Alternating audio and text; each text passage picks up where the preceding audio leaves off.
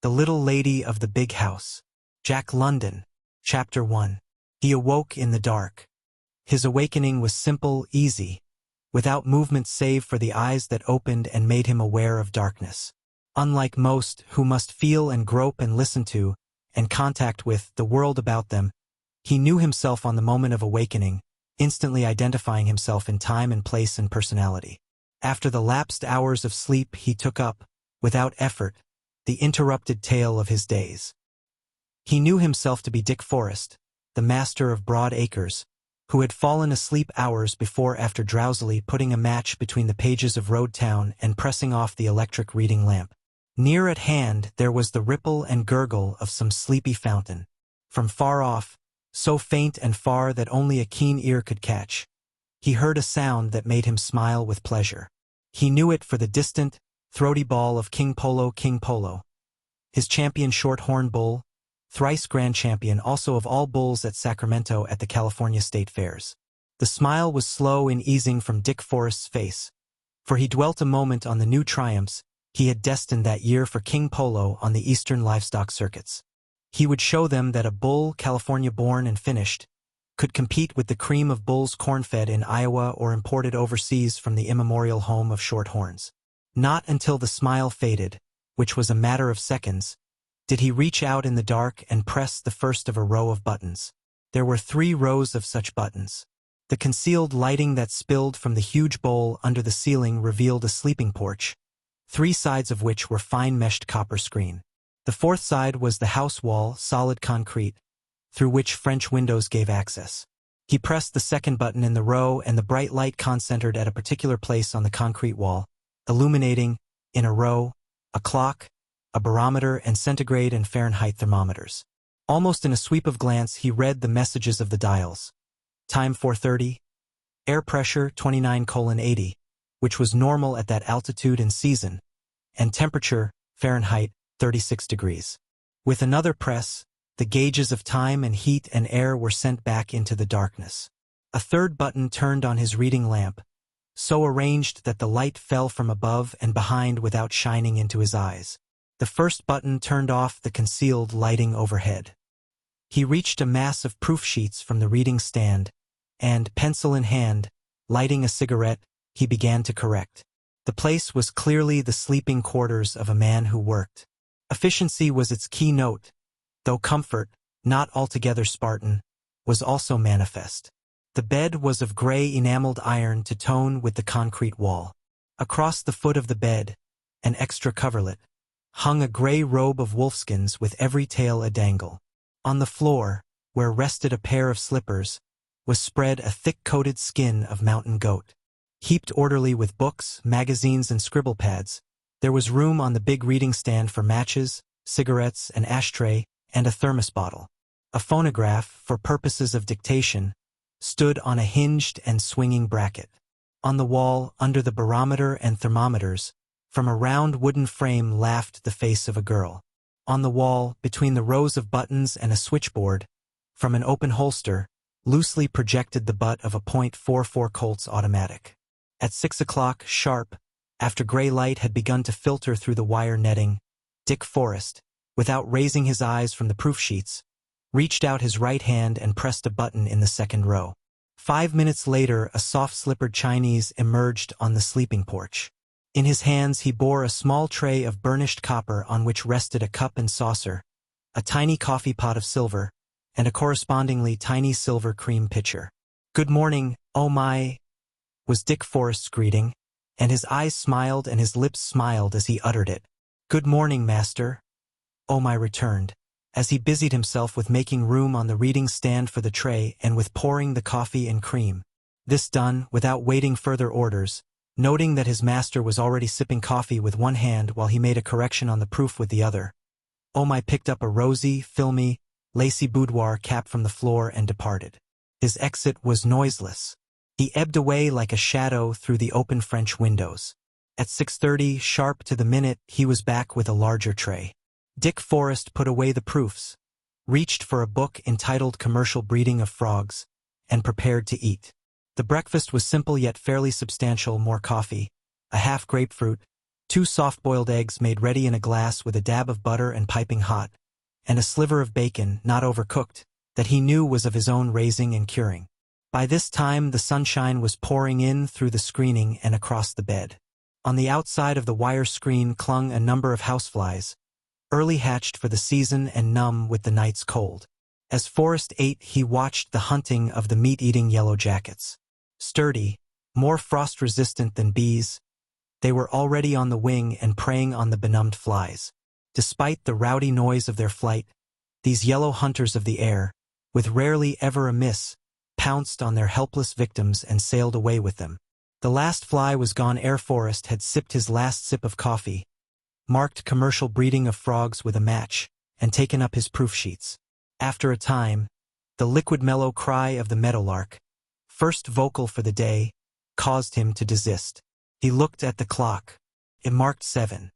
He set aside the proofs and began a series of conversations by means of the switchboard, which he manipulated with a practiced hand. "Hello, oh joy," was his first talk. "Is Mr. Thayer up? Very well. Don't disturb him. I don't think he'll breakfast in bed. But find out, that's right, and show him how to work the hot water. Maybe he doesn't know. Yes, that's right. Plan for one more boy as soon as you can get him. There's always a crowd when the good weather comes on. Sure. Use your judgment. Goodbye. Mr. Hanley?" "Yes," was his second conversation over another switch. "I've been thinking about the dam on the Buckeye. I want the figures on the gravel haul and on the rock crushing." "Yes, that's it.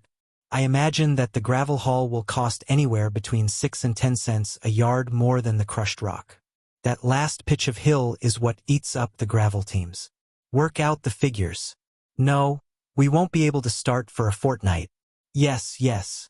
The new tractors, if they ever deliver, will release the horses from the plowing, but they'll have to go back for the checking. No, you'll have to see Mr. Evran about that. Goodbye." And his third call, "Mr. Dawson? Ha, 36 on my porch right now. It must be white with frost down on the levels. But it's most likely the last this year. Yes, they swore the tractors would be delivered 2 days ago. Call up the station agent. By the way, you catch Hanley for me. I forgot to tell him to start the rat catchers out with the second installment of flytraps. Yes, pronto. There were a couple of dozen roosting on my screen this morning. Yes, goodbye." At this stage, Forrest slid out of bed in his pajamas, slipped his feet into the slippers, and strode through the French windows to the bath, already drawn by Oh My. A dozen minutes afterward, shaved as well, he was back in bed, reading his frog book while Oh My, punctual to the minute, massaged his legs. They were the well-formed legs of a well-built, 5'10" man who weighed 180 pounds. Further, they told a tale of the man. The left thigh was marred by a scar 10 inches in length. Across the left ankle, from instep to heel, were scattered half a dozen scars the size of $50. When Oh My prodded and pulled the left knee a shade too severely, Forrest was guilty of a wince.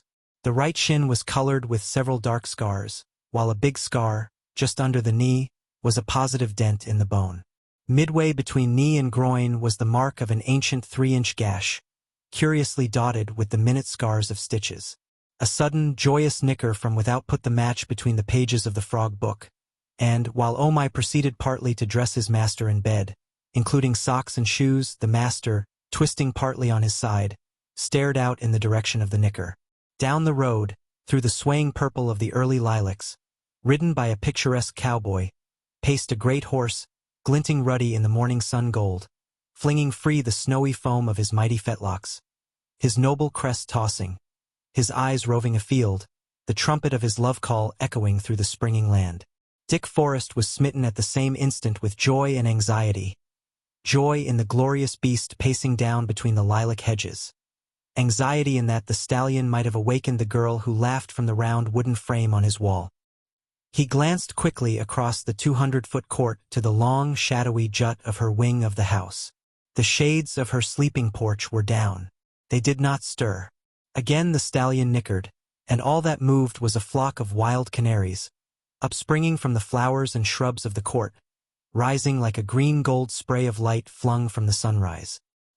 He watched the stallion out of sight through the lilacs, seeing visions of fair Shire colts mighty of bone and frame and free from blemish, then turned, as ever he turned to the immediate thing, and spoke to his body servant.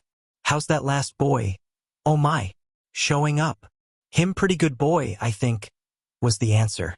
"Him young boy, everything new, pretty slow. All the same time by him show up good."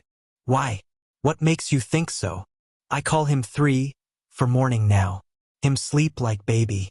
Him wake up smiling just like you." "That very good." "Do I wake up smiling?" Forrest queried. Omai nodded his head violently. "Many times, many years I call you. Always your eyes open, your eyes smile, your mouth smile, your face smile, you smile all over just like that, right away quick."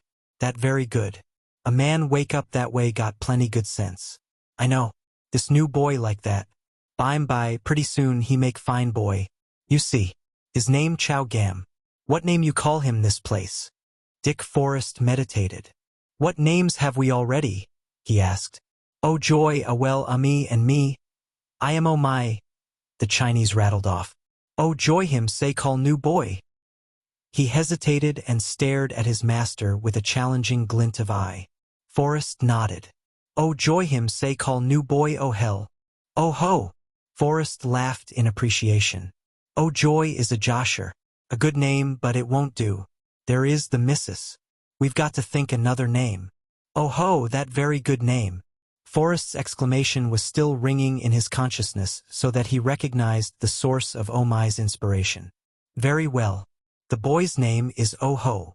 Omai lowered his head, ebbed swiftly through the French windows, and as swiftly returned with the rest of Forrest's clothes gear, helping him into undershirt and shirt, tossing a tie around his neck for him to knot, and kneeling, putting on his leggings and spurs.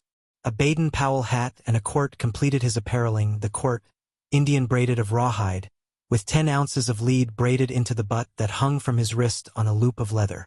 But Forrest was not yet free. Omai handed him several letters, with the explanation that they had come up from the station the previous night after Forrest had gone to bed.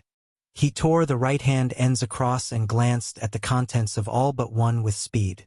The latter he dwelt upon for a moment, with an irritated indrawing of brows, then swung out the phonograph from the wall, pressed the button that made the cylinder revolve, and swiftly dictated, without ever a pause for word or idea. "In reply to yours of March 14, 1914, I am indeed sorry to learn that you were hit with hog cholera. I am equally sorry that you have seen fit to charge me with the responsibility. And just as equally am I sorry that the boar we sent you is dead. I can only assure you that we are quite clear of cholera here, and that we have been clear of cholera for 8 years, with the exception of 2 Eastern importations, the last 2 years ago, both of which, according to our custom, were segregated on arrival and were destroyed before the contagion could be communicated to our herds. I feel that I must inform you that in neither case did I charge the sellers with having sent me diseased stock. On the contrary, as you should know, the incubation of hog cholera being 9 days, I consulted the shipping dates of the animals and knew that they had been healthy when shipped. Has it ever entered your mind that the railroads are largely responsible for the spread of cholera? Did you ever hear of a railroad fumigating or disinfecting a car which had carried cholera? Consult the dates. First, of shipment by me, second, of receipt of the boar by you, and third, of appearance of symptoms in the boar. As you say, because of washouts, the boar was 5 days on the way. Not until the 7th day after you receipted for same did the first symptoms appear. That makes 12 days after it left my hands. No, I must disagree with you. I am not responsible for the disaster that overtook your herd. Furthermore, doubly to assure you, write to the state veterinary as to whether or not my place is free of cholera. Very truly yours. Chapter 2. When Forrest went through the French windows from his sleeping porch, he crossed, first, a comfortable dressing room, window divaned, many-lockered, with a generous fireplace, out of which opened a bathroom, and second, a long office room, wherein was all the paraphernalia of business, desks, dictaphones, filing cabinets, bookcases, magazine files, and drawer pigeonholes that tiered to the low, beamed ceiling. Midway in the office room, he pressed a button and a series of book-freighted shelves swung on a pivot, revealing a tiny spiral stairway of steel, which he descended with care that his spurs might not catch, the bookshelves swinging into place behind him. At the foot of the stairway, A press on another button pivoted more shelves of books and gave him entrance into a long, low room shelved with books from floor to ceiling. He went directly to a case, directly to a shelf, and unerringly laid his hand on the book he sought. A minute he ran the pages, found the passage he was after, nodded his head to himself in vindication, and replaced the book. A door gave way to a pergola of square concrete columns spanned with redwood logs and interlaced with smaller trunks of redwood, all rough and crinkled velvet with the ruddy purple of the bark. It was evident, since he had to skirt several hundred feet of concrete walls of Wandering House, that he had not taken the short way out.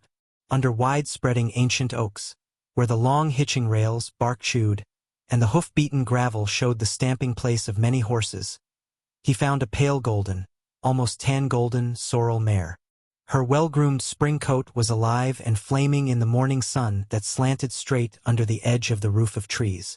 She was herself alive and flaming. She was built like a stallion, and down her backbone ran a narrow dark strip of hair that advertised an ancestry of many range mustangs. "How's the man-eater this morning?" he queried, as he unsnapped the tie rope from her throat. She laid back the tiniest ears that ever a horse possessed, ears that told of some thoroughbred's wild loves with wild maras among the hills, and snapped at Forrest with wicked teeth and wicked gleaming eyes. She sidled and attempted to rear as he swung into the saddle, and, sidling and attempting to rear, she went off down the graveled road. And rear she would have, had it not been for the martingale that held her head down and that, as well, saved the rider's nose from her angry tossing head. So used was he to the mare that he was scarcely aware of her antics.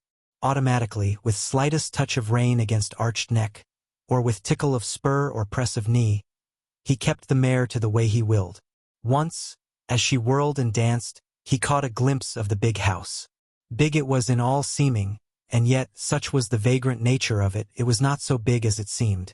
800 feet across the front face, it stretched. But much of this 800 feet was composed of mere corridors, concrete-walled, tile-roofed, that connected and assembled the various parts of the building. There were patios and pergolas in proportion, and all the walls, with their many right-angled juts and recessions, arose out of a bed of greenery and bloom. Spanish in character, the architecture of the big house was not of the California Spanish type which had been introduced by way of Mexico 100 years before, and which had been modified by modern architects to the California Spanish architecture of the day. Hispano-Moresque more technically classified the big house in all its hybridness, although there were experts who heatedly quarreled with the term. Spaciousness without austerity and beauty without ostentation were the fundamental impressions the big house gave. Its lines, long and horizontal, broken only by lines that were vertical and by the lines of juts and recesses that were always right-angled, were as chaste as those of a monastery. The irregular roof line, however, relieved the hint of monotony. Low and rambling, without being squat, the square upthrusts of towers and of towers overtopping towers gave just proportion of height without being sky-aspiring. The sense of the big house was solidarity. It defied earthquakes. It was planted for 1,000 years. The honest concrete was overlaid by a cream stucco of honest cement. Again, this very sameness of color might have proved monotonous to the eye, had it not been saved by the many flat roofs of warm red Spanish tile. In that one sweeping glance while the mare whirled unduly, Dick Forrest's eyes, embracing all of the big house, centered for a quick solicitous instant on the great wing across the 200-foot court, where, under climbing groups of towers, red-snooded in the morning sun, the drawn shades of the sleeping porch tokened that his lady still slept. About him, for 3 quadrants of the circle of the world, arose low rolling hills, smooth, fenced, cropped and pastured, that melted into higher hills and steeper wooded slopes that merged upward, steeper, into mighty mountains. The 4th quadrant was unbounded by mountain walls and hills. It faded away, descending easily to vast far flatlands, which, despite the clear brittle air of frost, were too vast and far to scan across. The mare under him snorted. His knees tightened as he straightened her into the road and forced her to one side. Down upon him, with a pattering of feet on the gravel, flowed a river of white shimmering silk. He knew it at sight for his prize herd of Angora goats, each with a pedigree, each with a history. There had to be a near 200 of them, and he knew, according to the rigorous selection he commanded, not having been clipped in the fall, that the shining mohair draping the sides of the least of them, as fine as any human newborn baby's hair and finer, as white as any human albino's thatch and whiter, was longer than the 12-inch staple, and that the mohair of the best of them would dye any color into 20-inch switches for women's heads and sell at prices unreasonable and profound. The beauty of the sight held him as well.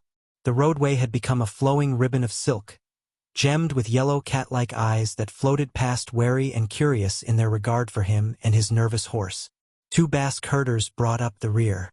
They were short, broad, swarthy men, black-eyed, vivid-faced, contemplative and philosophic of expression.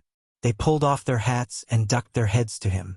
Forrest lifted his right hand, the quirt dangling from wrist, the straight forefinger touching the rim of his Baden Powell in semi-military salute. The mare prancing and whirling again. He held her with a touch of rein and thread of spur, and gazed after the 4-footed silk that filled the road with shimmering white. He knew the significance of their presence. The time for kidding was approaching, and they were being brought down from their brush pastures to the brood pens and shelters for jealous care and generous feed through the period of increase. And as he gazed, in his mind, comparing, was a vision of all the best of Turkish and South African mohair he had ever seen, and his flock bore the comparison well. It looked good. It looked very good. He rode on. From all about arose the clacking whir of manure spreaders. In the distance, on the low, easy-sloping hills, he saw team after team, and many teams, 3 to a team abreast, what he knew were his Shire Mares, drawing the plows back and forth across, counterplowing, turning the green sod of the hillsides to the rich dark brown of humus-filled earth so organic and friable that it would almost melt by gravity into fine particled seedbed. That was for the corn and sorghum planting for his silos. Other hill slopes, in the due course of his rotation, were knee-high in barley, and still other slopes were showing the good green of burr clover and Canada pea.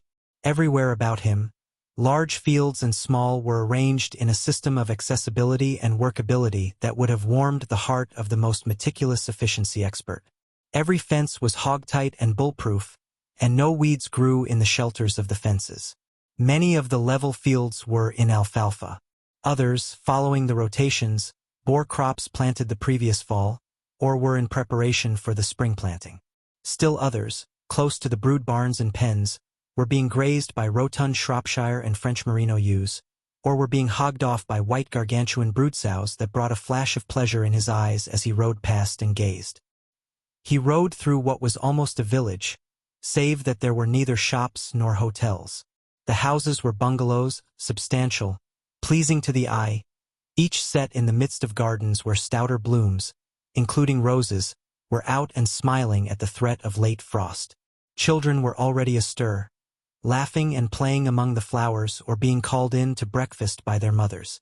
Beyond, beginning at a half-mile distant to circle the big house, he passed a row of shops. He paused at the first and glanced in. One smith was working at a forge. A second smith, a shoe fresh nailed on the forefoot of an elderly Shire mare that would disturb the scales at 1800 weight, was rasping down the outer wall of the hoof to smooth with the toe of the shoe. Forrest saw, saluted, rode on, and 100 feet away, paused and scribbled a memorandum in the notebook he drew from his hip pocket. He passed other shops, a paint shop, a wagon shop, a plumbing shop, a carpenter shop. While he glanced at the last, a hybrid machine, half auto, half truck, passed him at speed and took the main road for the railroad station 8 miles away. He knew it for the morning butter truck freighting from the separator house the daily output of the dairy. The big house was the hub of the ranch organization. Half a mile from it, it was encircled by the various ranch centers. Dick Forrest, saluting continually his people, passed at a gallop the dairy center, which was almost a sea of buildings with batteries of silos and with litter carriers emerging on overhead tracks and automatically dumping into waiting manure spreaders. Several times, business-looking men, college-marked, astride horses or driving carts, stopped him and conferred with him. They were foremen, heads of departments, and they were as brief and to the point as was he. The last of them, astride a Palomina 3-year-old that was as graceful and wild as a half-broken Arab, was for riding by with a bare salute, but was stopped by his employer. "Good morning, Mr. Hennessy," And how soon will she be ready for Mrs. Forrest? Dick Forrest asked. I'd like another week, was Hennessy's answer. She's well broke now, just the way Mrs. Forrest wanted.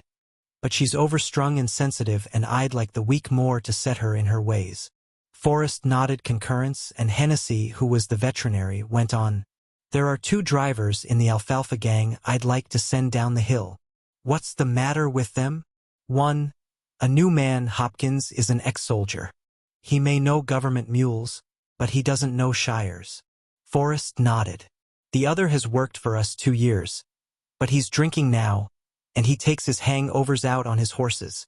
That's Smith. Old-type American, smooth-shaven, with a cast in his left eye? Forrest interrupted. The veterinary nodded. I've been watching him, Forrest concluded. He was a good man at first, but he's slipped a cog recently. Sure, send him down the hill. And send that other fellow, Hopkins, you said, along with him. By the way, Mr. Hennessy. As he spoke, Forrest drew forth his pad book, tore off the last note scribbled, and crumpled it in his hand. You've a new horseshoer in the shop. How does he strike you? He's too new to make up my mind yet. Well, send him down the hill along with the other 2. He can't take your orders. I observed him just now fitting a shoe to old Alden Bessie by rasping off half an inch of the toe of her hoof. He knew better. Send him down the hill, Forrest repeated, as he tickled his champing mount with the slightest of spur tickles and shot her out along the road, sidling, head-tossing, and attempting to rear. Much he saw that pleased him. Once he murmured aloud, a fat land, a fat land. Divers things he saw that did not please him, and that won a note in his scribble pad.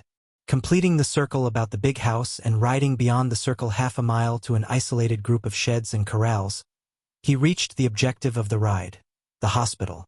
Here he found but 2 young heifers being tested for tuberculosis, and a magnificent Duroc Jersey boar in magnificent condition, weighing fully 600 pounds. Its bright eyes, brisk movements, and sheen of hair shouted out that there was nothing the matter with it. Nevertheless, according to the ranch practice, being a fresh importation from Iowa, it was undergoing the regular period of quarantine. Burgess Premier was its name in the herd books of the association, age 2 years, and it had cost Forrest $500 laid down on the ranch. Proceeding at a hand gallop along a road that was one of the spokes radiating from the big house hub, Forrest overtook Krellin, his hog manager, and, in a 5-minute conference, outlined the next few months of destiny of Burgess Premier, and learned that the brood sow, Lady Ileton, the matron of all matrons of the OICS and blue ribboner in all shows from Seattle to San Diego, was safely farrowed of 11. Krellin explained that he had sat up half the night with her, and was then bound home for bath and breakfast. I hear your oldest daughter has finished high school and wants to enter Stanford, Forrest said, curbing the mare just as he had half-signaled departure at a gallop. Krellin, a young man of 35, with the maturity of a long-time father stamped upon him along with the marks of college and the youthfulness of a man used to the open air and straight living, showed his appreciation of his employer's interest as he half-flushed under his tan and nodded. Think it over, Forrest advised. Make a statistic of all the college girls, yes, and state normal girls, you know. How many of them follow career, and how many of them marry within 2 years after their degrees and take to baby farming. Helen is very seriously bent on the matter, Krellin urged. Do you remember when I had my appendix out? Forrest queried. Well, I had as fine a nurse as I ever saw and as nice a girl as ever walked on 2 nice legs. She was just 6 months a full-fledged nurse then, and 4 months after that I had to send her a wedding present. She married an automobile agent. She's lived in hotels ever since. She's never had a chance to nurse, never a child of her own to bring through a bout with colic. But she has hopes, and, whether or not her hopes materialize, she's confoundedly happy. But what good was her nursing apprenticeship? Just then an empty manure spreader passed, forcing Krellin on foot and Forrest on his mare to edge over to the side of the road. Forrest glanced with kindling eye at the off-mare of the machine, a huge, symmetrical shire whose own blue ribbons, and the blue ribbons of her progeny, would have required an expert accountant to enumerate and classify. Look at the Fotherington princess, Forrest said, nodding at the mare that warmed his eye. She is a normal female. Only incidentally, through thousands of years of domestic selection, has man evolved her into a draft beast breeding true to kind. But being a draft beast is secondary. Primarily she is a female. Take them by and large, our own human females, above all else, love us men and are intrinsically maternal. There is no biological sanction for all the hurly-burly of woman today for suffrage and career. But there is an economic sanction, Krellin objected. True, his employer agreed, then proceeded to discount. Our present industrial system prevents marriage and compels woman to career. But, remember, industrial systems come, and industrial systems go while biology runs on forever. It's rather hard to satisfy young women with marriage these days, the hog manager demurred. Dick Forrest laughed incredulously. I don't know about that, he said. There's your wife, for an instance. She with her sheepskin, classical scholar at that. Well, what has she done with it? 2 boys and 3 girls, I believe. As I remember your telling me, she was engaged to you the whole last half of her senior year. True, but, Krellin insisted, with an eye-twinkle of appreciation of the point, that was 15 years ago, as well as a love match. We just couldn't help it. That far I agree. She had planned unheard of achievements, while I saw nothing else than the deanship of the College of Agriculture. We just couldn't help it. But that was 15 years ago, and 15 years have made all the difference in the world in the ambitions and ideals of our young women. Don't you believe it for a moment. I tell you, Mr. Krellin, it's a statistic. All contrary things are transient. Ever woman remains a woman everlasting, eternal. Not until our girl children cease from playing with dolls and from looking at their own enticingness in mirrors, will woman ever be otherwise than what she has always been. First, the mother, second, the mate of man. It is a statistic. I've been looking up the girls who graduate from the state normal. You will notice that those who marry by the way before graduation are excluded. Nevertheless, the average length of time the graduates actually teach school is little more than 2 years. And when you consider that a lot of them, through ill looks and ill luck, are foredoomed old maids and are foredoomed to teach all their lives, you can see how they cut down the period of teaching of the marriageable ones. A woman, even a girl woman, will have her way where mere men are concerned, Krellin muttered, unable to dispute his employer's figures but resolved to look them up. And your girl woman will go to Stanford. Forrest laughed as he prepared to lift his mare into a gallop. And you and I and all men, to the end of time, will see to it that they do have their way. Krellin smiled to himself as his employer diminished down the road. For Krellin knew his Kipling, and the thought that caused the smile was, "But where's the kid of your own, Mr. Forrest?" He decided to repeat it to Mrs. Krellin over the breakfast coffee. Once again Dick Forrest delayed ere he gained the big house. The man he stopped he addressed as Mendenhall, who was his horse manager as well as pasture expert, and who was reputed to know not only every blade of grass on the ranch, but the length of every blade of grass and its age from seed germination as well. At signal from Forrest, Mendenhall drew up the 2 colts he was driving in a double breaking cart. What had caused Forrest to signal was a glance he had caught, across the northern edge of the valley, of great, smooth hill ranges miles beyond, touched by the sun and deeply green where they projected into the vast flat of the Sacramento Valley. The talk that followed was quick and abbreviated to terms of understanding between 2 men who knew. Grass was the subject. Mention was made of the winter rainfall and of the chance for late spring rains to come. Names occurred, such as the Little Coyote and Los Cuatos Creeks, the Yolo and the Miramar Hills, the Big Basin, Round Valley, and the San Anselmo and Los Baños ranges. Movements of herds and droves, past, present, and to come, were discussed, as well as the outlook for cultivated hay in far upland pastures and the estimates of such hay that still remained over the winter in remote barns in the sheltered mountain valleys where herds had wintered and been fed. Under the oaks, at the stamping posts, Forrest was saved the trouble of tying the man-eater. A stableman came on the run to take the mare, and Forrest, scarce pausing for a word about a horse by the name of Duddy, was clanking his spurs into the big house. Chapter 3. Forrest entered a section of the big house by way of a massive, hewn timber, iron-studded door that led in at the foot of what seemed a dungeon keep. The floor was cement, and doors led off in various directions. One, opening to a Chinese in the white apron and starched cap of a chef, emitted at the same time the low hum of a dynamo. It was this that deflected Forrest from his straight path.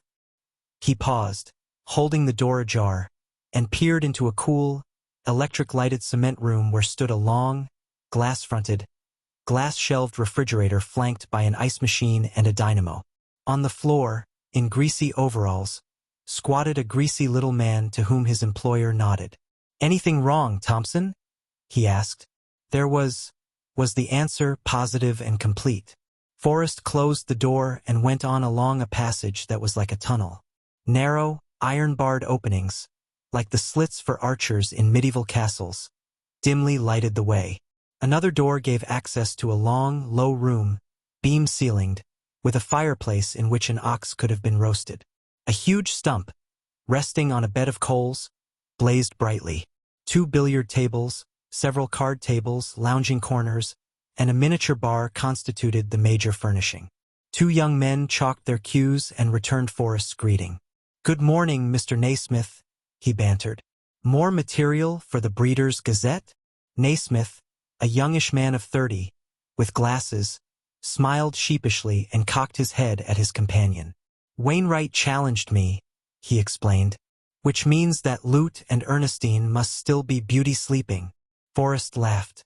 Young Wainwright bristled to acceptance of the challenge, but before he could utter the retort on his lips, his host was moving on and addressing Naismith over his shoulder. "Do you want to come along at 11:30? Thayer and I are running out in the machine to look over the Shropshires. He wants about 10 carloads of rams. You ought to find good stuff in this matter of Idaho shipments. Bring your camera along. Seen Thayer this morning. Just came in to breakfast as we were leaving," Bert Wainwright volunteered. "Tell him to be ready at 11:30 if you see him. You're not invited, Bert. Out of kindness. The girls are sure to be up then. Take Rita along with you anyway," Bert pleaded. "No fear," was Forrest's reply from the door. "We're on business. Besides, you can't pry Rita from Ernestine with block and tackle. That's why I wanted to see if you could," Bert grinned. "Funny how fellows never appreciate their own sisters." Forrest paused for a perceptible moment. "I always thought Rita was a real nice sister. What's the matter with her?" Before a reply could reach him, he had closed the door and was jingling his spurs along the passage to a spiral stairway of broad concrete steps. As he left the head of the stairway, a dance-time piano measure and burst of laughter made him peep into a white morning room, flooded with sunshine. A young girl, in rose-colored kimono and boudoir cap, was at the instrument, while 2 others, similarly accoutred, in each other's arms, were parodying a dance never learned at dancing school nor intended by the participants for male eyes to see. The girl at the piano discovered him, winked, and played on. Not for another minute did the dancers spy him. They gave startled cries, collapsed, laughing, in each other's arms, and the music stopped. They were gorgeous, healthy young creatures, the 3 of them, and Forrest's eye kindled as he looked at them in quite the same way that it had kindled when he regarded the Fotherington princess. Persiflage of the sort that obtains among young things of the human kind flew back and forth. "I've been here 5 minutes," Dick Forrest asserted. The 2 dancers, to cover their confusion, doubted his veracity and instanced his many well-known and notorious guilts of mendacity. The girl at the piano, Ernestine, his sister-in-law, insisted that pearls of truth fell from his lips, that she had seen him from the moment he began to look, and that as she estimated the passage of time he had been looking much longer than 5 minutes. "Well, anyway," Forrest broke in on their babble, "Bert, the sweet innocent, doesn't think you are up yet. We're not, to him." One of the dancers, a vivacious young Venus, retorted, "Nor are we to you either. So run along, little boy. Run along." "Look here, Lute," Forrest began sternly. "Just because I am a decrepit old man, and just because you are 18, just 18, and happen to be my wife's sister, you needn't presume to put the high and mighty over on me. Don't forget, and I state the fact, disagreeable as it may be, for Rita's sake, don't forget that in the past 10 years I've paddled you more disgraceful times than you care to dare me to enumerate. It is true, I am not so young as I used to was, but He felt the biceps of his right arm and made as if to roll up the sleeve. "But I'm not all in yet, and for 2 cents." "What?" the young woman challenged belligerently. "For 2 cents," he muttered darkly. "For 2 cents. Besides, and it grieves me to inform you, your cap is not on straight. Also, it is not a very tasteful creation at best. I could make a far more becoming cap with my toes asleep, and, yes, seasick as well." Lute tossed her blonde head defiantly, glanced at her comrades in solicitation of support, and said, "Oh, I don't know. It seems humanly reasonable that the three of us can woman-handle a mere man of your elderly and insulting avoirdupois. What do you say, girls? Let's rush him. He's not a minute under 40, and he has an aneurysm. Yes, and though loath to divulge family secrets, he's got Meniere's disease." Ernestine, a small but robust blonde of 18, sprang from the piano and joined her two comrades in a raid on the cushions of the deep window seats. Side by side, a cushion in each hand, and with proper distance between them cannily established for the swinging of the cushions, they advanced upon the foe. Forrest prepared for battle, then held up his hand for parley. "'Fraid cat," they taunted, in several at first and then in chorus. He shook his head emphatically. "Just for that, and for all the rest of your insolences, the three of you are going to get yours. All the wrongs of a lifetime are rising now in my brain in a dazzling brightness. I shall go berserk in a moment. But first, and I speak as an agriculturist, and I address myself to you, Lute, in all humility, in heaven's name, what is Meniere's disease? Do sheep catch it? Meniere's disease is," Lute began, "is what you've got. Sheep are the only known living creatures that get it." Ensued red war and chaos. Forrest made a football rush of the sort that obtained in California before the adoption of rugby, and the girls broke the line to let him through, turned upon him, flanked him on either side, and pounded him with cushions. He turned with widespread arms, extended fingers, each finger a hook, and grappled the three. The battle became a whirlwind. A bee-spurred manned the center, from which radiated flying draperies of flimsy silk, disconnected slippers, boudoir caps, and hairpins. There were thuds from the cushions, grunts from the man, squeals, yelps and giggles from the girls, and from the totality of the combat inextinguishable laughter and a ripping and tearing of fragile textures. Dick Forrest found himself sprawled on the floor, the wind half knocked out of him by shrewdly delivered cushions, his head buzzing from the buffeting, and in one hand, a trailing, torn, and generally disrupted girdle of pale blue silk and pink roses. In one doorway, cheeks flaming from the struggle, stood Rita, alert as a fawn and ready to flee. In the other doorway, likewise flame-checked, stood Ernestine in the commanding attitude of the mother of the Gracchi, the wreckage of her kimono wrapped severely about her and held severely about her by her own waist-pressing arm.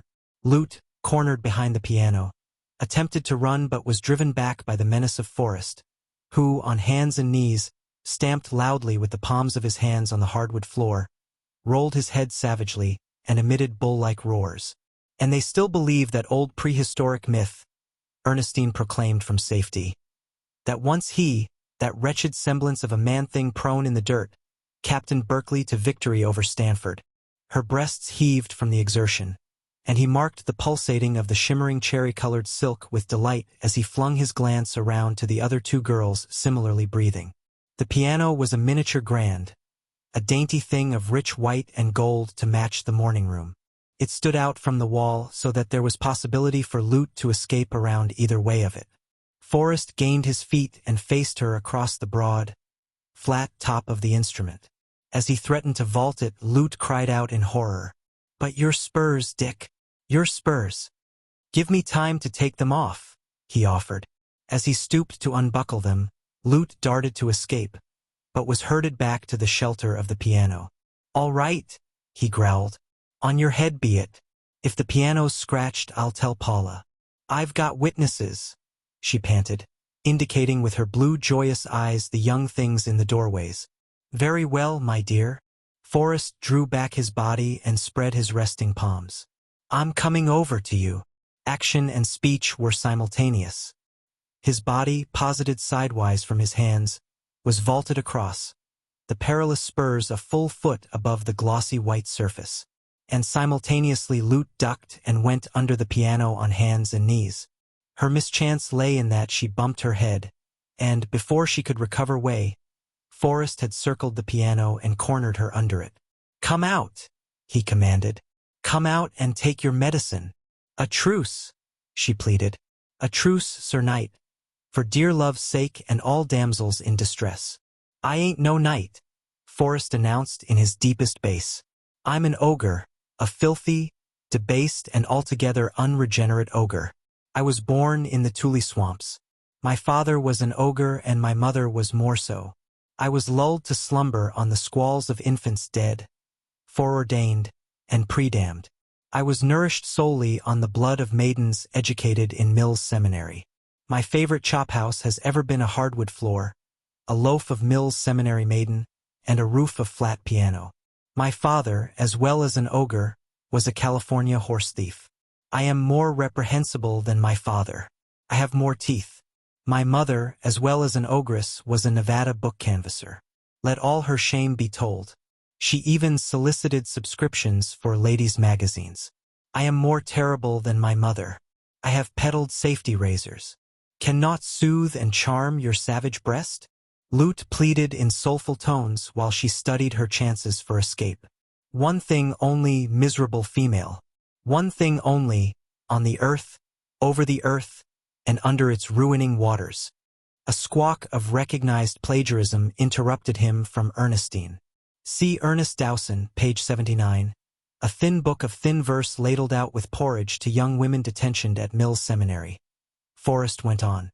As I had already enunciated before I was so rudely interrupted, the one thing only that can balm and embalm this savage breast is the maiden's prayer.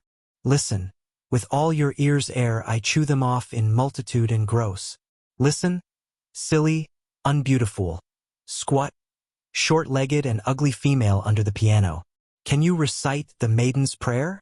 Screams of delight from the young things in the doorways prevented the proper answer, and Lute, from under the piano, cried out to young Wainwright, who had appeared. "A rescue, Sir Knight! A rescue! Unhand the maiden!" was Bert's challenge. "Who art thou?" Forrest demanded. "King George, Sirrah. St. George." "Then am I thy dragon," Forrest announced with due humility. "Spare this ancient, honorable, and only neck I have." "Off with his head," the young things encouraged. "Stay thee, maidens, I pray thee," Bert begged. "I am only a small potato, yet am I unafraid. I shall beard the dragon. I shall beard him in his gullet, and, while he lingeringly chokes to death over my unpalatableness and general spinefulness, do you, fair damsels, flee to the mountains lest the valleys fall upon you. Yolo, Petaluma, and West Sacramento are about to be overwhelmed by a tidal wave and many big fishes." "Off with his head," the young things chanted. "Slay him in his blood and barbecue him." "Thumbs down," Forrest groaned. "I am undone." Trust to the unstrained quality of mercy possessed by Christian young women in the year 1914 who will vote someday if ever they grow up and do not marry foreigners. Consider my head off, St. George. I am expired. Further deponent saith not. And Forrest, with sobs and slubberings, with realistic shudders and kicks and a great jingling of spurs, lay down on the floor and expired. Lute crawled out from under the piano, and was joined by Rita and Ernestine in an extemporized dance of the harpies about the slain. In the midst of it, Forrest sat up, protesting. Also, he was guilty of a significant and privy wink to Lute. "The hero," he cried. "Forget him not. Crown him with flowers." And Bert was crowned with flowers from the vases, unchanged from the day before. When a bunch of waterlogged stems of early tulips, propelled by Lute's vigorous arm, impacted soggily on his neck under the ear, he fled. The riot of pursuit echoed along the hall and died out down the stairway toward the stag room. Forrest gathered himself together and, grinning, went jingling on through the big house. He crossed two patios on brick walks roofed with Spanish tile and swamped with early foliage and blooms, and gained his wing of the house, still breathing from the fun, to find, in the office, his secretary awaiting him. "Good morning, Mr. Blake," he greeted. Sorry I was delayed. He glanced at his wristwatch. Only 4 minutes, however. I just couldn't get away sooner. Chapter 4. From 9 till 10 Forrest gave himself up to his secretary, achieving a correspondence that included learned societies and every sort of breeding and agricultural organization, and that would have compelled the average petty businessman, unaided, to sit up till midnight to accomplish. For Dick Forrest was the center of a system which he himself had built and of which he was secretly very proud. Important letters and documents he signed with his ragged fist. All other letters were rubber-stamped by Mr. Blake, who also, in shorthand, in the course of the hour, put down the indicated answers to many letters and received the formula designations of reply to many other letters. Mr. Blake's private opinion was that he worked longer hours than his employer, although it was equally his private opinion that his employer was a wonder for discovering work for others to perform. At 10, to the stroke of the clock, as Pittman, Forrest's show manager, entered the office, Blake, burdened with trays of correspondence, sheafs of documents, and phonograph cylinders, faded away to his own office. From 10 to 11 a stream of managers and foremen flowed in and out. All were well disciplined in terseness and time-saving. As Dick Forrest had taught them, the minutes spent with him were not minutes of cogitation. They must be prepared before they reported or suggested. Bonbright, the assistant secretary, always arrived at 10 to replace Blake, and Bonbright, close to shoulder with flying pencil, took down the rapid-fire interchange of question and answer, statement and proposal and plan. These shorthand notes, transcribed and typed in duplicate, were the nightmare and, on occasion, the nemesis of the managers and foremen. For, first, Forrest had a remarkable memory, and, second, he was prone to prove its worth by reference to those same notes of Bonbright. A manager, at the end of a 5 or 10-minute session, often emerged sweating, limp and frazzled. Yet for a swift hour, at high tension, Forrest met all comers, with a master's grip handling them and all the multifarious details of their various departments. He told Thompson, the machinist, in 4 flashing minutes, where the fault lay in the dynamo to the big house refrigerator, laid the fault home to Thompson, dictated a note to Bonbright, with citation by page and chapter to a volume from the library to be drawn by Thompson, told Thompson that Parkman, the dairy manager, was not satisfied with the latest wiring up of milking machines, and that the refrigerating plant at the slaughterhouse was balking at its accustomed load. Each man was a specialist, yet Forrest was the proved master of their specialties. As Paulson, the head plowman, complained privily to Dawson, the crop manager, "I've worked here 12 years and never have I seen him put his hands to a plow, and yet, damn him, he somehow seems to know. He's a genius, that's what he is.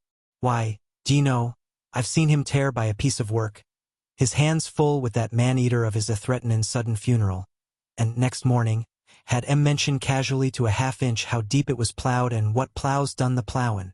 Take that plowin' of the Poppy Meadow, up above Little Meadow on Los Quados. I just couldn't see my way to it, and had to cut out the cross subsoiling, and thought I could slip it over on him.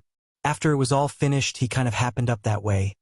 I was looking and he didn't seem to look, and well, next AM, I got mine in the office. No, I didn't slip it over. I ain't tried to slip nothing over since." At 11 sharp, Wardman, his sheep manager, departed with an engagement scheduled at 11:30 to ride in the machine along with Thayer, the Idaho buyer, to look over the Shropshire rams. At 11, Bonbright having departed with Wardman to work up his notes, Forrest was left alone in the office. From a wire tray of unfinished business, one of many wire trays superimposed in groups of 5, he drew a pamphlet issued by the state of Iowa on hog cholera and proceeded to scan it. 5 feet, 10 inches in height, weighing a clean-muscled 180 pounds, Dick Forrest was anything but insignificant for a 40-years-old man. The eyes were gray, large, overarched by bone of brow, and lashes and brows were dark. The hair, above an ordinary forehead, was light brown to chestnut. Under the forehead, the cheeks showed high-boned, with underneath the slight hollows that necessarily accompany such formation. The jaws were strong without massiveness, the nose, large-nostriled, was straight enough and prominent enough without being too straight or prominent, the chin square without harshness and uncleft, and the mouth girlish and sweet to a degree that did not hide the firmness to which the lips could set on due provocation. The skin was smooth and well-tanned, although, midway between eyebrows and hair, The tan of forehead faded in advertisement of the rim of the Baden-Powell interposed between him and the sun.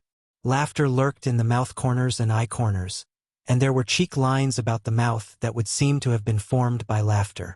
Equally strong, however, every line of the face that meant blended things carried a notice of surety. Dick Forrest was sure, when his hand reached out for any object on his desk, that the hand would straightly attain the object without a fumble or a miss of a fraction of an inch. Sure, when his brain leaped the high places of the hog collar a text, that it was not missing a point. Sure, from his balanced body in the revolving desk chair to the balanced backhead of him. Sure, in heart and brain, of life and work, of all he possessed, and of himself. He had reason to be sure. Body, brain, and career were long proven sure. A rich man's son, he had not played ducks and drakes with his father's money. City-born and reared, he had gone back to the land and made such a success as to put his name on the lips of breeders wherever breeders met and talked. He was the owner, without encumbrance, of 250,000 acres of land that varied in value from $1,000 an acre to $100, that varied from $100 to 10 cents an acre, and that, in stretches, was not worth a penny an acre. The improvements on that 250,000 acres, from drain-tiled meadows to dredge-drained tule swamps, from good roads to developed water rights, from farm buildings to the big house itself, constituted a sum gaspingly ungraspable to the countryside. Everything was large-scale but modern to the last tick of the clock. His managers lived, rent-free, with salaries commensurate to ability, in $5,000 and $10,000 houses. But they were the cream of specialists skimmed from the continent, from the Atlantic to the Pacific. When he ordered gasoline tractors for the cultivation of the flatlands, he ordered a round score. When he dammed water in his mountains, he dammed it by the hundreds of millions of gallons. When he ditched his tule swamps, instead of contracting the excavation, he bought the huge dredgers outright, and, when there was slack work on his own marshes, he contracted for the draining of the marshes of neighboring big farmers, land companies, and corporations for 100 miles up and down the Sacramento River. He had brains sufficient to know the need of buying brains and to pay a tidy bit over the current market price for the most capable brains. And he had brains sufficient to direct the brains he bought to a profitable conclusion. And yet, he was just turned 40, was clear-eyed, calm-hearted, hardy-pulsed, man-strong. And yet, his history, until he was 30, had been harum-scarum and erratic to the superlative. He had run away from a millionaire home when he was 13. He had won enviable college honors ere he was 21, and after that he had known all the purple ports of the purple seas, and, with cool head, hot heart, and laughter, played every risk that promised and provided in the wild world of adventure that he had lived to see pass under the sobriety of law. In the old days of San Francisco, Forrest had been a name to conjure with. The Forrest Mansion had been one of the pioneer palaces on Nob Hill where dwelt the Floods, the Mackays, the Crockers, and the O'Briens. Lucky Richard Forrest, the father, had arrived via the Isthmus, straight from old New England, keenly commercial, interested before his departure in clipper ships and the building of clipper ships, and interested immediately after his arrival in waterfront real estate, river steamboats, mines, of course, and later in the draining of the Nevada Comstock and the construction of the Southern Pacific. He played big, he won big, he lost big. But he won always more than he lost, and what he paid out at one game with one hand, he drew back with his other hand at another game. His winnings from the Comstock he sank into the various holes of the bottomless Daffodil Group in El Dorado County. The wreckage from the Benicia Line he turned into the Napa Consolidated, which was a quicksilver venture, and it earned him 5,000%. What he lost in the collapse of the Stockton boom was more than balanced by the realty appreciation of his key holdings at Sacramento and Oakland. And, to cap it all, when lucky Richard Forrest had lost everything in a series of calamities, so that San Francisco debated what price his Nob Hill Palace would fetch at auction, he grub-staked one, Dell Nelson, to a prospecting in Mexico. As soberly set down in history, the result of the said Dell Nelson search for quartz was the Harvest Group, including the fabulous and inexhaustible Tattlesnake, Voice, City, Desdemona, Bullfrog, and Yellow Boy claims.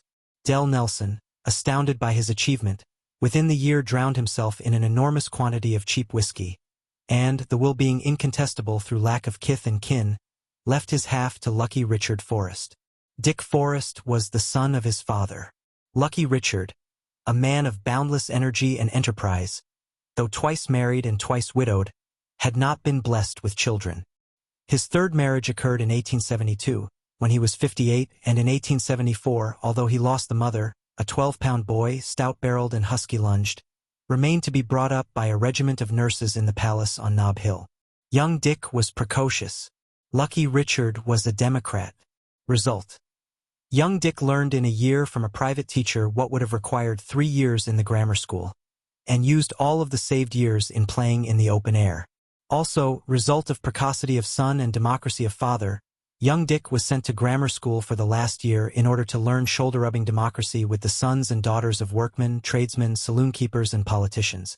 In class recitation or spelling match, his father's millions did not aid him in competing with Patsy Halloran, the mathematical prodigy whose father was a hod carrier, nor with Mona Sanguinetti, who was a wizard at spelling and whose widowed mother ran a vegetable store.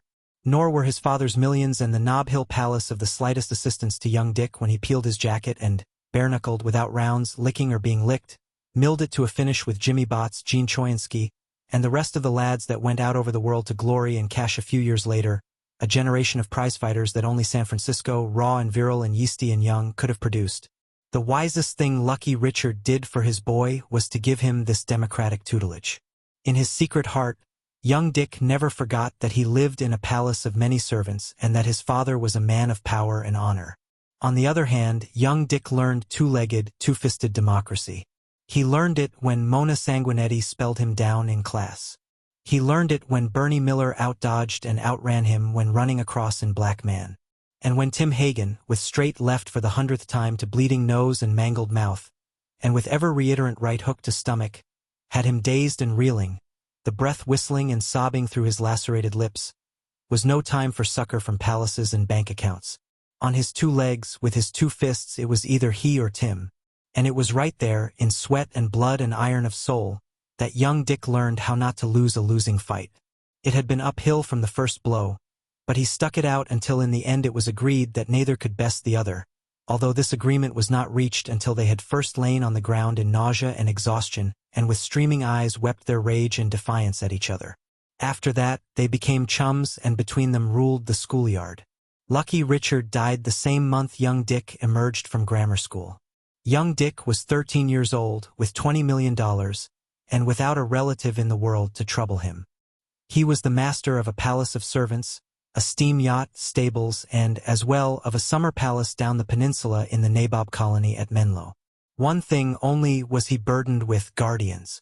On a summer afternoon, in the big library, he attended the first session of his board of guardians. There were 3 of them, all elderly and successful, all legal, all business comrades of his father. Dick's impression, as they explained things to him, was that, although they meant well, he had no contacts with them. In his judgment, their boyhood was too far behind them. Besides that, it was patent that him, the particular boy they were so much concerned with, they did not understand at all. Furthermore, in his own sure way, he decided that he was the one person in the world fitted to know what was best for himself.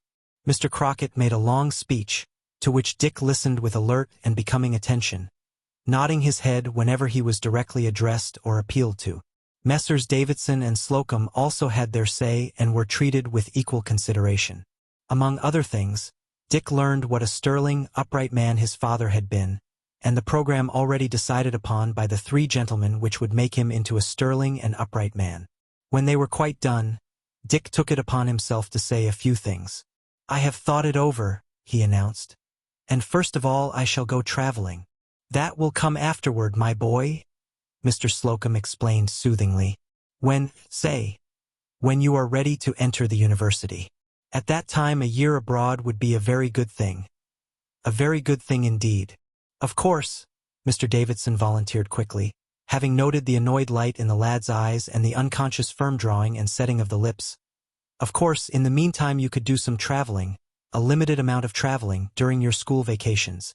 I am sure my fellow guardians will agree, under the proper management and safeguarding, of course, that such bits of travel sandwiched between your school terms would be advisable and beneficial." "How much did you say I am worth?" Dick asked with apparent irrelevance. 20 millions, at a most conservative estimate. That is about the sum, Mr. Crockett answered promptly. "Suppose I said right now that I wanted $100, Dick went on. "Why, yahem. Mr. Slocum looked about him for guidance. "We would be compelled to ask what you wanted it for," answered Mr. Crockett. "And suppose," Dick said very slowly, looking Mr. Crockett squarely in the eyes, "suppose I said that I was very sorry, but that I did not care to say what I wanted it for? Then you wouldn't get it?" Mr. Crockett said so immediately that there was a hint of testiness and snap in his manner. Dick nodded slowly, as if letting the information sink in. "But, of course, my boy," Mr. Slocum took up hastily, "you understand you are too young to handle money yet. We must decide that for you." "You mean I can't touch a penny without your permission?" "Not a penny," Mr. Crockett snapped. Dick nodded his head thoughtfully and murmured, "Oh, I see. Of course, and quite naturally, it would only be fair, you will have a small allowance for your personal spending," Mr. Davidson said. "Say $1 or perhaps $2 a week. As you grow older, this allowance will be increased. And by the time you are 21, doubtlessly you will be fully qualified with advice, of course, to handle your own affairs. And until I am 21, my 20 million wouldn't buy me $100 to do as I please with?" Dick queried very subduedly. Mr. Davidson started to corroborate in soothing phrases, but was waved to silence by Dick, who continued, "As I understand it, whatever money I handle will be by agreement between the four of us?"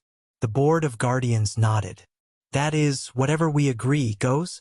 Again the Board of Guardians nodded. "Well, I'd like to have 100 right now," Dick announced. "What for?" Mr. Crockett demanded. "I don't mind telling you," was the lad's steady answer. "To go traveling." "You'll go to bed at 8:30 this evening," Mr. Crockett retorted. "And you don't get any 100.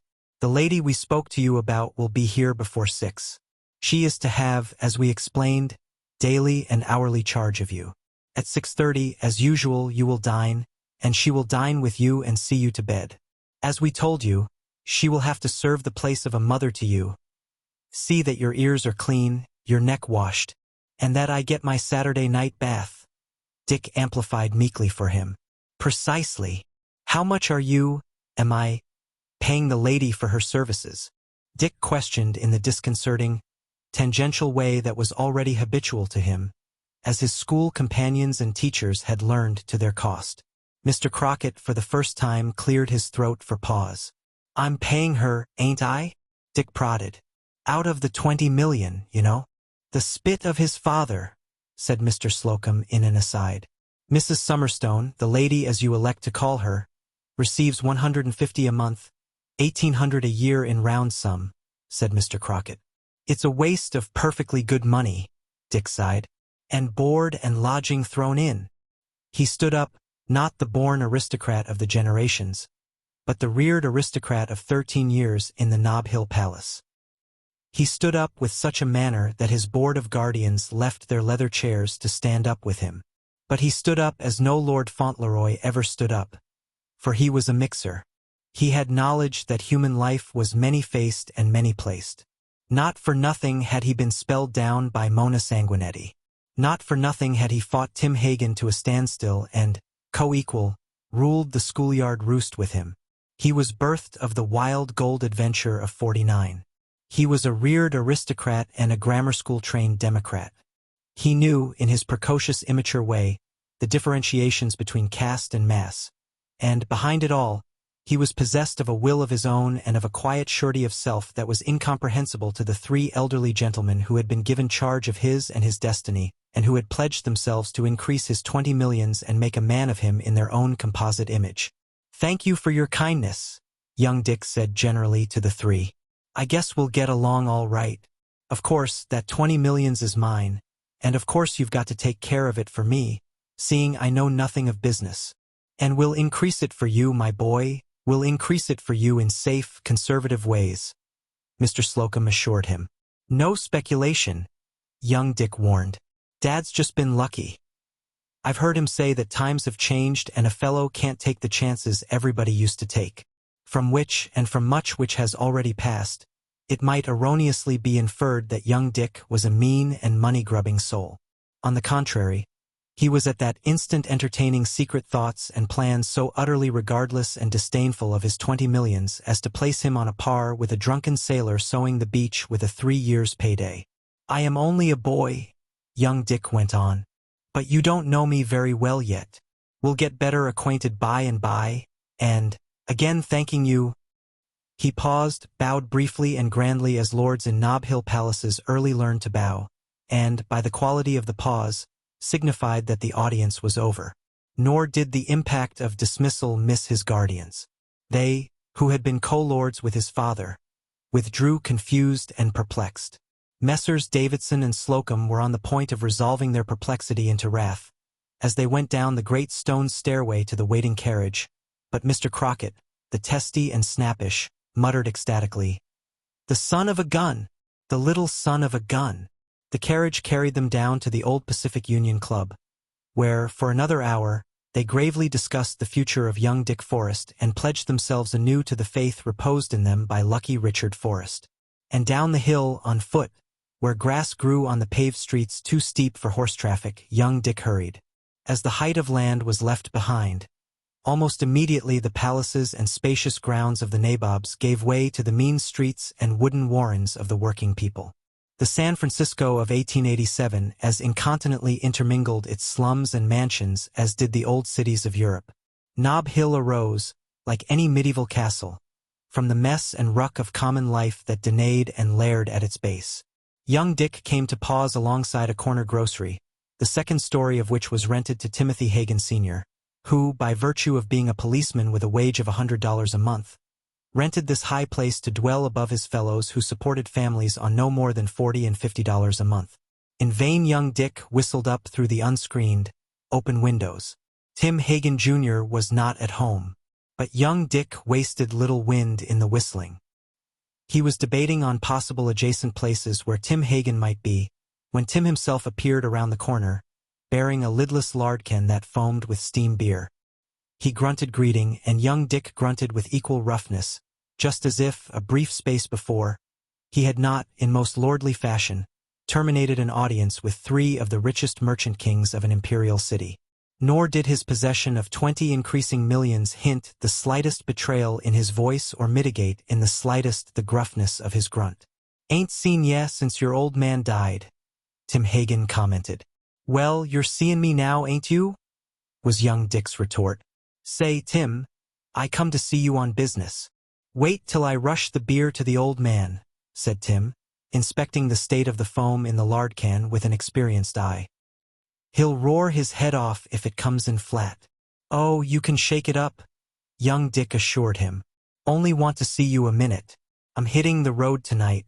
Want to come along?" Tim's small, blue Irish eyes flashed with interest. "Where to?" he queried. "Don't know. Want to come? If you do, we can talk it over after we start. You know the ropes." "What d'ye say? The old man'll beat the stuffin' out of me," Tim demurred. "He's done that before, and you don't seem to be much missing," young Dick callously rejoined. "Say the word, and we'll meet at the Ferry Building at 9 tonight. What d'ye say?" "I'll be there." "Supposin' I don't show up?" Tim asked. "I'll be on my way just the same." Young Dick turned as if to depart, paused casually, and said over his shoulder, "Better come along." Tim shook up the beer as he answered with equal casualness, "All right, I'll be there."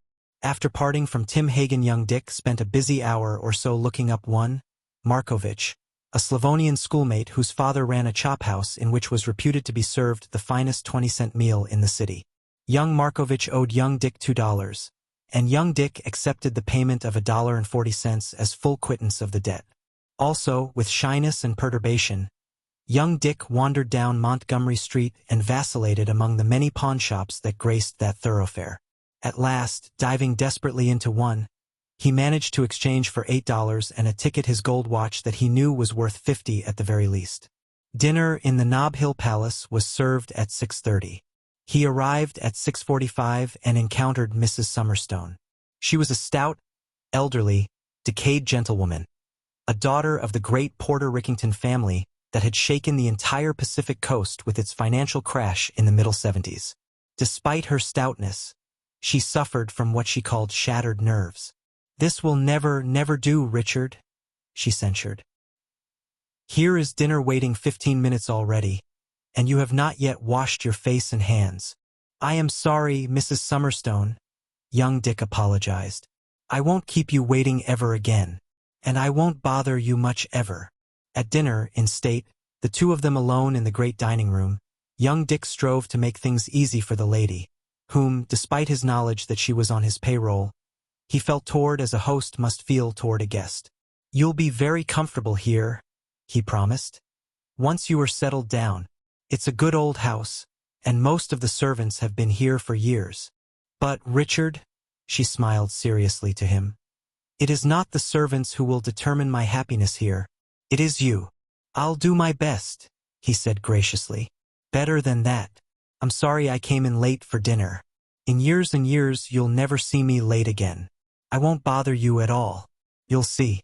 It will be just as though I wasn't in the house." When he bade her good night on his way to bed, he added as a last thought, "I'll warn you of one thing, Ah Sing. He's the cook. He's been in our house for years and years. Oh, I don't know, maybe 25 or 30 years he's cooked for Father, from long before this house was built or I was born. He's privileged. He's so used to having his own way that you'll have to handle him with gloves. But once he likes you, he'll work his fool head off to please you. He likes me that way. You get him to like you, and you'll have the time of your life here. And honest, I won't give you any trouble at all. It'll be a regular snap, just as if I wasn't here at all." Chapter 5. At 9 in the evening, sharp to the second, clad in his oldest clothes, young Dick met Tim Hagen at the ferry building. "No use headin' north," said Tim. "Winter'll come on up that way and make the sleepin' crimpy. Do you want to go east?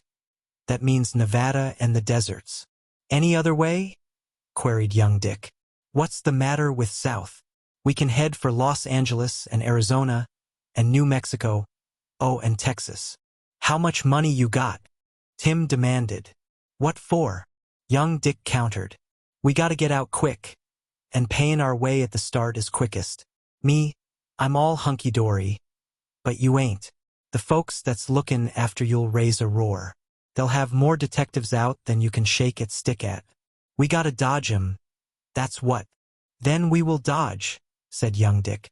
"We'll make short jumps this way and that for a couple of days, layin' low most of the time, paying our way until we can get to Tracy.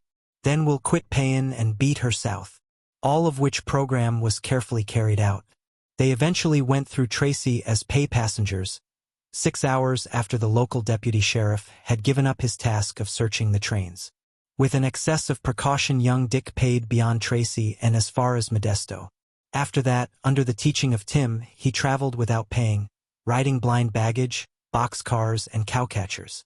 Young Dick bought the newspapers, and frightened Tim by reading to him the lurid accounts of the kidnapping of the young heir to the Forest millions. Back in San Francisco, the Board of Guardians offered rewards that totaled $30,000 for the recovery of their ward. And Tim Hagen, reading the same while they lay in the grass by some water tank, branded forever the mind of young Dick with the fact that honor beyond price was a matter of neither place nor caste and might outcrop in the palace on the height of land or in the dwelling over a grocery down on the flat. "Gee," Tim said to the general landscape, "the old man wouldn't raise a roar if I snitched on you for that 30,000. It makes me scared to think of it." And from the fact that Tim thus openly mentioned the matter, young Dick concluded that there was no possibility of the policeman's son betraying him. Not until 6 weeks afterward, in Arizona, did young Dick bring up the subject. "You see, Tim," he said, "I've got slathers of money. It's growing all the time, and I ain't spending a cent of it, not so as you can notice. Though that Mrs. Summerstone is getting a cold $1,800 a year out of me, with board and carriages thrown in, while you and I are glad to get the leavings of firemen's pails in the roundhouses. Just the same, my money's growing. What's 10% on $20? Tim Hagen stared at the shimmering heat waves of the desert and tried to solve the problem. "What's 1/10 of 20 million? Young Dick demanded irritably. "Ha! 2 million, of course. Well, 5%'s half of 10%. What does 20 million earn at 5%? For 1 year?" Tim hesitated. "Half of it, half of 2 million, young Dick cried. At that rate, I'm $1 million richer every year. Get that and hang on to it and listen to me. When I'm good and willing to go back. But not for years and years. We'll fix it up, you and I. When I say the word, you'll write to your father. He'll jump out to where we are waiting, pick me up, and cart me back. Then he'll collect the 30,000 reward from my guardians, quit the police force, and most likely start a saloon. 30,000's a hell of a lot of money, was Tim's nonchalant way of expressing his gratitude. Not to me. Young Dick minimized his generosity. 30,000 goes into $1 million 33 times, and $1 million's only a year's turnover of my money. But Tim Hagen never lived to see his father a saloon keeper. 2 days later, on a trestle, the lads were fired out of an empty boxcar by a brakeman who should have known better. The trestle spanned a dry ravine. Young Dick looked down at the rocks 70 feet below and demurred. "There's room on the trestle," he said. "But what if the train starts up?" "It ain't going to start. Beat it while you got time," the brakeman insisted. "The engine's taking water at the other side. She always takes it here." But for once the engine did not take water. The evidence at the inquest developed that the engineer had found no water in the tank and started on. Scarcely had the two boys dropped from the side door of the boxcar, and before they had made a score of steps along the narrow way between the train and the abyss, then the train began to move. Young Dick, quick and sure in all his perceptions and adjustments, dropped on the instant to hands and knees on the trestle. This gave him better holding and more space, because he crouched beneath the overhang of the boxcars. Tim, not so quick in perceiving and adjusting, also overcome with Celtic rage at the brakeman, instead of dropping to hands and knees, remained upright to flare his opinion of the brakeman, to the brakeman in lurid and ancestral terms. "Get down! Drop!" Young Dick shouted. But the opportunity had passed. On a downgrade, the engine picked up the train rapidly. Facing the moving cars, with empty air at his back and the depth beneath, Tim tried to drop on hands and knees. But the first twist of his shoulders brought him in contact with the car and nearly outbalanced him. By a miracle, he recovered equilibrium. But he stood upright. The train was moving faster and faster. It was impossible to get down. Young Dick, kneeling and holding, watched. The train gathered way. The cars moved more swiftly. Tim, with a cool head, his back to the fall, his face to the passing cars, his arms by his sides, with nowhere save under his feet a holding point, balanced and swayed. The faster the train moved, the wider he swayed, until, exerting his will, he controlled himself and ceased from swaying. And all would have been well with him, had it not been for one car. Young Dick knew it and saw it coming. It was a palace horse car, projecting 6 inches wider than any car on the train. He saw Tim see it coming. He saw Tim steel himself to meet the abrupt subtraction of half a foot from the narrow space wherein he balanced. He saw Tim slowly and deliberately sway out to the extremist limit, and yet not sway out far enough. The thing was physically inevitable. An inch more and Tim would have escaped the car. An inch more and he would have fallen without impact from the car. It caught him in that margin of an inch and hurled him backward and side-twisting. Twice he whirled sidewise, and 2.5 times he turned over ere he struck on his head and neck on the rocks. He never moved after he struck. The 70-foot fall broke his neck and crushed his skull. And right there young Dick learned death. Not the ordered, decent death of civilization, wherein doctors and nurses and hypodermics ease the stricken one into the darkness, and ceremony and function and flowers and undertaking institutions conspire to give a happy leave-taking and send-off to the departing shade. But sudden death, primitive death, ugly and ungarnished, like the death of a steer in the shambles or a fat swine stuck in the jugular. And right there young Dick learned more the mischance of life and fate, the universe hostile to man, the need to perceive and to act, to see and know, to be sure and quick, to adjust instantly to all instant shiftage of the balance of forces that bear upon the living. And right there, beside the strangely crumpled and shrunken remnant of what had been his comrade the moment before, young Dick learned that illusion must be discounted, and that reality never lied. In New Mexico, young Dick drifted into the Jingle Bob Ranch, north of Roswell, in the Pecos Valley. He was not yet 14, and he was accepted as the mascot of the ranch and made into a sure-enough cowboy by cowboys who, on legal papers, legally signed names such as Wild Horse, Willie Buck, Boomer Deacon, and High Pockets. Here, during a stay of 6 months, young Dick, soft of frame and unbreakable, achieved a knowledge of horses and horsemanship, and of men in the rough and raw, that became a life asset. More he learned. There was John Chisholm, owner of the Jingle Bob, the Bosque Grande, and of other cattle ranches as far away as the Black River and beyond. John Chisholm was a cattle king who had foreseen the coming of the farmer and adjusted from the open range to barbed wire, and who, in order to do so, had purchased every 40 acres carrying water and got for nothing the use of the millions of acres of adjacent range that was worthless without the water he controlled. And in the talk by the campfire and chuck wagon, among $40-a-month cowboys who had not foreseen what John Chisholm foresaw, young Dick learned precisely why and how John Chisholm had become a cattle king while 1,000 of his contemporaries worked for him on wages. But young Dick was no cool head. His blood was hot. He had passion and fire and male pride, ready to cry from 20 hours in the saddle. He learned to ignore the 1,000 aching creaks in his body, and with the stoic brag of silence to withstain from his blankets until the hard-bitten punchers led the way.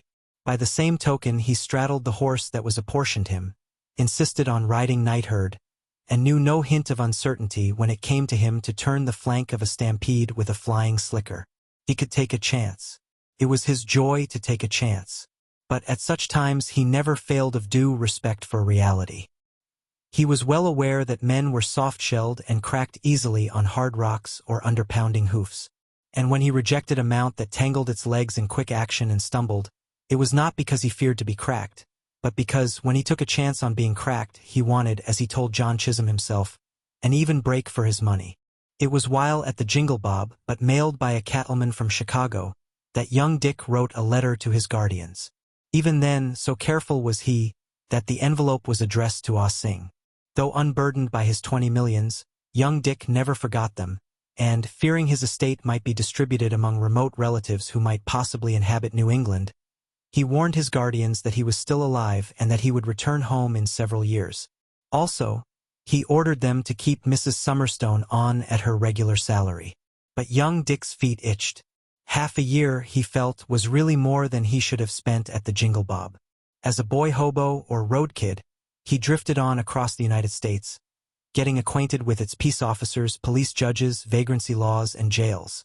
And he learned vagrants themselves at first hand, and floating laborers and petty criminals. Among other things, he got acquainted with farms and farmers, and, in New York State, once picked berries for a week with a Dutch farmer who was experimenting with one of the first silos erected in the United States. Nothing of what he learned came to him in the spirit of research. He had merely the human boy's curiosity about all things, and he gained merely a huge mass of data concerning human nature and social conditions that was to stand him in good stead in later years, when, with the aid of the books, he digested and classified it. His adventures did not harm him. Even when he consorted with jailbirds in jungle camps, and listened to their codes of conduct and measurements of life, he was not affected. He was a traveler, and they were alien breeds. Secure in the knowledge of his 20 millions, there was neither need nor temptation for him to steal or rob. All things and all places interested him, but he never found a place nor a situation that could hold him. He wanted to see more and more, and to go on seeing. At the end of 3 years, nearly 16, hard of body, weighing 130 pounds, he judged it time to go home and open the books. So he took his first long voyage, signing on as boy on a windjammer bound around the Horn from the Delaware breakwater to San Francisco. It was a hard voyage of 180 days, but at the end he weighed 10 pounds the more for having made it. Mrs. Summerstone screamed when he walked in on her, and Ah Sing had to be called from the kitchen to identify him. Mrs. Summerstone screamed a second time. It was when she shook hands with him and lacerated her tender skin in the fisty grip of his rope-calloused palms. He was shy, almost embarrassed, as he greeted his guardians at the hastily summoned meeting. But this did not prevent him from talking straight to the point. "It's this way," he said. "I am not a fool. I know what I want, and I want what I want. I am alone in the world, outside of good friends like you, of course, and I have my own ideas of the world and what I want to do in it. I didn't come home because of a sense of duty to anybody here. I came home because it was time, because of my sense of duty to myself. I'm all the better from my 3 years of wandering about, and now it's up to me to go on with my education, my book education, I mean. The Belmont Academy, Mr. Slocum suggested. That will fit you for the university. Dick shook his head decidedly. And take 3 years to do it.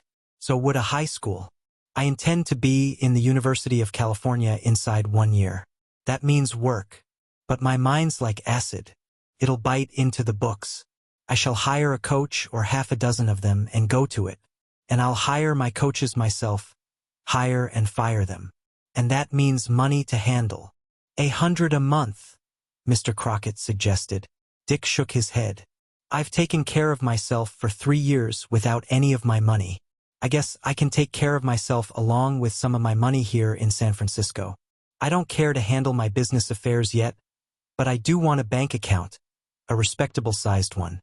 I want to spend it as I see fit, for what I see fit. The guardians looked their dismay at one another. It's ridiculous, impossible, Mr. Crockett began. You are as unreasonable as you were before you went away. It's my way, I guess, Dick sighed. The other disagreement was over my money. It was $100 I wanted then. Think of our position, Dick, Mr. Davidson urged. As your guardians, how would it be looked upon if we gave you, a lad of 16, a free hand with money? What's the Frida worth right now? Dick demanded irrelevantly. Can sell for $20,000 any time, Mr. Crockett answered. Then sell her. She's too large for me, and she's worth less every year. I want a 30-footer that I can handle myself for knocking around the bay, and that won't cost $1,000. Sell the Frida and put the money to my account. Now what you three are afraid of is that I'll misspend my money, taking to drinking, horse racing, and running around with chorus girls. Here's my proposition to make you easy on that. Let it be a drawing account for the 4 of us. The moment any of you decide I am misspending, that moment you can draw out the total balance. I may as well tell you that just as a sideline I'm going to get a business college expert to come here and cram me with the mechanical side of the business game. Dick did not wait for their acquiescence, but went on as from a matter definitely settled. How about the horses down at Menlo? Never mind. I'll look them over and decide what to keep. Mrs. Summerstone will stay on here in charge of the house, because I've got too much work mapped out for myself already. I promise you you won't regret giving me a free hand with my directly personal affairs. And now, if you want to hear about the last 3 years, I'll spin the yarn for you. Dick Forrest had been right when he told his guardians that his mind was acid and would bite into the books. Never was there such an education, and he directed it himself, but not without advice. He had learned the trick of hiring brains from his father and from John Chisholm of the Jingle Bob. He had learned to sit silent and to think while cowmen talked long about the campfire and the chuck wagon. And, by virtue of name and place, he sought and obtained interviews with professors and college presidents and practical men of affairs. And he listened to their talk through many hours, scarcely speaking, rarely asking a question, merely listening to the best they had to offer, content to receive from several such hours one idea, one fact, that would help him to decide what sort of an education he would go in for and how. Then came the engaging of coaches. Never was there such an engaging and discharging, such a hiring and firing. He was not frugal in the matter. For one that he retained a month or 3 months, he discharged a dozen on the first day or the first week. And invariably he paid such discharges a full month, although their attempts to teach him might not have consumed an hour. He did such things fairly and grandly because he could afford to be fair and grand. He, who had eaten the leavings from firemen's pails in roundhouses and scoffed mulligan stews at water tanks, had learned thoroughly the worth of money. He bought the best with the sure knowledge that it was the cheapest. A year of high school physics and a year of high school chemistry were necessary to enter the university. When he had crammed his algebra and geometry, he sought out the heads of the physics and chemistry departments in the University of California. Professor Carey laughed at him. At the first, "My dear boy," Professor Carey began. Dick waited patiently till he was through. Then Dick began and concluded. "I'm not a fool, Professor Carey. High school and academy students are children. They don't know the world. They don't know what they want or why they want what is ladled out to them. I know the world. I know what I want and why I want it. They do physics for an hour, twice a week for 2 terms, which, with 2 vacations, occupy 1 year. You are the top teacher on the Pacific Coast in physics. The college year is just ending. In the first week of your vacation, giving every minute of your time to me, I can get the year's physics.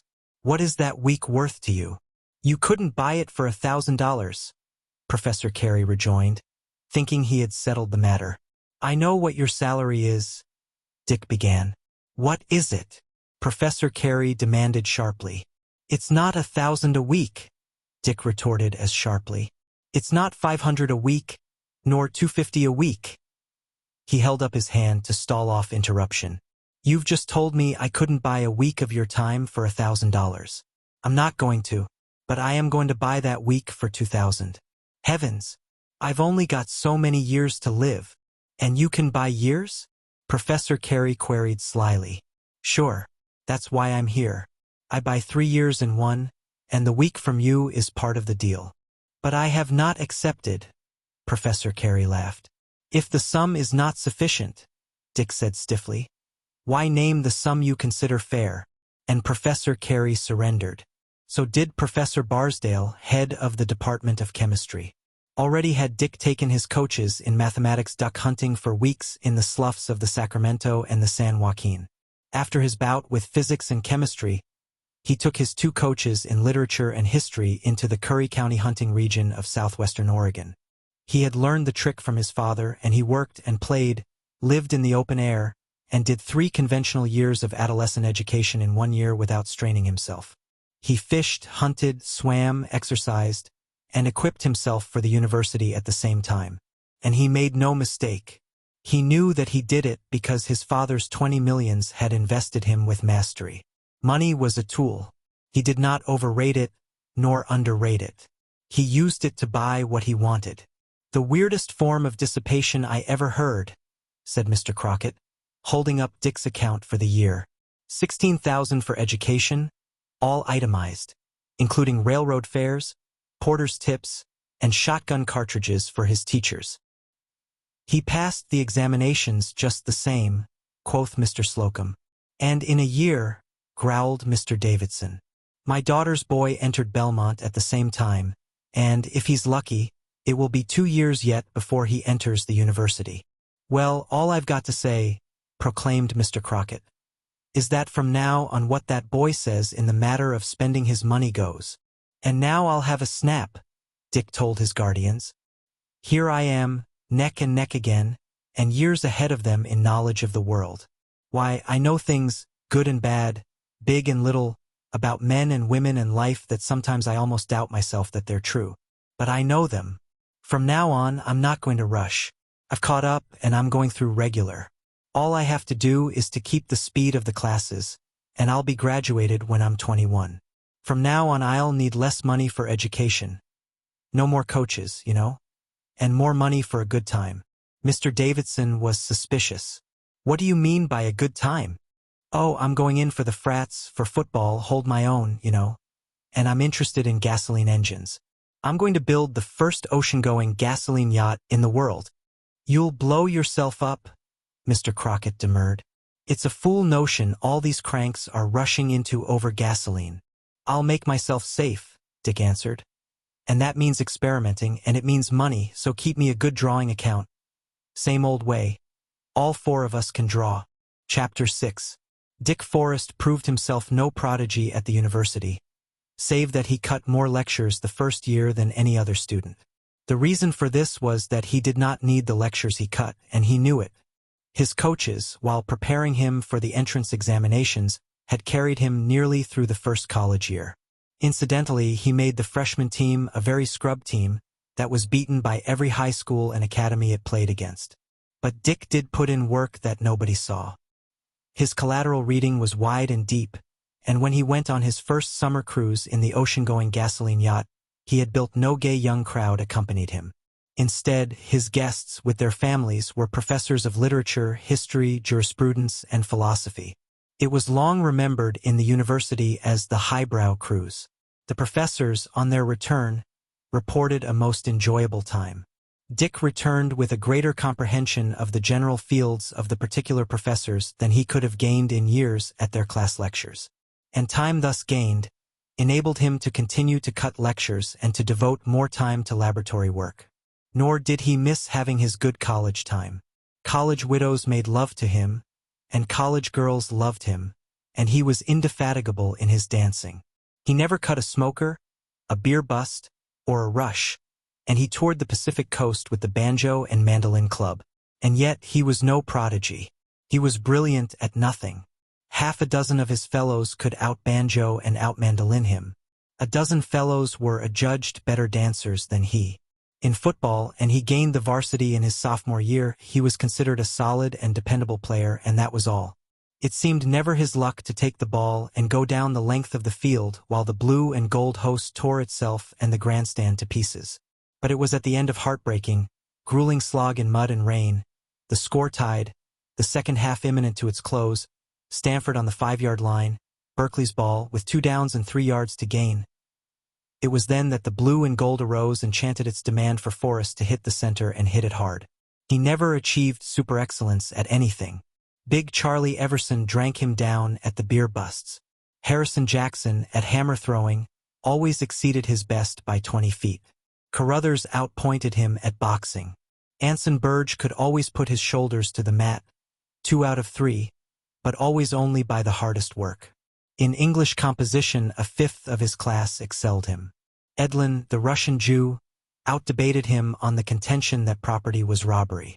Schultz and Debret left him with the class behind in higher mathematics. And Atsuki, the Japanese, was beyond all comparison with him in chemistry.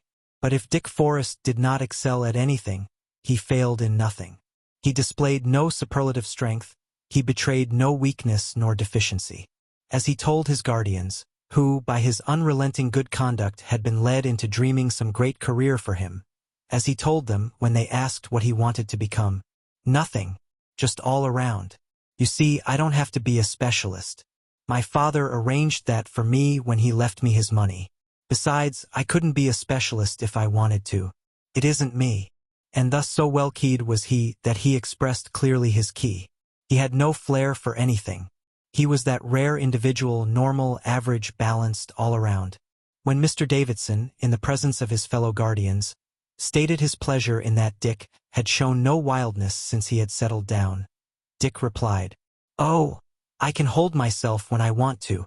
"Yes," said Mr. Slocum gravely. "It's the finest thing in the world that you sowed your wild oats early and learned control." Dick looked at him curiously. "Why, that boyish adventure doesn't count," he said. "That wasn't wildness. I haven't gone wild yet, but watch me when I start. Do you know Kipling's Song of Diego Valdez? Let me quote you a bit of it. You see, Diego Valdez, like me, had good fortune. He rose so fast to be High Admiral of Spain that he found no time to take the pleasure he had merely tasted. He was lusty and husky, but he had no time, being too busy rising. But always, he thought, he fooled himself with the thought, that his lustiness and huskiness would last, and after he became High Admiral he could then have his pleasure. Always he remembered, comrades, old playmates on new seas, when as we traded orpiment, among the savages, 1,000 leagues to southward, and 30 years removed, they knew not noble Valdez, but me they knew and loved. Then they that found good liquor, they drank it not alone, and they that found fair plunder, they told us every one, behind our chosen islands, or secret shoals between, when, walty from far voyage, we gathered to careen. There burned our breaming faggots, all pale along the shore, there rose our worn pavilions, a sail above an oar, as flashed each yearning anchor, through mellow seas of fire, so swift our careless captains rode each to his desire. Where lay our loosened harness? Where turned our naked feet? Whose tavern mid the palm trees? What quenchings of what heat? O fountain in the desert! O cistern in the waste! O bread we ate in secret! O cup we spilled in haste! The youth new taught of longing, the widow curbed and wan, the good wife proud at season, and the maid aware of man. All souls unslaked, consuming, defrauded in delays, desire not more than quittance. Then I those forfeit days. Oh, get him, you three oldsters, as I've got him. Get what he saws next. I dreamed to wait my pleasure, unchanged my spring would bide. Wherefore, to wait my pleasure, I put my spring aside, till, first in face of fortune, and last in mazed disdain, I made Diego Valdez, High Admiral of Spain. Listen to me, guardians, Dick cried on, his face a flame of passion. Don't forget for one moment that I am anything but unslaked, consuming. I burn, but I hold myself. Don't think I am a dead one because I am a darn nice, meritorious boy at college. I am young. I am alive. I am all lusty and husky. But I make no mistake. I hold myself. I don't start out now to blow up on the first lap. I am just getting ready. I am going to have my time. I am not going to spill my cup in haste. And in the end, I am not going to lament as Diego Valdez did. There walks no wind neath heaven, nor wave that shall restore the old careening riot, and the clamorous, crowded shore, the fountain in the desert, the cistern in the waste, the bread we ate in secret, the cup we spilled in haste. Listen, guardians, do you know what it is to hit your man, to hit him in hot blood, square to the jaw, and drop him cold? I want that, and I want to love, and kiss, and risk, and play the lusty, husky fool. I want to take my chance. I want my careening riot, and I want it while I am young, but not while I am too young. And I'm going to have it. And in the meantime I play the game at college, I hold myself, I equip myself, so that when I turn loose I am going to have the best chance of my best. Oh, believe me, I do not always sleep well of nights. You mean? Queried Mr. Crockett. Sure, that's just what I mean. I haven't gone wild yet, but just watch me when I start. And you will start when you graduate? The remarkable youngster shook his head. After I graduate, I'm going to take at least a year of postgraduate courses in the College of Agriculture. You see, I'm developing a hobby, farming. I want to do something constructive. My father wasn't constructive to amount to anything. Neither were you fellows. You struck a new land in pioneer days, and you picked up money like a lot of sailors shaking out nuggets from the grassroots in a virgin placer. My lad, I've some little experience in Californian farming, Mr. Crockett interrupted in a hurt way. Sure you have, but you weren't constructive. You were, well, facts are facts, you were destructive. You were a bonanza farmer. What did you do? You took 40,000 acres of the finest Sacramento Valley soil, and you grew wheat on it year after year. You never dreamed of rotation. You burned your straw. You exhausted your humus. You plowed 4 inches and put a plow sole like a cement sidewalk just 4 inches under the surface. You exhausted that film of 4 inches and now you can't get your seed back. You've destroyed. That's what my father did. They all did it. Well, I'm going to take my father's money and construct. I'm going to take worked out wheatland that I can buy as at a fire sale, rip out the plow sole, and make it produce more in the end than it did when you fellows first farmed it. It was at the end of his junior year that Mr. Crockett again mentioned Dick's threatened period of wildness. Soon as I'm done with Cow College, was his answer. Then I'm going to buy and stock and start a ranch that'll be a ranch. And then I'll set out after my careening riot. About how large a ranch will you start with? Mr. Davidson asked. Maybe 50,000 acres, maybe 500,000. It all depends. I'm going to play unearned increment to the limit. People haven't begun to come to California yet. Without a tap of my hand or a turnover, 15 years from now land that I can buy for $10 an acre will be worth 50, and what I can buy for 50 will be worth 500. 500,000 acres at $10 an acre means $5 million, Mr. Crockett warned gravely. And at 50 it means 25 million, Dick laughed. But his guardians never believed in the wild oats pilgrimage he threatened. He might waste his fortune on newfangled farming, but to go literally wild after such years of self-restraint was an unthinkable thing. Dick took his sheepskin with small honor. He was 28th in his class, and he had not set the college world afire. His most notable achievement had been his resistance and bafflement of many nice girls and of the mothers of many nice girls. Next, after that, He had signalized his senior year by captaining the varsity to its first victory over Stanford in 5 years. It was in the day prior to large salaried football coaches, when individual play meant much. But he hammered teamwork and the sacrifice of the individual into his team, so that on Thanksgiving Day, over a vastly more brilliant 11, the blue and gold was able to serpentine its triumph down Market Street in San Francisco. In his postgraduate year in Cow College, Dick devoted himself to laboratory work and cut all lectures.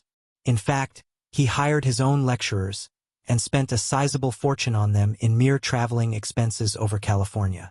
Jacques Ribot, esteemed one of the greatest world authorities on agricultural chemistry, who had been seduced from his 2,000 a year in France by the 6,000 offered by the University of California, who had been seduced to Hawaii by the 10,000 of the sugar planters, Dick Forrest seduced with 15,000 and the more delectable temperate climate of California on a 5 years contract.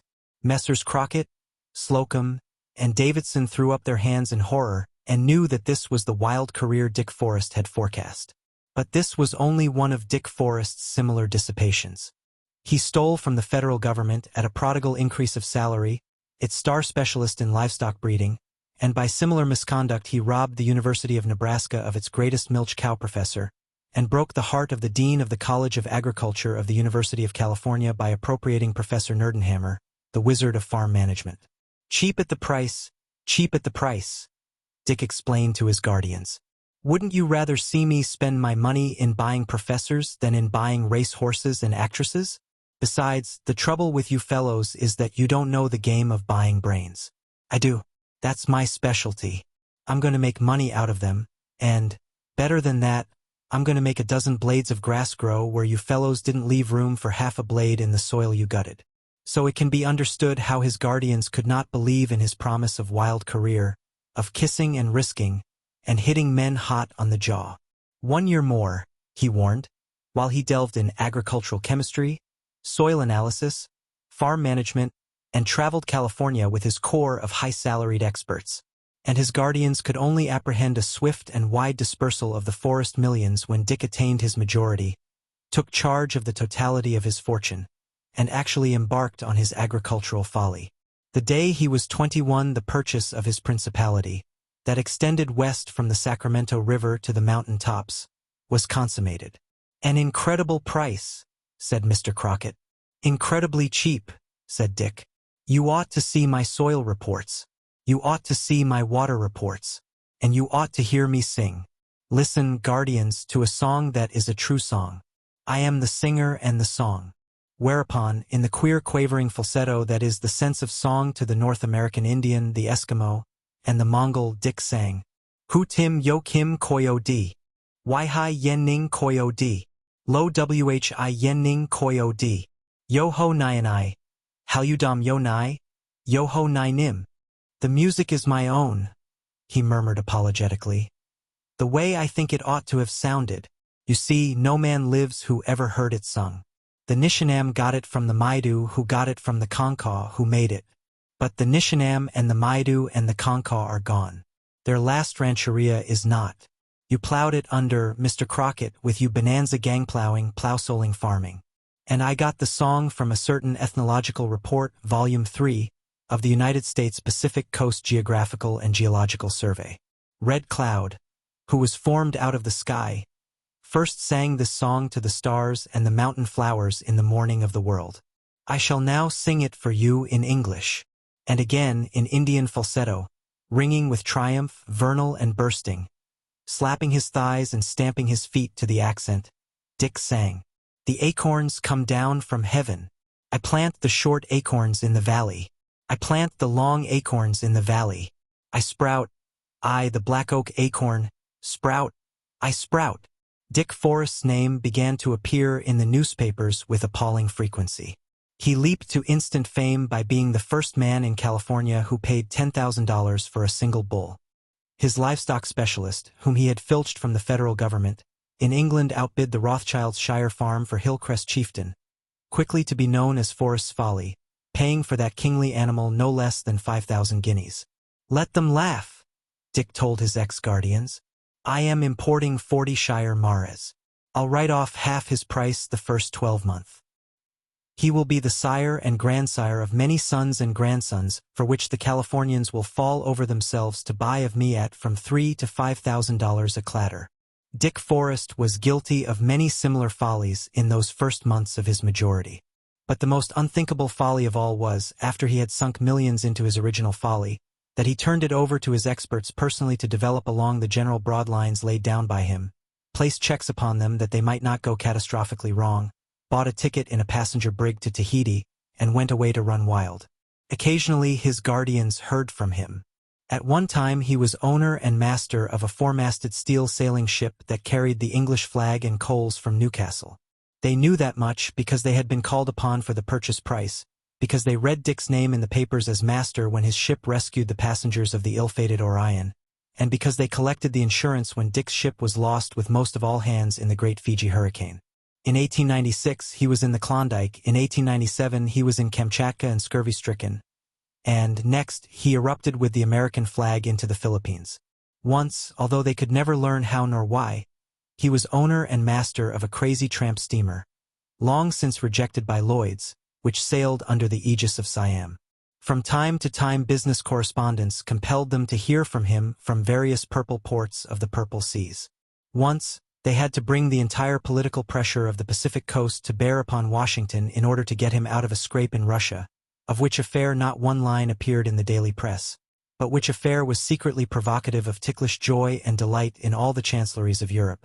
Incidentally, they knew that he lay wounded in Mafeking, that he pulled through a bout with yellow fever in Guayaquil, and that he stood trial for brutality on the high seas in New York City. Thrice they read in the press dispatches that he was dead. Once in battle in Mexico, and twice executed in Venezuela. After such false flutterings, his guardians refused longer to be thrilled when he crossed the Yellow Sea in a sampan, was rumored to have died of beriberi, was captured from the Russians by the Japanese at Mukden, and endured military imprisonment in Japan. The one thrill of which they were still capable was when, true to promise, 30 years of age, his wild oats sown, he returned to California with a wife to whom, as he announced, he had been married several years, and whom all his three guardians found they knew. Mr. Slocum had dropped $800,000 along with the totality of her father's fortune in the final catastrophe at the Los Cocos mine in Chihuahua when the United States demonetized silver. Mr. Davidson had pulled $1 million out of the last stake along with her father when he pulled $8 million from that sunken, man-resurrected riverbed in Amador County. Mr. Crockett, a youth at the time, had spooned the Merced bottom with her father in the late 50s, had stood up best man with him at Stockton when he married her mother, and, at Grant's Pass, had played poker with him and with the then Lieutenant U.S. Grant when all the little the Western world knew of that young lieutenant was that he was a good Indian fighter but a poor poker player. And Dick Forrest had married the daughter of Philip Destin. It was not a case of wishing Dick luck. It was a case of garrulous insistence on the fact that he did not know how lucky he was. His guardians forgave him all his wildness. He had made good. At last he had performed a purely rational act. Better. It was a stroke of genius. Paula Destin, Philip Destin's daughter. The Destin blood. The Destins and the Forrests. It was enough. The three aged comrades of Forrest and Destin of the old gold days, of the two who had played and passed on, were even severe with Dick. They warned him of the extreme value of his treasure, of the sacred duty such wedlock imposed on him, of all the traditions and virtues of the Destin and Forrest blood, until Dick laughed and broke in with the disconcerting statement that they were talking like a bunch of fanciers or eugenics cranks, which was precisely what they were talking like, although they did not care to be told so crassly. At any rate, the simple fact that he had married a Destin made them nod unqualified approbation when he showed them the plans and building estimates of the big house. Thanks to Paula Destin, for once they were agreed that he was spending wisely and well. As for his farming, it was incontestable that the harvest group was unfalteringly producing, and he might be allowed his hobbies. Nevertheless, as Mr. Slocum put it, $25,000 for a mere workhorse stallion is a madness. Workhorses are workhorses. Now had it been running stock. Chapter 7. While Dick Forrest scanned the pamphlet on hog cholera issued by the state of Iowa, through his open windows, across the wide court, began to come sounds of the awakening of the girl who laughed from the wooden frame by his bed and who had left on the floor of his sleeping porch, Not so many hours before, the rosy, filmy, lacy boudoir cap so circumspectly rescued by oh my. Dick heard her voice, for she awoke, like a bird, with song. He heard her trilling, in and out through open windows, all down the long wing that was hers. And he heard her singing in the patio garden, where, also, she desisted long enough to quarrel with her Airedale and scold the collie pup unholily attracted by the red-orange, diver's-finned, and many-tailed Japanese goldfish in the fountain basin. He was aware of pleasure that she was awake. It was a pleasure that never staled. Always, up himself for hours. He had a sense that the big house was not really awake until he heard Paula's morning song across the patio. But having tasted the pleasure of knowing her to be awake, Dick, as usual, forgot her in his own affairs. She went out of his consciousness as he became absorbed again in the Iowa statistics on hog cholera. "Good morning, merry gentlemen," was the next he heard, always adorable music in his ears. And Paula flowed in upon him, all softness of morning kimono and staleless body, as her arm passed around his neck and she perched, half in his arms, on one accommodating knee of his. And he pressed her, and advertised his awareness of her existence and nearness, although his eyes lingered a full half-minute longer on the totals of results of Professor Keneally's hog inoculations on Simon Jones' farm at Washington, Iowa. "My," she protested, "you are too fortunate. You are sated with riches. Here is your lady boy, your little haughty moon. And you haven't even said, 'Good morning, little lady boy. Was your sleep sweet and gentle?'" And Dick Forrest forsook the statistical columns of Professor Keneally's inoculations, pressed his wife closer, kissed her, but with insistent right forefinger maintained his place in the pages of the pamphlet. Nevertheless, the very terms of her reproof prevented him from asking what he should have asked: the prosperity of her night, since the boudoir cap had been left upon his sleeping porch. He shut the pamphlet on his right forefinger, at the place he intended to resume, and added his right arm to his left about her. "Oh!" she cried. "Oh! Oh! Listen!" From without came the flute calls of quail. She quivered against him with the joy she took in the mellow sweet notes. "The coveys are breaking up," he said. "It means spring," Paula cried, "and the sign that good weather has come. And love, and nest-building and egg-laying," Dick laughed. "Never has the world seemed more fecund than this morning. Lady Ileton is pharaohed of 11. The Angoras were brought down this morning for the kidding. You should have seen them. And the wild canaries have been discussing matrimony in the patio for hours. I think some free lover is trying to break up their monogamic heaven with modern love theories. It's a wonder you slept through the discussion. Listen, there they go now. Is that applause? Or is it a riot?" Arose a thin twittering, like elfin pipings, with sharp pitches and excited shrillnesses, to which Dick and Paula lent delighted ears, till suddenly, with the abruptness of the trump of doom, all the microphonic chorus of the tiny golden lovers was swept away, obliterated, in a gargantuan blast of sound, no less wild, no less musical, no less passionate with love, but immense, dominant, compelling by very vastitude of volume. The eager eyes of the man and woman sought instantly the channel past open French windows and the screen of the sleeping porch to the road through the lilacs, while they waited breathlessly for the great stallion to appear who trumpeted his love call before him.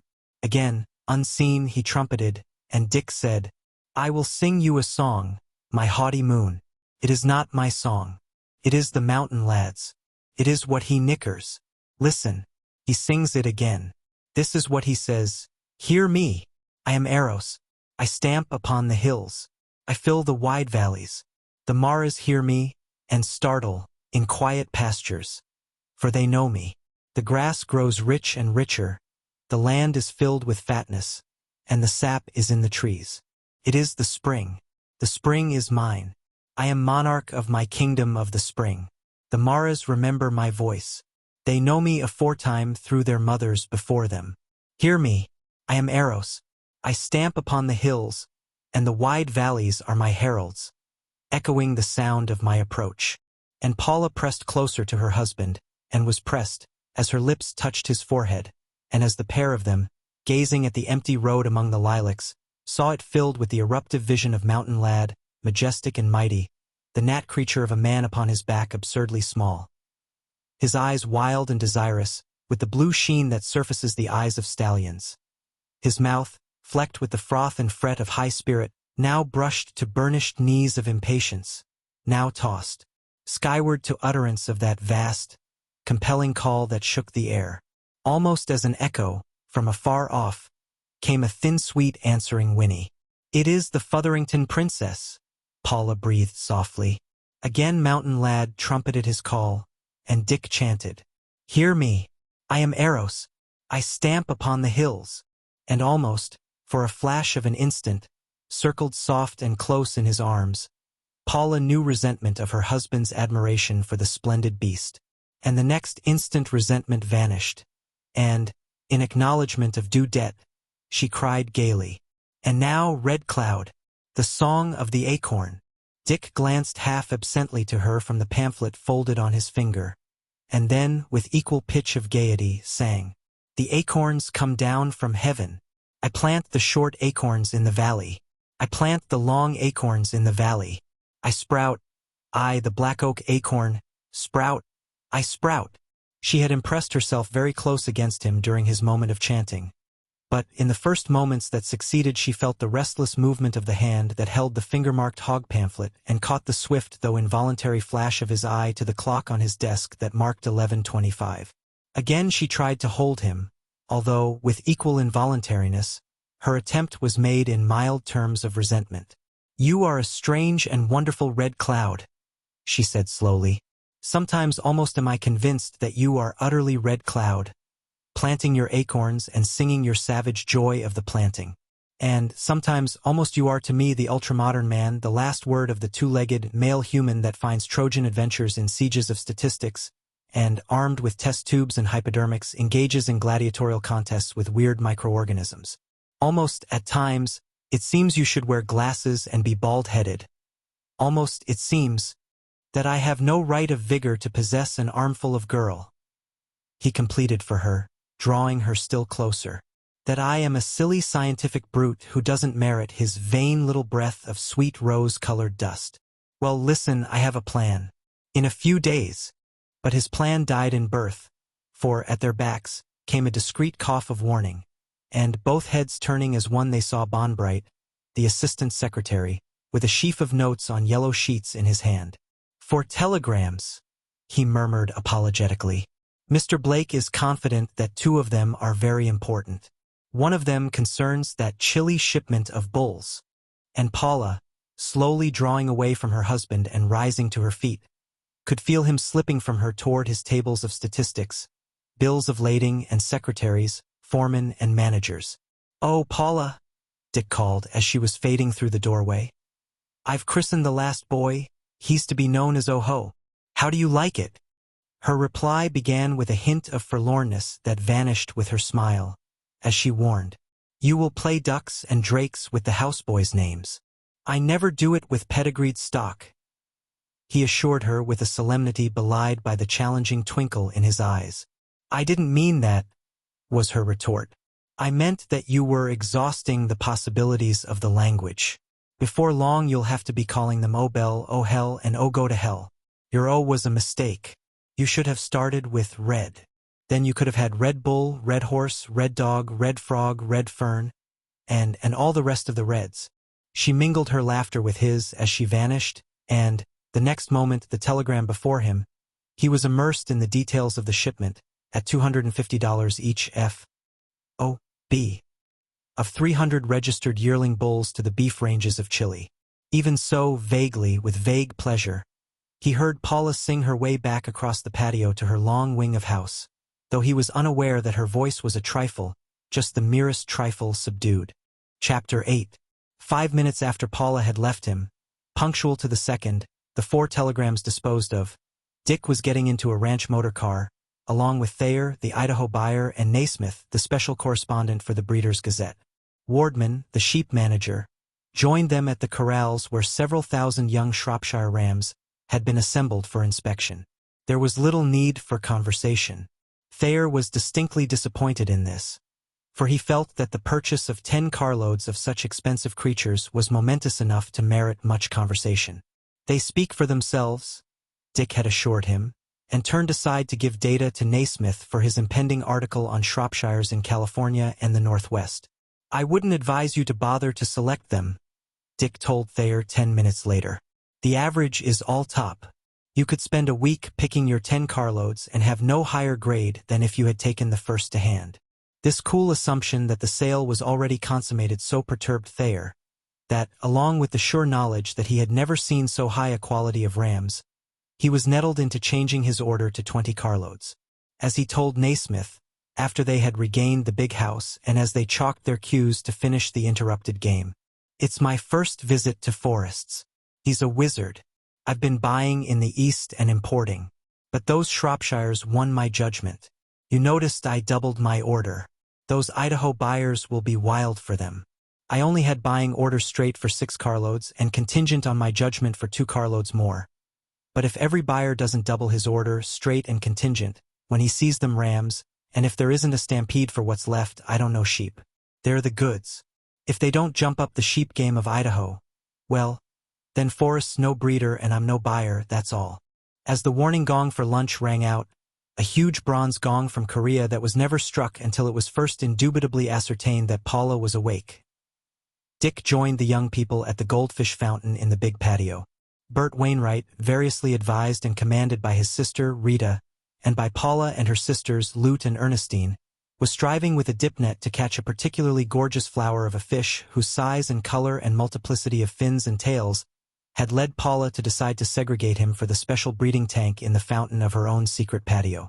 Amid high excitement and much squealing and laughter, the deed was accomplished. The big fish deposited in a can and carried away by the waiting Italian gardener. "And what have you to say for yourself?" Ernestine challenged, as Dick joined them. "Nothing," he answered sadly. "The ranch is depleted.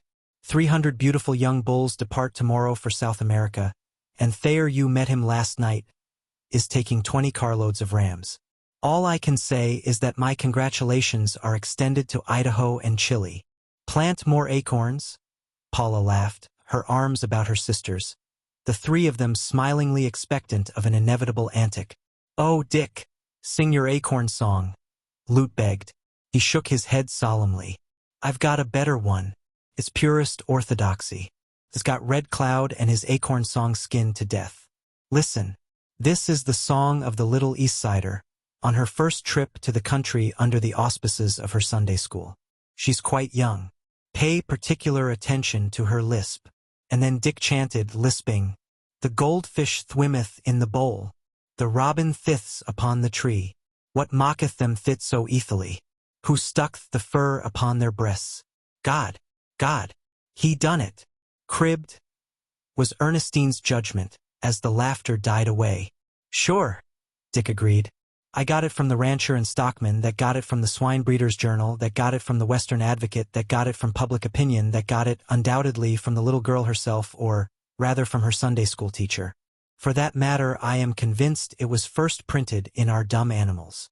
The bronze gong rang out its second call, and Paula, one arm around Dick, the other around Rita, led the way into the house, while, bringing up the rear, Bert Wainwright showed Lute Ernestine a new tango step. "One thing, Thayer," Dick said in an aside, after releasing himself from the girls, as they jostled in confusion where they met Thayer and Naismith at the head of the stairway leading down to the dining room. "Before you leave us, cast your eyes over those merinos. I really have to brag about them, and American sheepmen will have to come to them. Of course, started with imported stock, but I've made a California strain that will make the French breeders sit up. See Wardman and take your pick. Get Naismith to look them over with you. Stick 6 of them in your trainload, with my compliments, and let your Idaho sheepmen get a line on them." They seated at a table capable of indefinite extension, in a long, low dining room that was a replica of the hacienda dining rooms of the Mexican land kings of old California. The floor was of large brown tiles. The beamed ceiling and the walls were whitewashed, and the huge, undecorated, cement fireplace was an achievement in massiveness and simplicity. Greenery and blooms nodded from without the deep embrasured windows, and the room expressed the sense of cleanness, chastity, and coolness. On the walls, but not crowded, were a number of canvases, most ambitious of all, in the setting of honor, all in sad grays, a twilight Mexican scene by Xavier Martinez, of a peon, with a crooked stick plow and two bullocks, turning a melancholy furrow across the foreground of a sad, illimitable Mexican plain. There were brighter pictures of early Mexican Californian life, a pastel of twilight eucalyptus with a sunset-tipped mountain beyond, by Reimers, a moonlight by Peters, and a griffin stubble field across which gleamed and smoldered California summer hills of tawny brown and purple-misted, wooded canyons. "Say," Thayer muttered in an undertone across to Naismith, while Dick and the girls were in the thick of exclamatory and giggling banter. "Here's some stuff for that article of yours if you touch upon the big house. I've seen the servants' dining room. 40 heads sit down to it every meal, including gardeners, chauffeurs, and outside help. It's a boarding house in itself. Some head, some system, take it from me. That Chinese boy O'Joy is a wuss. He's housekeeper or manager of the whole shebang or whatever you want to call his job. And say, it runs that smooth you can't hear it. Forrest's the real wuss." Naismith nodded. "He's the brains that picks brains. He could run an army, a campaign, a government, or even a three-ring circus." "Which last is some compliment," Thayer concurred heartily. "Oh, Paula," Dick said across to his wife, "I just got word that Graham arrives tomorrow morning. Better tell O'Joy to put him in the watchtower. It's man-size quarters, and it's possible he may carry out his threat and work on his book." "Graham? Graham?" Paula queried aloud of her memory. "Do I know him? You met him once 2 years ago in Santiago at the Café Venus. He had dinner with us." "Oh, one of those naval officers?" Dick shook his head. "The civilian. Don't you remember that big blonde fellow? You talked music with him for half an hour while Captain Joyce talked our heads off to prove that the United States should clean Mexico up and out with the mailed fist." "Oh, to be sure," Paula vaguely recollected. "He'd met you somewhere before. South Africa, wasn't it? Or the Philippines?" "That's the chap. South Africa it was. Evan Graham. Next time we met was on the Times Dispatch boat on the Yellow Sea. And we crossed trails a dozen times after that, without meeting, until that night in the Café Venus. Heavens, he left Bora Bora, going east, 2 days before I dropped anchor bound west on my way to Samoa. I came out of Apia with letters for him from the American consul, the day before he came in. We missed each other by 3 days at Levuka. I was sailing the Wild Duck then. He pulled out of Suva as guest on a British cruiser. Sir Everard M. Thurm, British High Commissioner of the South Seas, gave me more letters for Graham. I missed him at Port Resolution and at Vila in the New Hebrides. The cruiser was junketing, you see. I beat her in and out of the Santa Cruz group. It was the same thing in the Solomons. The cruiser, after shelling the cannibal villages at Langa Langa, steamed out in the morning. I sailed in that afternoon. I never did deliver those letters in person, and the next time I laid eyes on him was at the Café Venus 2 years ago. "But who about him and what about him?" Paula queried. "And what's the book?" "Well, first of all, beginning at the end, he's broke, that is. For him, he's broke. He's got an income of several thousand a year left, but all that his father left him is gone. No, he didn't blow it. He got in deep, and the silent panic several years ago just about cleaned him. But he doesn't whimper. He's good stuff, old American stock, a Yale man. The book? He expects to make a bid on it, covers last year's trip across South America, west coast to east coast. It was largely new ground. The Brazilian government voluntarily voted him an honorarium of $10,000 for the information he brought out concerning unexplored portions of Brazil. Oh, he's a man, all man. He delivers the goods. You know the type, clean, big, strong, simple. Been everywhere, seen everything, knows most of a lot of things, straight, square, looks you in the eyes, well, in short, a man's man.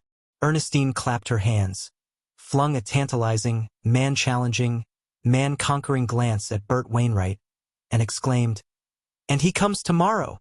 Dick shook his head reprovingly. "Oh, nothing in that direction, Ernestine. Just as nice girls as you have tried to hook Evan Graham before now. And, between ourselves, I couldn't blame them.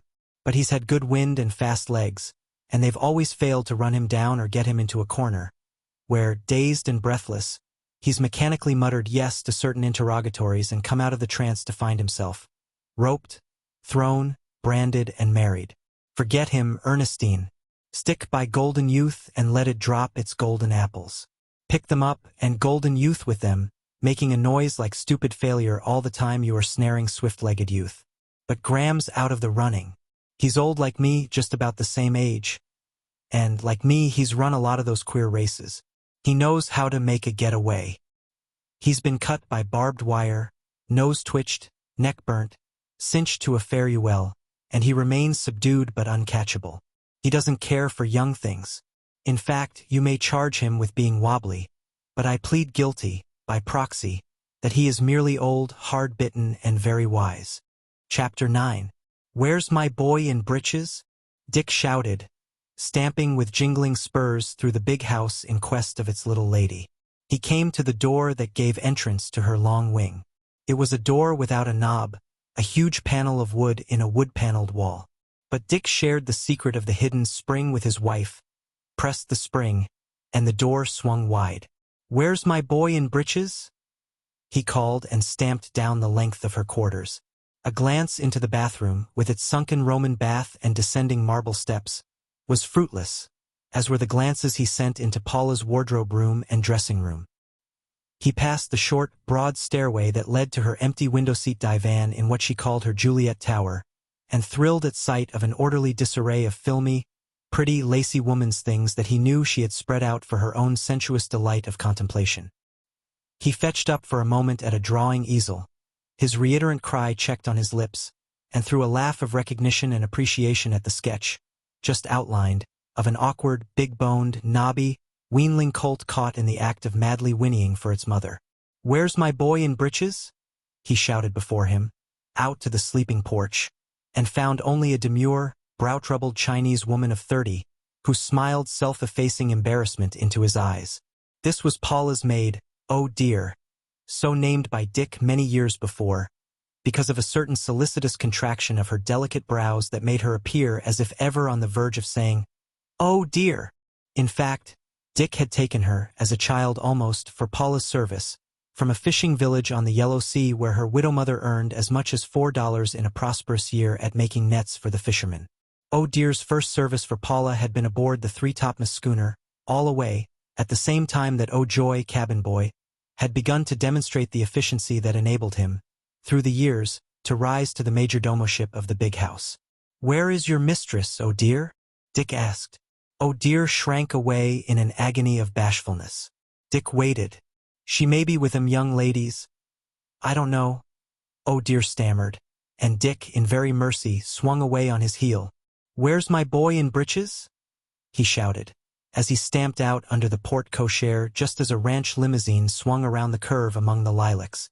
"I'll be hanged if I know," a tall, blond man in a light summer suit responded from the car, and the next moment Dick Forrest and Evan Graham were shaking hands. Oh my and oh ho carried in the hand baggage, and Dick accompanied his guest to the watchtower quarters.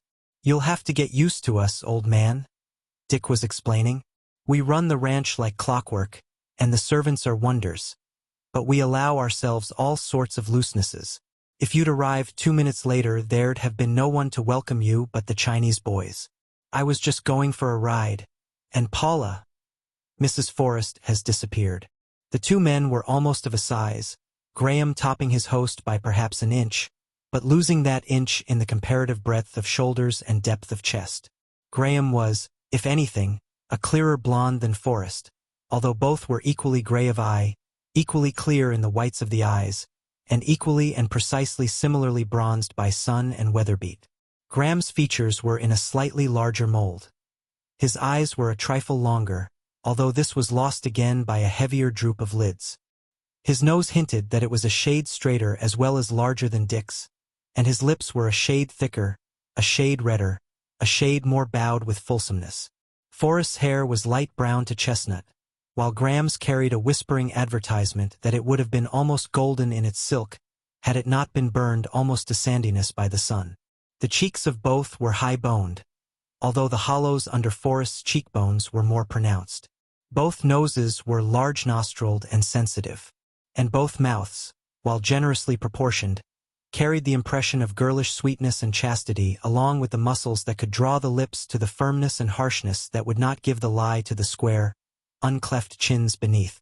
But the inch more in height and the inch less in chest girth gave Evan Graham a grace of body and carriage that Dick Forrest did not possess. In this particular of build, each served well as a foil to the other. Graham was all light and delight, with a hint, but the slightest of hints, of Prince Charming. Forrest seemed a more efficient and formidable organism, more dangerous to other life, stouter gripped on its own life. Forrest threw a glance at his wristwatch as he talked, but in that glance, without pause or fumble of focus, with swift certainty of correlation, he read the dial. 11:30, he said. Come along at once, Graham. We don't eat till 12:30. I am sending out a shipment of bulls, 300 of them, and I'm downright proud of them. You simply must see them. Never mind your riding togs. Oh, fetch a pair of my leggings. You, oh joy, order Altadena saddled. What saddle do you prefer, Graham? Oh, anything, old man. English? Australian? McClellan? Mexican? Dick insisted. McClellan, if it's no trouble. Graham surrendered. They sat their horses by the side of the road and watched the last of the herd beginning its long journey to chilly disappear around the bend. I see what you're doing. It's great, Graham said with sparkling eyes. I've fooled some myself with the critters when I was a youngster, down in the Argentine. If I'd had beef blood like that to build on, I mightn't have taken the cropper I did. But that was before alfalfa and artesian wells. Dick smoothed for him. The time wasn't ripe for the shorthorn. Only scrubs could survive the droughts. They were strong in staying powers but light on the scales. And refrigerator steamships hadn't been invented. That's what revolutionized the game down there. Besides, I was a mere youngster, Graham added. Though that meant nothing much. There was a young German tackled it at the same time I did, with 1/10 of my capital. He hung it out, lean years, dry years, and all. He's rated in 7 figures now. They turned their horses back for the big house. Dick flirted his wrist to see his watch. Lots of time, he assured his guest. I'm glad you saw those yearlings. There was one reason why that young German stuck it out. He had to. You had your father's money to fall back on, and I imagine not only that your feet itched, but that your chief weakness lay in that you could afford to solace the itching. Over there are the fish ponds, Dick said, indicating with a nod of his head to the right an invisible area beyond the lilacs. You'll have plenty of opportunity to catch a mess of trout, or bass, or even catfish. You see, I'm a miser. I love to make things work. There may be a justification for the 8-hour labor day, but I make the workday of water just 24 hours long. The ponds are in series according to the nature of the fish. But the water starts working up in the mountains. It irrigates a score of mountain meadows before it makes the plunge and is clarified to crystal clearness in the next few rugged miles. And at the plunge from the highlands it generates half the power and all the lighting used on the ranch. Then it suburrigates lower levels, flows in here to the fish ponds, and runs out and irrigates miles of alfalfa farther on. And, believe me, if by that time it hadn't reached the flat of the Sacramento, I'd be pumping out the drainage for more irrigation. Man, Graham laughed. You could make a poem on the wonder of water. I've met fire worshippers, but you're the first real water worshipper I've ever encountered. And you're no desert dweller either. You live in a land of water, pardon the bull. But, as I was saying, Graham never completed his thought. From the right, not far away, came the unmistakable ring of shod hoofs on concrete, followed by a mighty splash and an outburst of women's cries and laughter. Quickly the cries turned to alarm, accompanied by the sounds of a prodigious splashing and floundering as of some huge, drowning beast. Dick bent his head and leaped his horse through the lilacs. Graham, on Altadena, followed at his heels. They emerged in a blaze of sunshine, on an open space among the trees, and Graham came upon as unexpected a picture as he had ever chanced upon in his life. Tree-surrounded, the heart of the open space was a tank, four-sided of concrete. The upper end of the tank, full width, was a broad spillway, sheened with an inch of smooth-slipping water. The sides were perpendicular. The lower end, roughly corrugated, sloped out gently to solid footing. Here, in distress that was consternation, and in fear that was panic, excitedly bobbed up and down a cowboy in bearskin chaps, vacuously repeating the exclamation, "Oh God! Oh God!" The first division of it rising in inflection, the second division inflected fallingly with despair. On the edge of the farther side, facing him in bathing suits, legs dangling toward the water, sat 3 terrified nymphs. And in the tank, the center of the picture, a great horse, bright bay and wet and ruddy satin, vertical in the water, struck upward and outward into the free air with huge forehoofs steel gleaming in the wet and sun, while on its back, slipping and clinging, was the white form of what Graham took at first to be some glorious youth. Not until the stallion, sinking, emerged again by means of the powerful beat of his legs and hoofs, did Graham realize that it was a woman who rode him, a woman as white as the white silken slip of a bathing suit that molded to her form like a marble-carven veiling of drapery. As marble was her back, save that the fine delicate muscles moved and crept under the silken suit as she strove to keep her head above water. Her slim round arms were twined in yards of half-drowned stallion mane, while her white round knees slipped on the sleek, wet, satin pads of the great horse's straining shoulder muscles. The white toes of her dug for a grip into the smooth sides of the animal, vainly seeking a hold on the ribs beneath. In a breath or the half of a breath, Graham saw the whole breathless situation, realized that the white wonderful creature was a woman, and sensed the smallness and daintiness of her despite her gladiatorial struggles. She reminded him of some Dresden china figure set absurdly small and light and strangely on the drowning back of a titanic beast. So dwarfed was she by the bulk of the stallion that she was a midget, or a tiny fairy from fairyland come true. As she pressed her cheek against the great arching neck, her golden brown hair, wet from being under, flowing and tangled, seemed tangled in the black mane of the stallion. But it was her face that smote Graham most of all. It was a boy's face. It was a woman's face. It was serious and at the same time amused, expressing the pleasure it found woven with the peril. It was a white woman's face, and modern. And yet, to Graham, it was all pagan. This was not a creature and a situation one happened upon in the 20th century. It was straight out of old Greece. It was a Maxfield Parrish reminiscence from the Arabian Nights. Genii might be expected to rise from those troubled depths, or golden princes, astride winged dragons, to swoop down out of the blue to the rescue. The stallion, forcing itself higher out of water, missed, by a shade, from turning over backward as it sank. Glorious animal and glorious rider disappeared together beneath the surface, to rise together, a second later, the stallion still pawing the air with 4 hoofs the size of dinner plates, the rider still clinging to the sleek, satin-coated muscles. Graham thought, with a gasp, what might have happened had the stallion turned over. A chance blow from any one of those 4 enormous floundering hoofs could have put out and quenched forever the light and sparkle of that superb, white-bodied, fire-animated woman. "Ride his neck," Dick shouted. "Catch his foretop and get on his neck till he balances out." The woman obeyed, digging her toes into the evasive muscle pads for the quick effort, and leaping upward, one hand twined in the wet mane, the other hand free and upstretched, darting between the ears and clutching the foretop. The next moment, as the stallion balanced out horizontally in obedience to her shiftage of weight, she had slipped back to the shoulders. Holding with one hand to the mane, she waved a white arm in the air and flashed a smile of acknowledgement to Forrest. And, as Graham noted, she was cool enough to note him on his horse beside Forrest. Also, Graham realized that the turning of her head and the waving of her arm was only partly in bravado, was more in aesthetic wisdom of the picture she composed, and was, most of all, sheer joy of daring and emprise of the blood and the flesh and the life that was she. "Not many women tackle that," Dick said quietly, as Mountain Lad, easily retaining his horizontal position once it had been attained, swam to the lower end of the tank and floundered up the rough slope to the anxious cowboy. The latter swiftly adjusted the halter with a turn of chain between the jaws.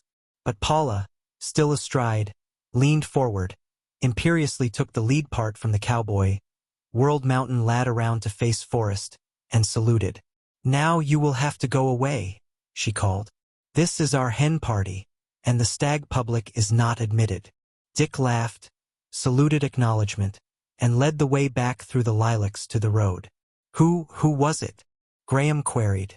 "Paula, Mrs. Forrest, the boy girl, the child that never grew up, the grittiest puff of rose dust that was ever woman. "My breath is quite taken away," Graham said. "Do your people do such stunts frequently?" "First time she ever did that," Forrest replied. "That was Mountain Lad. She rode him straight down the spillway, tobogganed with him, 2,240 pounds of him. Risked his neck and legs as well as her own," was Graham's comment. $35,000 worth of neck and legs, Dick smiled. "That's what a pool of breeders offered me for him last year after he'd cleaned up the coast with his get as well as himself. And as for Paula, she could break necks and legs at that price every day in the year until I went broke. Only she doesn't. She never has accidents. I wouldn't have given tuppence for her chance if he'd turned over." "But he didn't," Dick answered placidly. "That's Paula's luck. She's tough to kill. Why, I've had her under shell fire where she was actually disappointed because she didn't get hit or killed or near killed. For batteries opened on us, shrapnel at mile range, and we had to cover half a mile of smooth hillbrow for shelter. I really felt I was justified in charging her with holding back. She did admit a trifle. We've been married 10 or a dozen years now, and, do you know, sometimes it seems to me I don't know her at all and that nobody knows her, and that she doesn't know herself, just the same way as you and I can look at ourselves in a mirror and wonder who the devil we are anyway. Paula and I have one magic formula. Damn the expense when fun is selling. And it doesn't matter whether the price is in dollars, hide, or life. It's our way and our luck. It works. And, do you know, we've never been gouged on the price yet." Chapter 10. It was a stag lunch. As Forrest explained, the girls were hen partying. "I doubt you'll see a soul of them till 4 o'clock, when Ernestine, that's one of Paula's sisters, is going to wallop me at tennis. At least so she's threatened and pledged." And Graham sat through the lunch, where only men sat, took his part in the conversation on breeds and breeding, learned much, contributed a mite from his own world experiences, and was unable to shake from his eyes the persistent image of his hostess, the vision of the rounded and delicate white of her against the dark wet background of the swimming stallion. And all the afternoon, looking over prize merinos and Berkshire gilts, continually that vision burned up under his eyelids. Even at 4, in the tennis court, himself playing against Ernestine, he missed more than one stroke because the image of the flying ball would suddenly be eclipsed by the image of a white marble figure of a woman that strove and clung on the back of a great horse. Graham, although an outlander, knew his California, and, while every girl of the swimming suits was gowned for dinner, was not surprised to find no man similarly accoutred. Nor had he made the mistake of so being himself, despite the big house and the magnificent scale on which it operated. Between the first and second gongs, all the guests drifted into the long dining room. Sharp after the second gong, Dick Forrest arrived and precipitated cocktails. And Graham impatiently waited the appearance of the woman who had worried his eyes since noon. He was prepared for all manner of disappointment. Too many gorgeous stripped athletes had he seen slouched into conventional garmenting, to expect too much of the marvelous creature in the white silken swimming suit when it should appear garbed as civilized women garb. He caught his breath with an imperceptible gasp when she entered. She paused, naturally, for just the right flash of an instant in the arched doorway, limned against the darkness behind her, the soft glow of the indirect lighting full upon her. Graham's lips gasped apart, and remained apart, his eyes ravished with the beauty and surprise of her he had deemed so small, so fairy-like. Here was no delicate midget of a child-woman or boy-girl on a stallion, but a grand lady, as only a small woman can be grand on occasion. Taller in truth was she, as well as in seeming, than he had judged her, and as finely proportioned in her gown as in her swimming suit. He noted her shining gold-brown hair piled high, the healthy tinge of her skin that was clean and clear and white, the singing throat full and round, incomparably set on a healthy chest, and the gown dull blue, a sort of medieval thing with half-fitting, half-clinging body, with flowing sleeves and trimmings of gold-jeweled bands. She smiled an embracing salutation and greeting. Graham recognized it as kin to the one he had seen when she smiled from the back of the stallion. When she started forward, he could not fail to see the inimitable way she carried the cling and weight of her draperies with her knees round knees. He knew that he had seen pressed desperately into the round muscle pads of Mountain Lad. Graham observed, also, that she neither wore nor needed corseting. Nor could he fail, as she crossed the floor, to see two women. One, the grand lady, the mistress of the big house. One, the lovely equestrian statue beneath the dull blue, golden-trimmed gown, that no gowning could ever make his memory forget. She was upon them, among them, and Graham's hand held hers in the formal introduction as he was made welcome to the big house and all the hacienda in a voice that he knew was a singing voice and that could proceed only from a throat that pillared, such as hers, from a chest deep as hers despite her smallness. At table, across the corner from her, he could not help a surreptitious studying of her. While he held his own in the general fun and foolishness, it was his hostess that mostly filled the circle of his eye and the content of his mind. It was as bizarre a company as Graham had ever sat down to dinner with. The sheep buyer and the correspondent for the Breeders' Gazette were still guests. 3 machine loads of men, women, and girls, totaling 14, had arrived shortly before the first gong and had remained to ride home in the moonlight.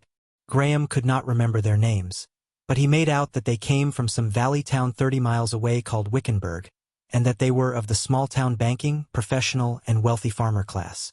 They were full of spirits, laughter, and the latest jokes and catches sprung in the latest slang. "I see right now," Graham told Paula, "if your place continues to be the caravanserai which it has been since my arrival, that I might as well give up trying to remember names and people." "I don't blame you," she laughed concurrence. "But these are neighbors. They drop in any time. Mrs. Watson, there, next to Dick, is of the old land aristocracy. Her grandfather, Wicken, came across the Sierras in 1846. Wickenburg is named after him. And that pretty dark-eyed girl is her daughter." And while Paula gave him a running sketch of the chance guests, Graham heard scarce half she said. So occupied was he in trying to sense his way to an understanding of her. Naturalness was her keynote, was his first judgment. In not many moments he had decided that her keynote was joy. But he was dissatisfied with both conclusions, and knew he had not put his finger on her. And then it came to him, pride. That was it.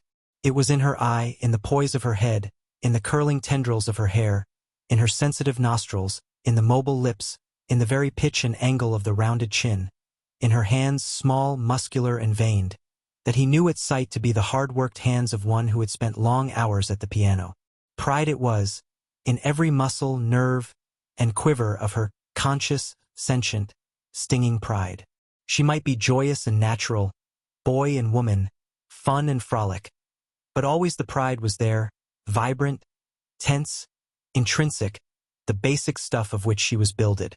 She was a woman, frank, outspoken, straight-looking, plastic, democratic, but toy she was not. At times, to him, she seemed to glint an impression of steel, thin, jewel-like steel. She seemed strength in its most delicate terms and fabrics. He fondled the impression of her as of silver-spun wire, of fine leather, of twisted hair senet from the heads of maidens such as the Marquesans make, of carven pearl shell for the lure of the bonita, and of barbed ivory at the heads of sea spears such as the Eskimos throw. "All right, Aaron." They heard Dick Forrest's voice rising, in a lull, from the other end of the table. "Here's something from Phillips Brooks for you to chew on." Brooks said that no man has come to true greatness who has not felt in some degree that his life belongs to his race, and that what God gives him, he gives him for mankind. "So at last you believe in God?" The man, addressed Aaron, genially sneered back. He was a slender, long-faced olive brunette, with brilliant black eyes and the blackest of long black beards. "I'm hanged if I know," Dick answered. "Anyway, I quoted only figuratively. Call it morality, call it good, call it evolution. A man doesn't have to be intellectually correct in order to be great," intruded a quiet, long-faced Irishman, whose sleeves were threadbare and frayed. "And by the same token, many men who are most correct in sizing up the universe have been least great." "True for you, Terence," Dick applauded. "It's a matter of definition," languidly spoke up an unmistakable Hindu, crumbling his bread with exquisitely slender and small-boned fingers. "What shall we mean as great? Shall we say beauty?" softly queried a tragic-faced youth, sensitive and shrinking, crowned with an abominably trimmed head of long hair. Ernestine rose suddenly at her place, hands on table, leaning forward with a fine simulation of intensity. "They're off," she cried. "They're off. Now we'll have the universe settled all over again for the 1,000th time." Theodore, to the youthful poet, "It's a poor start. Get into the running. Ride your father Ion and your mother Ion, and you'll finish 3 lengths ahead." A roar of laughter was her reward, and the poet blushed and receded into his sensitive shell. Ernestine turned on the black-bearded one. "Now, Aaron, he's not in form. You start it. You know how. Begin." As Bergson so well has said, with the utmost refinement of philosophic speech allied with the most comprehensive intellectual outlook that more laughter roared down the table, drowning Ernestine's conclusion as well as the laughing retort of the black-bearded one. "Our philosophers won't have a chance tonight," Paula stole in an aside to Graham. "Philosophers?" he questioned back. "They didn't come with the Wickenburg crowd. Who and what are they? I'm all at sea." "They—" Paula hesitated. "They live here. They call themselves the Jungle Birds. They have a camp in the woods a couple of miles away, where they never do anything except read and talk. I'll wager right now you'll find 50 of Dick's latest, uncatalogued books in their cabins. They have the run of the library as well, and you'll see them drifting in and out, any time of the day or night, with their arms full of books. Also the latest magazines. Dick says they are responsible for his possessing the most exhaustive and up-to-date library on philosophy on the Pacific coast. In a way, they sort of digest such things for him. It's great fun for Dick, and, besides, it saves him time. He's a dreadfully hard worker, you know? I understand that that Dick takes care of them?" Graham asked while he pleasured in looking straight into the blue eyes that looked so straight into his. As she answered, he was occupied with noting the faintest hint of bronze, perhaps a trick of the light in her long brown lashes. Perforce, he lifted his gaze to her eyebrows, brown, delicately stenciled, and made sure that the hint of bronze was there. Still lifting his gaze to her high-piled hair, he again saw, but more pronounced, the bronze note glinting from the brown-golden hair. Nor did he fail to startle and thrill to a dazzlement of smile and teeth and eye that frequently lived its life in her face. Hers was no thin smile of restraint, he judged. When she smiled all of herself, generously, joyously, throwing the largest of all her being into the natural expression of what was herself and which domiciled somewhere within that pretty head of hers. "Yes," she was saying, "they have never to worry, as long as they live over mere bread and butter. Dick is most generous, and, rather immoral, in his encouragement of idleness on the part of men like them. It's a funny place, as you'll find out until you come to understand us. They are appurtenances and hereditaments and such things. They will be with us always until we bury them or they bury us. Once in a while one or another of them drifts away, for a time. Like the cat, you know. Then it costs Dick real money to get them back. Terence McFane, he's an Epicurean anarchist, if you know what that means. He wouldn't kill a flea. He has a pet cat I gave him, a Persian of the bluest blue, and he carefully picks her fleas, not injuring them, stores them in a vial, and turns them loose in the forest on his long walks when he tires of human companionship and communes with nature. Well, only last year he got a bee in his bonnet, the alphabet. He started for Egypt, without a cent, of course, to run the alphabet down in the home of its origin and thereby to win the formula that would explain the cosmos. He got as far as Denver, traveling as tramps travel, when he mixed up in some riot for free speech or something. Dick had to hire lawyers, pay fines, and do just about everything to get him safe home again. And the one with a beard, Aaron Hancock. Like Terence, he won't work. Aaron's a Southerner. Says none of his people ever did work, and that there have always been peasants and fools who just couldn't be restrained from working. That's why he wears a beard. To shave, he holds, is unnecessary work, and, therefore, immoral.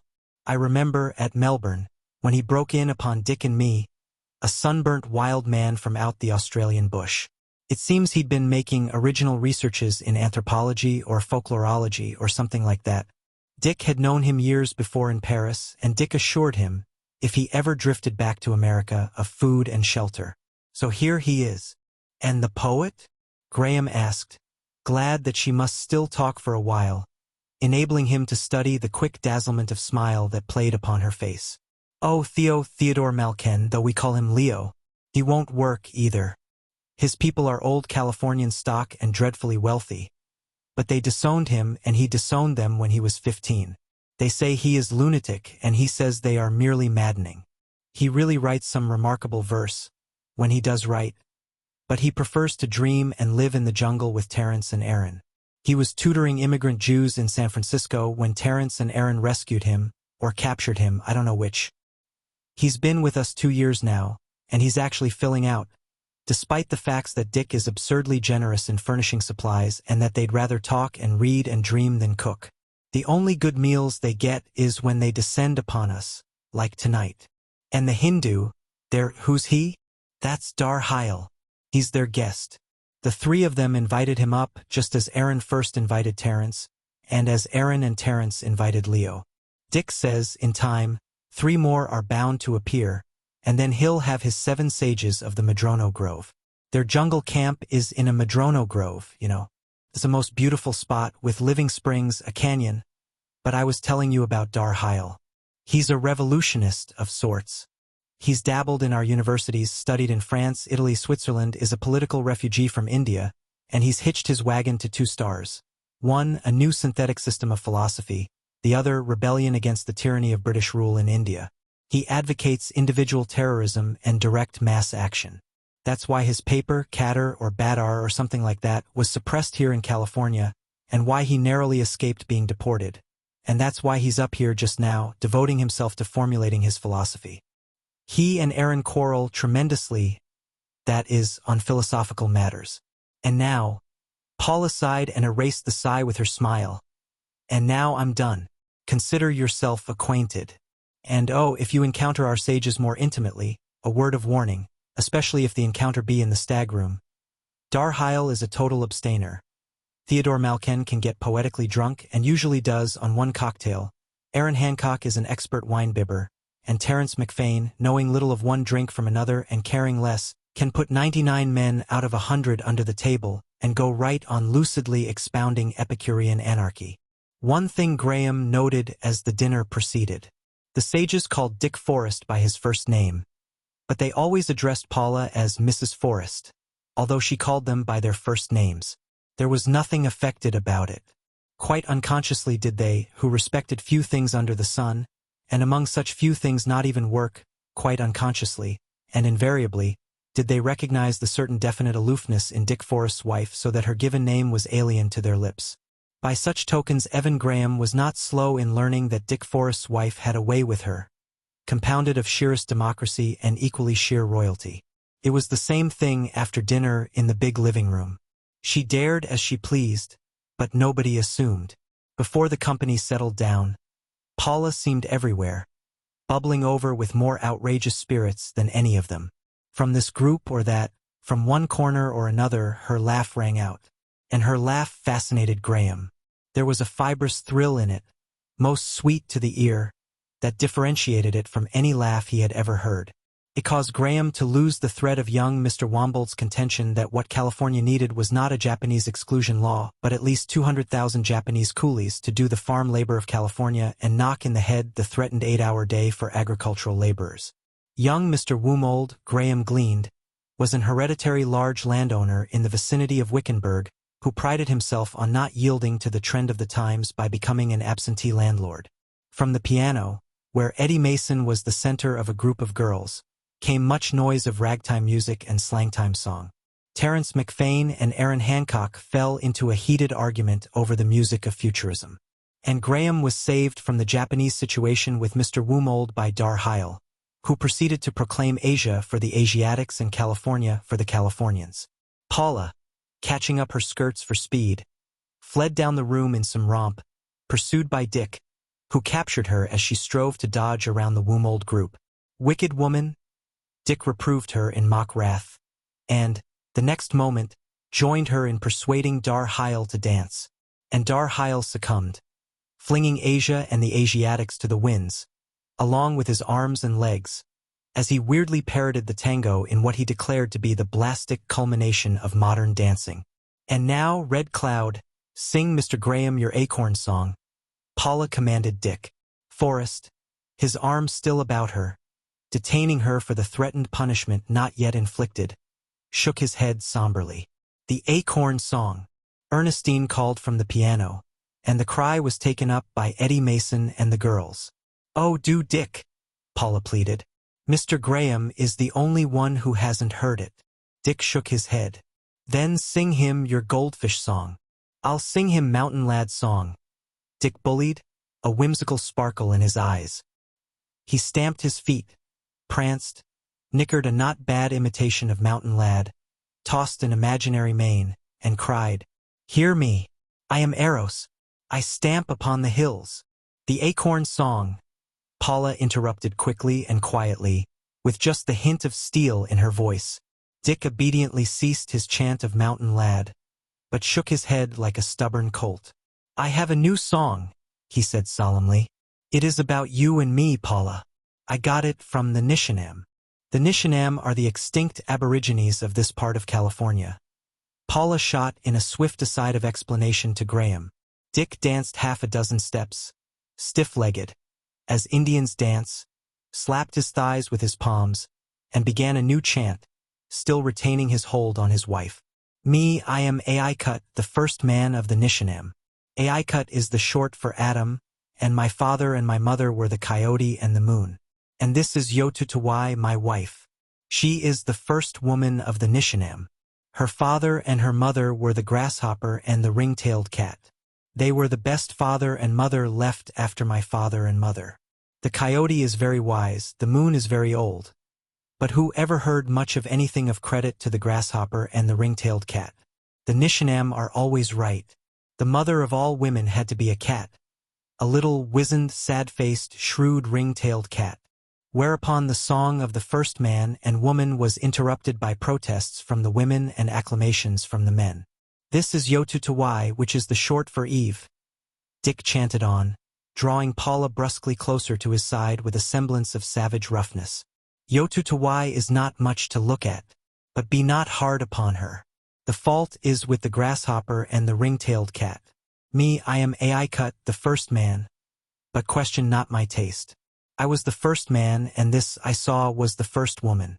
Where there is but one choice, there is not much to choose. Adam was so circumstanced. He chose Eve. Yotutawai was the one woman in all the world for me, so I chose Yotutawai." And Evan Graham, listening, his eyes on that possessive, encircling arm of all his hostess's fairness, felt an awareness of hurt, and arose unsummoned the thought, to be dismissed angrily. "Dick Forrest is lucky, too lucky. Me, I am Aikut," Dick chanted on. "This is my dew of woman. She is my honey-dew of woman. I have lied to you. Her father and her mother were neither hopper nor cat. They were the Sierra dawn and the summer east wind of the mountains. Together they conspired, and from the air and earth they sweated all sweetness till in a mist of their own love the leaves of the chaparral and the manzanita were dewed with the honey-dew. Yotutawai is my honey-dew woman. Hear me, I am Aikut. Yotutawai is my quail woman, my dear woman, my lush woman of all soft rain and fat soil. She was born of the thin starlight and the brittle dawn light before the sun." And, Forrest concluded, relapsing into his natural voice and enunciation, having reached the limit of extemporization, "And if you think old, sweet, blue-eyed Solomon has anything on me in singing the Song of Songs, just put your names down for the subscription edition of my Song of Songs." Chapter 11. It was Mrs. Mason who first asked that Paula play, but it was Terence McFain and Aaron Hancock who evicted the ragtime group from the piano and sent Theodore Malkin, a blushing ambassador, to escort Paula. "'Tis for the confounding of this pagan that I must skin you to play Reflections on the Water," Graham heard Terence say to her. "And the girl with flaxen hair, after, please," begged Hancock, the indicted pagan.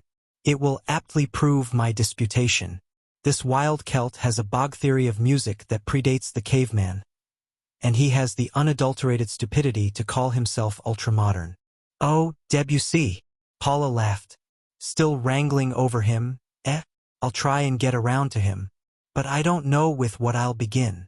Darheil joined the three sages in seating Paula at the concert grand, which, Graham decided, was none too great for the great room. But no sooner was she seated than the three sages slipped away to what were evidently their chosen listening places. The young poet stretched himself prone on a deep bearskin 40 feet from the piano, his hands buried in his hair. Terence and Aaron lolled into a cushioned embrasure of a window seat, sufficiently near to each other to nudge the points of their respective contentions as Paula might expound them. The girls were huddled in colored groups on wide couches or garlanded in 2s and 3s on and in the big koa wood chairs. Evan Graham half started forward to take the honor of turning Paula's music, but saw in time that Darheil had already elected to himself that office.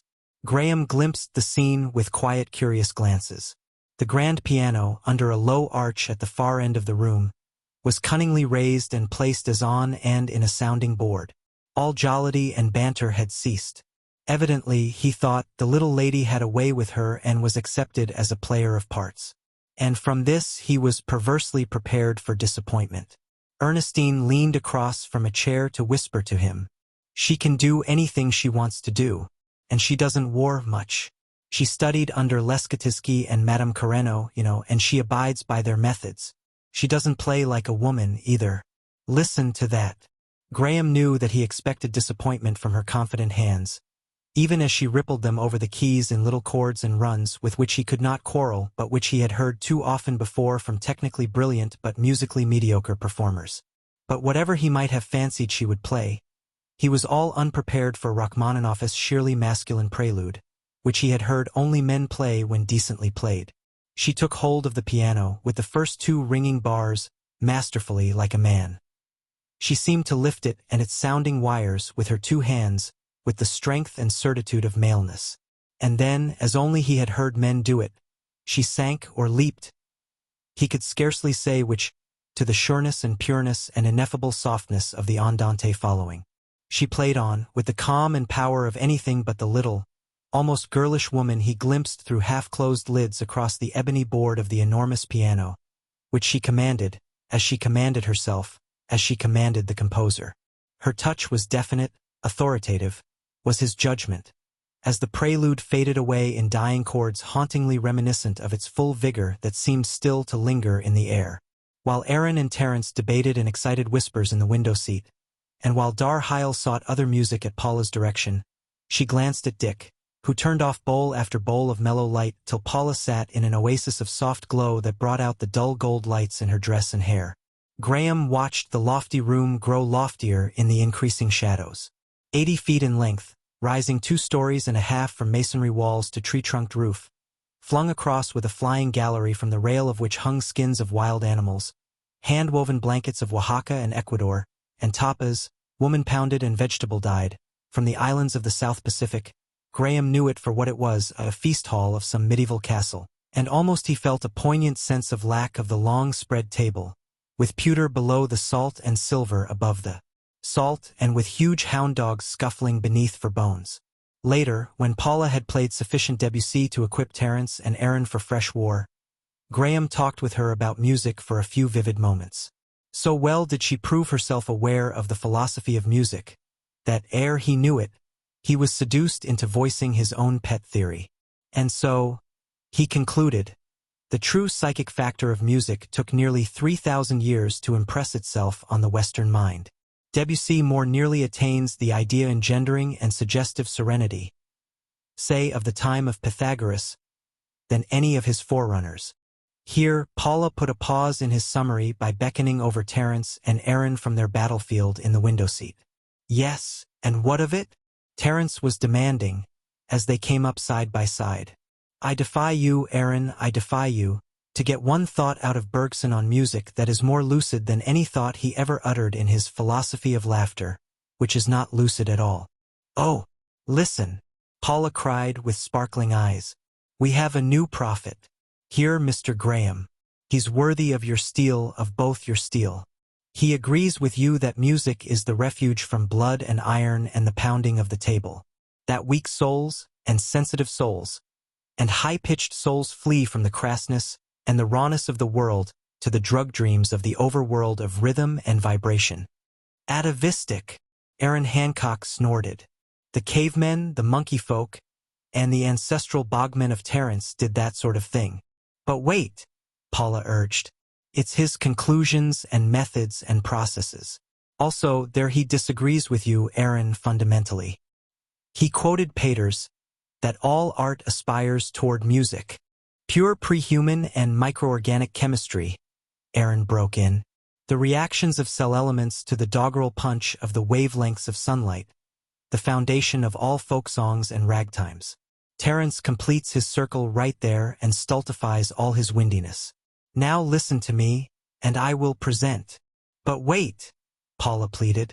Mr. Graham argues that English Puritanism barred music, real music, for centuries. True, said Terence, and that England had to win to its sensuous delight in rhythm through Milton and Shelley. Who was a metaphysician? Aaron broke in.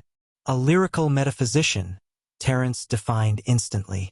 That you must acknowledge, Aaron. And Swinburne, Aaron demanded with a significance that tokened former arguments. He says Offenbach was the forerunner of Arthur Sullivan, Paula cried challengingly. And that Aubert was before Offenbach. And as for Wagner, ask him, just ask him. And she slipped away, leaving Graham to his fate. He watched her, watched the perfect knee lift of her draperies as she crossed to Mrs. Mason and set about arranging bridge quartets, while dimly he could hear Terence beginning. It is agreed that music was the basis of inspiration of all the arts of the Greeks. Later, when the two sages were obliviously engrossed in a heated battle as to whether Berlioz or Beethoven had exposited in their compositions the deeper intellect, Graham managed his escape. Clearly, his goal was to find his hostess again. But she had joined two of the girls in the whispering, giggling seclusiveness of one of the big chairs, and, most of the company being deep in bridge, Graham found himself drifted into a group composed of Dick Forrest, Mr. Wumold, Dar Heil, and the correspondent of the Breeders' Gazette. I'm sorry you won't be able to run over with me, Dick was saying to the correspondent. It would mean only one more day. I'll take you tomorrow. Sorry, was the reply, but I must make Santa Rosa. Burbank has promised me practically a whole morning, and you know what that means. Yet I know the Gazette would be glad for an account of the experiment. Can't you outline it?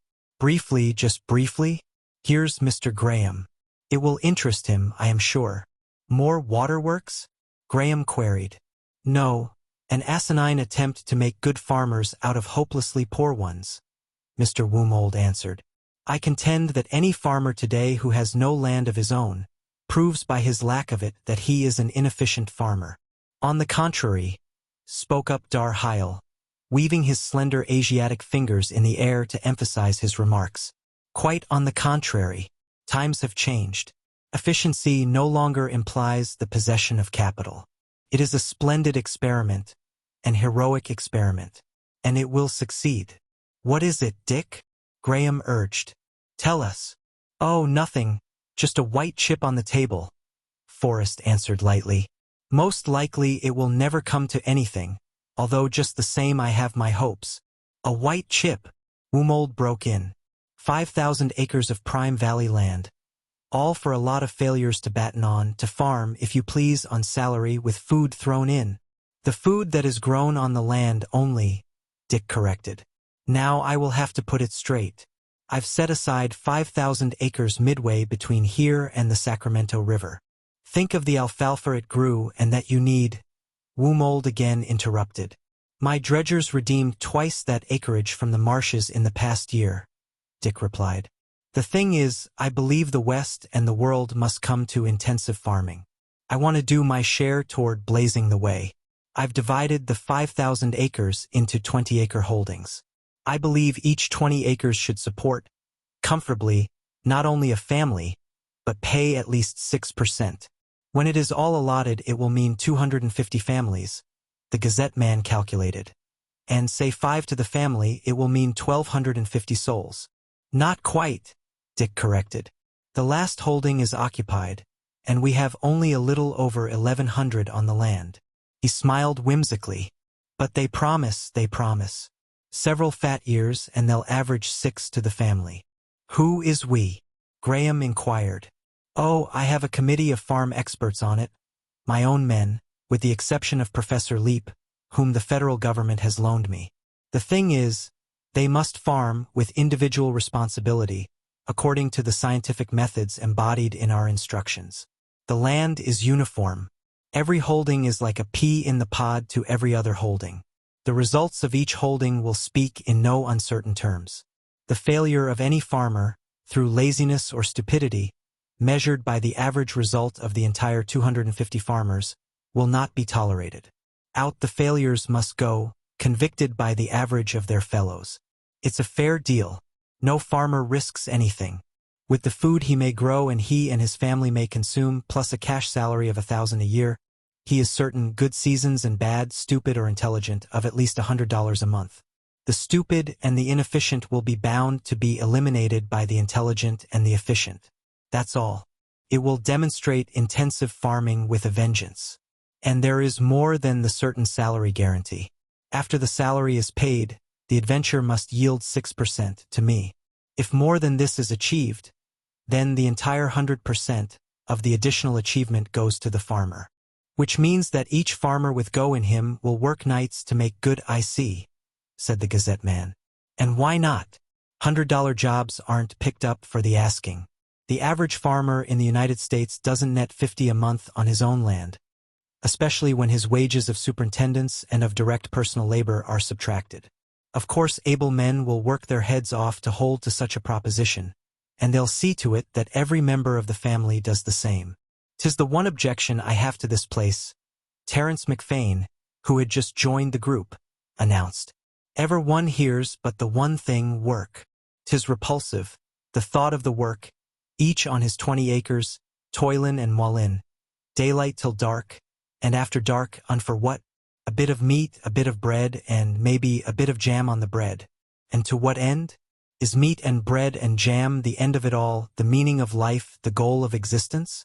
Surely the man will die, like a work horse dies, after a life of toil.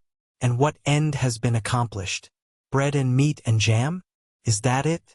A full belly and shelter from the cold till one's body drops apart in the dark moldiness of the grave. But, Terence, you too will die, Dick Forrest retorted.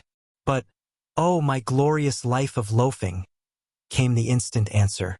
The hours with the stars and the flowers, under the green trees with the whisperings of breezes in the grass. My books, my thinkers and their thoughts. Beauty, music, all the solaces of all the arts. What? When I fade into the dark, I shall have well lived and received my wage for living.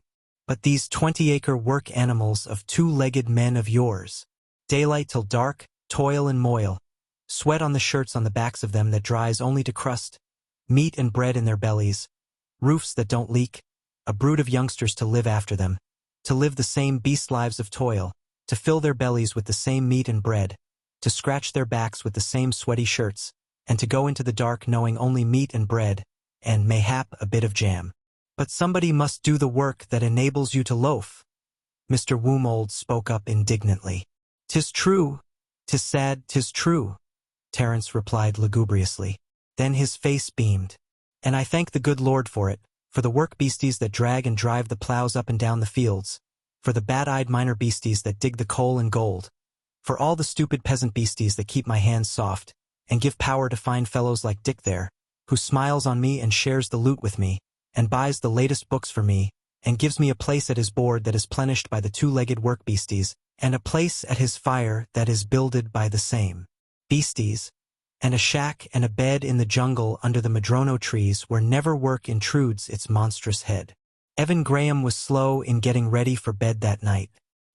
He was unwontedly stirred both by the big house and by the little lady who was its mistress. As he sat on the edge of the bed, half undressed, and smoked out a pipe, he kept seeing her in memory, as he had seen her in the flesh the past 12 hours, in her varied moods and guises, the woman who had talked music with him, and who had expounded music to him to his delight, who had enticed the sages into the discussion and abandoned him to arrange the bridge tables for her guests, who had nestled in the big chair as girlish as the 2 girls with her, who had, with a hint of steel, quelled her husband's obstreperousness when he had threatened to sing Mountain Lad's song, who, unafraid, had best ridden the half-drowning stallion in the swimming tank, and who, a few hours later, had dreamed into the dining room, distinctive in dress and person, to meet her many guests. The big house, with all its worthy marvels and bizarre novelties, competed with the figure of Paula Forrest in filling the content of his imagination. Once again, and yet again, many times, he saw the slender fingers of Dar Heil weaving argument in the air, the black whiskers of Aaron Hancock enunciating Bergsonian dogmas, the frayed coat cuffs of Terence McFain articulating thanks to God for the two-legged work beasties that enabled him to loaf at Dick Forrest's board and under Dick Forrest's madrono trees. Graham knocked out his pipe, took a final sweeping survey of the strange room which was the last word in comfort, pressed off the lights, and found himself between cool sheets in the wakeful dark. Again he heard Paula Forrest laugh. Again he sensed her in terms of silver and steel and strength. Again, against the dark, he saw that inimitable knee lift of her gown. The bright vision of it was almost an irk to him. So impossible was it for him to shake it from his eyes. Ever it returned and burned before him, a moving image of light and color that he knew to be subjective but that continually asserted the illusion of reality. He saw stallion and rider sink beneath the water, and rise again, a flurry of foam and floundering of hoofs, and a woman's face that laughed while she drowned her hair in the drowning mane of the beast. And the first ringing bars of the prelude sounded in his ears as again he saw the same hands that had guided the stallion lift the piano to all Rachmaninoff's pure splendor of sound. And when Graham finally fell asleep, it was in the thick of marveling over the processes of evolution that could produce from primeval mire and dust the glowing, glorious flesh and spirit of woman. Chapter 12. The next morning Graham learned further the ways of the big house. Omai had partly initiated him in particular things the preceding day and had learned that, after the waking cup of coffee, he preferred to breakfast at table, rather than in bed. Also, Omai had warned him that breakfast at table was an irregular affair, anywhere between 7 and 9, and that the breakfasters merely drifted in at their convenience. If he wanted a horse, or if he wanted a swim or a motor car or any ranch medium or utility he desired, Omai informed him all he had to do was to call for it. Arriving in the breakfast room at 7:30, Graham found himself just in time to say goodbye to the Gazette man and the Idaho buyer, who, finishing, were just ready to catch the ranch machine that connected at El Dorado with the morning train for San Francisco.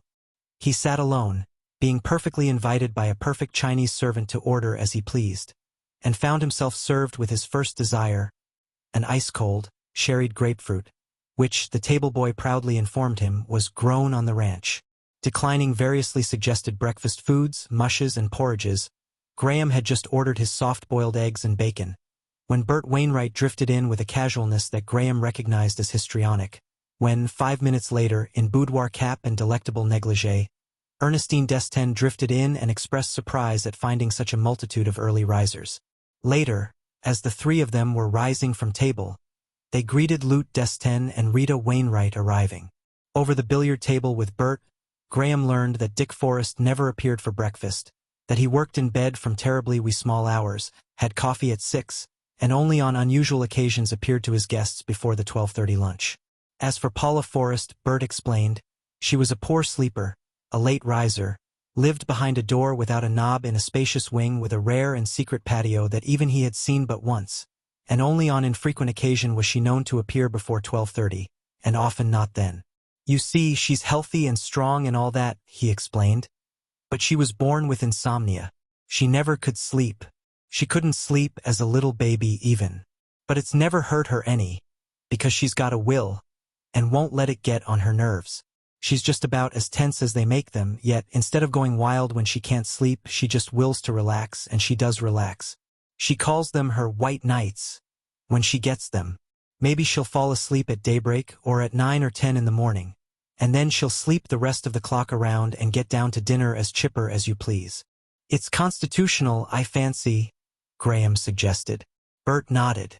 It would be a handicap to 999 women out of 1,000. But not to her. She puts up with it, and if she can't sleep one time, she should worry. She just sleeps some other time and makes it up. More and other things Bert Wainwright told of his hostess, and Graham was not slow in gathering that the young man, despite the privileges of long acquaintance, stood a good deal in awe of her. I never saw anybody whose goat she couldn't get if she went after it, he confided. Man or woman or servant, age, sex, and previous condition of servitude. It's all one when she gets on the high and mighty. And I don't see how she does it. Maybe it's just a kind of light that comes into her eyes, or some kind of an expression on her lips, or, I don't know what anyway. She puts it across and nobody makes any mistake about it. She has a way with her, Graham volunteered. That's it. Bert's face beamed. It's a way she has. She just puts it over. Kind of gives you a chilly feeling, you don't know why. Maybe she's learned to be so quiet about it because of the control she's learned by passing sleepless nights without squealing out or getting sour. The chances are she didn't bat an eye all last night. Excitement, the crowd, swimming mountain lad and such things. Now ordinary things that'd keep most women awake, like danger or storm at sea, and such things, Dick says don't faze her. She can sleep like a baby, he says, when the town she's in is being bombarded or when the ship she's in is trying to claw off a lee shore. She's a wonder and no mistake. You ought to play billiards with her, the English game. She'll go some. A little later, Graham, along with Bert, encountered the girls in the morning room, where, despite an hour of ragtime song and dancing and chatter, he was scarcely for a moment unaware of a loneliness, a lack and a desire to see his hostess, in some fresh and unguessed mood and way, come in upon them through the open door. Still later, mounted on Altadena and accompanied by Bert on a thoroughbred mare called Molly, Graham made a 2 hours exploration of the dairy center of the ranch, and arrived back barely in time to keep an engagement with Ernestine in the tennis court. He came to lunch with an eagerness for which his keen appetite could not entirely account, and he knew definite disappointment when his hostess did not appear. A white night, Dick Forrest surmised for his guest's benefit, and went into details additional to Bert's of her constitutional inaptitude for normal sleep. Do you know, we were married years before I ever saw her sleep. I knew she did sleep, but I never saw her. I've seen her go 3 days and nights without closing an eye and keep sweet and cheerful all the time, and when she did sleep, it was out of exhaustion. That was when the All-Away went ashore in the Carolines and the whole population worked to get us off. It wasn't the danger, for there wasn't any. It was the noise. Also, it was the excitement. She was too busy living. And when it was almost all over, I actually saw her asleep for the first time in my life. A new guest had arrived that morning, a Donald Ware, whom Graham met at lunch. He seemed well acquainted with all, as if he had visited much in the big house, and Graham gathered that, despite his youth, he was a violinist of note on the Pacific coast. He has conceived a grand passion for Paula, Ernestine told Graham as they passed out from the dining room. Graham raised his eyebrows. Oh, but she doesn't mind, Ernestine laughed. Every man that comes along does the same thing. She's used to it. She has just a charming way of disregarding all their symptoms, and enjoys them and gets the best out of them in consequence. It's lots of fun to Dick. You'll be doing the same before you're here a week. If you don't, we'll all be surprised mightily. And if you don't, most likely you'll hurt Dick's feelings. He's come to expect it as a matter of course. And when a fond, proud husband gets a habit like that, it must hurt terribly to see his wife not appreciated. Oh, well, if I am expected to, I suppose I must, Graham sighed. But just the same, I hate to do whatever everybody does just because everybody does it. But if it's the custom, well, it's the custom, that's all. But it's mighty hard on one with so many other nice girls around. There was a quizzical light in his long gray eyes that affected Ernestine so profoundly that she gazed into his eyes overlong, became conscious of what she was doing, dropped her own eyes away, and flushed. Little Leo, the boy poet you remember last night, she rattled on in a patent attempt to escape from her confusion. He's madly in love with Paula, too. I've heard Aaron Hancock chaffing him about some sonnet cycle, and it isn't difficult to guess the inspiration. And Terence, the Irishman, he's mildly in love with her. They can't help it, you see? And can you blame them? She surely deserves it all, Graham murmured, although vaguely hurt in that the addle-pated, alphabet-obsessed, Epicurean anarchist of an Irishman who gloried in being a loafer and a pensioner should even mildly be in love with the little lady. She is most deserving of all men's admiration, he continued smoothly. From the little I've seen of her, she's quite remarkable and most charming. She's my half-sister, Ernestine vouchsafed. Although you wouldn't dream a drop of the same blood ran in our veins. She's so different. She's different from all the Destins, from any girl I ever knew. Though she isn't exactly a girl. She's 38, you know? Pussy, Graham whispered. The pretty young blonde looked at him in surprise and bewilderment, taken aback by the apparent irrelevance of his interruption. Cat, he censured in mock reproof. Oh, she cried. I never meant it that way. You will find we are very frank here. Everybody knows Paula's age. She tells it herself. I'm 18, so there. And now, just for your meanness, how old are you? As old as Dick, he replied promptly. And he's 40. She laughed triumphantly. Are you coming swimming? The water will be dreadfully cold. Graham shook his head. I'm going riding with Dick. Her face fell with all the ingenuousness of 18. Oh, she protested. Some of his eternal green manures or hillside terracing or water pocketing. But he said something about swimming at 5. Her face brightened joyously. Then we'll meet at the tank. It must be the same party. Paula said swimming at 5. As they parted under a long arcade, where his way led to the tower room for a change into riding clothes, she stopped suddenly and called, Oh, Mr. Graham. He turned obediently. You really are not compelled to fall in love with Paula, you know? It was just my way of putting it. I shall be very, very careful, he said solemnly, although there was a twinkle in his eye as he concluded. Nevertheless, as he went on to his room, he could not but admit to himself that the Paula Forrest charm, or the far fairy tentacles of it, had already reached him and were wrapping around him. He knew, right there, that he would prefer the engagement to ride to have been with her than with his old-time friend, Dick. As he emerged from the house to the long hitching rails under the ancient oaks, he looked eagerly for his hostess. Only Dick was there, and the stableman, although the many saddled horses that stamped in the shade promised possibilities. But Dick and he rode away alone. Dick pointed out her horse, an alert bay thoroughbred, stallion at that, under a small Australian saddle with steel stirrups, and double-reined and single-bit. I don't know her plans, he said. She hasn't shown up yet, but at any rate she'll be swimming later. We'll meet her then. Graham appreciated and enjoyed the ride, although more than once he found himself glancing at his wristwatch to ascertain how far away 5 o'clock might yet be. Lambing time was at hand, and through home field after home field he rode with his host, now one and now the other dismounting to turn over onto its feet rotund and glorious Shropshire and Rambulet Merino ewes so hopelessly the product of man's selection as to be unable to get off, of themselves, from their own broad backs, once they were down with their 4 legs helplessly sky-aspiring. I've really worked to make the American Merino, Dick was saying. To give it the developed leg, the strong back, the well-sprung rib, and the stamina. The old country breed lacked the stamina. It was too much hand-reared and manicured. You're doing things, big things, Graham assured him. Think of shipping rams to Idaho. That speaks for itself. Dick Forrest's eyes were sparkling, as he replied, Better than Idaho. Incredible as it may sound, and asking forgiveness for bragging, the great flocks today of Michigan and Ohio can trace back to my California-bred Rambulet rams. Take Australia. 12 years ago I sold 3 rams for $300 each to a visiting squatter. After he took them back and demonstrated them, he sold them for as many thousand each and ordered a shipload more from me. Australia will never be the worse for my having been.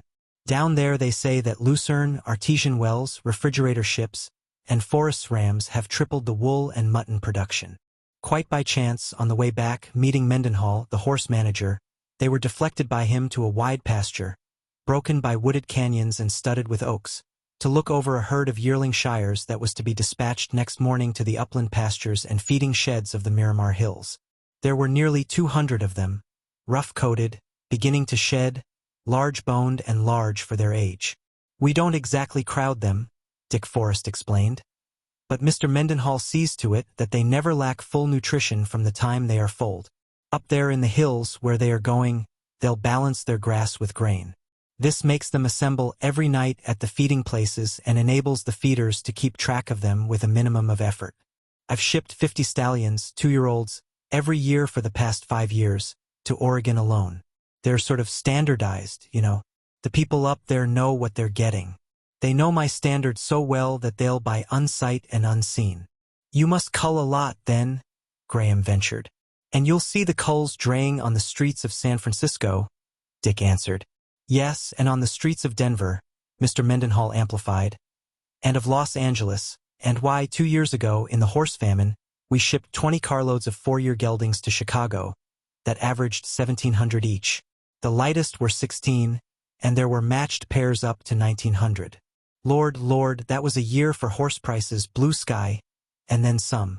As Mr. Mendenhall rode away, a man on a slender-legged, head-tossing palomina rode up to them and was introduced to Graham as Mr. Hennessy, the ranch veterinary. I heard Mrs. Forrest was looking over the colts, he explained to his employer, and I rode across to give her a glance at the fawn here. She'll be riding her in less than a week. What horse is she on today? The fop, Dick replied, as if expecting the comment that was prompt as the disapproving shake of Mr. Hennessy's head. I can never become converted to women riding stallions, muttered the veterinary. The fop is dangerous.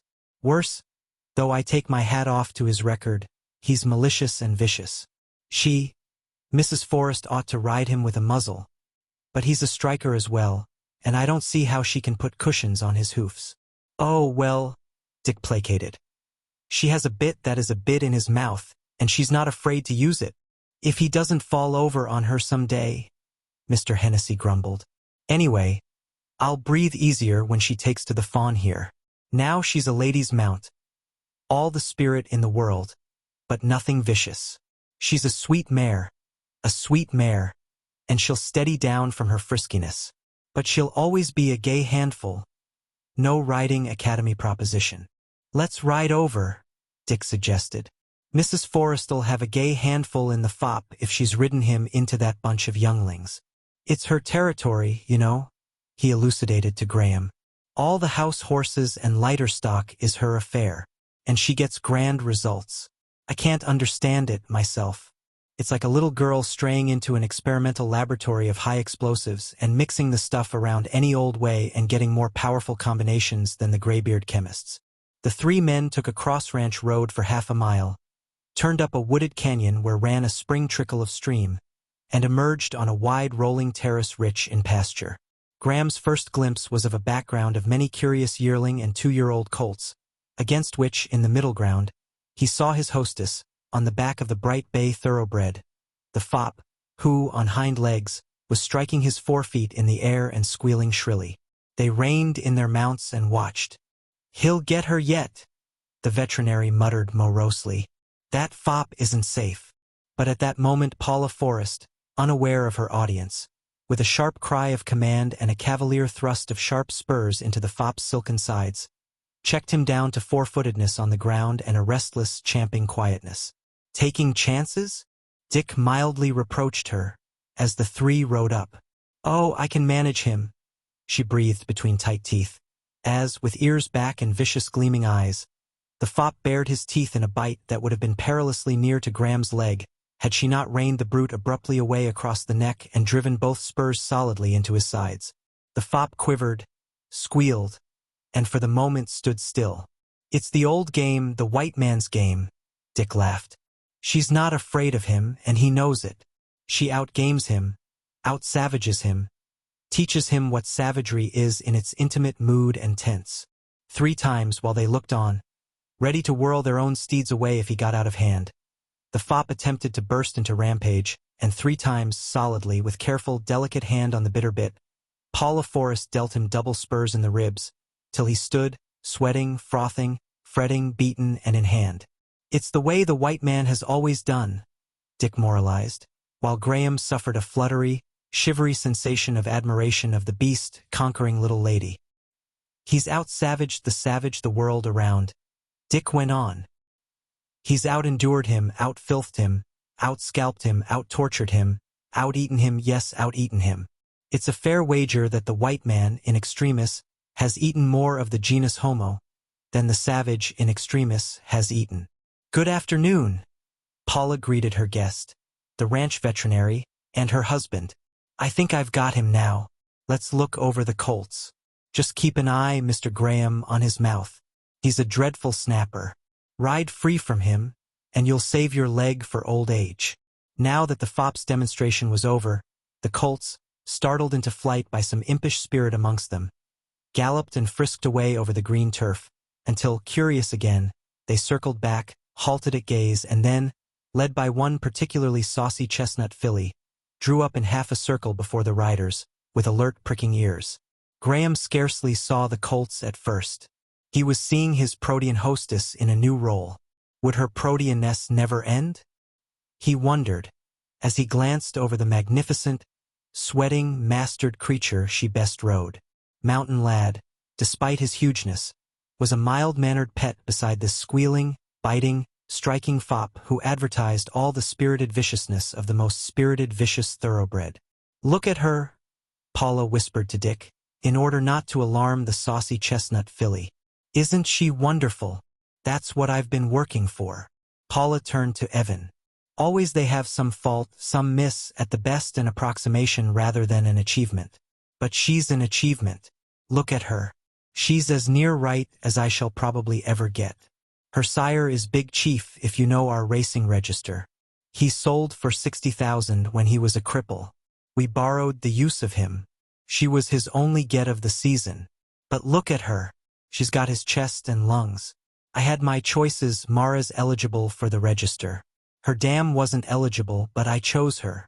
She was an obstinate old maid, but she was the one mare for Big Chief.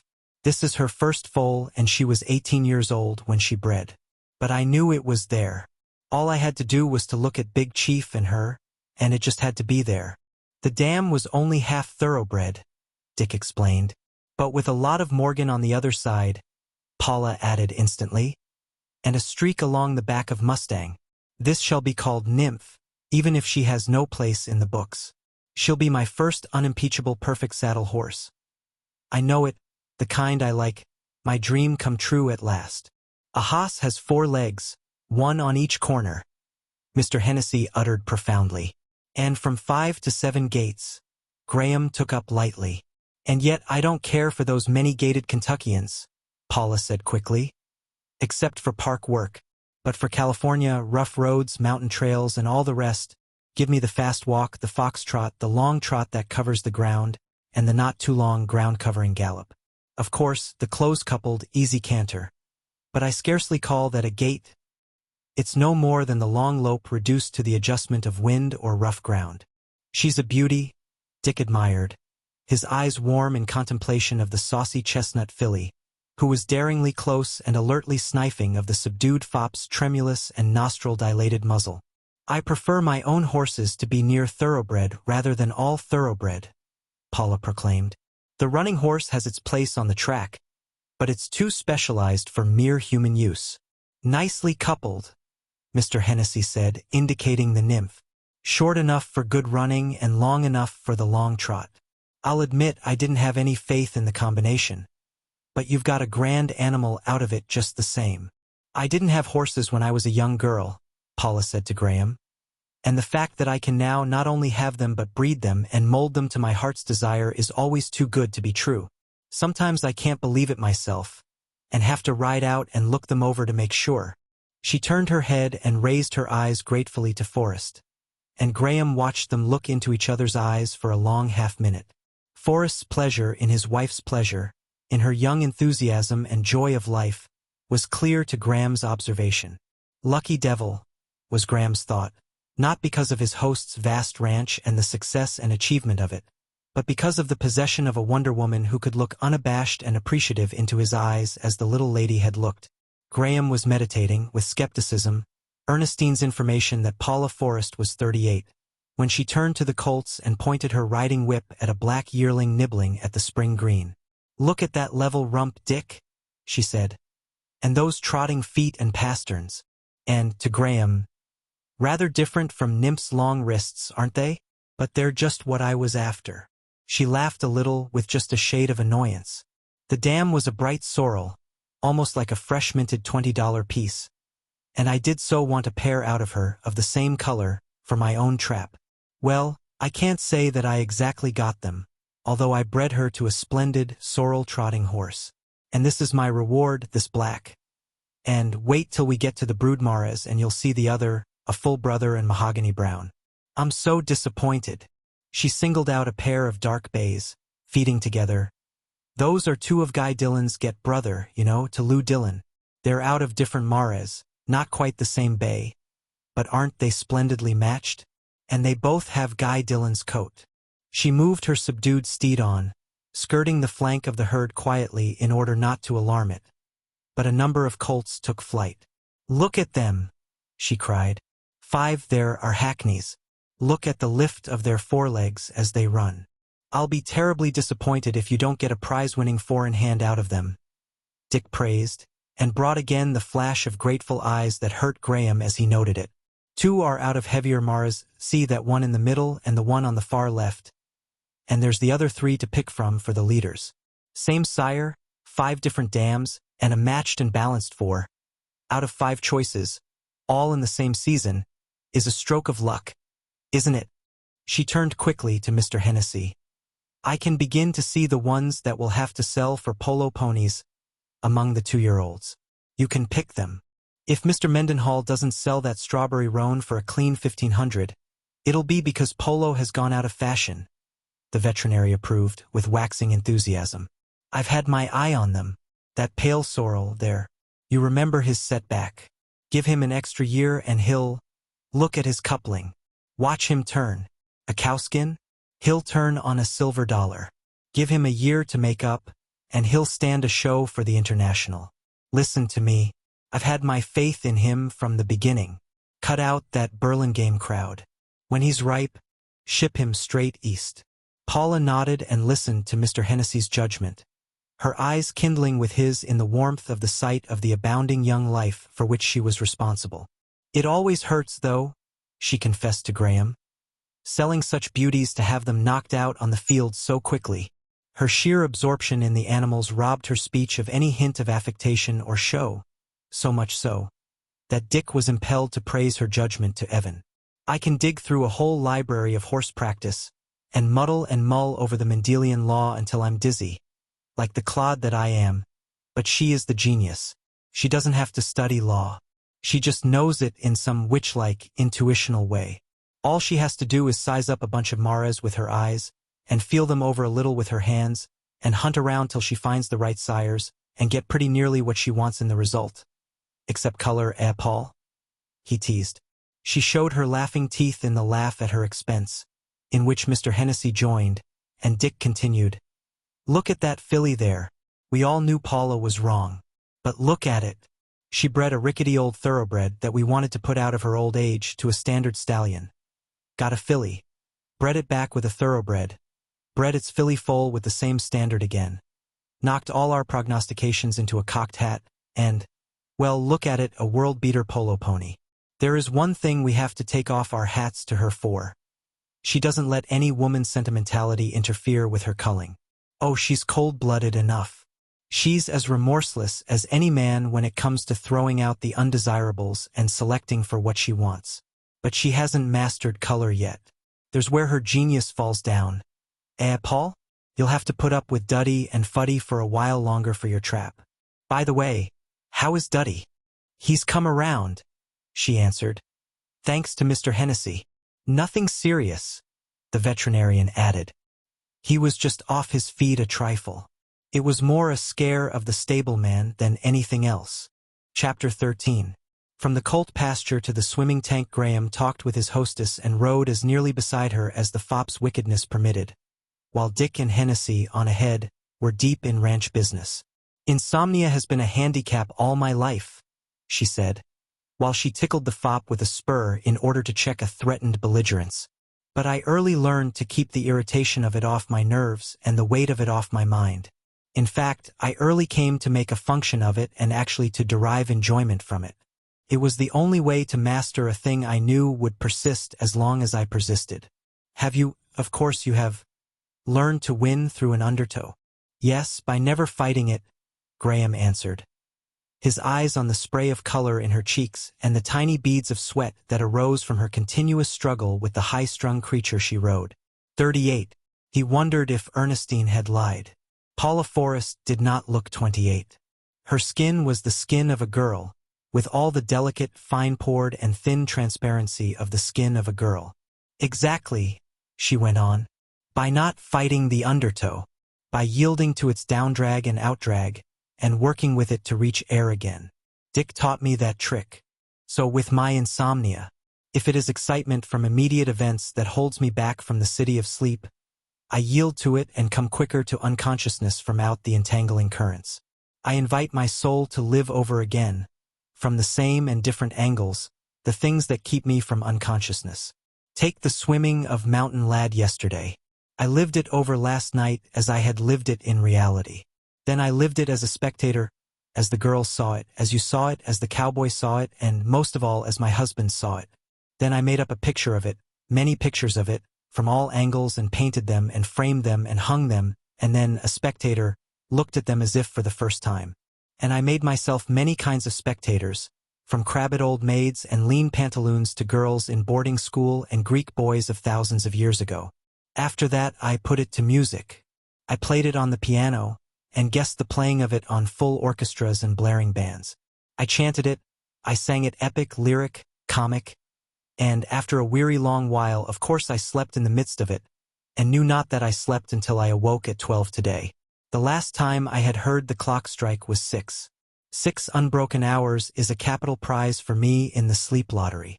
As she finished, Mr. Hennessy rode away on a cross path, and Dick Forrest dropped back to squire his wife on the other side. "Will you sport a bet, Evan?" he queried. "I'd like to hear the terms of it first," was the answer. "Cigars against cigars that you can't catch Paula in the tank inside 10 minutes. No, inside 5, for I remember you're some swimmer." "Oh, give him a chance, Dick," Paula cried generously. 10 minutes will worry him." "But you don't know him," Dick argued. "And you don't value my cigars. I tell you he is a swimmer. He's drowned Kanakas, and you know what that means. Perhaps I should reconsider. Maybe he'll slash a killing crawlstroke at me before I've really started. Tell me his history and prizes. I'll just tell you one thing. They still talk of it in the Marquesas. It was the big hurricane of 1892.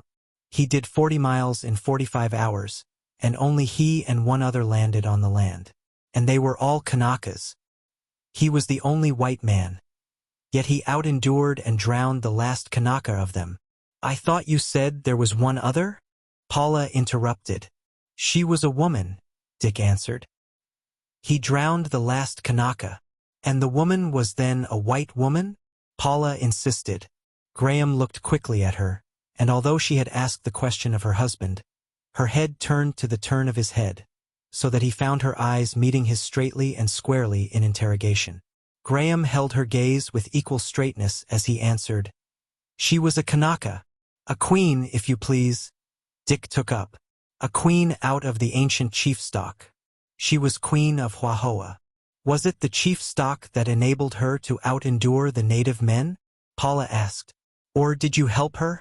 "I rather think we helped each other toward the end," Graham replied.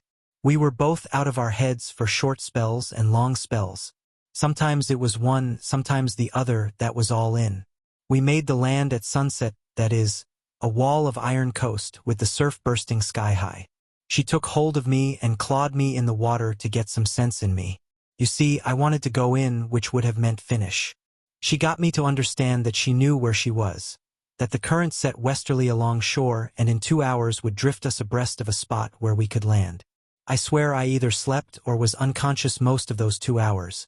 And I swear she was in one state or the other when I chanced to come to and noted the absence of the roar of the surf. Then it was my turn to claw and maul her back to consciousness. It was 3 hours more before we made the sand. We slept where we crawled out of the water. Next morning's sun burnt us awake, and we crept into the shade of some wild bananas, found fresh water, and went to sleep again. Next I awoke, it was night. I took another drink, and slept through till morning. She was still asleep when the bunch of Kanakas, hunting wild goats from the next valley, found us. I'll wager, for a man who drowned a whole Kanaka crew, it was you who did the helping," Dick commented. "She must have been forever grateful," Paula challenged, her eyes directly on Graham's. Don't tell me she wasn't young, wasn't beautiful, wasn't a golden brown young goddess. Her mother was the queen of Huahoa, Graham answered. Her father was a Greek scholar and an English gentleman. They were dead at the time of the swim, and Namar was queen herself. She was young. She was beautiful as any woman anywhere in the world may be beautiful. Thanks to her father's skin, she was not golden brown. She was tawny golden. But you've heard the story undoubtedly. He broke off with a look of question to Dick, who shook his head. Calls and cries and splashings of water from beyond a screen of trees warned them that they were near the tank. You'll have to tell me the rest of the story sometime, Paula said. Dick knows it. I can't see why he hasn't told you. She shrugged her shoulders. Perhaps because he's never had the time or the provocation. God, what? It's had wide circulation, Graham laughed. For know that I was once morganatic, or whatever you call it, king of the Cannibal Isles, or of a paradise of a Polynesian isle at any rate. By a purple wave on an opal beach in the hush of the Mahim woods. He hummed carelessly, in conclusion, and swung off from his horse. The white moth to the closing vine, the bee to the opening clover. She hummed another line of the song, while the fop nearly got his teeth into her leg and she straightened him out with the spur, and waited for Dick to help her off and tie him. Cigars. I'm in on that. You can't catch her. Bert Wainwright called from the top of the high dive 40 feet above. Wait a minute. I'm coming. And come he did, in a swan dive that was almost professional and that brought hand-clapping approval from the girls. A sweet dive, balanced beautifully, Graham told him as he emerged from the tank. Bert tried to appear unconscious of the praise, failed, and, to pass it off, plunged into the wager. I don't know what kind of a swimmer you are, Graham, he said, but I just want in with Dick on the cigars. Me too, chorused Ernestine and Lute and Rita. Boxes of candy, gloves, or any truck you care to risk, Ernestine added. But I don't know Mrs. Forrest's records, either, Graham protested, after having taken on the bets. However, if in 5 minutes, 10 minutes, Paula said, and to start from opposite ends of the tank. Is that fair? Any touch is a catch. Graham looked his hostess over with secret approval. She was clad, not in the single white silk slip she evidently wore only for girl parties, but in a coquettish imitation of the prevailing fashion mode, a suit of changeable light blue and green silk, almost the color of the pool, the skirt slightly above the knees whose roundedness he recognized, with long stockings to match and tiny bathing shoes bound on with crossed ribbons. On her head was a jaunty swimming cap no jauntier than herself when she urged the 10 minutes in place of 5. Rita Wainwright held the watch, while Graham walked down to the other end of the 150-foot tank. Paula, you'll be caught if you take any chances, Dick warned. Evan Graham is a real fishman. I guess Paula'll show him a few even without the pipe, Bert bragged loyally. And I'll bet she can outdive him. There you lose, Dick answered. I saw the rock he dived from at Huahoa. That was after his time, and after the death of Queen Namar. He was only a youngster, 22. He had to be to do it. It was off the peak of the Powai Rock, 128 feet by triangulation. And he couldn't do it legitimately or technically with a swan dive, because he had to clear 2 lower ledges while he was in the air. The upper ledge of the 2, by their own traditions, was the highest the best of the Kanakas had ever dared since their traditions began. Well, he did it. He became tradition. As long as the Kanakas of Huahoa survive, he will remain tradition. Get ready. Rita. Start on the full minute. It's almost a shame to play tricks on so reputable a swimmer, Paula confided to them, as she faced her guests down the length of the tank and while both waited the signal. He may get you before you can turn the trick, Dick warned again. And then, to Bert, with just a shade of anxiety. Is it working all right? Because if it isn't, Paula will have a bad 5 seconds getting out of it. All okay, Bert assured. I went in myself. The pipe is working. There's plenty of air. Ready, Rita called. Go! Graham ran toward their end like a foot racer, while Paula darted up the high dive. By the time she had gained the top platform, his hands and feet were on the lower rungs. When he was halfway up, she threatened a dive, compelling him to cease from climbing and to get out on the 20-foot platform ready to follow her to the water. Whereupon she laughed down at him and did not dive. "Time is passing, the precious seconds are ticking off," Ernestine chanted. When he started to climb, Paula again chased him to the halfway platform with a threat to dive. But not many seconds did Graham waste.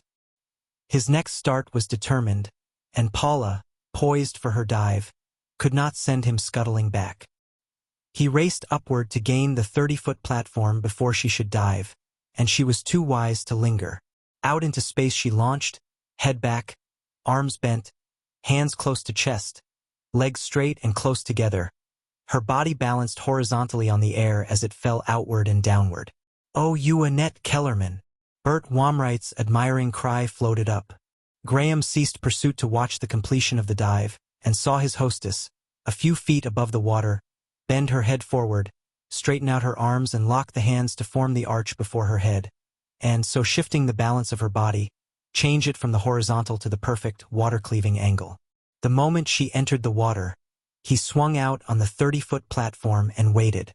From this height he could make out her body beneath the surface swimming a full stroke straight for the far end of the tank. Not till then did he dive. He was confident that he could outspeed her, and his dive, far and flat, entered him in the water 20 feet beyond her entrance. But at the instant he was in, Dick dipped 2 flat rocks into the water and struck them together. This was the signal for Paula to change her course. Graham heard the concussion and wondered. He broke surface in the full swing of the crawl and went down the tank to the far end at a killing pace. He pulled himself out and watched the surface of the tank.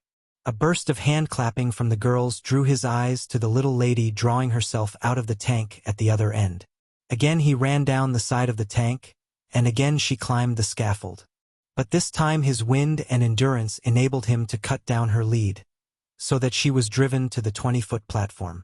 She took no time for posturing or swanning, but tilted immediately off in a stiff dive, angling toward the west side of the tank. Almost they were in the air at the same time. In the water and under it, he could feel against his face and arms the agitation left by her progress. But she led into the deep shadow thrown by the low afternoon sun, where the water was so dark he could see nothing. When he touched the side of the tank he came up. She was not in sight. He drew himself out, panting, and stood ready to dive in at the first sign of her. But there were no signs. 7 minutes, Rita called. And a half. 8 and a half. And no Paula Forrest broke surface. Graham refused to be alarmed because he could see no alarm on the faces of the others. "I lose," he announced at Rita's 9 minutes. "She's been under over 2 minutes, and you're all too blessed calm about it to get me excited," he said. "I've still a minute. Maybe I don't lose," he added quickly, as he stepped off feet first into the tank. As he went down he turned over and explored the cement wall of tank with his hands. Midway, possibly 10 feet under the surface he estimated, his hands encountered an opening in the wall. He felt about, learned it was unscreened, and boldly entered. Almost before he was in, he found he could come up. But he came up slowly, breaking surface in pitchy blackness and feeling about him without splashing. His fingers touched a cool, smooth arm that shrank convulsively at contact while the possessor of it cried sharply with the startle of fright. He held on tightly and began to laugh, and Paula laughed with him. A line from The First Shanty flashed into his consciousness. Hearing her laugh in the gloom greatly I loved her. "You did frighten me when you touched me," she said. "You came without a sound, and I was 1,000 miles away, dreaming." "What?" Graham asked. "Well, honestly, I had just got an idea for a gown, a dusty, musty mulberry wine velvet, with long, close lines and heavy, tarnished gold borders and cords and things. And the only jewelry a ring. One enormous pigeon-blood ruby that Dick gave me years ago when we sailed the All Away. Is there anything you don't do?" He laughed. She joined with him, and their mirth sounded strangely hollow in the pent and echoing dark.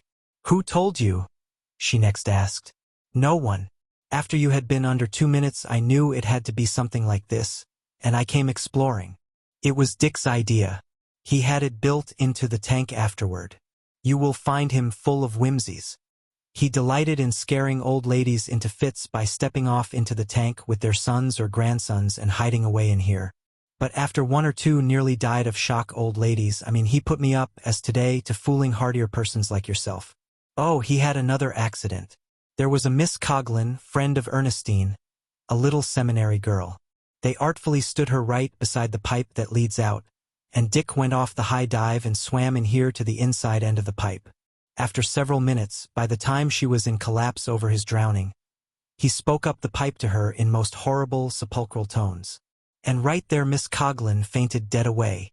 She must have been a weak sister, Graham commented, while he struggled with a wanton desire for a match so that he could strike it and see how Paula Forrest looked paddling there beside him to keep afloat. She had a fair measure of excuse, Paula answered. She was a young thing, 18, and she had a sort of schoolgirl infatuation for Dick. They all get it. You see, he's such a boy when he's playing that they can't realize that he's a hard-bitten, hard-working, deep-thinking, mature, elderly Benedict. The embarrassing thing was that the little girl, when she was first revived and before she could gather her wits, exposed all her secret heart. Dick's face was a study while she babbled her. Well, going to stay there all night. Bert Wainwright's voice came down the pipe, sounding megaphonically close. Heavens! Graham sighed with relief, for he had startled and clutched Paula's arm. That's the time I got my fright. The little maiden is avenged. Also, at last, I know what a lead pipe cinch is. And it's time we started for the outer world, she suggested. It's not the coziest gossiping place in the world. Shall I go first? By all means, and I'll be right behind, although it's a pity the water isn't phosphorescent. Then I could follow your incandescent heel like that chap Byron wrote about. Don't you remember? He heard her appreciative gurgle in the dark, and then her, well, I'm going now. Unable to see the slightest glimmer, nevertheless, from the few sounds she made he knew she had turned over and gone down head first, and he was not beyond visioning with inner sight the graceful way in which she had done it. And anything but graceful feat as the average swimming woman accomplishes it. Somebody gave it away to you, was Bert's prompt accusal, when Graham rose to the surface of the tank and climbed out. And you were the scoundrel who wrapped Stone under water, Graham challenged. If I'd lost, I'd have protested the bet. It was a crooked game, a conspiracy, and competent counsel, I am confident, would declare it a felony. It's a case for the district attorney. But you won, Ernestine cried. I certainly did, and therefore I shall not prosecute you, nor any one of your crooked gang, if the bets are paid promptly. Let me see. You owe me a box of cigars. One cigar, sir? A box. A box. Cross-tag, Paula cried. Let's play cross-tag. You're it. Suiting action to word, she tagged Graham on the shoulder and plunged into the tank. Before he could follow, Bert seized him, whirled him in a circle, was himself tagged, and tagged Dick before he could escape. And while Dick pursued his wife through the tank and Bert and Graham sought a chance to cross, the girls fled up the scaffold and stood in an enticing row on the 15-foot diving platform. Chapter 14. An indifferent swimmer, Donald Ware had avoided the afternoon sport in the tank. But after dinner, somewhat to the irritation of Graham, the violinist monopolized Paula at the piano. New guests, with the casual expectedness of the big house, had drifted in a lawyer by name Adolph Well, who had come to confer with Dick over some big water rights suit. Jeremy Braxton, straight from Mexico, Dick's general superintendent of the Harvest Group, which bonanza, according to Jeremy Braxton, was as unpettering as ever, Edwin Ohai, a red-headed Irish musical and dramatic critic, and Chauncey Bishop, editor and owner of the San Francisco Dispatch, and a member of Dick's class and frat, as Graham gleaned. Dick had started a boisterous gambling game which he called Horrible Fives, wherein, although excitement ran high and players plunged, the limit was 10 cents, and on a lucky coup the transient banker might win or lose as high as 90 cents, such coup requiring at least 10 minutes to play out. This game went on at a big table at the far end of the room, accompanied by much owing and borrowing of small sums and an incessant clamor for change. With 9 players, the game was crowded, and Graham, rather than draw cards, casually and occasionally backed Ernestine's cards, the while he glanced down the long room at the violinist and Paula Forrest absorbed in Beethoven symphonies and Delibes ballets. Jeremy Braxton was demanding raising the limit to 20 cents, and Dick, the heaviest loser, as he averred, to the tune of $4.60, was plaintively suggesting the starting of a kitty in order that someone should pay for the lights and the sweeping out of the place in the morning, when Graham, with a profound sigh at the loss of his last bet, a nickel which he had had to pay double, announced to Ernestine that he was going to take a turn around the room to change his luck. "I prophesied you would," she told him under her breath. "What?" he asked. She glanced significantly in Paula's direction. "Just for that I simply must go down there now," he retorted. "Can't dast decline a dare," she taunted. "If it were a dare I wouldn't dare do it." "In which case I dare you," she took up. He shook his head. "I had already made up my mind to go right down there to that one spot and cut that fiddler out of the running. You can't dare me out of it at this late stage. Besides, there's Mr. Ojai waiting for you to make your bet." Ernestine rashly laid 10 cents, and scarcely knew whether she won or lost, so intent was she on watching Graham go down the room, although she did know that Bert Wainwright had not been unobservant of her gaze and its direction. On the other hand, neither she nor Bert, nor any other at the table, knew that Dick's quick-glancing eyes, sparkling with merriment while his lips chaffed absurdities that made them all laugh, had missed no portion of the side play. Ernestine, but little taller than Paula, although hinting of a plus roundness to come, was a sun-healthy, clear blonde, her skin sprayed with the almost transparent flush of maidenhood at 18. To the eye, it seemed almost that one could see through the pink daintiness of fingers, hand, wrist and forearm, neck and cheek.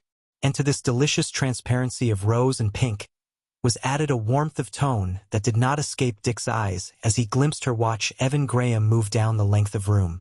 Dick knew and classified her wild imagined dream or guess, though the terms of it were beyond his divination. What she saw was what she imagined was the princely walk of Graham, the high, light-blooded carriage of his head, the delightful carelessness of the gold-burnt, sun-sanded hair that made her fingers ache to be into with caresses she for the first time knew were possible of her fingers. Nor did Paula, during an interval of discussion with the violinist in which she did not desist from stating her criticism of Ojai's latest criticism of Harold Bauer, fail to see and keep her eyes on Graham's progress. She, too, noted with pleasure his grace of movement, the high, light poise of head, the careless hair, the clear bronze of the smooth cheeks, the splendid forehead, the long gray eyes with the hint of drooping lids and boyish sullenness that fled before the smile with which he greeted her. She had observed that smile often since her first meeting with him. It was an irresistible smile, a smile that lighted the eyes with the radiance of good fellowship and that crinkled the corners into tiny, genial lines. It was provocative of smiles, for she found herself smiling a silent greeting in return as she continued stating to wear her grievance against Ojai's too complacent praise of Bauer. But her engagement was tacitly with Donald where at the piano, and with no more than passing speech, she was often away in a series of Hungarian dances that made Graham marvel anew as he loafed and smoked in a window seat.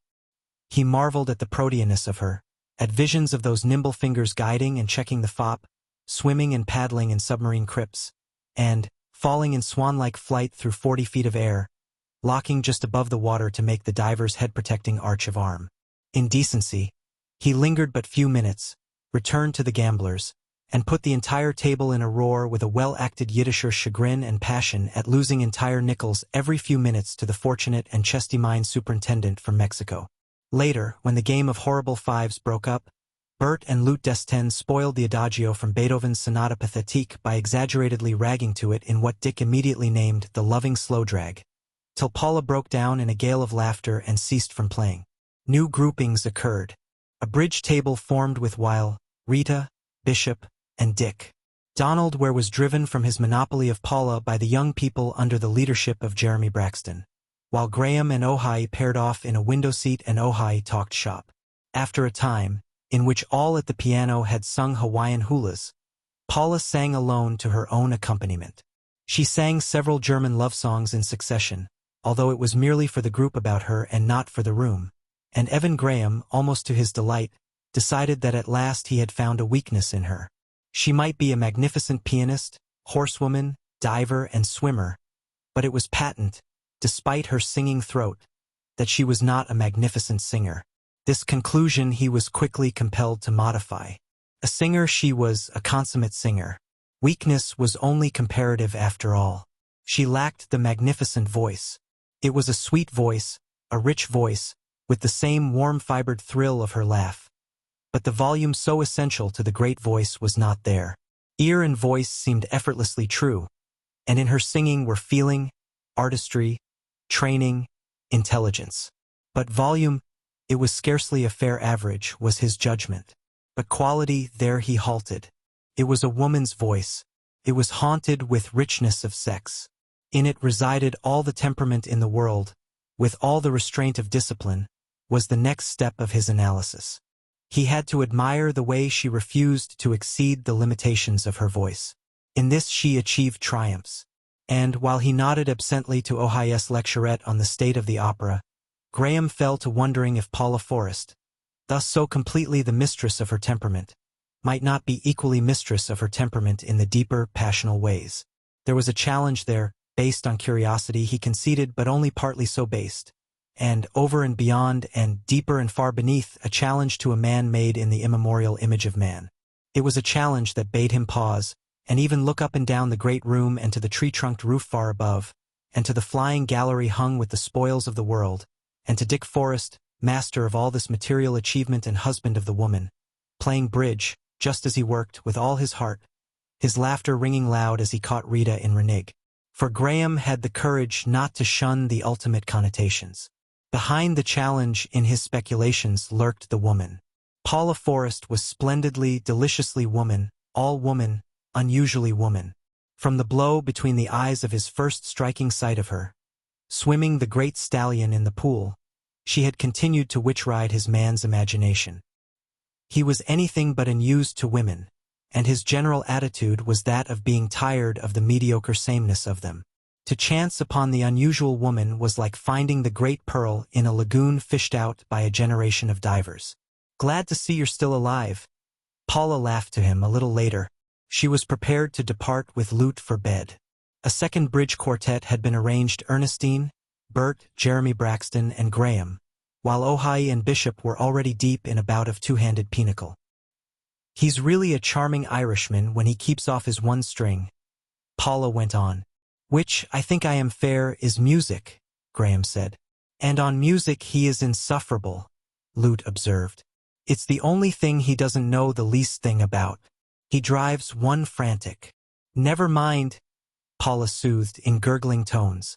"You will all be avenged. Dick just whispered to me to get the philosophers up tomorrow night. You know how they talk music. A musical critic is their awful prey. Terence said the other night that there was no closed season on musical critics," Lute contributed. "Terence and Aaron will drive him to drink." Paula laughed her joy of anticipation. "And Darheil, alone, with his blastic theory of art, can specially apply it to music to the confutation of all the first words and the last. He doesn't believe a thing he says about blastism, any more than was he serious when he danced the other evening. It's his bit of fun. He's such a deep philosopher that he has to get his fun somehow. And if Ojai ever locks horns with Terence," Lute prophesied, "I can see Terence tucking arm in arm with him, leading him down to the stag room, and heating the argument with the absentest-minded variety of drinks that ever Ojai accomplished. Which means a very sick Ojai next day." Paula continued her gurgles of anticipation. "I'll tell him to do it," exclaimed Lute. "You mustn't think we're all bad," Paula protested to Graham. "It's just the spirit of the house. Dick likes it. He's always playing jokes himself. He relaxes that way. I'll wager, right now, it was Dick's suggestion to Lute and for Lute to carry out, for Terence to get Ojai into the stag room. Now, fess up, Lute." "Well, I will say," Lute answered with meticulous circumspection, "that the idea was not entirely original with me." At this point, Ernestine joined them and appropriated Graham with, "We're all waiting for you. We've cut, and you and I are partners. Besides, Paula's making her sleep noise. So say good night and let her go." Paula had left for bed at 10 o'clock. Not till 1 did the bridge break up. Dick, his arm about Ernestine in brotherly fashion, said good night to Graham where one of the divided ways led to the watchtower, and continued on with his pretty sister-in-law toward her quarters. "Just a tip, Ernestine," he said at parting, his gray eyes frankly and genially on hers, but his voice sufficiently serious to warn her. "What have I been doing now?" she pouted laughingly. "Nothing as yet. But don't get started, or you'll be laying up a sore heart for yourself. You're only a kid yet, 18. And a darn nice, likable kid at that. Enough to make most any man sit up and take notice. But Evan Graham is not most any man." "Oh, I can take care of myself," she blurted out in a fling of quick resentment. "But listen to me just the same. There comes a time in the affairs of a girl when the love bee gets a buzzing with a very loud hum in her pretty noddle. Then is the time she mustn't make a mistake and start in loving the wrong man. You haven't fallen in love with Evan Graham yet, and all you have to do is just not to fall in love with him. He's not for you, nor for any young thing. He's an oldster, an ancient, and possibly has forgotten more about love, romantic love, and young things than you'll ever learn in a dozen lives. If he ever marries again." "Again?" Ernestine broke in.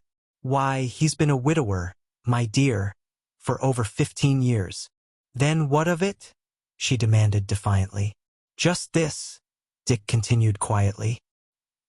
"He's lived the young thing romance, and lived it wonderfully. And, from the fact that in 15 years he has not married again, means that he's never recovered from his loss?" Ernestine interpolated.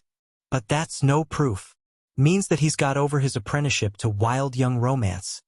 Dick held on steadily. "All you have to do is look at him and realize that he has not lacked opportunities, and that, on occasion, some very fine women, real wise women, mature women, have given him foot races that tested his wind and endurance. But so far they've not succeeded in catching him. And as for young things, you know how filled the world is with them for a man like him. Think it over and just keep your heart thoughts away from him. If you don't let your heart start to warm toward him, it will save your heart from a grievous chill later on." He took one of her hands in his and drew her against him, an arm soothingly about her shoulder. For several minutes of silence, Dick idly speculated on what her thoughts might be. "You know, we hard-bitten old fellows," he began half apologetically, half humorously, but she made a restless movement of distaste and cried out, "Are the only ones worthwhile. The young men are all youngsters, and that's what's the matter with them. They're full of life, and coltish spirits, and dance, and song. But they're not serious. They're not big. They're not, they don't give a girl that sense of all-wiseness, of proven strength, of manhood." "I understand," Dick murmured. "But please do not forget to glance at the other side of the shield. You glowing young creatures of women must affect the old fellows in precisely similar ways. They may look on you as toys, playthings, delightful things to whom to teach a few fine foolishnesses, but not as comrades, not as equals, not as sharers, full sharers. Life is something to be learned. They have learned it, some of it. But young things like you, Ernestine, have you learned any of it yet? Tell me," she asked abruptly, almost tragically, "about this wild young romance, about this young thing when he was young, 15 years ago." 15. Dick replied promptly. 18. They were married 3 years before she died. In fact, figure it out for yourself. They were actually married by a Church of England dominie and living in wedlock about the same moment that you were squalling your first post-birth squalls in this world. Yes, go on," she urged nervously. "What was she like?" "She was a resplendent golden brown or tan golden half-caste, a Polynesian queen whose mother had been a queen before her, whose father was an Oxford man, an English gentleman and a real scholar. Her name was Namar. She was queen of Huahoa. She was barbaric. He was young enough to out-barbaric her, 264, to out-barbaric her, Rask Shtabastath. Balshum dikaram, Chim ana. There was nothing sordid in their marriage. He was no penniless adventurer. She brought him her island kingdom and 40,000 subjects. He brought to that island his fortune, and it was no inconsiderable fortune. He built a palace that no South Sea island ever possessed before or will ever possess again. It was the real thing, grass-thatched, hand-hewn beams that were lashed with coconuts and knit, and all the rest. It was rooted in the island. It sprouted out of the island. It belonged, although he fetched Hopkins out from New York to plan it. Heavens! They had their own royal yacht, their mountain house, their canoe house, the last a veritable palace in itself. I know. I have been at great feasts in it, though it was after their time. Namar was dead, and no one knew where Graham was, and a king of collateral line was the ruler. I told you he out-barbaricked her. Their dinner service was gold. Oh, what's the use in telling any more? He was only a boy. She was half English, half Polynesian, and a really and truly queen. They were flowers of their races. They were a pair of wonderful children. They lived a fairy tale. And, well, Ernestine, the years have passed, and Evan Graham has passed from the realm of the young thing. It will be a remarkable woman that will ever infatuate him now. Besides, he's practically broke. Though he didn't wastrel his money. As much misfortune, and more, than anything else. Paula would be more his kind, Ernestine said meditatively. Yes, indeed, Dick agreed. Paula, or any woman as remarkable as Paula, would attract him 1,000 times more than all the sweet, young, lovely things like you in the world. We oldsters have our standards, you know? And I'll have to put up with the youngsters, Ernestine sighed. In the meantime, yes, he chuckled, remembering always that you, too, in time, may grow into the remarkable, mature woman who can outfoot a man like Evan in a foot race of love for possession. But I shall be married long before that, she pouted. Which will be your good fortune, my dear. And now good night. And you are not angry with me? She smiled pathetically and shook her head, put up her lips to be kissed, then said as they parted, I promise not to be angry if you will only show me the way that in the end will lead me to ancient graybeards like you and Graham. Dick Forrest, turning off lights as he went, penetrated the library, and, while selecting half a dozen reference volumes on mechanics and physics, smiled as if pleased with himself at recollection of the interview with his sister-in-law. He was confident that he had spoken in time and not a moment too soon. But, halfway up the book-concealed spiral staircase that led to his workroom, a remark of Ernestine, echoing in his consciousness, made him stop from very suddenness to lean his shoulder against the wall. Paula would be more his kind. Silly ass! He laughed aloud, continuing on his way, and married a dozen years. Nor did he think again about it until, in bed on his sleeping porch, he took a glance at his barometers and thermometers and prepared to settle down to the solution of the electrical speculation that had been puzzling him. Then it was, as he peered across the great court to his wife's dark wing and dark sleeping porch to see if she were still waking, that Ernestine's remark again echoed. He dismissed it with a silly ass of scorn, lighted a cigarette, and began running, with trained eye, the indexes of the books and marking the pages sought with matches. Chapter 15. It was long after 10 in the morning, when Graham, straying about restlessly and wondering if Paula Forrest ever appeared before the middle of the day, wandered into the music room. Despite the fact that he was a several days guest in the big house, so big was it that the music room was new territory. It was an exquisite room, possibly 35 by 60 and rising to a lofty trussed ceiling where a warm golden light was diffused from a skylight of yellow glass. Red tones entered largely into the walls and furnishing, and the place, to him, seemed to hold the hush of music. Graham was lazily contemplating a Keith with its inevitable triumph of sun-glored atmosphere and twilight-shadowed sheep, when, from the tail of his eye, he saw his hostess come in from the far entrance. Again, the sight of her, that was a picture, gave him the little catch-breath of gasp. She was clad entirely in white, and looked very young and quite tall in the sweeping folds of a holoku of elaborate simplicity and apparent shapelessness. He knew the holoku in the home of its origin, where, on the lanais of Hawaii, it gave charm to a plain woman and double-folded the charm of a charming woman. While they smiled greeting across the room, he was noting the set of her body, the poise of head and frankness of eyes, all of which seemed articulate with a friendly, comradely, "Hello, friends." At least such was the form Graham's fancy took as she came toward him. "You made a mistake with this room," he said gravely. "No, don't say that. But how? It should have been longer, much longer, twice as long at least." "Why?"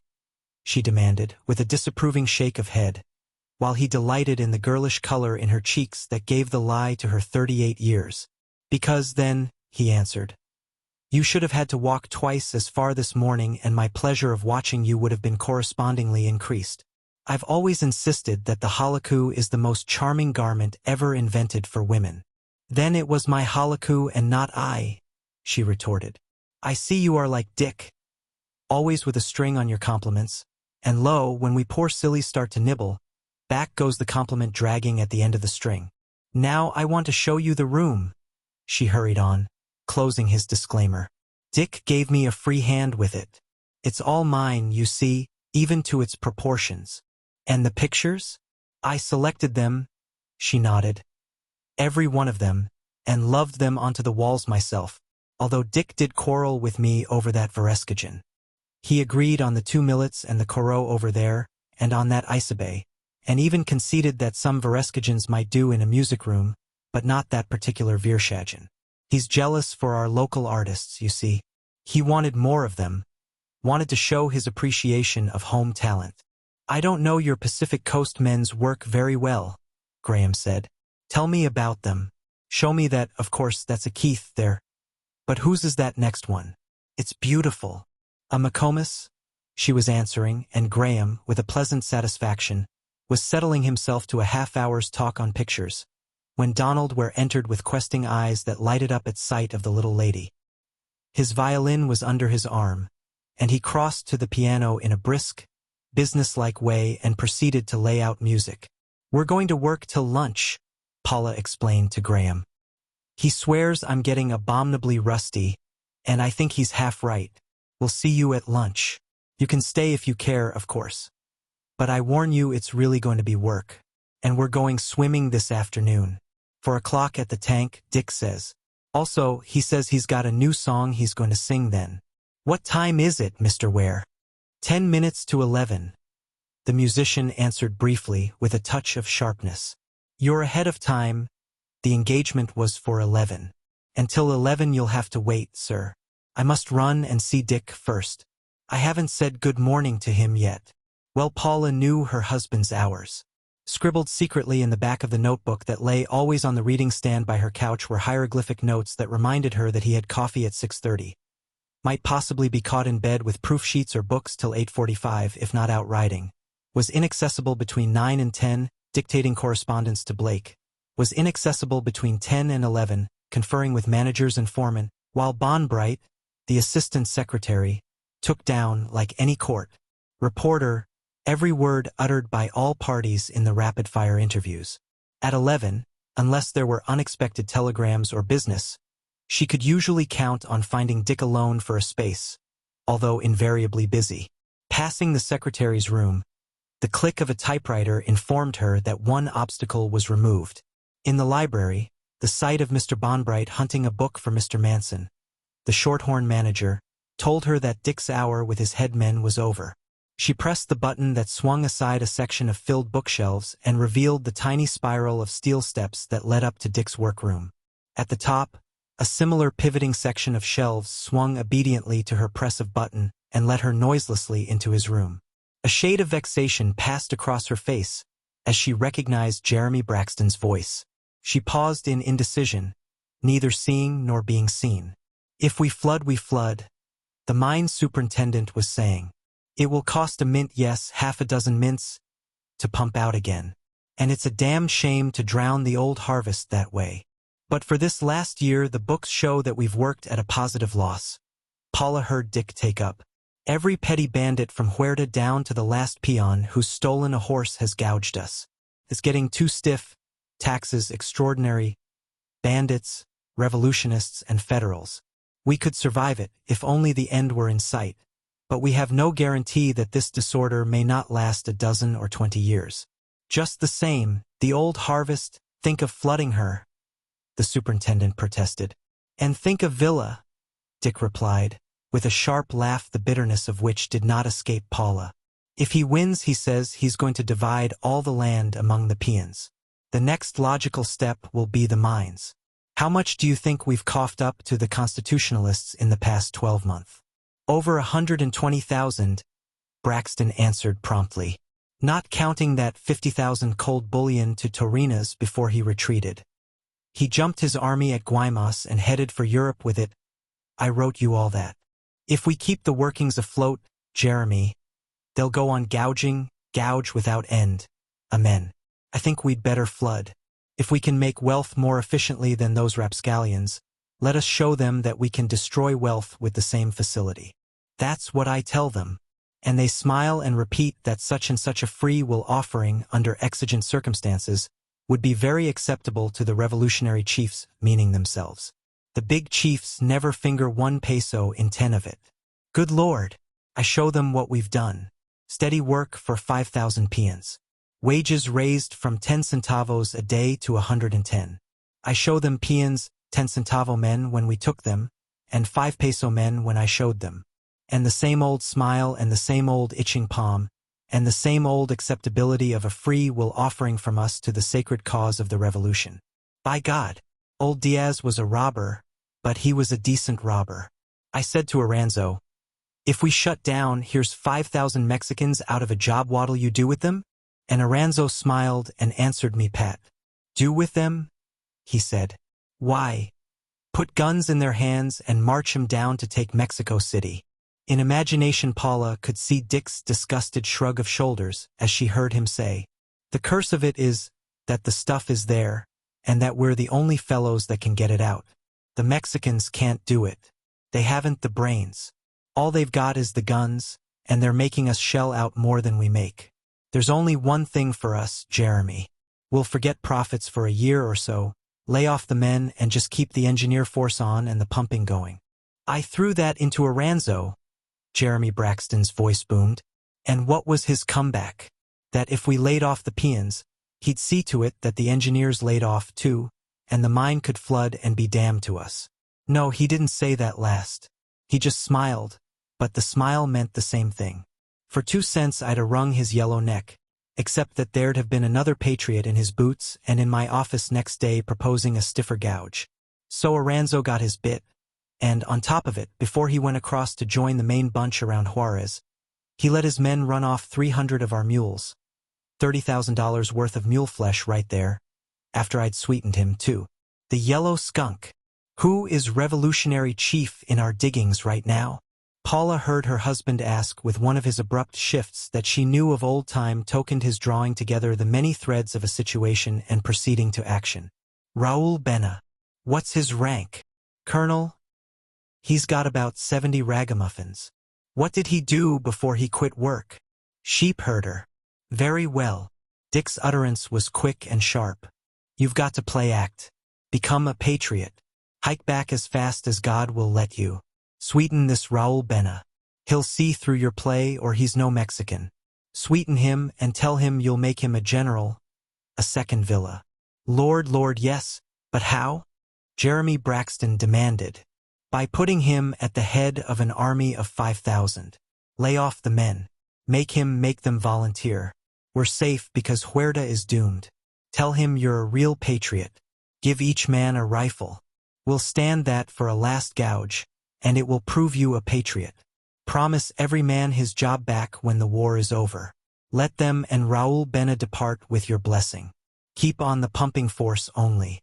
And if we cut out profits for a year or so, at the same time we are cutting down losses.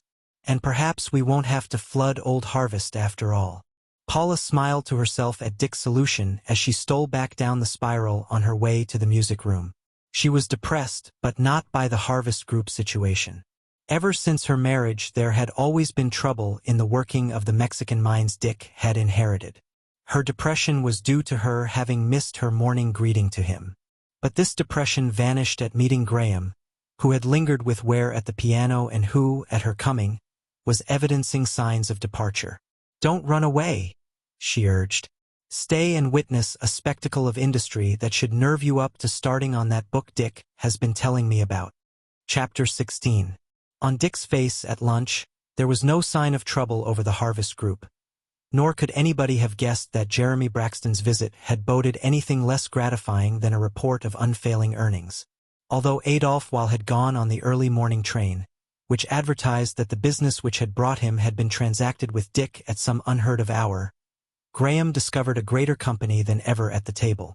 Besides a Mrs. Tully, who seemed a stout and elderly society matron, and whom Graham could not make out, there were 3 new men, of whose identity he gleaned a little.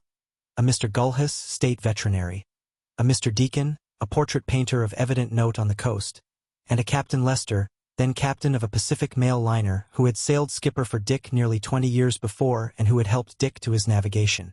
The meal was at its close, and the superintendent was glancing at his watch, when Dick said, "Jeremy, I want to show you what I've been up to. We'll go right now. You'll have time on your way to the train." "Let us all go," Paula suggested, "and make a party of it. I'm dying to see it myself. Dick's been so obscure about it." Sanctioned by Dick's nod, she was ordering machines and saddle horses the next moment. "What is it?" Graham queried when she had finished. "Oh, one of Dick's stunts. He's always after something new. This is an invention. He swears it will revolutionize farming, that is, small farming. I have the general idea of it, but I haven't seen it set up yet. It was ready a week ago, but there was some delay about a cable or something concerning an adjustment. There's billions in it, if it works." Dick smiled over the table. "Billions for the farmers of the world, and perhaps a trifle of royalty for me, if it works." "But what is it?" I asked. "Music in the dairy barns to make the cows give down their milk more placidly? Every farmer his own plowman while sitting on his front porch," Dick baffled back. "In fact, the labor-eliminating intermediate stage between soil production and sheer laboratory production of food. But wait till you see it. Gulhus, this is where I kill my own business, if it works, for it will do away with the 1 horse of every 10-acre farmer between here and Jericho. In ranch machines and on saddle animals, the company was taken a mile beyond the dairy center, where a level field was fenced squarely off and contained, as Dick announced, just precisely 10 acres. "Behold," he said, "the 1-man and no-horse farm where the farmer sits on the porch." Please imagine the porch. In the center of the field was a stout steel pole, at least 20 feet in height and guyed very low. From a drum on top of the pole, a thin wire cable ran to the extreme edge of the field and was attached to the steering lever of a small gasoline tractor.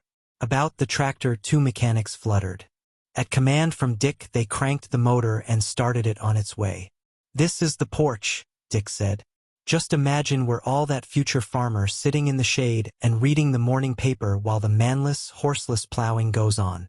Alone, unguided, the drum on the head of the pole in the center winding up the cable, the tractor, at the circumference permitted by the cable, turned a single furrow as it described a circle, or rather, an inward trending spiral about the field. No horse, no driver, no plowman, nothing but the farmer to crank the tractor and start it on its way." Dick exulted, as the uncanny mechanism turned up the brown soil and continued unguided, ever spiraling toward the field's center. Plow, harrow, roll, seed, fertilize, cultivate, harvest, all from the front porch.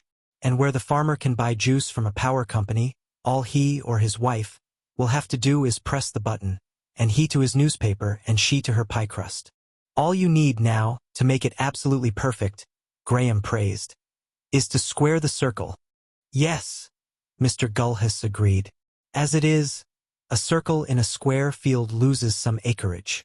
Graham's face advertised a mental arithmetic trance for a minute, when he announced, "Loses, roughly, 3 acres out of every 10.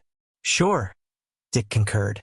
"But the farmer has to have his front porch somewhere on his 10 acres. And the front porch represents the house, the barn, the chicken yard, and the various outbuildings. Very well.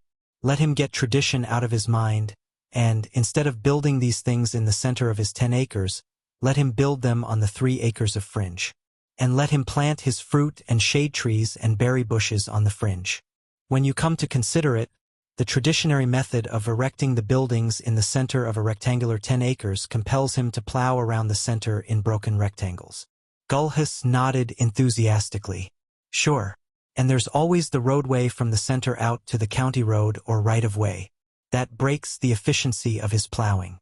Break 10 acres into the consequent smaller rectangles, and it's expensive cultivation. Wish navigation was as automatic," was Captain Lester's contribution. Or portrait painting, laughed Rita Wainwright with a significant glance at Mr. Deacon. Or musical criticism, Lute remarked, with no glance at all, but with a pointedness of present company that brought from Ojai. Or just being a charming young woman. What price for the outfit? Jeremy Braxton asked. Right now, we could manufacture and lay down at a proper profit for $500. If the thing came into general use with up-to-date, large-scale factory methods, $300. But say $500. And write off 15% for interest and constant, it would cost the farmer $70 a year. What 10-acre farmer on $200 land, who keeps books, can keep a horse for $70 a year? And on top of that, it would save him, in labor, personal or hired, at the abjectest minimum, $200 a year. But what guides it? Rita asked. The drum on the post. The drum is graduated for the complete radius, which took some tall figuring, I assure you, and the cable, winding around the drum and shortening, draws the tractor in toward the center. There are lots of objections to its general introduction, even among small farmers, Gull has said. Dick nodded affirmation. Sure, he replied. I have over 40 noted down and classified. And I've as many more for the machine itself. If the thing is a success, it will take a long time to perfect it and introduce it. Graham found himself divided between watching the circling tractor and casting glances at the picture Paula Forrest was on her mount. It was her first day on the Fawn, which was the Palomina mare Hennessy had trained for her. Graham smiled with secret approval of her femininity. For Paula, whether she had designed her habit for the mare, or had selected one most peculiarly appropriate, had achieved a triumph. In place of a riding coat, for the afternoon was warm, she wore a tan linen blouse with white tenback collar. A short skirt, made like the lower part of a riding coat, reached the knees, and from knees to entrancing little bespurred champagne boots tight riding trousers showed. Skirt and trousers were of fawn-colored silk corduroy. Soft white gauntlets on her hands matched with the collar in the one emphasis of color. Her head was bare, the hair done tight and low around her ears and nape of neck. I don't see how you can keep such a skin and expose yourself to the sun this way, Graham ventured in mild criticism. I don't, she smiled with a dazzle of white teeth. That is, I don't expose my face this way more than a few times a year. I'd like to, because I love the sun gold burn in my hair, but I don't dare a thorough tanning. The mare frisked, and a breeze of air blew back a flap of skirt, showing an articulate knee where the trouser leg narrowed tightly over it. Again Graham visioned the white round of knee pressed into the round muscles of the swimming mountain lad, as he noted the firm knee grip on her pigskin English saddle, quite new and fawn-colored to match costume and horse. When the magneto on the tractor went wrong, and the mechanics busied themselves with it in the midst of the partly plowed field, the company, under Paula's guidance, leaving Dick behind with his invention, resolved itself into a pilgrimage among the brood centers on the way to the swimming tank. Mr. Crellin, the hog manager, showed them Lady Ileton, who, with her prodigious, fat, recent progeny of 11, won various naive encomiums, while Mr. Crellin warmly proclaimed at least 4 times, and not a runt in the bunch. Other glorious brood sows of Berkshire, Duroc Jersey, and O.I.C. blood, they saw till they were wearied, and newborn kids and lambs, and rotund does and ewes. From center to center, Paula kept the telephones warning ahead of the party's coming, so that Mr. Manson waited to exhibit the great King Polo, and his broad-backed shorthorn harem, and the shorthorn harems of bulls that were only little less than King Polo in magnificence and record. And Parkman, the Jersey manager, was on hand with staffed assistants to parade sensational Drake, Golden Jolly, Fontaine Royal, Oxford Master, and Carnack's Ferry Boy, Blue Ribbon Bulls, all and founders and scions of noble houses of butterfat renown, and Rosaire Queen, Standby's Dam, Golden Jolly's Lass, Olga's Pride, and Gertie of Maitland's, equally blue-ribboned and blue-blooded Jersey matrons in the royal realm of butterfat. And Mr. Mendenhall, who had charge of the shires, proudly exhibited a string of mighty stallions, led by the mighty mountain lad, and a longer string of matrons, headed by the Fotherington princess of the Silver Whinny. Even old Alden Bessie, the princess's dam, retired to but part day's work. He sent for that they might render due honor to so notable a dam. As 4 o'clock approached, Donald Ware, not keen on swimming, returned in one of the machines to the big house, and Mr. Gulhis remained to discuss shires with Mr. Mendenhall. Dick was at the tank when the party arrived, and the girls were immediately insistent for the new song. "It isn't exactly a new song," Dick explained, his gray eyes twinkling roguery. "And it's not my song. It was sung in Japan before I was born, and, I doubt not, before Columbus discovered America. Also, it is a duet, a competitive duet with forfeit penalties attached. Paula will have to sing it with me. I'll teach you. Sit down there, that's right. Now all the rest of you gather around and sit down." Still in her riding habit, Paula sat down on the concrete, facing her husband, in the center of the sitting audience. Under his direction, timing her movements to his, she slapped her hands on her knees, slapped her palms together, and slapped her palms against his palms much in the fashion of the nursery game of bean porridge hot. Then he sang the song, which was short and which she quickly picked up, singing it with him and clapping the accent. While the air of it was orientally catchy, it was chanted slowly, almost monotonously, but it was quickly provocative of excitement to the spectators. "Jong Kina, Jong Kina, Jong Jong, Kina Kina, Yokeo Hame, Nagasaki, Kobe Maro, Hoi." The last syllable, hoi, was uttered suddenly, explosively, and an octave and more higher than the pitch of the melody. At the same moment that it was uttered, Paula's and Dick's hands were abruptly shot toward each other's, either clenched or open. The point of the game was that Paula's hands, open or closed, at the instant of uttering hoi, should match Dick's. Thus, the first time, she did match him, both his and her hands being closed, whereupon he took off his hat and tossed it into Lute's lap. "My forfeit," he explained. "Come on, Paul," again. And again they sang and clapped.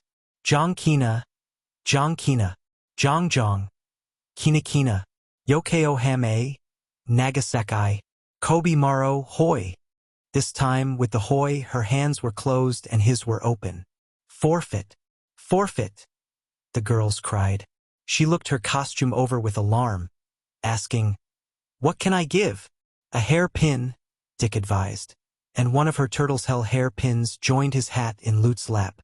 "Bother it," she exclaimed, when the last of her hairpins had gone the same way, she having failed 7 times to Dick's once. "I can't see why I should be so slow and stupid. Besides, Dick, you're too clever. I never could outguess you or out-anticipate you." Again they sang the song. She lost, and, to Mrs. Tully's shocked Paula, she forfeited a spur and threatened a boot when the remaining spur should be gone. A winning streak of 3 compelled Dick to give up his wristwatch and both spurs. Then she lost her wristwatch and the remaining spur. "Jong Kina, Jong Kina." They began again, while Mrs. Tully remonstrated. "Now, Paula, you simply must stop this. Dick, you ought to be ashamed of yourself."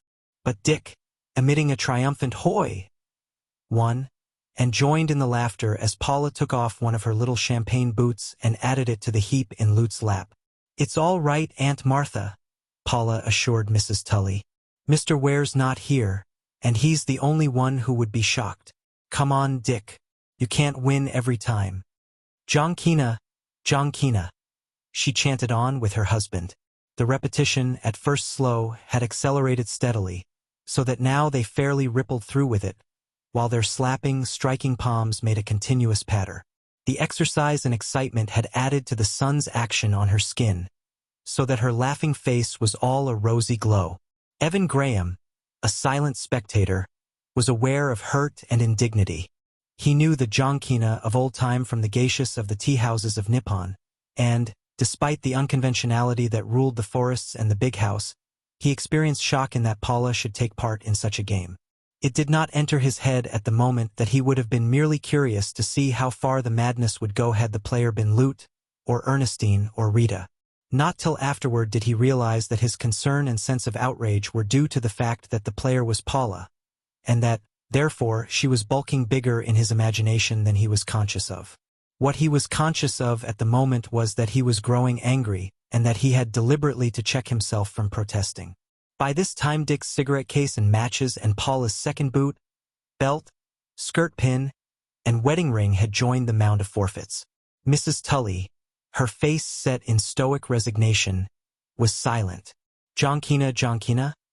Paula laughed and sang on, and Graham heard Ernestine laugh to Bert. I don't see what she can spare next. Well, you know her, he heard Bert answer. She's game once she gets started. And it certainly looks like she's started. Hoy! Paula and Dick cried simultaneously as they thrust out their hands. But Dick's were closed, and hers were open. Graham watched her vainly quest her person for the consequent forfeit. Come on, Lady Godiva, Dick commanded. You hay sung, you hay danced. Now pay the piper. Was the man a fool? Was Graham's thought. And a man with a wife like that. Well, Paula sighed, her fingers playing with the fastenings of her blouse. If I must, I must. Raging inwardly, Graham averted his gaze and kept it averted. There was a pause, in which he knew everybody must be hanging on what she would do next. Then came a giggle from Ernestine, a burst of laughter from all, and a frame up from Bert that overcame Graham's resoluteness. He looked quickly. The little lady's blouse was off, and, from the waist up, she appeared in her swimming suit.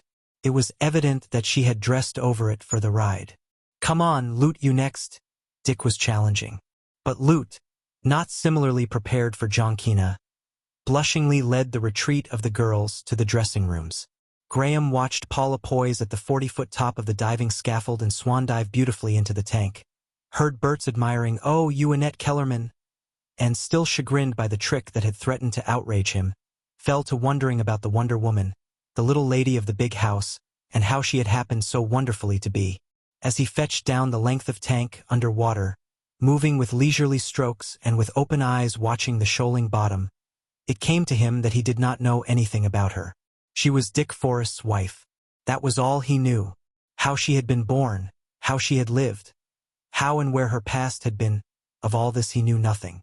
Ernestine had told him that Loot and she were half-sisters of Paula. That was one bit of data at any rate. Warned by the increasing brightness of the bottom that he had nearly reached the end of the tank, and recognizing Dick's and Bert's legs intertwined in what must be a wrestling bout, Graham turned about, still under water, and swam back a score or so of feet. There was that Mrs. Tully whom Paula had addressed as Aunt Martha. Was she truly an aunt? Or was she a courtesy aunt through sisterhood with the mother of Loot and Ernestine? He broke surface, was hailed by the others to join in Bull in the Ring, in which strenuous sport, for the next half hour, he was compelled more than once to marvel at the litheness and agility, as well as strategy, of Paula in her successful efforts at escaping through the ring. Concluding the game through weariness, breathing hard, the entire party raced the length of the tank and crawled out to rest in the sunshine in a circle about Mrs. Tully. Soon there was more fun afoot, and Paula was contending impossible things with Mrs. Tully. Now, Aunt Martha, just because you never learned to swim is no reason for you to take such a position. I am a real swimmer, and I tell you I can dive right into the tank here and stay under for 10 minutes. Nonsense, child, Mrs. Tully beamed. Your father, when he was young, a great deal younger than you, my dear, could stay under water longer than any other man, and his record, as I know, was 3 minutes and 40 seconds, as I very well know, for I held the watch myself and kept the time when he won against Harry Selby on a wager. Oh, I know my father was some man in his time, Paula swaggered. But times have changed. If I had the old dear here right now, in all his youthful excellence, I'd drown him if he tried to stay under water with me. 10 minutes? Of course I can do 10 minutes. And I will. You hold the watch, Aunt Martha, and time me. Why, it's as easy as shooting fish in a bucket, Dick completed for her. Paula climbed to the platform above the springboard. Time me when I'm in the air, she said. Make your turn and a half, Dick called. She nodded, smiled, and simulated a prodigious effort at filling her lungs to their utmost capacity. Graham watched enchanted. A diver himself, he had rarely seen the turn and a half attempted by women other than professionals. Her wet suit of light blue and green silk clung closely to her, showing the lines of her justly proportioned body. With what appeared to be an agonized gulp for the last cubic inch of air her lungs could contain, she sprang up, out and down, her body vertical and stiff, her legs straight, her feet close together as they impacted on the springboard end. Flung into the air by the board, she doubled her body into a ball, made a complete revolution, then straightened out in perfect diver's form, and in a perfect dive with scarcely a ripple entered the water. "A Toledo blade would have made more splash," was Graham's verdict. "If only I could dive like that," Ernestine breathed her admiration. "But I never shall. Dick says diving is a matter of timing, and that's why Paula does it so terribly well. She's got the sense of time. And of abandon," Graham added. "Of willed abandon," Dick qualified. "Of relaxation by effort," Graham agreed. "I've never seen a professional do so perfect a turn and a half. And I'm prouder of it than she is," Dick proclaimed.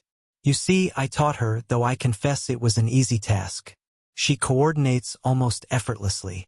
And that, along with her will and sense of time, why her first attempt was better than fair." "Paula is a remarkable woman," Mrs. Tully said proudly, her eyes fluttering between the second hand of the watch and the unbroken surface of the pool.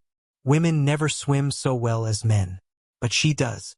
3 minutes and 40 seconds. She's beaten her father. But she won't stay under any 5 minutes, much less 10, Dick solemnly stated. "She'll burst her lungs first." At 4 minutes, Mrs. Tully began to show excitement and to look anxiously from face to face. Captain Lester, not in the secret, scrambled to his feet with an oath and dived into the tank. "Something has happened," Mrs. Tully said with controlled quietness. "She hurt herself on that dive. Go in after her, you men."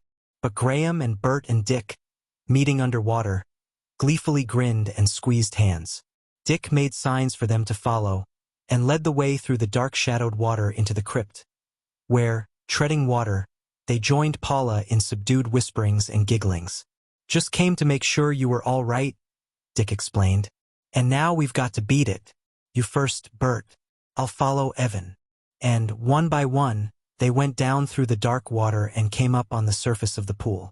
By this time Mrs. Tully was on her feet and standing by the edge of the tank. "If I thought this was one of your tricks, Dick Forrest," she began. But Dick, paying no attention, acting preternaturally calmly, was directing the men loudly enough for her to hear. "We've got to make this systematic, fellows. You Bert and you Evan join with me. We start at this end, 5 feet apart, and search the bottom across. Then move along and repeat it back. Don't exert yourselves, gentlemen," Mrs. Tully called, beginning to laugh. "As for you, Dick, you come right out. I want to box your ears." "Take care of her, you girls," Dick shouted. "She's got hysterics." "I haven't, but I will have," she laughed. "But damn it all, madam, this is no laughing matter." Captain Lester spluttered breathlessly, as he prepared for another trip to explore the bottom. "Are you on, Aunt Martha? Really and truly on?" Dick asked, after the valiant mariner had gone down. Mrs. Tully nodded. "But keep it up, Dick, you've got one dupe. Elsie Coughlin's mother told me about it in Honolulu last year." Not until 11 minutes had elapsed did the smiling face of Paula break the surface. Simulating exhaustion, she slowly crawled out and sank down panting near her aunt. Captain Lester, really exhausted by his strenuous exertions at rescue, studied Paula keenly, then marched to the nearest pillar and meekly bumped his head 3 times against the concrete. "I'm afraid I didn't stay down 10 minutes, Paula said. "But I wasn't much under that, was I, Aunt Martha?" "You weren't much under at all," Mrs. Tully replied. "If it's my opinion you were asking. I'm surprised that you are even wet. There, breathe naturally, child. The play acting is unnecessary. I remember when I was a young girl traveling in India, there was a school of fakirs who leaped into deep wells and stayed down much longer than you, child, much longer indeed." "You knew," Paula charged. "But you didn't know I did," her aunt retorted. "And therefore your conduct was criminal. When you consider a woman of my age, with my heart, and with your blessed, brass-tack head," Paula cried, "for 2 apples I'd box your ears. And for 1 apple I'd hug you, wet as I am," Paula laughed back. "Anyway, we did fool Captain Lester. Didn't we, Captain?" "Don't speak to me," that doughty mariner muttered darkly. "I'm busy with myself. meditating what form my vengeance shall take. As for you, Mr. Dick Forrest, I'm divided between blowing up your dairy or hamstringing Mountain Lad. Maybe I'll do both. In the meantime, I am going out to kick that mare you ride." Dick on the Outlaw and Paula on the Fawn rode back side by side to the big house. "How do you like Graham?" he asked. "Splendid," was her reply. "He's your type, Dick. He's universal like you, and he's got the same world marks branded on him, the 7 C's, the books, and all the rest. He's an artist, too, and pretty well all around. And he's good fun. Have you noticed his smile? It's irresistible. It makes one want to smile with him. And he's got his serious scars as well." Dick nodded concurrence. "Yes, right in the corners of the eyes. Just after he has smiled, you'll see them come. They're not tired marks exactly, but rather the old eternal questions. Why? What for? What's it worth? What's it all about?" And bringing up the rear of the cavalcade, Ernestine and Graham talked. "Dick's deep," she was saying. "You don't know him any too well. He's dreadfully deep. I know him a little. Paula knows him a lot. But very few others ever get under the surface of him. He's a real philosopher, and he has the control of a Stoic or an Englishman, and he can play act to fool the world." At the long hitching rails under the oaks, where the dismounting party gathered, Paula was in gales of laughter. Go on," she urged Dick. More. She's been accusing me of exhausting my vocabulary in naming the houseboys by my system," he explained. "And he's given me at least 40 more names in a minute and a half. Go on, Dick, more." "Then," he said, striking a chant, "we can have O Sin and O Shaw, O Sing and O Song, O Sung and O Sang, O Last and O Least, O Ping and O Pong, O Some, O More and O Most, O Not and O Nit." And Dick jingled away into the house, still chanting his extemporized directory. Chapter 17. A week of dissatisfaction and restlessness ensued for Graham.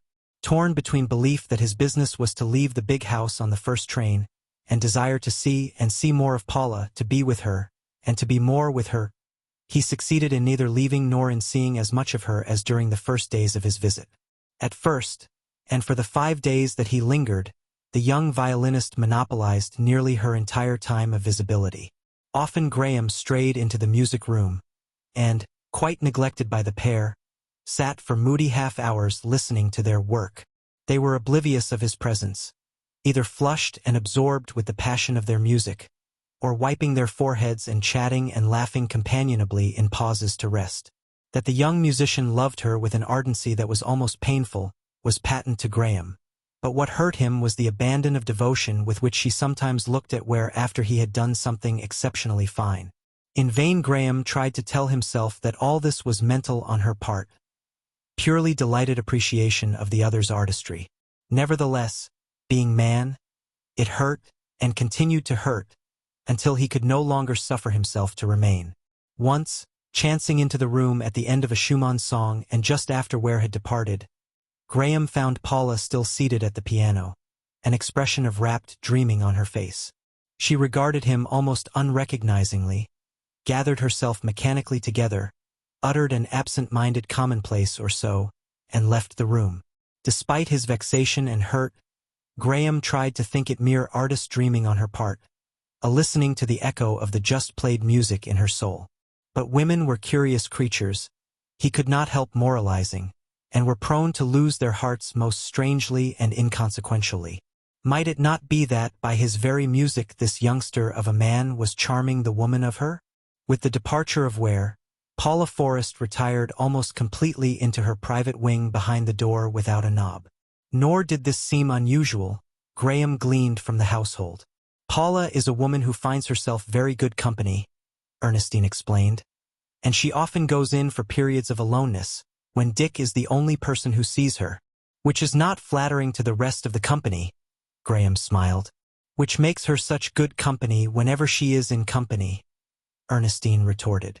The driftage through the big house was decreasing.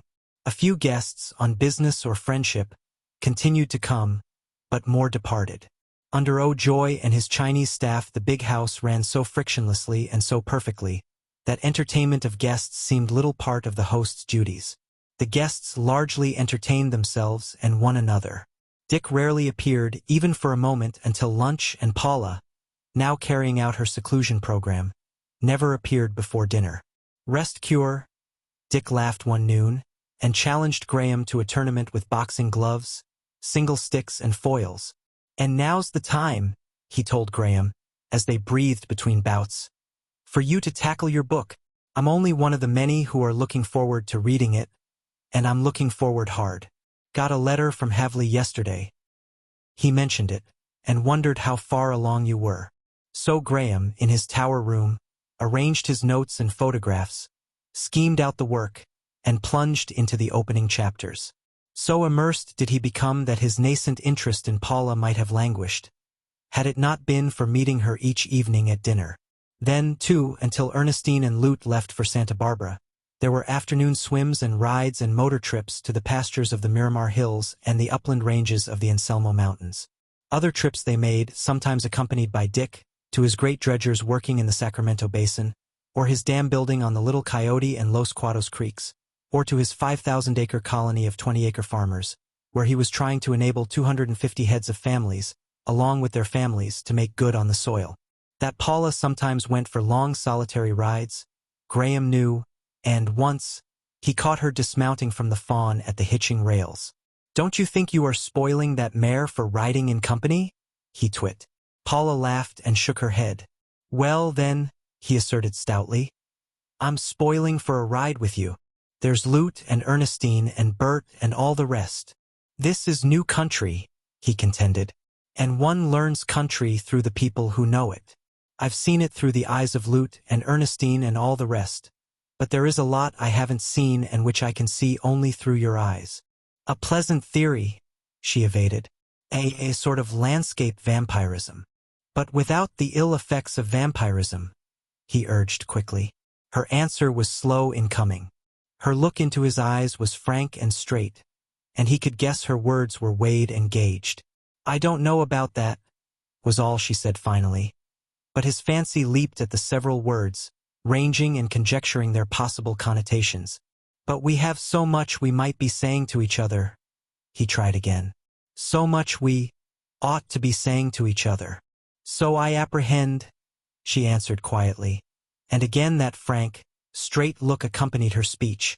So she did apprehend. The thought of it was flame to him, but his tongue was not quick enough to serve him to escape the cool, provoking laugh as she turned into the house.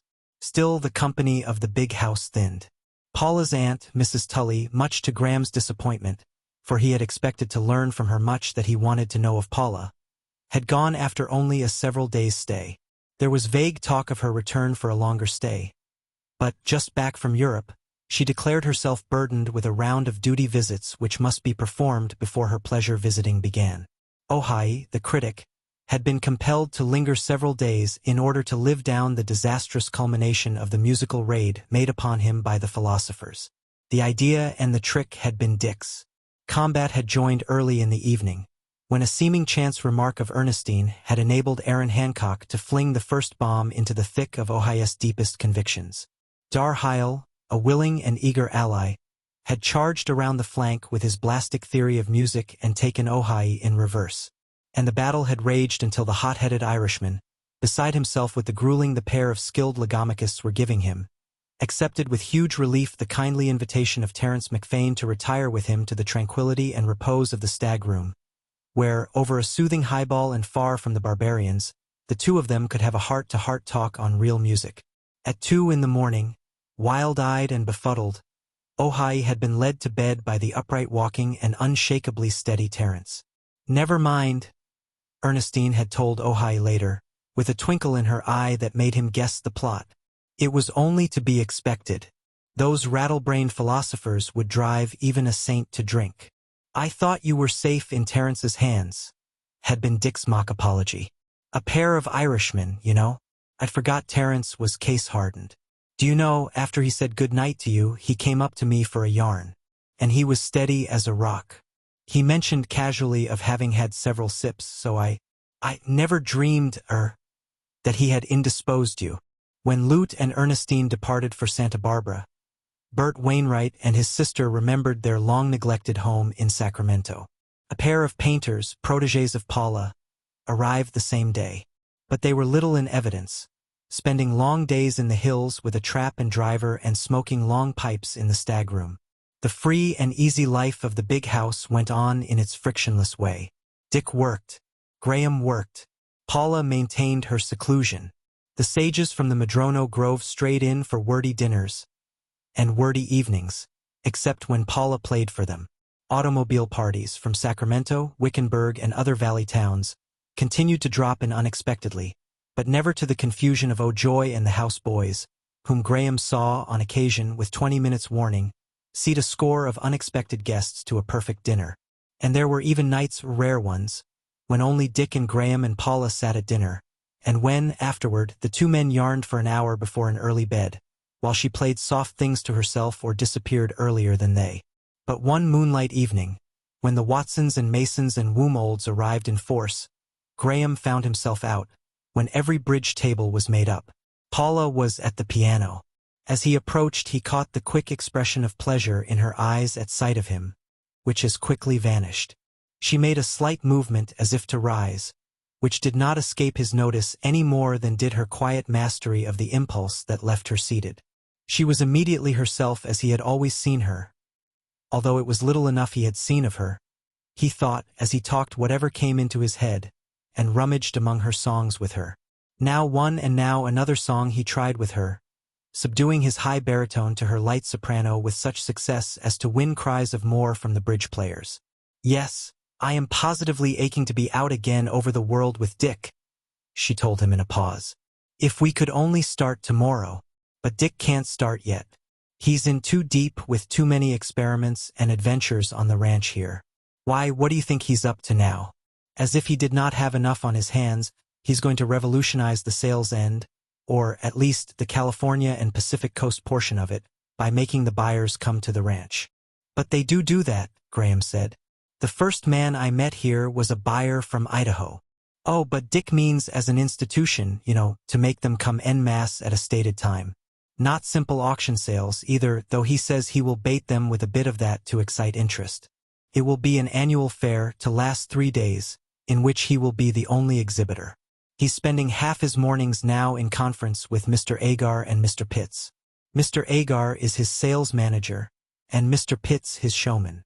She sighed and rippled her fingers along the keyboard. "But, oh, if only we could get away. Timbuktu, Mokpo, or Jericho." "Don't tell me you've ever been to Mokpo," Graham laughed. She nodded. "Cross my heart, solemnly, hope to die. It was with Dick in the all-away and in the long ago. It might almost be said we honeymooned in Mokpo." And while Graham exchanged reminiscences of Mokpo with her, he cudgeled his brain to try and decide whether her continual reference to her husband was deliberate. "I should imagine you found it such a paradise here," he was saying. I do," she assured him with what seemed unnecessary vehemence. "But I don't know what's come over me lately. I feel it imperative to be up and away. The spring fret, I suppose, the red gods and their medicine. And if only Dick didn't insist on working his head off and getting tied down with projects. Do you know, in all the years of our marriage, the only really serious rival I have ever had has been this ranch. He's pretty faithful, and the ranch is his first love. He had it all planned and started before he ever met me or knew I existed. Here, let us try this together," Graham said abruptly, placing the song on the rack before her. "Oh, but it's the gypsy trail," she protested. "It will only make my mood worse." And she hummed, "Follow the Romany pattern, west to the sinking sun, till the junk sails lift through the homeless drift, and the east and the west are one."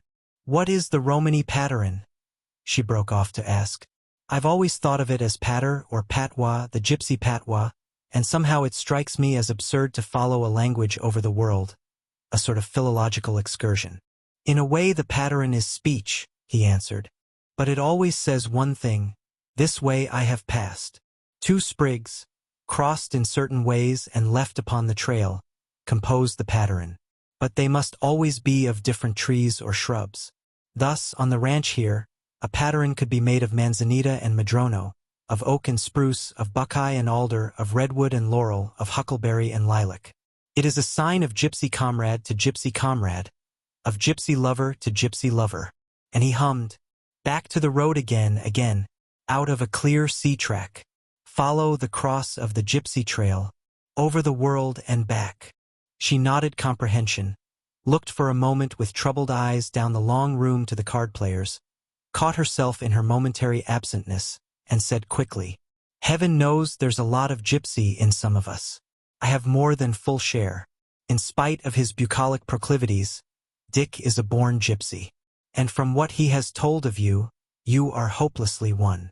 After all, the white man is the real gypsy, the king gypsy, Graham propounded.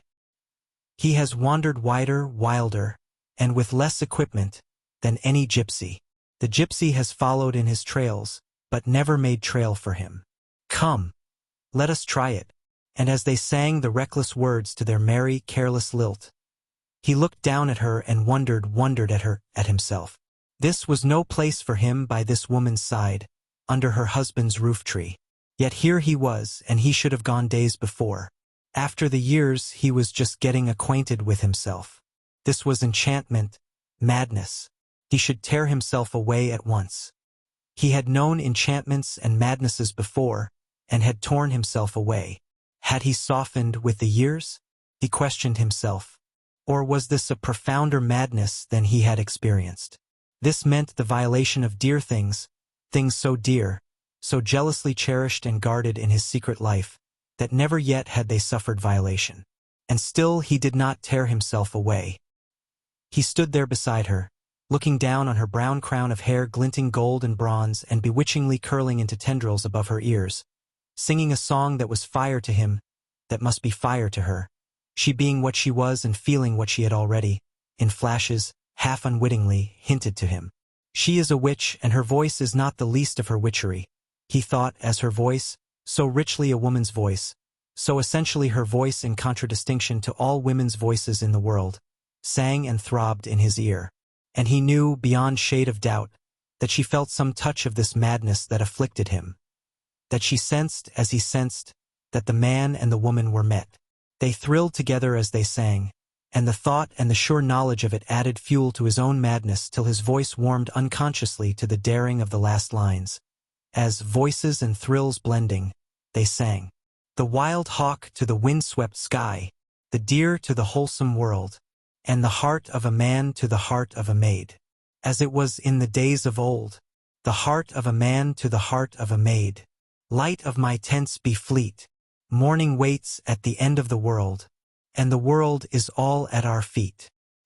He looked for her to look up as the last notes died away, but she remained quiet a moment, her eyes bent on the keys. And then the face that was turned to his was the face of the little lady of the big house, the mouth smiling mischievously, the eyes filled with roguery as she said, Let us go and devil Dick. He's losing. I've never seen him lose his temper at cards, but he gets ridiculously blue after a long siege of losing. And he does love gambling, she continued as she led the way to the tables. It's one of his modes of relaxing. It does him good. About once or twice a year, if it's a good poker game, he'll sit in all night to it and play to the blue sky if they take off the limit. Chapter 18. Almost immediately after the singing of the gypsy trail, Paula emerged from her seclusion, and Graham found himself hard put in the tower room to keep resolutely to his work when all the morning he could hear snatches of song and opera from her wing, or laughter and scolding of dogs from the great patio, or the continuous pulse for hours of the piano from the distant music room. But Graham, patterning after Dick, devoted his mornings to work, so that he rarely encountered Paula before lunch. She made announcement that her spell of insomnia was over and that she was ripe for all gaieties and excursions Dick had to offer her. Further, she threatened, in case Dick grudged these personal diversions, to fill the house with guests and teach him what liveliness was. It was at this time that her Aunt Martha, Mrs. Tully, returned for a several days' visit, and that Paula resumed the driving of Duddy and Fuddy in the high, one-seated Studebaker trap. Duddy and Fuddy were spirited trotters, but Mrs. Tully, despite her elderliness and avoirdupois, was without timidity when Paula held the reins. As Mrs. Tully told Graham, and that is a concession I make to no woman save Paula. She is the only woman I can trust myself to with horses. She has the horseway about her. When she was a child, she was wild over horses. It's a wonder she didn't become a circus rider. Much more, Graham learned about Paula in various chats with her aunt. Of Philip Destin, Paula's father, Mrs. Tully could never say enough. Her eldest brother, and older by many years, he had been her childhood prince. His ways had been big ways, princely ways, ways that to commoner folk had betokened a streak of madness. He was continually guilty of the wildest things and the most chivalrous things. It was this streak that had enabled him to win various fortunes, and with equal facility to lose them, in the great gold adventure of '49. Himself of old New England stock, he had had for great-grandfather a Frenchman, a trifle of flotsam from a mid-ocean wreck, and landed to grow up among the farmer-sailormen of the coast of Maine. And once only, in each generation, that French destin crops out, Mrs. Tully assured Graham. Philip was that Frenchman in his generation, and who but Paula, and in full measure, received that same inheritance in her generation. Though Lute and Ernestine are her half-sisters, no one would imagine one drop of the common blood was shared. That's why Paula, instead of going circus riding, drifted inevitably to France. It was that old original destin that drew her over. And of the adventure in France, Graham learned much. Philip Destin's luck had been to die when the wheel of his fortune had turned over and down. Ernestine and Lute, little tots, had been easy enough for Destin's sisters to manage. But Paula, who had fallen to Mrs. Tully, had been the problem, because of that Frenchman. Oh, she is rigid New England, Mrs. Tully insisted. The solidest of creatures as to honor and rectitude, dependableness and faithfulness. As a girl she really couldn't bring herself to lie, except to save others. In which case all her New England ancestry took flight, and she would lie as magnificently as her father before her. And he had the same charm of manner, the same daring, the same ready laughter, the same vivacity. But what is lightsome and blithe in her, was debonair in him. He won men's hearts always, or, failing that, their bitterest enmity. No one was left cold by him in passing. Contact with him quickened them to love or hate. Therein Paula differs, being a woman, I suppose, and not enjoying man's prerogative of tilting at windmills. I don't know that she has an enemy in the world. All love her, unless, it may well be, there are catwomen who envy her nice husband. And as Graham listened, Paula's singing came through the open window from somewhere down the long arcades, and there was that ever-haunting thrill in her voice that he could not escape remembering afterward. She burst into laughter, and Mrs. Tully beamed to him and nodded at the sound. "There laughs Philip Destin," she murmured.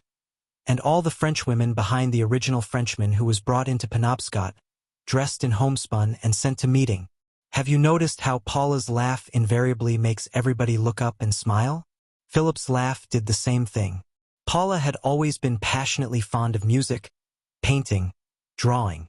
As a little girl she could be traced around the house and grounds by the trail she left behind her of images and shapes, made in whatever medium she chanced upon, drawn on scraps of paper, scratched on bits of wood, modeled in mud and sand.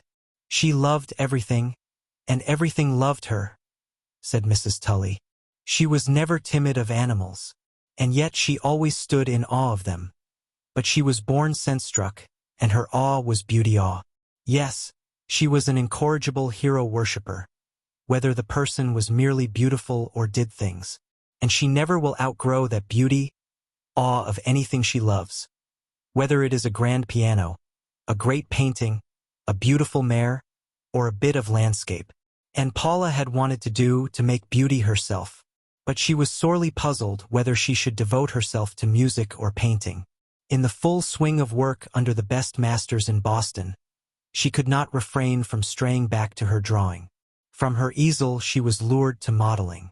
And so, with her love of the best, her soul and heart full of beauty, she grew quite puzzled and worried over herself, as to which talent was the greater and if she had genius at all. I suggested a complete rest from work and took her abroad for a year. And of all things she developed a talent for dancing. But always she harked back to her music and painting. No, she was not flighty. Her trouble was that she was too talented. Too diversely talented, Graham amplified. Yes, that is better, Mrs. Tully nodded.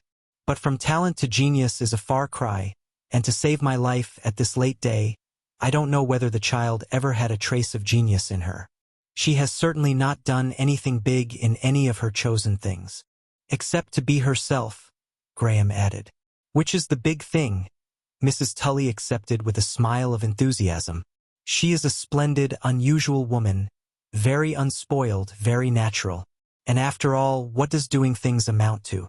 I'd give more for one of Paula's madcap escapades.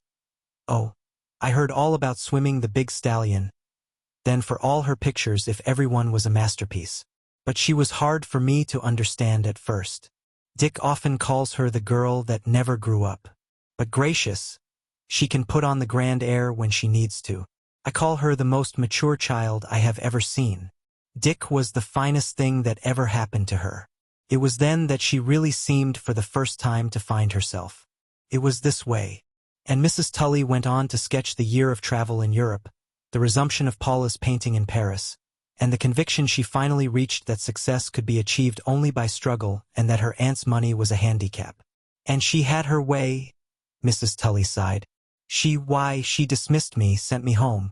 She would accept no more than the meagerest allowance, and went down into the Latin Quarter on her own, batching with 2 other American girls. And she met Dick.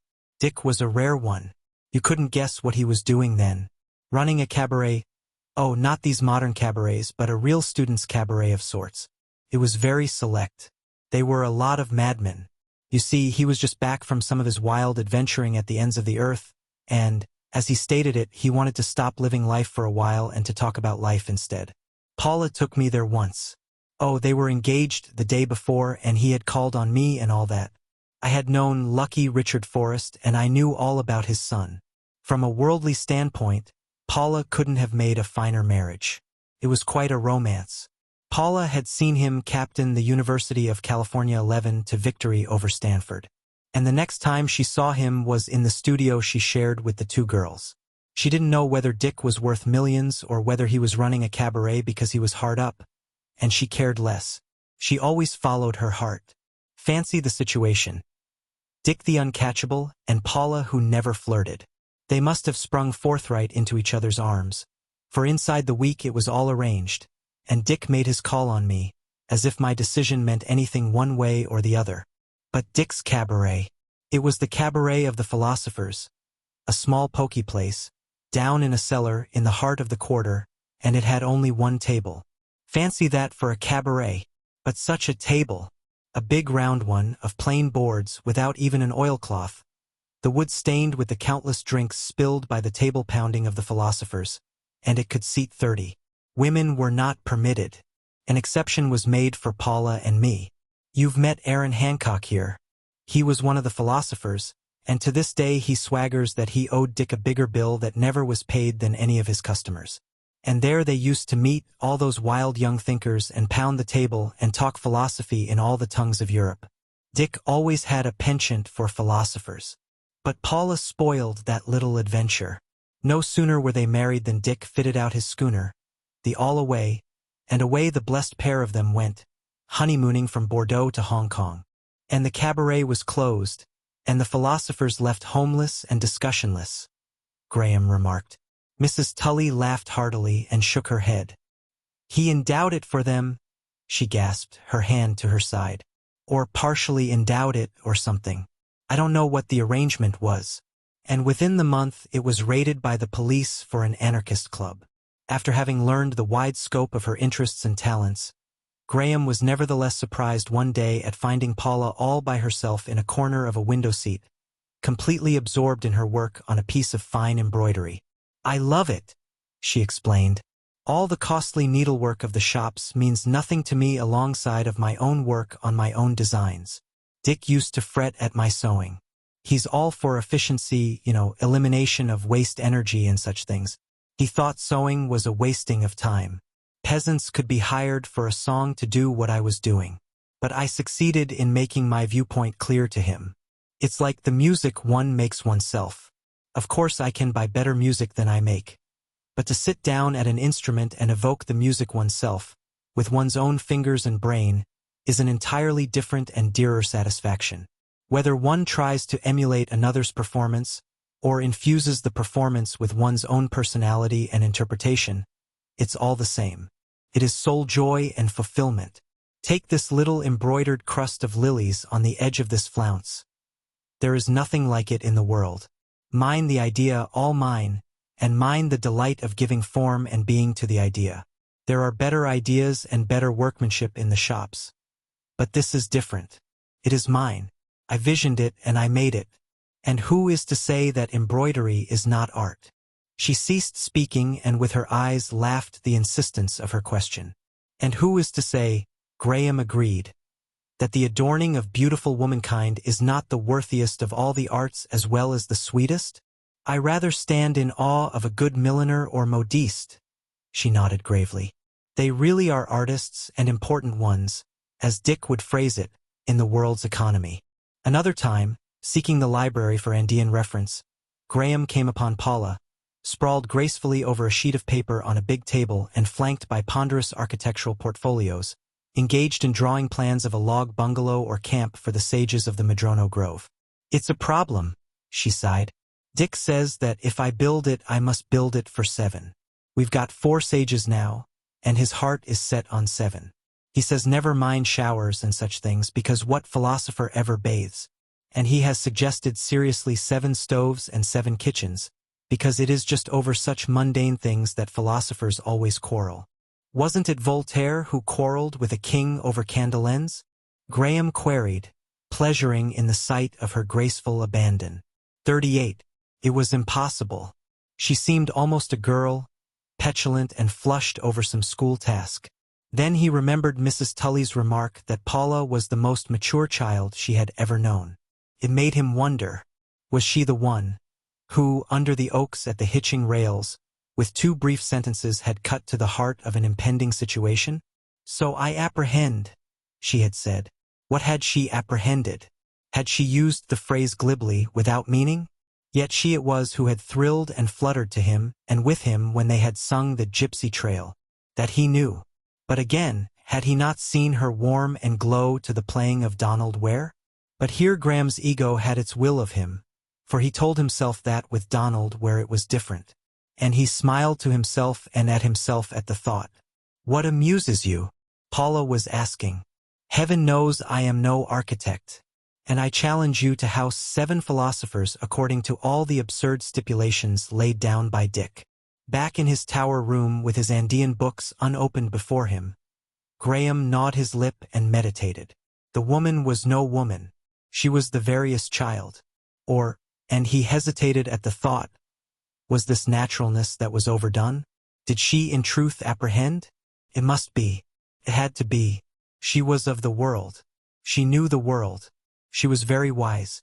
No remembered look of her gray eyes but gave the impression of poise and power. That was it, strength. He recalled her that first night when she had seemed at times to glint an impression of steel, of thin and jewel-like steel. In his fancy, at the time, he remembered likening her strength to ivory, to carven pearl shell, to samnit twisted of maiden's hair. And he knew now, ever since the brief words at the hitching rails and the singing of the gypsy trail, that whenever their eyes looked into each other's it was with a mutual knowledge of unsaid things. In vain he turned the pages of the books for the information he sought. He tried to continue his chapter without the information, but no words flowed from his pen. A maddening restlessness was upon him. He seized a timetable and pondered the departure of trains, changed his mind, switched the room telephone to the house barn, and asked to have Altadena saddled. It was a perfect morning of California early summer.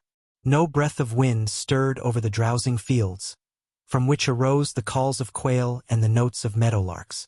The air was heavy with lilac fragrance, and from the distance, as he rode between the lilac hedges, Graham heard the throaty nicker of Mountain Lad and the silvery answering whinny of the Fotherington Princess. Why was he here astride Dick Forrest's horse?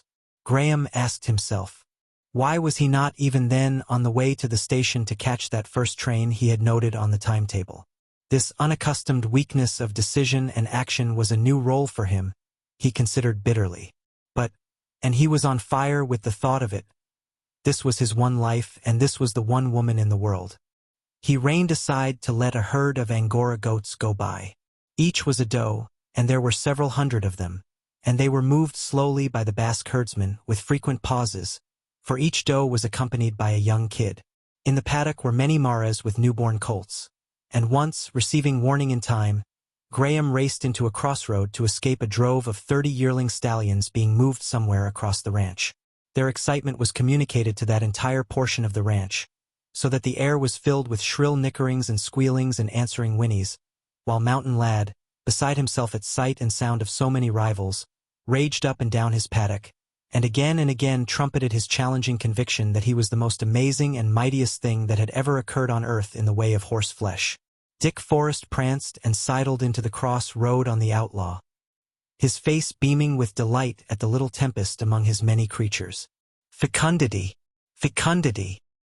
He chanted in greeting as he reined in to a halt, if halt it might be called, with his tan golden sorrel mare Efret and Efroth, wickedly reaching with her teeth now for his leg and next for Graham's, one moment pawing the roadway, the next moment, in sheer impotence of resentfulness, kicking the empty air with one hind leg and kicking the air repeatedly, a dozen times. Those youngsters certainly put Mountain Lad on his mettle. Dick laughed. Listen to his song. Hear me. I am Eros. I stamp upon the hills. I fill the wide valleys. The maras hear me, and startle, in quiet pastures. For they know me. The land is filled with fatness, and the sap is in the trees. It is the spring. The spring is mine. I am monarch of my kingdom of the spring. The maras remember my voice. They knew me aforetime through their mothers before them. Hear me. I am Eros. I stamp upon the hills, and the wide valleys are my heralds, echoing the sound of my approach. Chapter 19. After Mrs. Tully's departure, Paula, true to her threat, filled the house with guests. She seemed to have remembered all who had been waiting an invitation, and the limousine that met the trains 8 miles away was rarely empty coming or going. There were more singers and musicians and artist folk, and bevies of young girls with their inevitable followings of young men, while mamas and aunts and chaperones seemed to clutter all the ways of the big house and to fill a couple of motor cars when picnics took place. And Graham wondered if this surrounding of herself by many people was not deliberate on Paula's part. As for himself, he definitely abandoned work on his book, and joined in the before-breakfast swims of the hardier younger folk, in the morning rides over the ranch, and in whatever fun was afoot indoors and out. Late hours and early were kept, and one night Dick, who adhered to his routine and never appeared to his guests before midday, made a night of it at poker in the stagroom. Graham had sat in and felt well repaid when, at dawn, the players received an unexpected visit from Paula herself past one of her white nights. She said, although no sign of it showed on her fresh skin and color. Graham had to struggle to keep his eyes from straying too frequently to her as she mixed golden fizzes to rejuvenate the wan-eyed, jaded players. Then she made them start the round of jacks that closed the game, and sent them off for a cold swim before breakfast and the day's work or frolic. Never was Paula alone. Graham could only join in the groups that were always about her. Although the young people ragged and tangoed incessantly, she rarely danced, and then it was with the young men. Once, however, she favored him with an old-fashioned waltz. Your ancestors in an antediluvian dance? She mocked the young people as she stepped out. For she and Graham had the floor to themselves. Once down the length of the room, the two were in full accord. Paula, with the sympathy Graham recognized that made her the exceptional accompanist or rider, subdued herself to the masterful art of the man, until the two were as parts of a sentient machine that operated without jar or friction. After several minutes, finding their perfect mutual step and pace, and Graham feeling the absolute giving of Paula to the dance, they essayed rhythmical pauses and dips, their feet never leaving the floor, yet affecting the onlookers in the way Dick voiced it when he cried out, "They float! They float!" The music was the waltz of Salome, and with its slow-fading end they postured slower and slower to a perfect close. There was no need to speak. In silence, without a glance at each other, they returned to the company where Dick was proclaiming, "Well, younglings, codlings, and other fry, that's the way we old folks used to dance. I'm not saying anything against the new dances, mind you. They're all right and dandy fine. But just the same, it wouldn't injure you much to learn to waltz properly. The way you waltz, when you do attempt it, is a scream. We old folks do know a thing or two that is worthwhile. For instance? Queried one of the girls. I'll tell you. I don't mind the young generation smelling of gasoline the way it does. Cries and protests drowned Dick out for a moment. I know I smell of it myself, he went on. But you've all failed to learn the good old modes of locomotion. There isn't a girl of you that Paula can't walk into the ground. There isn't a fellow of you that Graham and I can't walk into a receiving hospital. Oh, I know you can all crank engines and shift gears to the Queen's taste. But there isn't one of you that can properly ride a horse, a real horse, in the only way, as for driving a smart pair of roadsters, it's a screech. And how many of you husky lads, hell-scooting on the bay in your speedboats, can take the wheel of an old-time sloop or schooner, without an auxiliary, and get out of your own way in her? But we get there just the same girl retorted. And I don't deny it, Dick answered. But you are not always pretty. I'll tell you a pretty sight that no one of you can ever present. Paula, there, with the reins of 4 slashing horses in her hands, her foot on the brake, swinging tally-ho along a mountain road. On a warm morning, in the cool arcade of the great patio, a chance group of 4 or 5, among whom was Paula, formed about Graham, who had been reading alone. After a time he returned to his magazine with such absorption that he forgot those about him until an awareness of silence penetrated to his consciousness. He looked up. All the others save Paula had strayed off. He could hear their distant laughter from across the patio. But Paula! He surprised the look on her face, in her eyes. It was a look bent on him, concerning him. Doubt, speculation, almost fear, were in her eyes. And yet, in that swift instant, he had time to note that it was a look deep and searching. Almost. His quick fancy prompted. The look of one peering into the just-opened book of fate. Her eyes fluttered and fell, and the color increased in her cheeks in an unmistakable blush. Twice her lips moved to the verge of speech. Yet, caught so errantly in the act, she was unable to phrase any passing thought. Graham saved the painful situation by saying casually, "Do you know, I've just been reading De Vries' eulogy of Luther Burbank's work, and it seems to me that Dick is to the domestic animal world what Burbank is to the domestic vegetable world. You are life-makers here, thumbing the stuff into new forms of utility and beauty." Paula, by this time herself again, laughed and accepted the compliment. "I fear me," Graham continued with easy seriousness, "as I watch your achievements, that I can only look back on a misspent life. Why didn't I get in and make things? I'm horribly envious of both of you. We are responsible for a dreadful lot of creatures being born," she said. "It makes one breathless to think of the responsibility." "The ranch certainly spells fecundity," Graham smiled. "I never before was so impressed with the flowering and fruiting of life.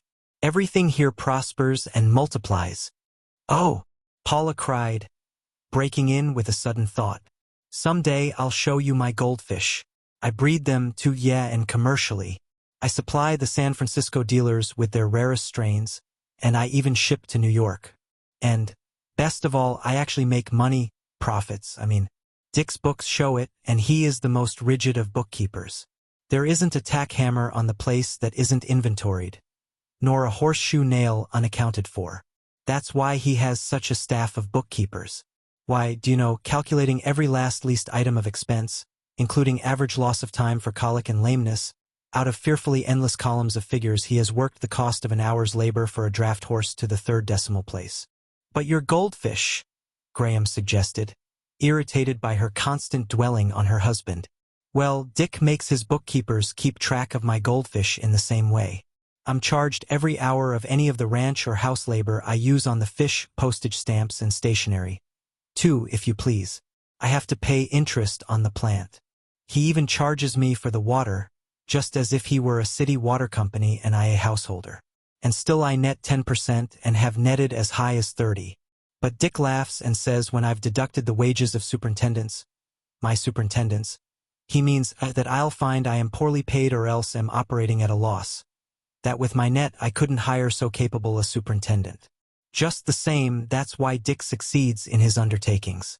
Unless it's sheer experiment, he never does anything without knowing precisely, to the last microscopic detail, what it is he is doing. He is very sure, Graham observed. I never knew a man to be so sure of himself, Paula replied warmly. And I never knew a man with half the warrant. I know him. He is a genius, but only in the most paradoxical sense. He is a genius because he is so balanced and normal that he hasn't the slightest particle of genius in him. Such men are rarer and greater than geniuses. I like to think of Abraham Lincoln as such a type. I must admit I don't quite get you, Graham said. Oh, I don't dare to say that Dick is as good, as cosmically good as Lincoln, she hurried on. Dick is good, but it is not that. It is in their excessive balance, normality, lack of flair, that they are of the same type. Now I am a genius. For, see, I do things without knowing how I do them. I just do them. I get effects in my music that way. Take my diving. To save my life, I couldn't tell how I swan dive or jump, or do the turn and a half. Dick, on the other hand, can't do anything unless he clearly knows in advance how he is going to do it. He does everything with balance and foresight. He's a general, all-around wonder, without ever having been a particular wonder at any one thing. Oh, I know him. He's never been a champion or a record breaker in any line of athletics. Nor has he been mediocre in any line. And so with everything else mentally, intellectually. He is an evenly forged chain. He has no massive links, no weak links. I'm afraid I'm like you, Graham said. That commoner and lesser creature, a genius. For I, too, on occasion, flare and do the most unintentional things. And I am not above falling on my knees before mystery. And Dick hates mystery, or it would seem he does. Not content with knowing how, he is eternally seeking the why of the how. Mystery is a challenge to him. It excites him like a red rag does a bull. At once he is for ripping the husks and the heart from mystery, so that he will know the how and the why, when it will be no longer mystery but a generalization and a scientifically demonstrable fact. Much of the growing situation was veiled to the three figures of it. Graham did not know of Paula's desperate efforts to cling close to her husband, who, himself desperately busy with his 1,000 plans and projects, was seeing less and less of his company. He always appeared at lunch, but it was a rare afternoon when he could go out with his guests. Paula did know, from the multiplicity of long code telegrams from Mexico, that things were in a parlous state with the Harvest Group. Also, she saw the agents and emissaries of foreign investors in Mexico, always in haste and often inopportune, arriving at the ranch to confer with Dick. Beyond his complaint that they ate the heart out of his time, he gave her no clue to the matters discussed. My, I wish you weren't so busy, she sighed in his arms, on his knees, one fortunate morning, when, at 11 o'clock, she had caught him alone. It was true, she had interrupted the dictation of a letter into the phonograph, and the sigh had been evoked by the warning cough of Bonbright, whom she saw entering with more telegrams in his hand. Won't you let me drive you this afternoon, behind Duddy and Fuddy, just you and me, and cut the crowd? She begged. He shook his head and smiled. You'll meet at lunch a weird combination, he explained. Nobody else needs to know, but I'll tell you. He lowered his voice, while Bonbright discreetly occupied himself at the filing cabinets. They're Tampico oil folk. Samuels himself, president of the Nacisco, and Wisher, the big inside man of the Pearson Brooks crowd, the chap that engineered the purchase of the East Coast Railroad and the Taiwana Central when they tried to put the Nacisco out of business. And Mathewson, he's the Hyuskookum big chief this side the Atlantic of the Palmerston interests. You know, the English crowd that fought the Nacisco and the Pearson Brooks bunch so hard. And, oh, there'll be several others. It shows you that things are rickety down Mexico way when such a bunch stops scrapping and gets together. You see, they are oil and I'm important in my way down there, and they want me to swing the mining interests in with the oil. Truly, big things are in the air, and we've got to hang together and do something or get out of Mexico. And I'll admit, after they gave me the turn down in the trouble 3 years ago, that I've sulked in my tent and made them come to see me. He caressed her and called her his armful of dearest woman, although she detected his eye roving impatiently to the phonograph with its unfinished letter. And so, he concluded, with a pressure of his arms about her that seemed to hint that her moment with him was over and she must go. That means the afternoon. None will stop over. and they'll be off and away before dinner. She slipped off his knees and out of his arms with unusual abruptness, and stood straight up before him, her eyes flashing, her cheeks white, her face set with determination, as if about to say something of grave importance. But a bell tinkled soft ly, and he reached for the desk telephone. Paula drooped and sighed inaudibly, and, as she went down the room and out the door, and as Bonbright stepped eagerly forward with the telegrams, she could hear the beginning of her husband's conversation. "No, it is impossible. He's got to come through, or I'll put him out of business. That gentleman's agreement is all poppycock. If it were only that, of course he could break it. But I've got some mighty interesting correspondence that he's forgotten about. Yes, yes. It will clinch it in any court of law. I'll have the file in your office by 5 this afternoon. And tell him, for me, that if he tries to put through this trick, I'll break him. I'll put a competing line on, and his steamboats will be in the receiver's hands inside a year. And, hello, are you there? And just look up that point I suggested. I am rather convinced you'll find the interstate commerce has got him on 2 counts. Nor did Graham, nor even Paula, imagine that Dick, the keen one, the deep one, who could see and sense things yet to occur and out of intangible nuances and glimmerings build shrewd speculations and hypotheses that subsequent events often proved correct, was already sensing what had not happened but what might happen. He had not heard Paula's brief significant words at the hitching post, nor had he seen Graham catch her in that deep scrutiny of him under the arcade. Dick had heard nothing, seen little, but sensed much. And even in advance of Paula, had he apprehended in vague ways what she afterward had come to apprehend. The most tangible thing he had to build on was the night, immersed in bridge, when he had not been unaware of the abrupt leaving of the piano after the singing of the Gypsy Trail, nor when, in careless smiling greeting of them when they came down the room to devil him over his losing, had he failed to receive a hint or feeling of something unusual in Paula's roguish teasing face. On the moment, laughing retorts, giving as good as she sent, Dick's own laughing eyes had swept over Graham beside her and likewise detected the unusual. The man was overstrung, had been Dick's mental note at the time. But why should he be overstrung? Was there any connection between his overstrungness and the sudden desertion by Paula of the piano? And all the while these questions were slipping through his thoughts, he had laughed at their sallies, dealt, sorted his hand, and won the bid on no trumps. Yet to himself he had continued to discount as absurd and preposterous the possibility of his vague apprehension ever being realized. It was a chance guess, a silly speculation, based upon the most trivial data, he sagely concluded. It merely connoted the attractiveness of his wife and of his friend. And on occasional moments he could not will the thought from coming uppermost in his mind. Why had they broken off from singing that evening? Why had he received the feeling that there was something unusual about it? Why had Graham been overstrung?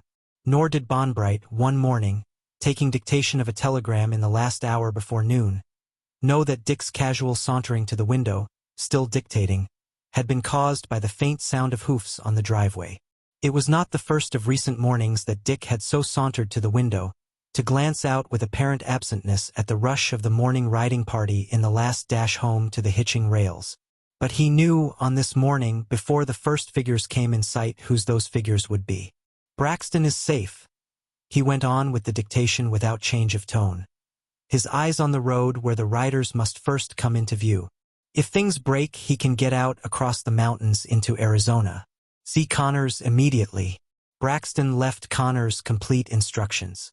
"Connors tomorrow in Washington. Give me fullest details, any move signed." Up the driveway the Fawn and Altadena clattered neck and neck. Dick had not been disappointed in the figures he expected to see. From the rear, cries and laughter and the sound of many hoofs tokened that the rest of the party was close behind. "And the next one, Mr. Bonbright, please put in the harvest code." Dick went on steadily, while to himself he was commenting that Graham was a passable rider but not an excellent one, and that it would have to be seen to that he was given a heavier horse than Altadena. "It is to Jeremy Braxton. Send it both ways. There is a chance one or the other may get through." Chapter 20. Once again the tide of guests ebbed from the big house, and more than one lunch and dinner found only the 2 men and Paula at the table. On such evenings, while Graham and Dick yarned for their hour before bed, Paula no longer played soft things to herself at the piano, but sat with them doing fine embroidery and listening to the talk. Both men had much in common, had lived life in somewhat similar ways, and regarded life from the same angles. Their philosophy was harsh rather than sentimental, and both were realists. Paula made a practice of calling them the pair of brass tacks. "Oh, yes," she laughed to them. "I understand your attitude. You are successes, the pair of you, physical successes. You have health. You are resistant. You can stand things.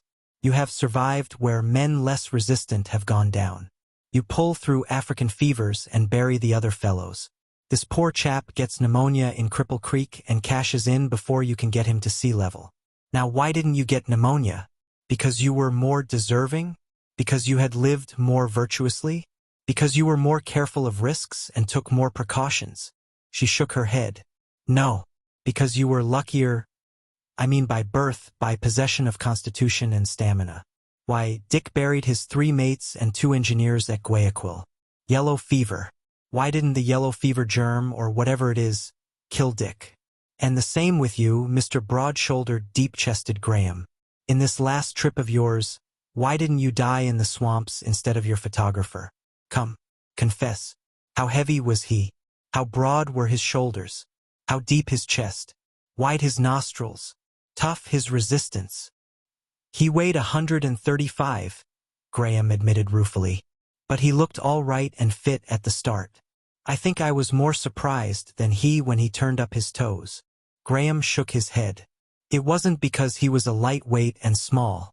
The small men are usually the toughest, other things being equal. But you've put your finger on the reason just the same. He didn't have the physical stamina, the resistance. Do you know what I mean, Dick?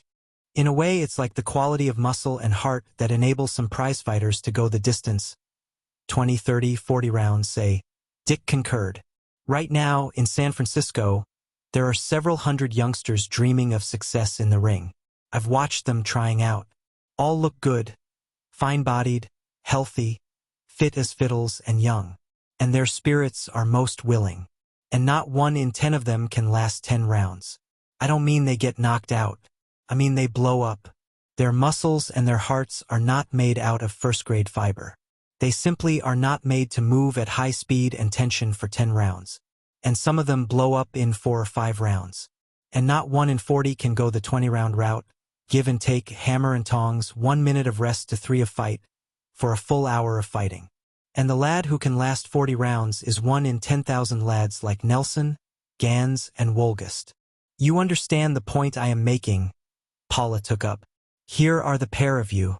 Neither will see 40 again. You're a pair of hard-bitten sinners. You've gone through hardship and exposure that dropped others all along the way. You've had your fun and folly. You've roughed and rowdied over the world. Played the wild ass," Graham laughed in. "And drunk deep," Paula added. "Why, even alcohol hasn't burned you. You were too tough. You put the other fellows under the table, or into the hospital or the grave, and went your gorgeous way, a song on your lips, with tissues uncorroded, and without even the morning after headache. And the point is that you are successes. Your muscles are blonde beast muscles, your vital organs are blonde beast organs. And from all this emanates your blonde beast philosophy. That's why you are brass tacks, and preach realism, and practice realism, shouldering and shoving and walking over lesser and unluckier creatures, who don't dare talk back, who, like Dick's prize-fighting boys, would blow up in the first round if they resorted to the arbitrament of force." Dick whistled a long note of mock dismay. "And that's why you preach the gospel of the strong," Paula went on. "If you had been weaklings, you'd have preached the gospel of the weak and turned the other cheek. But you pair of big-muscle giants, when you are struck, being what you are, you don't turn the other cheek." "No," Dick interrupted quietly. "We immediately roar, knock his block off, and then do it. She's got us, Evan, hip and thigh. Philosophy, like religion, is what the man is, and is by him made in his own image." And while the talk led over the world, Paula sewed on, her eyes filled with the picture of the 2 big men, admiring, wondering, pondering, without the surety of self that was theirs, aware of a slipping and giving of convictions so long accepted that they had seemed part of her. Later in the evening she gave voice to her trouble. "The strangest part of it," she said, taking up a remark Dick had just made, "is that too much philosophizing about life gets one worse than nowhere. A philosophic atmosphere is confusing, at least to a woman. One hears so much about everything, and against everything, that nothing is sure. For instance, Mendenhall's wife is a Lutheran. She hasn't a doubt about anything. All is fixed, ordained, immovable. Stardrifts and ice ages she knows nothing about, and if she did they would not alter in the least her rules of conduct for men and women in this world and in relation to the next. But here, with us, you 2 pound your brass tacks. Terence does a Greek dance of Epicurean anarchism. Hancock waves the glittering veils of Bergsonian metaphysics. Leo makes solemn obeisance at the altar of beauty, and Dar Heil juggles his sophistic blastism to no end save all your applause for his cleverness. Don't you see? The effect is that there is nothing solid in any human judgment. Nothing is right. Nothing is wrong. One is left compassless, rudderless, chartless on a sea of ideas. Shall I do this? Must I refrain from that? Will it be wrong? Is there any virtue in it? Mrs. Mendenhall has her instant answer for every such question. But do the philosophers? Paula shook her head. No. All they have is ideas. They immediately proceed to talk about it, and talk and talk and talk, and with all their erudition reach no conclusion whatever. And I am just as bad. I listen, and talk, as I am talking now, and remain convictionless. There is no test. But there is, Dick said. The old, eternal test of truth. Will it work? Ah, now you are pounding your favorite brass tack, Paula smiled.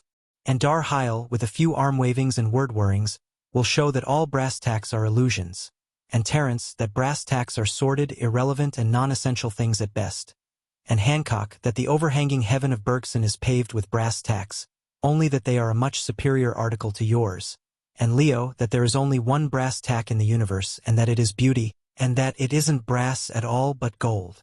Come on, Red Cloud, go riding this afternoon, Paula asked her husband.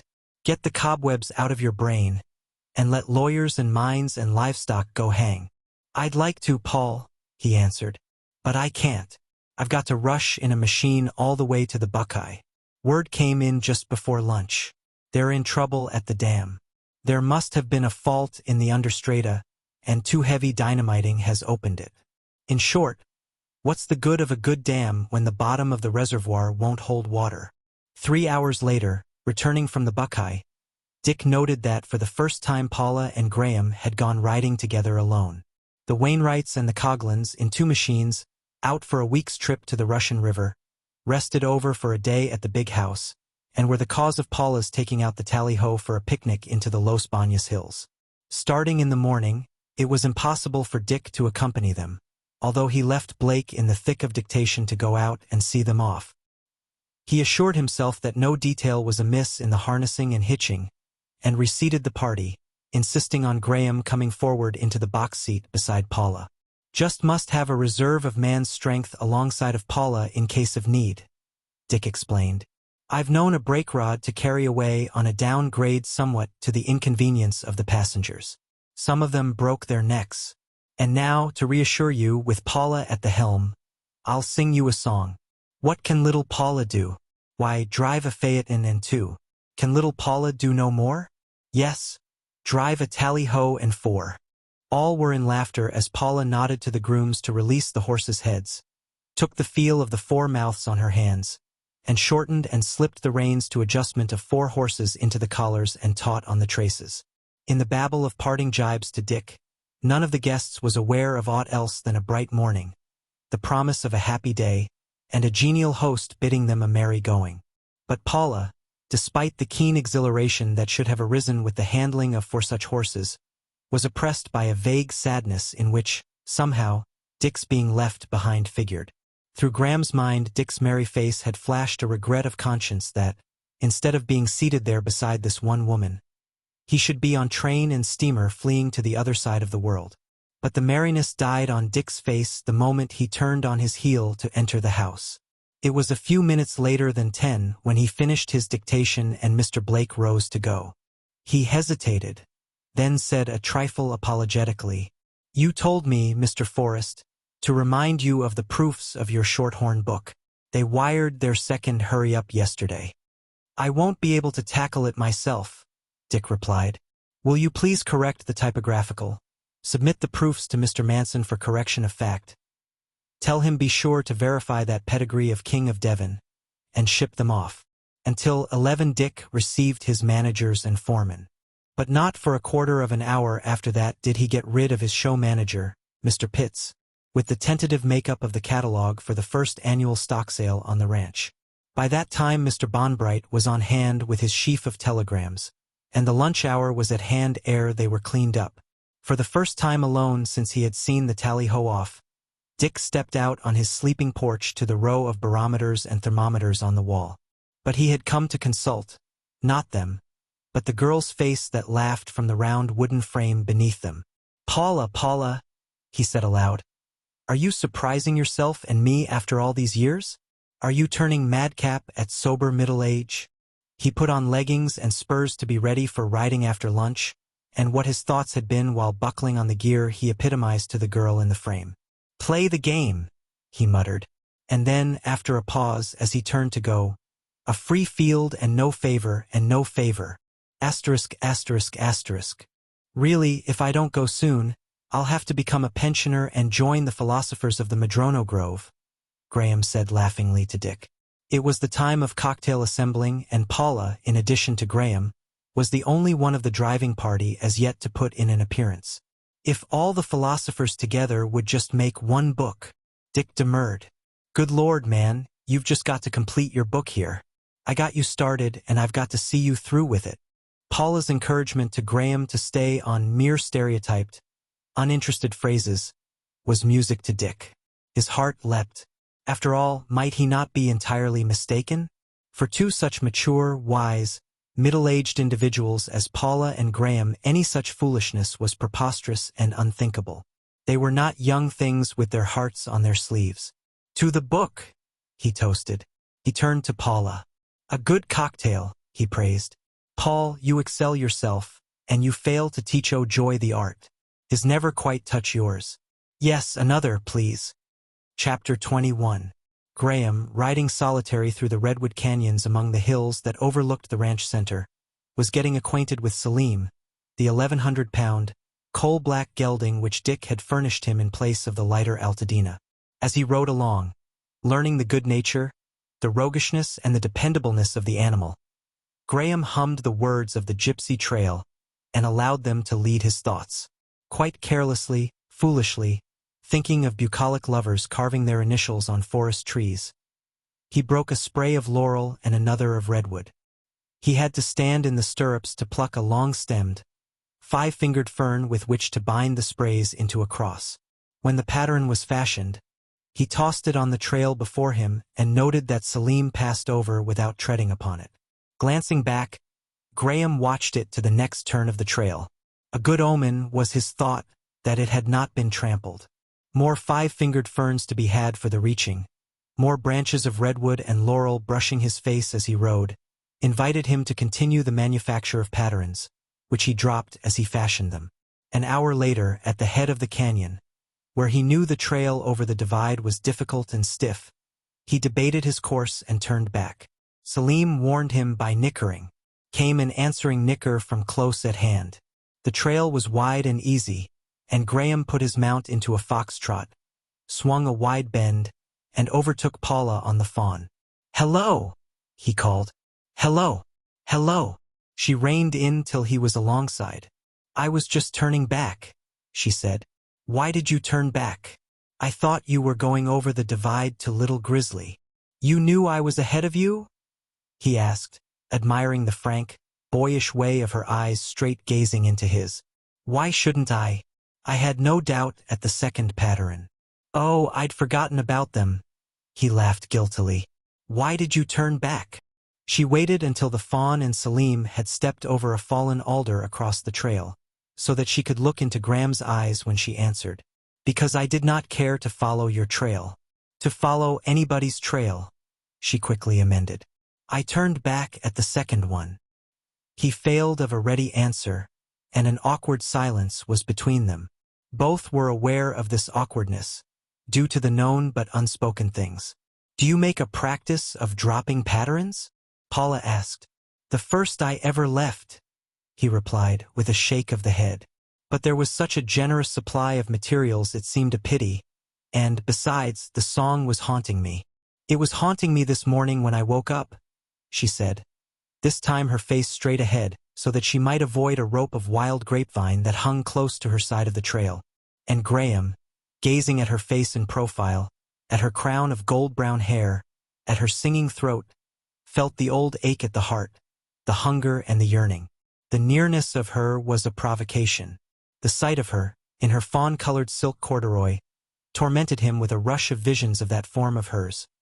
Swimming mountain lad, swan-diving through 40 feet of air, moving down the long room in the dull blue dress of medieval fashion with the maddening knee lift of the clinging draperies. "A penny for them," she interrupted his visioning. His answer was prompt. "Praise to the Lord for one thing, you haven't once mentioned Dick. Do you so dislike him? Be fair," he commanded almost sternly. "It is because I like him. Otherwise—" "What?" she queried. Her voice was brave, although she looked straight before her at the fawn's pricking ears. "I can't understand why I remain. I should have been gone long ago." "Why?" she asked, her gaze still on the pricking ears. Be fair," he warned. "You and I scarcely need speech for understanding." She turned full upon him, her cheeks warming with color, and, without speech, looked at him. Her whip hand rose quickly, halfway, as if to press her breast, and halfway paused irresolutely, then dropped down to her side.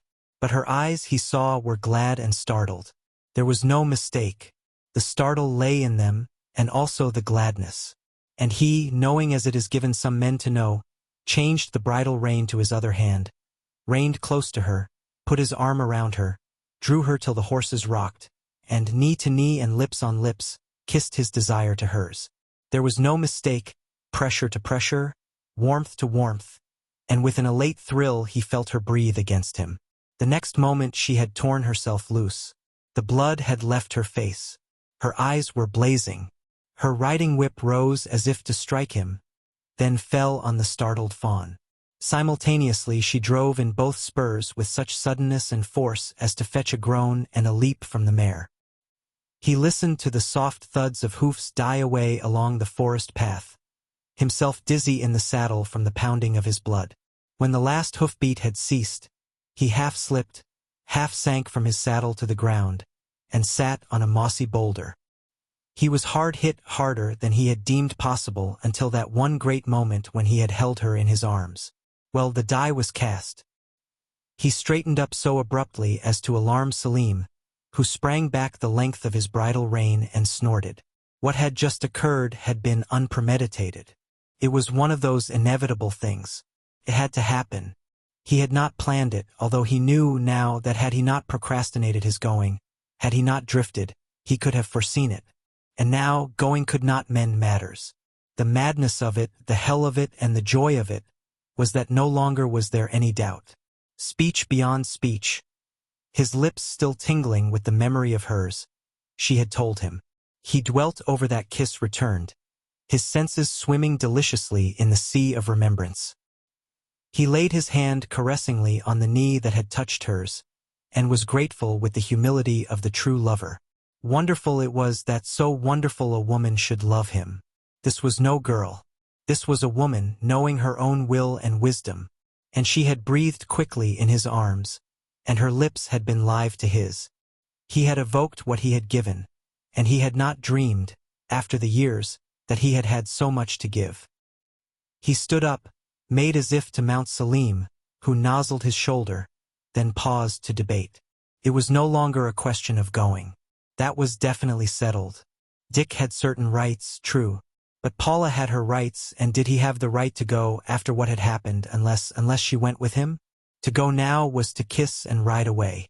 Surely, since the world of sex decreed that often the same men should love the one woman, and therefore that perfidy should immediately enter into such a triangle, surely, it was the lesser evil to be perfidious to the man than to the woman.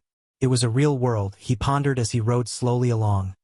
And Paula and Dick and he were real persons in it, were themselves conscious realists who looked the facts of life squarely in the face. This was no affair of priest and code, of other wisdoms and decisions. Of themselves must it be settled. Someone would be hurt, but life was hurt. Success in living was the minimizing of pain. Dick believed that himself, thanks be. The three of them believed it, and it was nothing new under the sun. The countless triangles of the countless generations had all been somehow solved. This, then, would be solved. All human affairs reached some solution. He shook sober thought from his brain and returned to the bliss of memory, reaching his hand to another caress of his knee, his lips breathing again to the breathing of hers against them. He even reined Selim to a halt in order to gaze at the hollow resting place of his bent arm which she had filled. Not until dinner did Graham see Paula again, and he found her the very usual Paula. Not even his eye, keen with knowledge, could detect any sign of the day's great happening, nor of the anger that had whitened her face and blazed in her eyes when she half lifted her whip to strike him. In everything she was the same little lady of the big house. Even when it chanced that her eyes met his, they were serene, untroubled, with no hint of any secret in them. What made the situation easier was the presence of several new guests, women, friends of Dick and her, come for a couple of days. Next morning, in the music room, he encountered them and Paula at the piano. "Don't you sing, Mr. Graham?" a Miss Hoffman asked. She was the editor of a woman's magazine published in San Francisco. Graham had learned. "Oh, adorably," he assured her. "Don't I, Mrs. Forrest?" he appealed. "It is quite true," Paula smiled. "If for no other reason that he is kind enough not to drown me quite. And nothing remains but to prove our words," he volunteered. "There's a duet we sang the other evening." He glanced at Paula for a sign. "Which is particularly good for my kind of singing." Again he gave her a passing glance and received no cue to her will or wish. "The music is in the living room. I'll go and get it. It's the Gypsy Trail, a bright, catchy thing," he heard her saying to the others as he passed out. They did not sing it so recklessly as on that first occasion, and much of the thrill and some of the fire they kept out of their voices. But they sang it more richly, more as the composer had intended it and with less of their own particular interpretation. But Graham was thinking as he sang, and he knew, too, that Paula was thinking, that in their hearts another duet was pulsing all unguessed by the several women who applauded the songs close. "You never sang it better, I'll wager," he told Paula, for he had heard a new note in her voice. It had been fuller, rounder, with a generousness of volume that had vindicated that singing throat. "And now, because I know you don't know, I'll tell you what a pattern is," she was saying. Chapter 22. "Dick, boy, your position is distinctly Carly-Lean," Terence McFain said in fatherly tones. The sages of the Madrono Grove were at table, and, with Paula, Dick, and Graham, made up the dinner party of 7. "Mere naming of one's position does not settle it, Terence," Dick replied. "I know my point is Carly-Lean, but that does not invalidate it. Hero worship is a very good thing. I am talking, not as a mere scholastic, but as a practical breeder with whom the application of Mendelian methods is an everyday commonplace. And I am to conclude," Hancock broke in, "that a Hottentot is as good as a white man?" "Now the South speaks, Aaron," Dick retorted with a smile. "Prejudice, not of birth, but of early environment, is too strong for all your philosophy to shake. It is as bad as Herbert Spencer's handicap of the early influence of the Manchester school." "And Spencer is on a par with the Hottentot?" Dar Heil challenged. Dick shook his head. "Let me say this, Heil. I think I can make it clear. The average Hottentot or the average Melanesian is pretty close to being on a par with the average white man. The difference lies in that there are proportionally so many more Hottentots and Negroes who are merely average, while there is such a heavy percentage of white men who are not average, who are above average. These are what I called the pacemakers that bring up the speed of their own race average men. Note that they do not change the nature or develop the intelligence of the average men, but they give them better equipment, better facilities, enable them to travel a faster collective pace. Give an Indian a modern rifle in place of his bow and arrows, and he will become a vastly more efficient game-getter. The Indian hunter himself has not changed in the slightest. But his entire Indian race sported so few of the above-average men that all of them, in 10,000 generations, were unable to equip him with a rifle. "Go on, Dick, develop the idea," Terence encouraged. "I begin to glimpse your drive, and you'll soon have Aaron on the run with his race prejudices and silly vanities of superiority." "These above-average men," Dick continued, "these pacemakers, are the inventors, the discoverers, the constructionists, the sporting dominants. A race that sports few such dominants is classified as a lower race, as an inferior race. It still hunts with bows and arrows. It is not equipped. Now the average white man, per se, is just as bestial, just as stupid, just as inelastic, just as stagnative, just as retrogressive as the average savage. But the average white man has a faster pace. The large number of sporting dominants in his society give him the equipment, the organization, and impose the law. What great man, what hero, and by that I mean what sporting dominant, has the Hottentot race produced? The Hawaiian race produced only one, Kamehameha. The Negro race in America, at the outside only two, Booker T. Washington and Dubois, and both with white blood in them. Paula feigned a cheerful interest while the exposition went on. She did not appear bored, but to Graham's sympathetic eyes she seemed inwardly to droop. And in an interval of tilt between Terence and Hancock, she said in a low voice to Graham, "Words, words, words, so much and so many of them. I suppose Dick is right, he so nearly always is. But I confess to my old weakness of inability to apply all these floods of words to life, to my life. I mean to my living, to what I should do, to what I must do." Her eyes were unfalteringly fixed on his while she spoke, leaving no doubt in his mind to what she referred. "I don't know what bearing sporting dominance and race paces have on my life. They show me no right or wrong or way for my particular feat. And now that they've started they are liable to talk the rest of the evening." "Oh, I do understand what they say," she hastily assured him. "But it doesn't mean anything to me. Words, words, words. And I want to know what to do with myself, what to do with you, what to do with Dick." But the devil of speech was in Dick Forrest's tongue, and before Graham could murmur a reply to Paula, Dick was challenging him for data on the subject from the South American tribes among which he had traveled. To look at Dick's face, it would have been unguessed that he was aught but a carefree, happy arguer. Nor did Graham, nor did Paula, Dick's dozen-years wife, dream that his casual, careless glances were missing no movement of a hand, no change of position on a chair, no shade of expression on their faces. "What's up?" was Dick's secret interrogation. "Paula's not herself. She's positively nervous, and all the discussion is responsible. And Graham's off color. His brain isn't working up to mark. He's thinking about something else, rather than about what he is saying. What is that something else?" And the devil of speech behind which Dick hid his secret thoughts impelled him to urge the talk wider and wilder. "For once I could almost hate the four sages," Paula broke out in an undertone to Graham, who had finished furnishing the required data.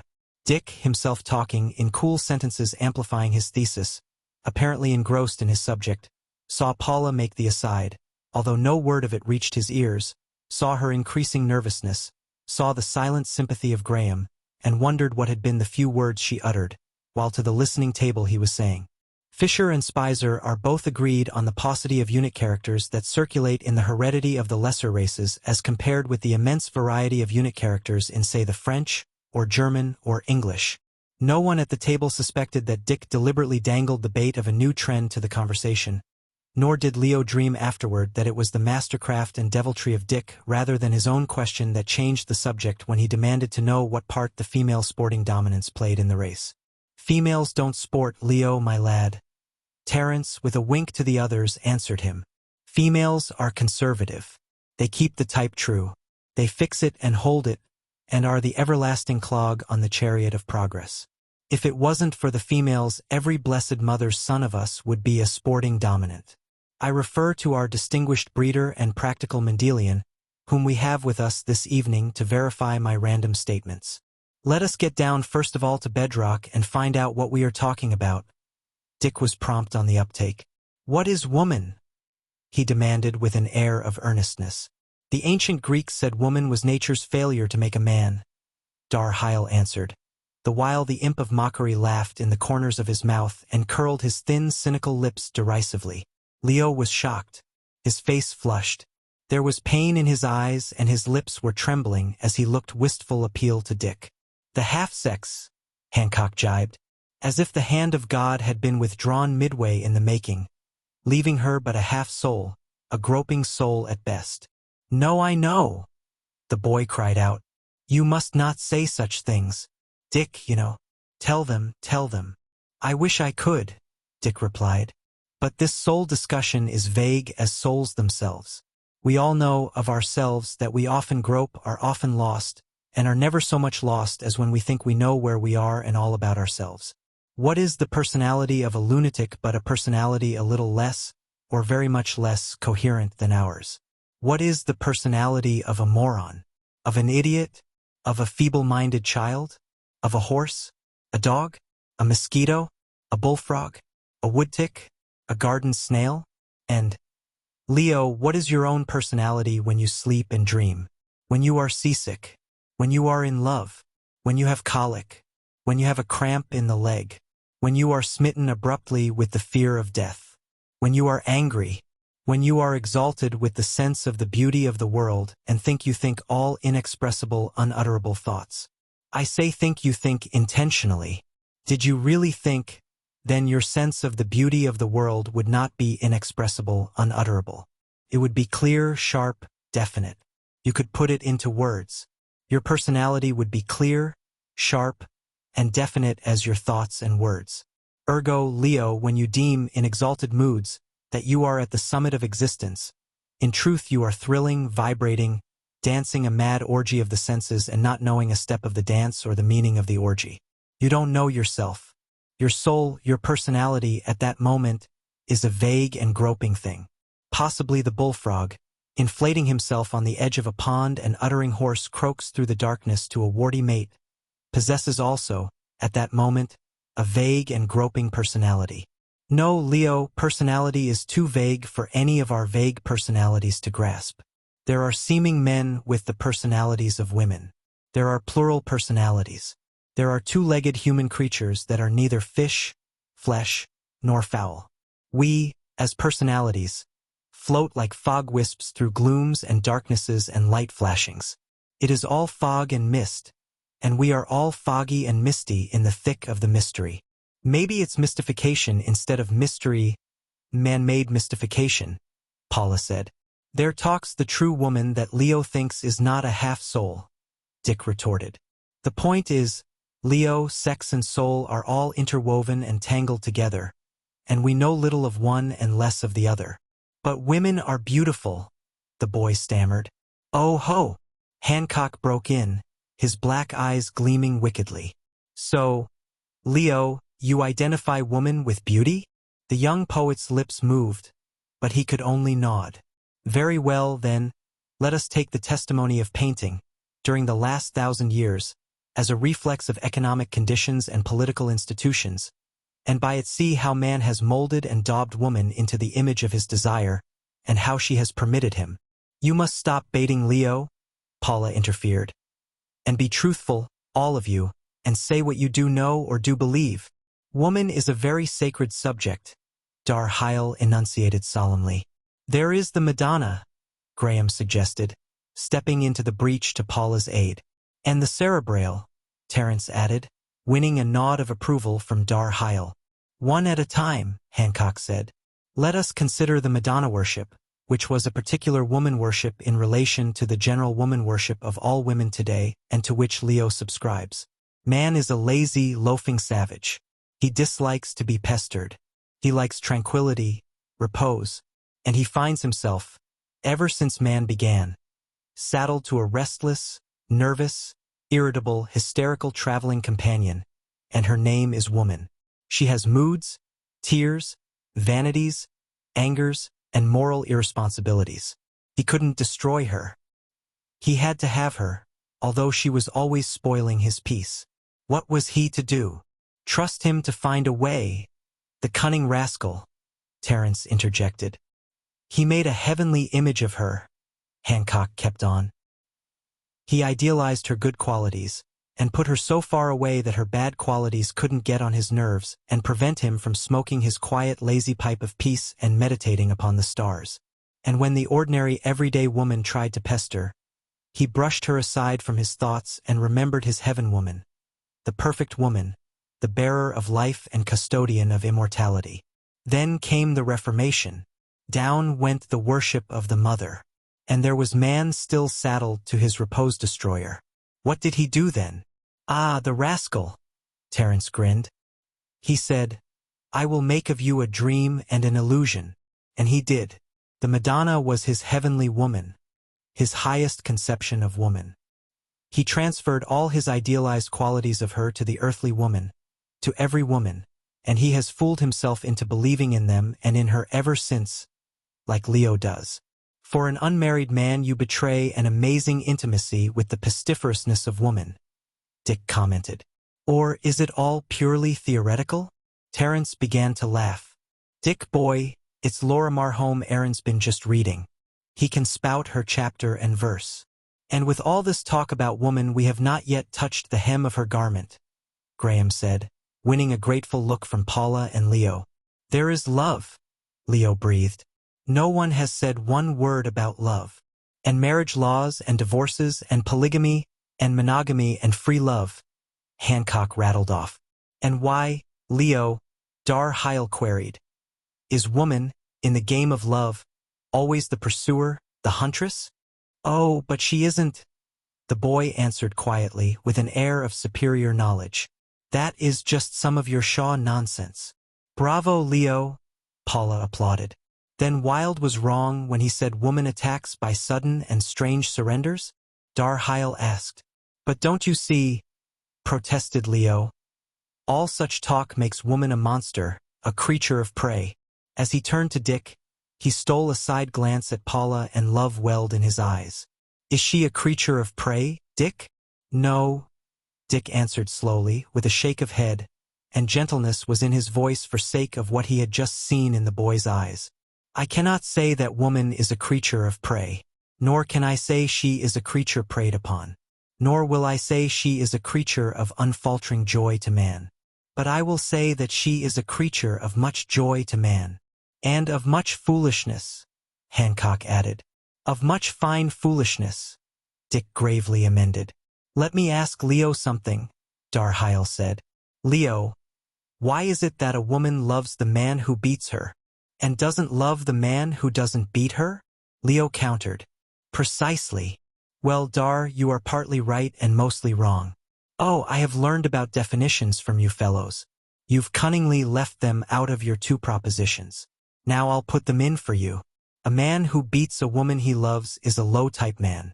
A woman who loves the man who beats her is a low-type woman. No high-type man beats the woman he loves. No high-type woman. And all unconsciously Leo's eyes roved to Paula. Could love a man who beats her. No, Leo, Dick said. I assure you I have never beaten Paula. So you see, Dar, Leo went on with flushing cheeks. You are wrong. Paula loves Dick without being beaten. With what seemed pleased amusement beaming on his face, Dick turned to Paula as if to ask her silent approval of the lad's words. But what Dick sought was the effect of the impact of such words under the circumstances he apprehended. In Paula's eyes he thought he detected a flicker of something he knew not what. Graham's face he found expressionless insofar as there was no apparent change of the expression of interest that had been there. Woman has certainly found her St. George tonight, Graham complimented. Leo, you shame me. Here I sit quietly by while you fight 3 dragons. And such dragons, Paula joined in. If they drove Ojai to drink, what will they do to you, Leo? No knight of love can ever be discomfited by all the dragons in the world, Dick said. And the best of it, Leo, is in this case the dragons are more right than you think, and you are more right than they just the same. Here's a dragon that's a good dragon, Leo lad, Terence spoke up. This dragon is going to desert his disreputable companions and come over on your side and be a St. Terence. And this St. Terence has a lovely question to ask you. Let this dragon roar first, Hancock interposed. Leo, By all in love that is sweet and lovely, I ask you, why do lovers out of jealousy so often kill the woman they love? Because they are hurt, because they are insane, came the answer. And because they have been unfortunate enough to love a woman so low in type that she could be guilty of making them jealous. But, Leo, love will stray, Dick prompted. You must give a more sufficient answer. True for Dick, Terence supplemented. And it's helping you I am to the full stroke of your sword. Love will stray among the highest types, and when it does in steps the green-eyed monster. Suppose the most perfect woman you can imagine should cease to love the man who does not beat her and come to love another man who loves her and will not beat her. What then? All highest types, mind you. Now up with your sword and slash into the dragons. The first man will not kill her nor injure her in any way, Leo asserted stoutly.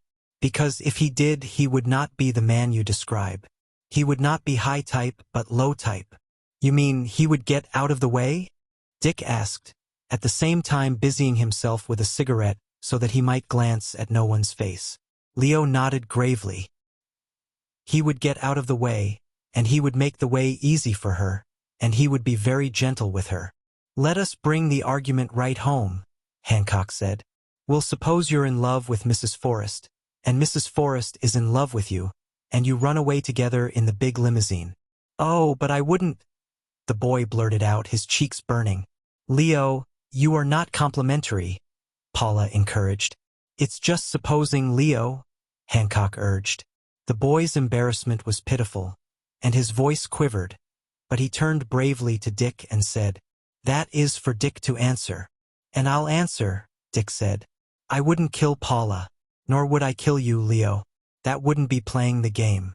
No matter what I felt at heart, I'd say, Bless you, my children. But just the same, he paused, and the laughter signals in the corners of his eyes advertised a whimsy. I'd say to myself that Leo was making a sad mistake. You see, he doesn't know Paula. She would be for interrupting his meditations on the stars. Terence smiled. Never, never, Leo, I promise you, Paula exclaimed. There do you belie yourself, Mrs. Forrest, Terence assured her. In the first place, you couldn't help doing it. Besides, it'd be your bounden duty to do it. And finally, if I may say so, as somewhat of an authority, when I was a mad young lover of a man, with my heart full of a woman and my eyes full of the stars, 'twas ever the dearest delight to be loved away from them by the woman out of my heart. Terence, if you keep on saying such lovely things, cried Paula, I'll run away with both you and Leo in the limousine. Hurry the day, said Terence gallantly. But leave space among your fripperies for a few books on the stars that Leo and I may be studying in odd moments. The combat ebbed away from Leo, and Darheil and Hancock beset Dick. What do you mean by playing the game? Darheil asked. Just what I said, just what Leo said, Dick answered, and he knew that Paula's boredom and nervousness had been banished for some time and that she was listening with an interest almost eager. In my way of thinking, and in accord with my temperament, the most horrible spiritual suffering I can imagine would be to kiss a woman who endured my kiss. Suppose she fooled you, say for old sake's sake, or through desire not to hurt you or pity for you? Hancock propounded. It would be, to me, the unforgivable sin, came Dick's reply. It would not be playing the game for her. I cannot conceive the fairness, nor the satisfaction, of holding the woman one loves a moment longer than she loves to be held. Leo is very right. The drunken artisan, with his fists, may arouse and keep love alive in the breast of his stupid mate. But the higher human males, the males with some shadow of rationality, some glimmer of spirituality, cannot lay rough hands on love. With Leo, I would make the way easy for the woman, and I would be very gentle with her. Then what becomes of your boasted monogamic marriage institution of Western civilization? Darheil asked. And Hancock, you argue for free love then? I can only answer with a hackneyed truism, Dick said. There can be no love that is not free. Always, please remember the point of view is that of the higher types. And the point of view answers you, Dar. The vast majority of individuals must be held to law and labor by the monogamic institution, or by a stern, rigid marriage institution of some sort. They are unfit for marriage freedom or love freedom. Freedom of love, for them, would be merely license of promiscuity. Only such nations have risen and endured where God and the state have kept the people's instincts in discipline and order. Then you don't believe in the marriage laws for, say, yourself? Dar-Heil inquired. While you do believe in them for other men? I believe in them for all men. Children, family, career, society, the state. All these things make marriage, legal marriage, imperative. And by the same token, that is why I believe in divorce. Men, and women, all women, are capable of loving more than once, of having the old love die and of finding a new love born. The state cannot control love any more than can a man or a woman. When one falls in love, and that's all he knows about it. There it is, throbbing, sighing, singing, thrilling love. But the state can control license. It is a complicated free love that you stand for, Hancock criticized. True, and for the reason that man, living in society, is a most complicated animal. But there are men, lovers, who would die at the loss of their loved one. Leo surprised the table by his initiative. They would die if she died. They would die, oh so more quickly, if she lived and loved another. Well, they'll have to keep on dying as they have always died in the past, Dick answered grimly. And no blame attaches anywhere for their deaths. We are so made that our hearts sometimes stray. My heart would never stray, Leo asserted proudly, unaware that all at the table knew his secret. I could never love twice, I know. True for you, lad, Terence approved. The voice of all true lovers is in your throat. 'Tis the absoluteness of love that is its joy, how did Shelley put it? Or was it Keats? All a wonder and a wild delight. Sure, a miserable skinflint of a half-baked lover would it be that could dream there was aught in woman form 1,000th part as sweet, as ravishing and enticing, as glorious and wonderful as his own woman that he could ever love again. Asterisk, asterisk, asterisk. And as they passed out from the dining room, Dick, continuing the conversation with Dar-Heil, was wondering whether Paula would kiss him good night or slip off to bed from the piano. And Paula, talking to Leo about his latest sonnet which he had shown her, was wondering if she could kiss Dick, and was suddenly greatly desirous to kiss him. She knew not why. Chapter 23. There was little talk that same evening after dinner. Paula, singing at the piano, disconcerted Terence in the midst of an apostrophe on love. He quit a phrase midmost to listen to the something new he heard in her voice, then slid noiselessly across the room to join Leo at full length on the bearskin. Dar-Heil and Hancock likewise abandoned the discussion, each isolating himself in a capacious chair. Graham, seeming least attracted, browsed in a current magazine, but Dick observed that he quickly ceased turning the pages. Nor did Dick fail to catch the new note in Paula's voice and to endeavor to sense its meaning. When she finished the song, the three sages strove to tell her all at the same time that for once she had forgotten herself and sung out as they had always claimed she could. Leo lay without movement or speech, his chin on his two hands, his face transfigured. It's all this talk on love, Paula laughed. And all the lovely thoughts Leo and Terence and Dick have put into my head. Terence shook his long mop of iron-gray hair. Into your heart you'd be meaning, he corrected. 'Tis the very heart and throat of love that are yours this night. And for the first time, dear lady, have I heard the full fair volume that is yours. Never again plaint that your voice is thin. Thick it is, and round it is, as a great rope, a great golden rope for the mooring of argosies in the harbors of the Happy Isles. And for that I shall sing you the Gloria, she answered, to celebrate the slaying of the dragons by St. Leo, by St. Terence, and, of course, by St. Richard. Dick, missing nothing of the talk, saved himself from speech by crossing to the concealed sideboard and mixing for himself a scotch and soda. While Paula sang the Gloria, he sat on one of the couches, sipping his drink and remembering keenly. Once before he had heard her sing like that in Paris, during their swift courtship, and directly afterward, during their honeymoon on the All Away.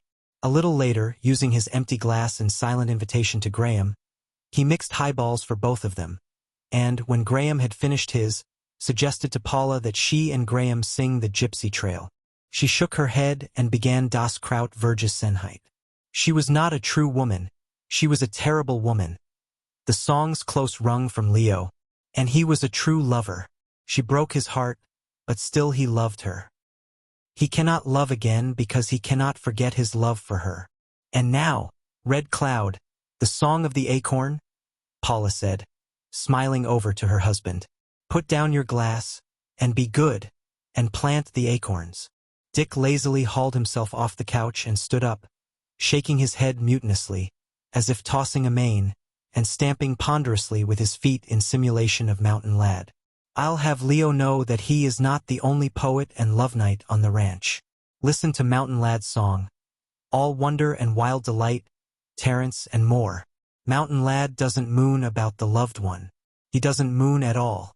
He incarnates love, and rears right up in meeting and tells them so. Listen to him. Dick filled the room and shook the air with wild, glad stallion nickering. And then, with mane tossing and foot pawing, chanted, Hear me. I am Eros. I stamp upon the hills. I fill the wide valleys. The Maras hear me, and startle, in quiet pastures. For they know me. The land is filled with fatness, and the sap is in the trees. It is the spring. The spring is mine. I am monarch of my kingdom of the spring. The Maras remember my voice. They knew me aforetimes through their mothers before them. Hear me. I am Eros.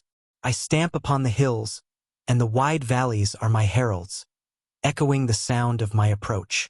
It was the first time the sages of the Madrono Grove had heard Dick's song, and they were loud in applause. Hancock took it for a fresh start in the discussion, and was beginning to elaborate a biologic Bergsonian definition of love, when he was stopped by Terence, who had noticed the pain that swept across Leo's face. Go on, please, dear lady, Terence begged, and sing of love, only of love. For it is my experience that I meditate best upon the stars to the accompaniment of a woman's voice. A little later, Oh Joy, entering the room, waited till Paula finished a song, then moved noiselessly to Graham and handed him a telegram. Dick scowled at the interruption. Very important, I think, the Chinese explained to him. Who took it? Dick demanded. Me, I took it, was the answer. Night clerk at El Dorado, call on telephone. He say important. I take it. It is fairly so. Graham spoke up, having finished reading the message. Can I get a train out tonight for San Francisco, Dick? Oh joy, come back a moment, Dick called, looking at his watch. What train for San Francisco stops at El Dorado? 11:10. Came the instant information. Plenty time. Not too much. I call chauffeur. Dick nodded. You really must jump out tonight? He asked Graham. Really. It is quite important. Will I have time to pack? Dick gave a confirmatory nod to Oh Joy, and said to Graham, just time to throw the needful into a grip. He turned to Oh Joy. Is Oh my up yet? Yes, sir. Send him to Mr. Graham's room to help, and let me know as soon as the machine is ready. No limousine. Tell Saunders to take the racer. One fine big strapping man that, Terence commented, after Graham had left the room. They had gathered about Dick, with the exception of Paula, who remained at the piano, listening. One of the few men I'd care to go along with, hell for leather, on a forlorn hope or anything of that sort, Dick said. He was on the Nethermere when she went ashore at Pango in the '97 hurricane. Pango is just a strip of sand, 12 feet above high water mark, a lot of coconuts, and uninhabited. 40 women among the passengers, English officers' wives and such. Graham had a bad arm big as a leg snake bite. It was a thundering sea. Boats couldn't live. They smashed to and lost both crews. For sailors volunteered in succession to carry a light line ashore. And each man, in turn, dead at the end of it, was hauled back on board. While they were untying the last one, Graham, with an arm like a leg, stripped for it and went to it. And he did it, although the pounding he got on the sand broke his bad arm and staved in 3 ribs. But he made the line fast before he quit. In order to haul the hawser ashore, 6 more volunteered to go in on Evans' line to the beach. 4 of them arrived. And only 1 woman of the 40 was lost. She died of heart disease and fright. I asked him about it once. He was as bad as an Englishman. All I could get out of the beggar was that the recovery was uneventful. Thought that the salt water, the exercise, and the breaking of the bone had served as counterirritants and done the arm good. O'Joy and Graham entered the room from opposite ends. Dick saw that Graham's first questing glance was for Paula. "All ready, sir," O'Joy announced. Dick prepared to accompany his guest outside to the car, but Paula evidenced her intention of remaining in the house. Graham started over to her to murmur perfunctory regrets and goodbye, and she, warm with what Dick had just told of him, pleasured at the goodly sight of him, dwelling with her eyes on the light, high poise of head, the careless, sun-sanded hair, and the lightness, almost debonaireness, of his carriage despite his weight of body and breadth of shoulders. As he drew near to her, she centered her gaze on the long gray eyes whose hint of drooping lids hinted of boyish sullenness. She waited for the expression of sullenness to vanish as the eyes lighted with the smile she had come to know so well. What he said was ordinary enough, as were her regrets. But in his eyes, as he held her hand a moment, was the significance which she had unconsciously expected and to which she replied with her own eyes. The same significance was in the pressure of the momentary handclasp. All unpremeditated, she responded to that quick pressure. As he had said, there was little need for speech between them. As their hands fell apart, she glanced swiftly at Dick, for she had learned much in their dozen years together of his flashes of observance, and had come to stand in awe of his almost uncanny powers of guessing facts from nuances, and of linking nuances into conclusions often startling in their thoroughness and correctness. But Dick, his shoulder toward her, laughing over some quip of Hancock, was just turning his laughter-crinkled eyes toward her as he started to accompany Graham. No, was her thought. Surely Dick had seen nothing of the secret little that had been exchanged between them. It had been very little, very quick, a light in the eyes, a muscular quiver of the fingers, and no lingering. How could Dick have seen or sensed? Their eyes had certainly been hidden from Dick, likewise their clasped hands, for Graham's back had been toward him. Just the same, she wished she had not made that swift glance at Dick. She was conscious of a feeling of guilt, and the thought of it hurt her as she watched the two big men, of a size and blondness, go down the room side by side. Of what had she been guilty? She asked herself. Why should she have anything to hide? Yet she was honest enough to face the fact and accept, without quibble, that she had something to hide. And her cheeks burned at the thought that she was being drifted into deception.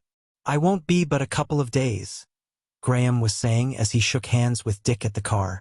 Dick saw the square, straight look of his eyes, and recognized the firmness and heartiness of his gripping hand. Graham half began to say something, then did not, and Dick knew he had changed his mind when he said, "I think, when I get back, that I'll have to pack." "But the book?" Dick protested, inwardly cursing himself for the leap of joy which had been his at the other's words. "That's just why," Graham answered. "I've got to get it finished. It doesn't seem I can work like you do. The ranch is too alluring. I can't get down to the book. I sit over it and sit over it, but the confounded meadowlarks keep echoing in my ears, and I begin to see the fields, and the redwood canyons and Salim. And after I waste an hour, I give up and ring for Salim. And if it isn't that, it's any one of 1,000 other enchantments." He put his foot on the running board of the pulsing car and said, "Well, so long, old man. Come back and make a stab at it," urged Dick. "If necessary, we'll frame up a respectable daily grind, and I'll lock you in every morning until you've done it. And if you don't do your work all day you'll stay locked in. I'll make you work. Got cigarettes? Matches? Right-o. Let her go, Saunders," Dick ordered the chauffeur, and the car seemed to leap out into the darkness from the brilliantly lighted porte cochere. Back in the house, Dick found Paula playing to the madrono sages, and ensconced himself on the couch to wait and wonder if she would kiss him good night when bedtime came. It was not, he recognized, as if they made a regular schedule of kissing. It had never been like that. Often and often he did not see her until midday, and then in the presence of guests. And often, she slipped away to bed early, disturbing no one with a good-night kiss to her husband which might well hint to them that their bedtime had come. No, Dick concluded, Whether or not she kissed him on this particular night, it would be equally without significance. But still he wondered. She played on and sang on interminably, until at last he fell asleep. When he awoke, he was alone in the room. Paula and the sages had gone out quietly. He looked at his watch. It marked 1 o'clock. She had played unusually late, he knew, for he knew she had just gone. It was the cessation of music and movement that had awakened him. And still he wondered. Often he napped there to her playing, and always, when she had finished, she kissed him awake and sent him to bed. But this night she had not. Perhaps, after all, she was coming back. He lay and drowsed and waited. The next time he looked at his watch, it was 2 o'clock. She had not come back. He turned off the lights, and as he crossed the house, pressed off the hall lights as he went, while the many unimportant little nothings, almost of themselves, ranged themselves into an ordered text of doubt and conjecture that he could not refrain from reading. On his sleeping porch, glancing at his barometers and thermometers, her laughing face in the round frame caught his eyes, and, standing before it, even bending closer to it, he studied her long. "Oh, well," he muttered, as he drew up the bed covers, propped the pillows behind him and reached for a stack of proof sheets. "Whatever it is, I'll have to play it." He looked sidewise at her picture. "But, oh, little woman, I wish you wouldn't," was the sighed goodnight. Chapter 24.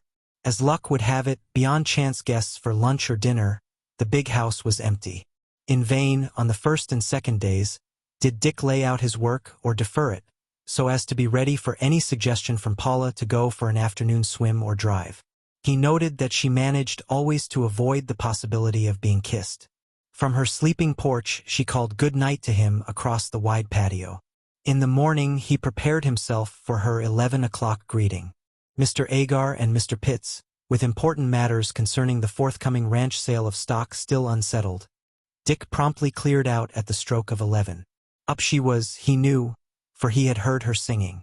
As he waited, seated at his desk, for once he was idle.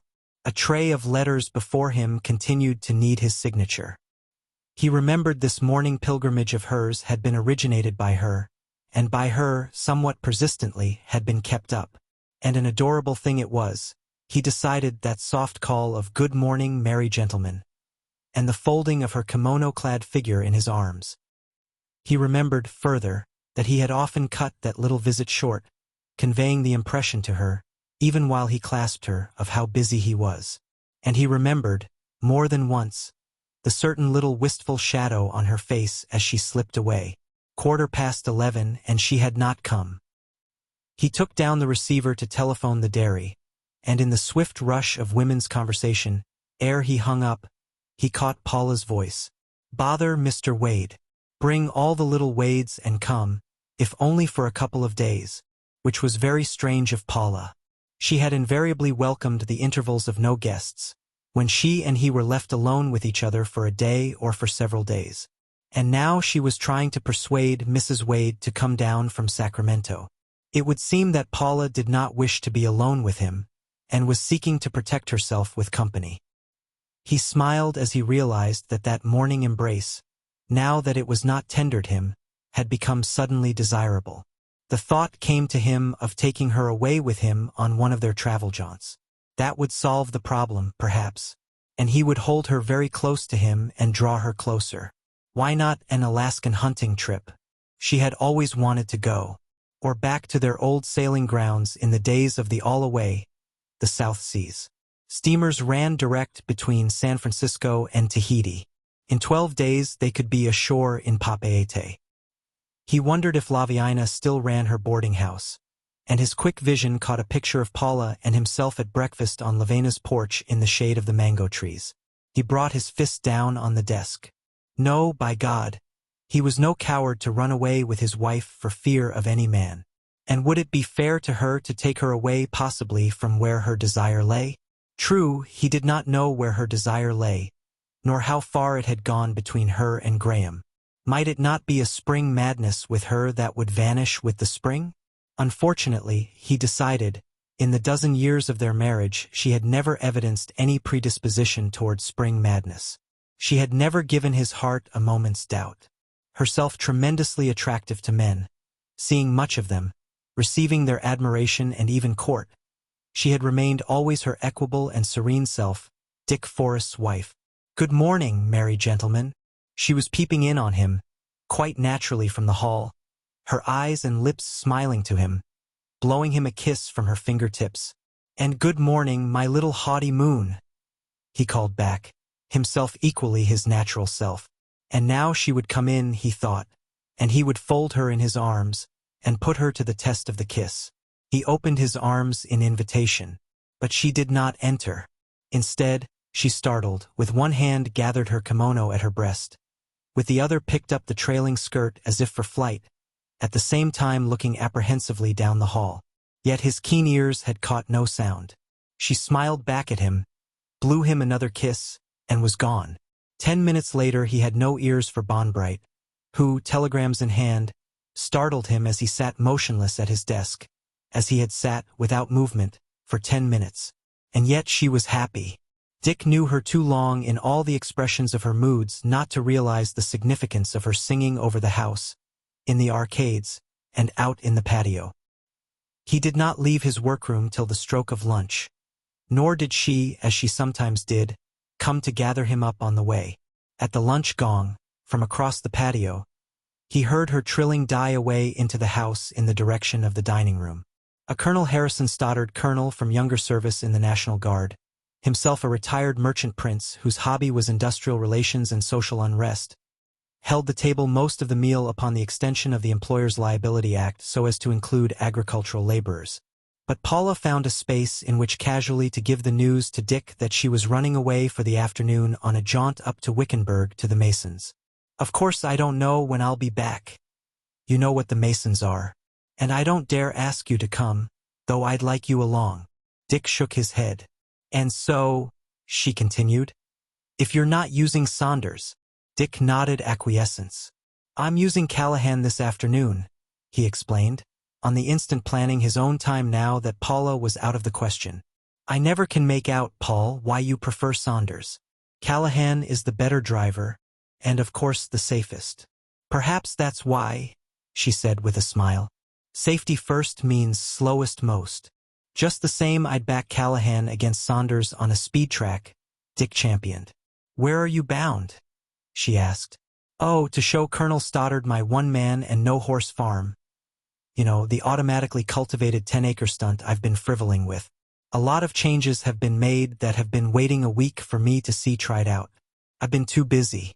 And after that, I'm going to take him over the colony. What do you think? 5 additions the last week." "I thought the membership was full," Paula said. "It was and still is," Dick beamed. "But these are babies. And the least hopeful of the families had the rashness to have twins.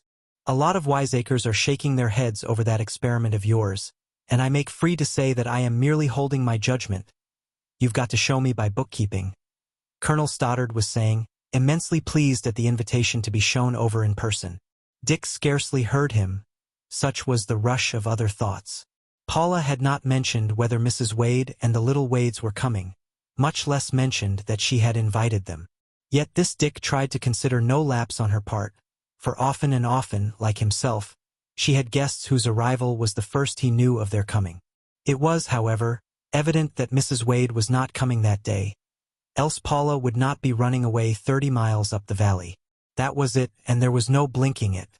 She was running away and from him. She could not face being alone with him with the consequent perils of intimacy. And perilous, in such circumstances, could have but the significance he feared. And further, she was making the evening sure. She would not be back for dinner, or till long after dinner, it was a safe wager, unless she brought the whole Wickenburg crowd with her. She would be back late enough to expect him to be in bed. Well, he would not disappoint her, he decided grimly, as he replied to Colonel Stoddard. The experiment works out splendidly on paper, with decently wide margins for human nature. And there, I admit, is the doubt and the danger, the human nature. But the only way to test it is to test it, which is what I am doing.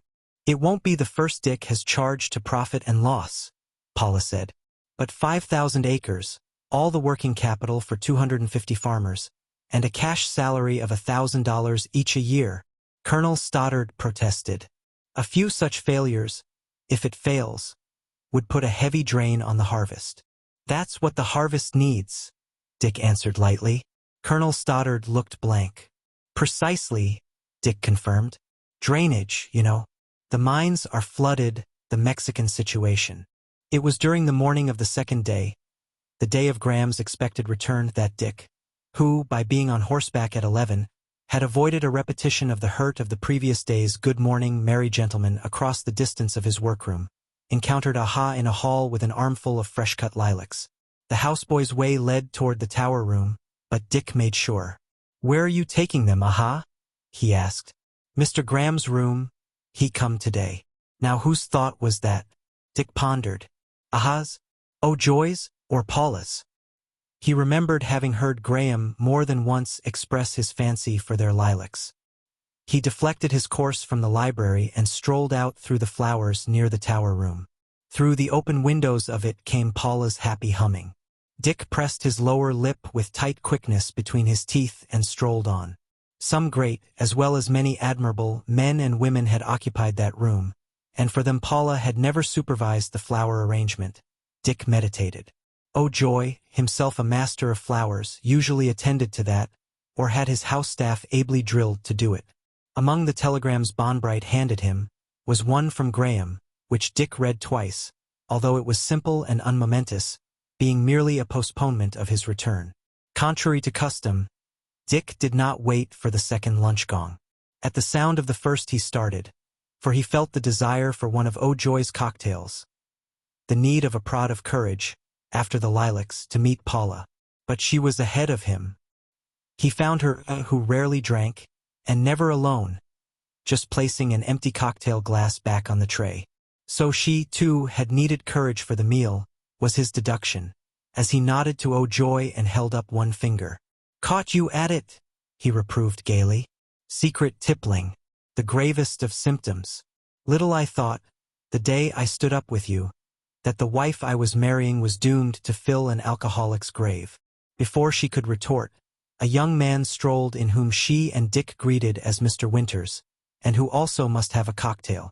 Dick tried to believe that it was not relief he sensed in Paula's manner as she greeted the newcomer. He had never seen her quite so cordial to him before, although often enough she had met him. At any rate, there would be 3 at lunch. Mr. Winters, an agricultural college graduate and special writer for the Pacific Rural Press, as well as a sort of protege of Dick, had come for data for an article on California fish ponds, and Dick mentally arranged his afternoon's program for him. "Got a telegram from Evan," he told Paula. "Won't be back till the 4 o'clock day after tomorrow." "And after all my trouble," she exclaimed. "Now the lilacs will be wilted and spoiled." Dick felt a warm glow of pleasure. There spoke his frank, straightforward Paula. No matter what the game was or its outcome, at least she would play it without the petty deceptions. She had always been that way, too transparent to make a success of deceit. Nevertheless, he played his own part by a glance of scarcely interested interrogation. "Why, in Graham's room," she explained. "I had the boys bring a big armful and I arranged them all myself. He's so fond of them, you know." Up to the end of lunch, she had made no mention of Mrs. Wade's coming, and Dick knew definitely she was not coming when Paula queried casually, "Expecting anybody?" He shook his head and asked, "Are you doing anything this afternoon?" "Haven't thought about anything," she answered. "And now I suppose I can't plan upon you with Mr. Winters to be told all about fish." "But you can," Dick assured her. "I'm turning him over to Mr. Hanley, who's got the trout counted down to the last egg hatched and who knows all the grandfather base by name. I'll tell you what." He paused and considered. Then his face lighted as with a sudden idea. "It's a loafing afternoon. Let's take the rifles and go potting squirrels. I noticed the other day they've become populous on that hill above the little meadow." But he had not failed to observe the flutter of alarm that shadowed her eyes so swiftly, and that so swiftly was gone as she clapped her hands and was herself. "But don't take a rifle for me," she said. "If you'd rather not," he began gently. "Oh, I want to go, but I don't feel up to shooting. I'll take Le Gallienne's last book along. It just came in, and read to you in between whiles." Remember, the last time I did that when we went squirreling, it was his quest of the golden girl I read to you. Chapter 25. Paula on the fawn and Dick on the outlaw rode out from the big house as nearly side by side as the outlaw's wicked perversity permitted. The conversation she permitted was fragmentary. With tiny ears laid back and teeth exposed, she would attempt to evade Dick's restraint of rein and spur and win to a bite of Paula's leg or the fawn's sleek flank, and with every defeat the pink flushed and faded in the whites of her eyes. Her restless head-tossing and pitching attempts to rear, thwarted by the martingale, never ceased, save when she pranced and sidled and tried to whirl. "This is the last year of her," Dick announced. "She's indomitable. I've worked 2 years on her without the slightest improvement. She knows me, knows my ways, knows I am her master, knows when she has to give in, but is never satisfied. She nourishes the perennial hope that sometime she'll catch me napping, and for fear she'll miss that time she never lets any time go by. And sometime she may catch you," Paula said. "That's why I'm giving her up. It isn't exactly a strain on me, but soon or late she's bound to get me if there's anything in the law of probability. It may be 1,000,000 to 1 shot, but heaven alone knows where in the series of the million that fatal one is going to pop up." "You're a wonder, Red Cloud," Paula smiled. "Why?" "You think in statistics and percentages, averages and exceptions. I wonder, when we first met, what particular formula you measured me up by." "I'll be darned if I did," he laughed back. "There was where all signs failed. I didn't have a statistic that applied to you. I merely acknowledged to myself that here was the most wonderful female woman ever born with 2 good legs, and I knew that I wanted her more than I had ever wanted anything. I just had to have her. And got her," Paula completed for him. "But since, Red Cloud, since. Surely you've accumulated enough statistics on me." "A few, quite a few," he admitted. "But I hope never to get the last one." He broke off at sound of the unmistakable nicker of Mountain Lad. The stallion appeared, the cowboy on his back, and Dick gazed for a moment at the perfect action of the beast's great swinging trot. "We've got to get out of this," he warned as Mountain Lad, at sight of them, broke into a gallop. Together they pricked their mares, whirled them about and fled, while from behind they heard the soothing whoos of the rider, the thuds of the heavy hoofs on the roadway, and a wild imperative neigh. The outlaw answered, and the fawn was but a moment behind her. From the commotion they knew Mountain Lad was getting tempestuous. Leaning to the curve, they swept into a crossroad and in 50 paces pulled up, where they waited till the danger was past. "He's never really injured anybody yet," Paula said as they started back, "except when he casually stepped on Cowley's toes. You remember he was laid up in bed for a month?" Dick reminded her, straightening out the outlaw from a sidle and with a flicker of glance catching the strange look with which Paula was regarding him. There was question in it, he could see, and love in it, and fear, yes, almost fear, or at least apprehension that bordered on dismay. But most of all, a seeking, a searching, a questioning. Not entirely ungermane to her mood, was his thought, had been that remark of his thinking in statistics.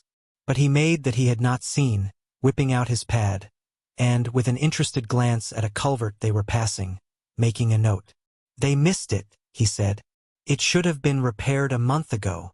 "What has become of all those Nevada Mustangs?" Paula inquired. This was a flyer Dick had taken, when a bad season for Nevada pasture had caused mustangs to sell for a song with the alternative of starving to death. He had shipped a trainload down and ranged them in his wilder mountain pastures to the west. "It's time to break them," he answered, "and I'm thinking of a real old-fashioned rodeo next week. What do you say? Have a barbecue and all the rest, and invite the countryside." "And then you won't be there," Paula objected. "I'll take a day off. Is it a go?" They reined to one side of the road as she agreed to pass 3 farm tractors, all with their trailage of gang discs and harrows. "Moving them across to the rolling meadows," he explained. "They pay over horses on the right ground."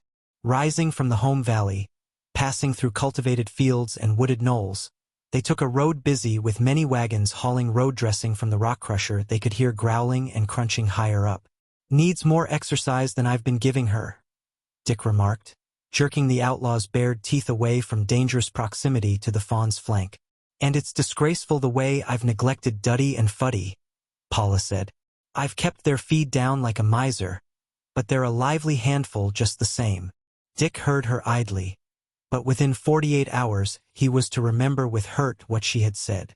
They continued on till the crunch of the rock crusher died away, penetrated a belt of woodland, crossed a tiny divide where the afternoon sunshine was wine-colored by the manzanita and rose-colored by madronos, and dipped down through a young planting of eucalyptus to the little meadow. But before they reached it, they dismounted and tied their horses. Dick took the .22 automatic rifle from his saddle holster, and with Paula advanced softly to a clump of redwoods on the edge of the meadow. They disposed themselves in the shade and gazed out across the meadow to the steep slope of hill that came down to it 150 yards away. "There they are, 3-4 of them," Paula whispered, as her keen eyes picked the squirrels out amongst the young grain. These were the wary ones, the sports in the direction of infinite caution who had shunned the poisoned grain and steel traps of Dick's vermin catchers. They were the survivors, each of a score of their fellows not so cautious, themselves fit to repopulate the hillside. Dick filled the chamber and magazine with tiny cartridges, examined the silencer, and, lying at full length, leaning on his elbow, sighted across the meadow. There was no sound of explosion when he fired, only the click of the mechanism as the bullet was sped. The empty cartridge ejected, a fresh cartridge flipped into the chamber, and the trigger recocked. A big, dun-colored squirrel leaped in the air, fell over, and disappeared in the grain. Dick waited, his eye along the rifle and directed towards several holes around which the dry earth showed widely as evidence of the grain which had been destroyed. When the wounded squirrel appeared, scrambling across the exposed ground to safety, the rifle clicked again and he rolled over on his side and lay still. At the first click, every squirrel but the stricken one had made into its burrow. Remained nothing to do but wait for their curiosity to master caution. This was the interval Dick had looked forward to. As he lay and scanned the hillside for curious heads to appear, he wondered if Paula would have something to say to him. In trouble she was, but would she keep this trouble to herself? It had never been her way. Always, soon or late, she brought her troubles to him. But then, he reflected, she had never had a trouble of this nature before. It was just the one thing that she would be least prone to discuss with him. On the other hand, he reasoned, there was her everlasting frankness. He had marveled at it, and joyed in it, all their years together. Was it to fail her now? So he lay and pondered. She did not speak. She was not restless. He could hear no movement. When he glanced to the side at her, he saw her lying on her back, eyes closed, arms outstretched as if tired. A small head, the color of the dry soil of its home, peeped from a hole. Dick waited long minutes, until, assured that no danger lurked, the owner of the head stood full up on its hind legs to seek the cause of the previous click that had startled it. Again the rifle clicked. "Did you get him?" Paula queried, without opening her eyes. "Yeah, and a fat one," Dick answered. "I stopped a line of generations right there." An hour passed. The afternoon sun beat down but was not uncomfortable in the shade. A gentle breeze fanned the young grain into lazy wavelets at times, and stirred the redwood boughs above them. Dick added a third squirrel to the score. Paula's book lay beside her, but she had not offered to read. "Anything the matter?" he finally nerved himself to ask. "No. Headache? A beastly little neuralgic hurt across the eyes. That's all." "Too much embroidery," he teased. "Not guilty," was her reply.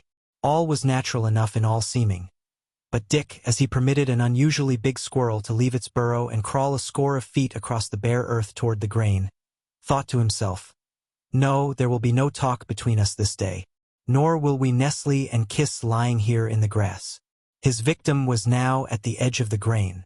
He pulled trigger. The creature fell over, lay still a moment, then ran in quick, awkward fashion toward its hole. Click, click, click went the mechanism. Puffs of dust leaped from the earth close about the fleeing squirrel, showing the closeness of the misses. Dick fired as rapidly as he could twitch his forefinger on the trigger, so that it was as if he played a stream of lead from a hose. He had nearly finished refilling the magazine when Paula spoke. "My, what a fusillade! Get him!" Yeah, grandfather of all squirrels. A mighty grain-eater and destroyer of sustenance for young calves. But 9 long smokeless cartridges on one squirrel doesn't pay. I'll have to do better. The sun dropped lower. The breeze died out. Dick managed another squirrel and sadly watched the hillside for more. He had arranged the time and made his bid for confidence. The situation was as grave as he had feared. Graver it might be, for all he knew, for his world was crumbling about him. Old landmarks were shifting their places. He was bewildered, shaken. Had it been any other woman than Paula? He had been so sure. There had been their dozen years to vindicate his surety. 5 o'clock, son, he get low, he announced, rising to his feet and preparing to help her up. It did me so much good just resting, she said as they started for the horses. My eyes feel much better. It's just as well I didn't try to read to you. And don't be piggy, Dick warned, as lightly as if nothing were amiss with him. Don't dare steal the tiniest peek into Lou Gallienne. You've got to share him with me later on. Hold up your hand. Now, honest to God, Paul. Honest to God, she obeyed. And may jackasses dance on your grandmother's grave. And may jackasses dance on my grandmother's grave, she solemnly repeated. The third morning of Graham's absence, Dick saw to it that he was occupied with his dairy manager when Paula made her 11 o'clock pilgrimage, peeped in upon him and called her "Good morning, merry gentlemen." From the door, the Masons, arriving in several machines with their boisterous crowd of young people, saved Paula for lunch and the afternoon, and, on her urging, Dick noted, she made the evening safe by holding them over for bridge and dancing. But the fourth morning, the day of Graham's expected return, Dick was alone in his workroom at 11. Bending over his desk, signing letters, he heard Paula tiptoe into the room. He did not look up, but while he continued writing his signature, he listened with all his soul to the faint, silken swish of her kimono. He knew when she was bending over him, and all but held his breath. But when she had softly kissed his hair and called her "Good morning, merry gentlemen," she evaded the hungry sweep of his arm and laughed her way out. What affected him as strongly as the disappointment was the happiness he had seen in her face. She, who so poorly masked her moods, was bright-eyed and eager as a child. And it was on this afternoon that Graham was expected. Dick could not escape making the connection. He did not care to ascertain if she had replenished the lilacs in the tower room, and at lunch, which was shared with 3 farm college students from Davis, he found himself forced to extemporize a busy afternoon for himself when Paula tentatively suggested that she would drive Graham up from El Dorado. "Drive?"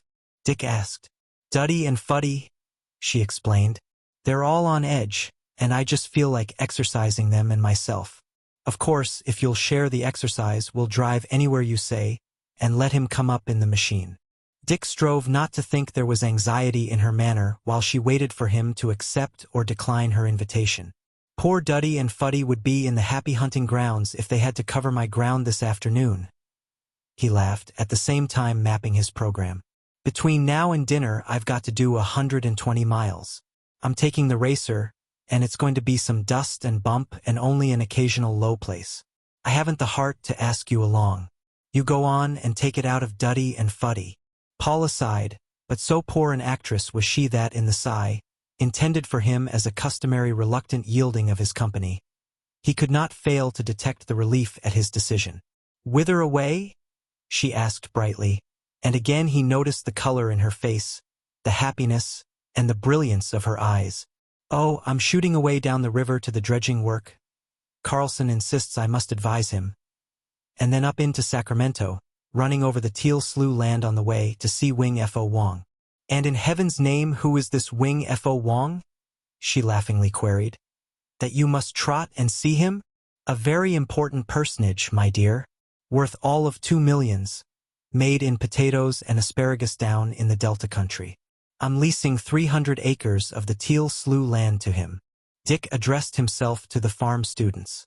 "That land lies just out of Sacramento on the west side of the river. It's a good example of the land famine that is surely coming. It was Tule Swamp when I bought it, and I was well laughed at by the old-timers. I even had to buy out a dozen hunting preserves. It averaged me $18 an acre, and not so many years ago either. You know, the Tule swamps. Worthless, save for ducks and low-water pasturage. It cost over 300 an acre to dredge and drain and to pay my quota of the river reclamation work. And on what basis of value do you think I am making a 10 years lease to Old Wing Fo Wong? 2,000 an acre. I couldn't net more than that if I truck farmed it myself. Those Chinese are wizards with vegetables and gluttons for work. No 8 hours for them. It's 18 hours. The last coolie is a partner with a microscopic share. That's the way Wing Fo Wong gets around the 8-hour law. Asterisk, asterisk, asterisk. Twice warned and once arrested was Dick through the long afternoon. He drove alone, and though he drove with speed, he drove with safety. Accidents, for which he personally might be responsible, were things he did not tolerate. And they never occurred. That same sureness and definiteness of adjustment with which, without fumbling or approximating, he picked up a pencil or reached for a doorknob, was his in the more complicated adjustments, with which, as instance, he drove a high-powered machine at high speed over busy country roads. But drive as he would, transact business as he would, at high pressure with Carlson and Wing Fo Wong, continually, in the middle ground of his consciousness, persisted the thought that Paula had gone out of her way and done the most unusual in driving Graham the long 8 miles from El Dorado to the ranch. Phew! He started to mutter a thought aloud, then suspended utterance and thought as he jumped the racer from 45 to 70 miles an hour, swept past to the left of a horse and buggy going in the same direction, and slanted back to the right side of the road with margin to spare but seemingly under the nose of a runabout coming from the opposite direction. He reduced his speed to 50 and took up his thought. Phew! Imagine little Paul's thoughts if I dared that drive with some charming girl. He laughed at the fancy as he pictured it, for, most early in their marriage, he had gauged Paula's capacity for quiet jealousy. Never had she made a scene or dropped a direct remark or raised a question. But from the first, quietly but unmistakably, she had conveyed the impression of hurt that was hers if he at all unduly attended upon any woman. He grinned with remembrance of Mrs. D'Hamony, the pretty little brunette widow, Paula's friend. Not his, who had visited in the long ago in the big house. Paula had announced that she was not riding that afternoon and, at lunch, had heard him and Mrs. D'Hamony arrange to ride into the redwood canyons beyond the Grove of the Philosophers. And who but Paula, not long after their start, should overtake them and make the party 3. He had smiled to himself at the time, and felt immensely tickled with Paula, for neither Mrs. D'Hamony nor the ride with her had meant anything to him. So it was, from the beginning, that he had restricted his attentions to other women. Ever since he had been far more circumspect than Paula. He had even encouraged her, given her a free hand always, had been proud that his wife did attract fine fellows, had been glad that she was glad to be amused or entertained by them. And with reason he mused. He had been so safe, so sure of her, more so, he acknowledged, than had she any right to be of him. And the dozen years had vindicated his attitude, so that he was as sure of her as he was of the diurnal rotation of the earth. And now was the form his fancy took. The rotation of the earth was a shaky proposition, and old Paul's flat world might be worth considering. He lifted the gauntlet from his left wrist to snatch a glimpse at his watch. In 5 minutes Graham would be getting off the train at El Dorado. Dick, himself homeward bound west from Sacramento, was eating up the miles. In a quarter of an hour the train that he identified as having brought Graham went by. Not until he was well past El Dorado did he overtake Duddy and Fuddy and the trap. Graham sat beside Paula, who was driving. Dick slowed down as he passed, waved a hello to Graham, and, as he jumped into speed again, called cheerily, "Sorry, I've got to give you my dust. I'll beat you a game of billiards before dinner, Evan, if you ever get in." Chapter 26. This can't go on. We must do something, at once. They were in the music room, Paula at the piano, her face turned up to Graham, who stood close to her, almost over her. "You must decide," Graham continued. Neither face showed happiness in the great thing that had come upon them, now that they considered what they must do. "But I don't want you to go," Paula urged. "I don't know what I want. You must bear with me. I am not considering myself. I am past considering myself. But I must consider Dick. I must consider you. I am so unused to such a situation," she concluded with a wan smile. But it must be settled, dear love. Dick is not blind. What has there been for him to see? She demanded. Nothing except that one kiss in the canyon, and he couldn't have seen that. Do you think of anything else? I challenge you, sir. Would that there were. He met the lighter touch in her mood, then immediately relapsed. I am mad over you, mad for you, and there I stop. I do not know if you are equally mad. I do not know if you are mad at all. As he spoke, he dropped his hand to hers on the keys, and she gently withdrew it. Don't you see? He complained. Yet you wanted me to come back? I wanted you to come back, she acknowledged, with her straight look into his eyes.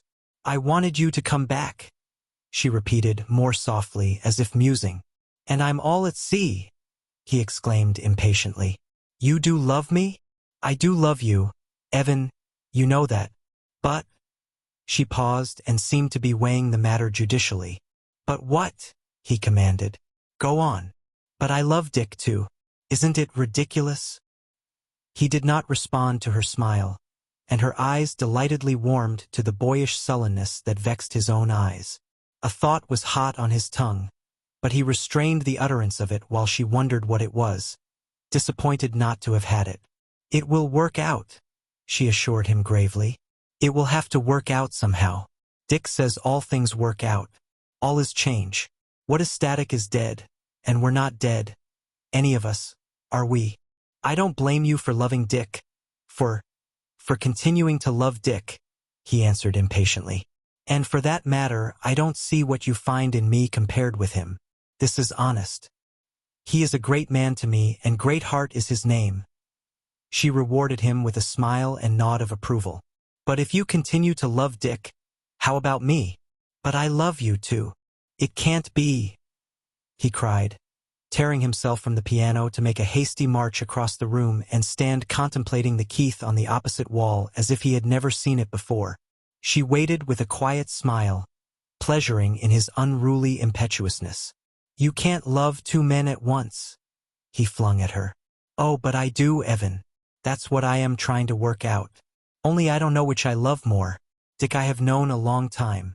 You are a recent acquaintance.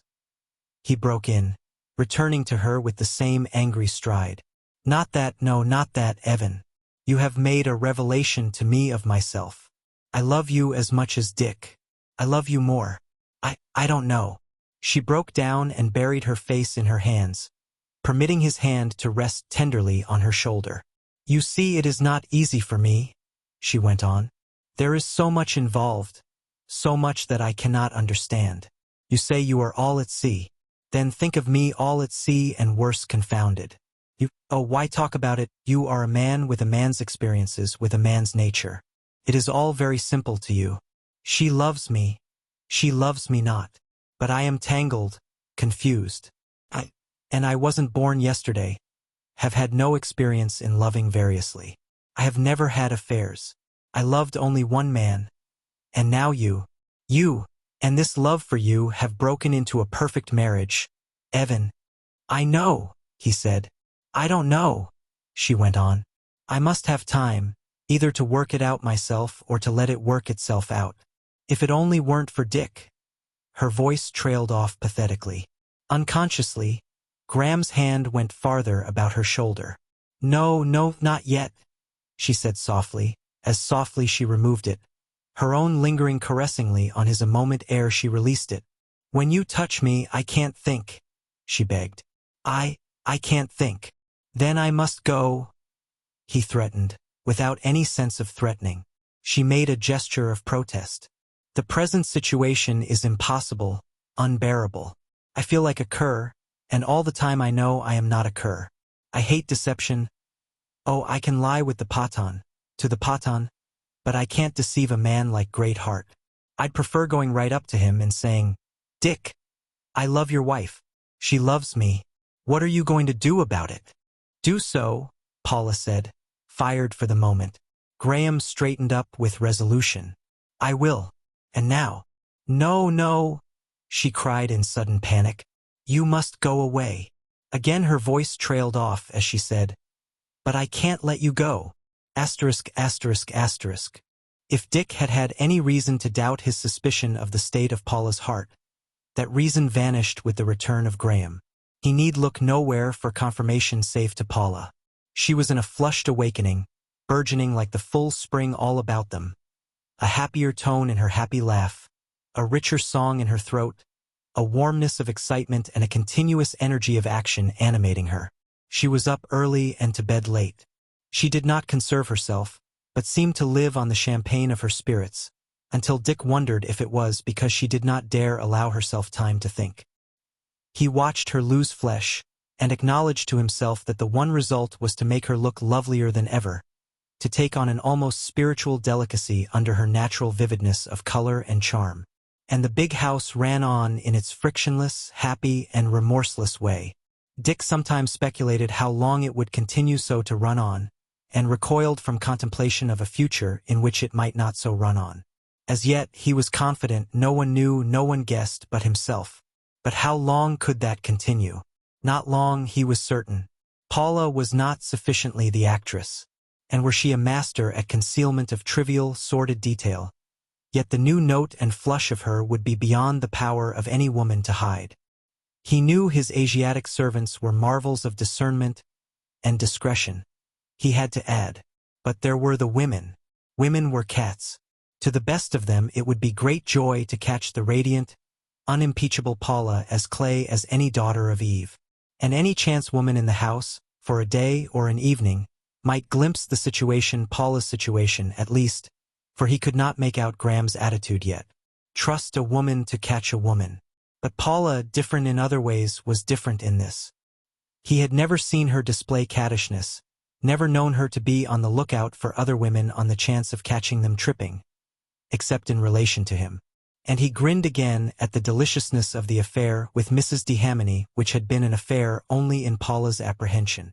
Among other things of wonderment, Dick speculated if Paula wondered if he knew. And Paula did wonder, and for a time without avail. She could detect no change in his customary ways and moods or treatment of her. He turned off his prodigious amount of work as usual, played as usual, chanted his songs, and was the happy good fellow.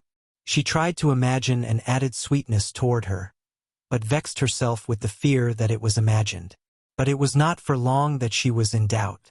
Sometimes in a crowd, at table, in the living room in the evening, or at cards, she would gaze at him through half-veiled lashes when he was unaware, until she was certain she saw the knowledge in his eyes and face. But no hint of this did she give to Graham. His knowing would not help matters. It might even send him away, which she frankly admitted to herself was the last thing she should want to happen. But when she came to a realization that she was almost certain Dick knew or guessed, she hardened, deliberately dared to play with the fire. If Dick knew, since he knew, she framed it to herself, why did he not speak? He was ever a straight talker. She both desired and feared that he might, until the fear faded and her earnest hope was that he would. He was the one who acted, did things no matter what they were. She had always depended upon him as the doer. Graham had called the situation a triangle. Well, Dick could solve it. He could solve anything. Then why didn't he? In the meantime, she persisted in her ardent recklessness, trying not to feel the conscience pricks of her divided allegiance, refusing to think too deeply, riding the top of the wave of her life, as she assured herself, living, living, living. At times she scarcely knew what she thought, save that she was very proud in having two such men at heel. Pride had always been one of her dominant keynotes, pride of accomplishment, achievement, mastery, as with her music, her appearance, her swimming. It was all one to dance, as she well knew beautifully, to dress with distinction and beauty, to swan dive all grace and courage as few women dared, or all fragility, to avalanche down the spillway on the back of Mountain Lad and by the will and steel of her swim the huge beast across the tank. She was proud, a woman of their own race and type, to watch these two gray-eyed blonde men together. She was excited, feverish, but not nervous. Quite coldly, sometimes, she compared the two when they were together, and puzzled to know for which of them she made herself more beautiful, more enticing. Graham she held, and she had held Dick and strove still to hold him. There was almost a touch of cruelty in the tingles of pride that were hers at thought of these two royal men suffering for her and because of her. For she did not hide from herself the conviction that if Dick knew, or, rather, since he did know, he too must be suffering. She assured herself that she was a woman of imagination and purpose in sex matters, and that no part of her attraction toward Graham lay merely in his freshness, newness, difference. And she denied to herself that passion played more than the most minor part. Deep down she was conscious of her own recklessness and madness, and of an end to it all that could not but be dreadful to some one of them or all of them. But she was content willfully to flutter far above such deeps and to refuse to consider their existence. Alone, looking at herself in her mirror, she would shake her head in mock reproof and cry out, "Oh, you huntress! You huntress!" And when she did permit herself to think a little gravely, it was to admit that Shaw and the sages of the Madrono Grove might be right in their diatribes on the hunting proclivities of women. She denied Darhile's statement that woman was nature's failure to make a man. But again and again came to her Wilde's, woman attacks by sudden and strange surrenders. Had she so attacked Graham? She asked herself. Sudden and strange, to her, were the surrenders she had already made. Were there to be more? He wanted to go. With her or without her he wanted to go. But she held him how? Was there a tacit promise of surrenders to come? And she would laugh away further consideration, confine herself to the fleeting present, and make her body more beautiful, and mood herself to be more fascinating, and glow with happiness in that she was living, thrilling, as she had never dreamed to live and thrill. Chapter 27. But it is not the way for a man and a woman in propinquity to maintain a definite, unwavering distance asunder. Imperceptibly Paula and Graham drew closer. From lingering eye-gazings and hand-touchings the way led to permitted caresses, until there was a second clasping in the arms and a second kiss long on the lips. Nor this time did Paula flame in anger. Instead, she commanded, "You must not go. I must not stay," Graham reiterated for the 1,000th time. "Oh, I have kissed behind doors, and been guilty of all the rest of the silly rubbish," he complained. "But this is you and this is Dick. It will work out, I tell you, Evan. Come with me then and of ourselves work it out. Come now." She recoiled.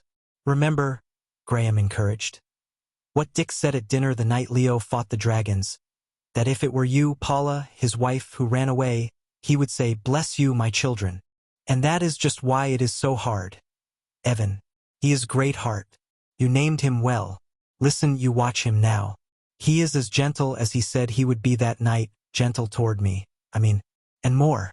You watch him. He knows? He has spoken?" Graham broke in. "He has not spoken, but I am sure he knows or guesses. You watch him. He won't compete against you." "Compete." "Just that. He won't compete. Remember at the rodeo yesterday. He was breaking mustangs when our party arrived, but he never mounted again. Now he is a wonderful horsebreaker. You tried your hand. Frankly, while you did fairly well, you couldn't touch him. But he wouldn't show off against you. That alone would make me certain that he guesses. Listen, of late haven't you noticed that he never questions a statement you make, as he used to question, as he questions everyone else? He continues to play billiards with you because there you best him. He fences and single sticks with you, there you are even. But he won't box or wrestle with you. He can outbox and outwrestle me," Graham muttered ruefully. "You watch and you will see what I mean by not competing. He is treating me like a spirited colt, giving me my head to make a mess of things if I want to. Not for the world would he interfere. Oh, trust me, I know him. It is his own code that he is living up to. He could teach the philosophers what applied philosophy is." No, listen." She rushed over Graham's attempt to interrupt. "I want to tell you more. There is a secret staircase that goes up from the library to Dick's workroom. Only he and I use it and his secretaries. When you arrive at the head of it, you are right in his room, surrounded by shelves of books. I have just come from there. I was going in to see him when I heard voices. Of course it was ranch business, I thought, and they would soon be gone. So I waited.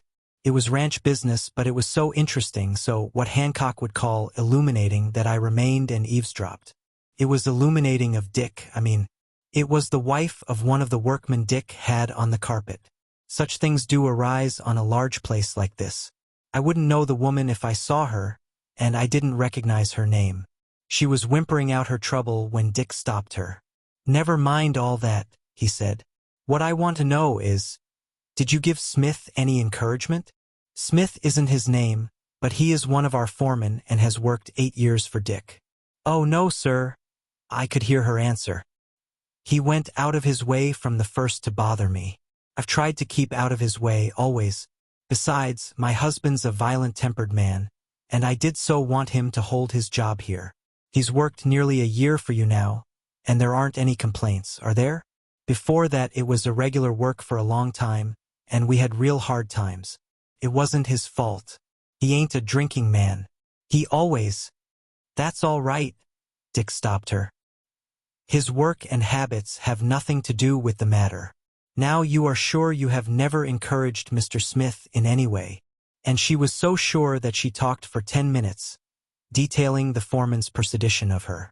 She had a pleasant voice, one of those sweet, timid woman's voices, and undoubtedly is quite attractive. It was all I could do to resist peeping. I wanted to see what she looked like. "Now this trouble yesterday morning," Dick said. "Was it general?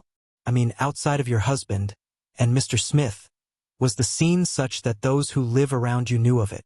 "Yes, sir. You see, he had no right to come into my kitchen. My husband doesn't work under him anyway. And he had his arm around me and was trying to kiss me when my husband came in.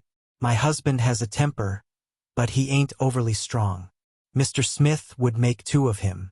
So he pulled a knife and Mr. Smith got him by the arms, and they fought all over the kitchen. I knew there was murder going to be done, and I run out screaming for help. The folks in the other cottages heard the racket already. They'd smashed the window and the cook stove, and the place was filled with smoke and ashes when the neighbors dragged them away from each other. I'd done nothing to deserve all that disgrace. You know, sir, the way the women will talk."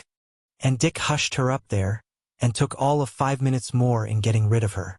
Her great fear was that her husband would lose his place. From what Dick told her, I waited. He had made no decision, and I knew the foreman was next on the carpet. And he came.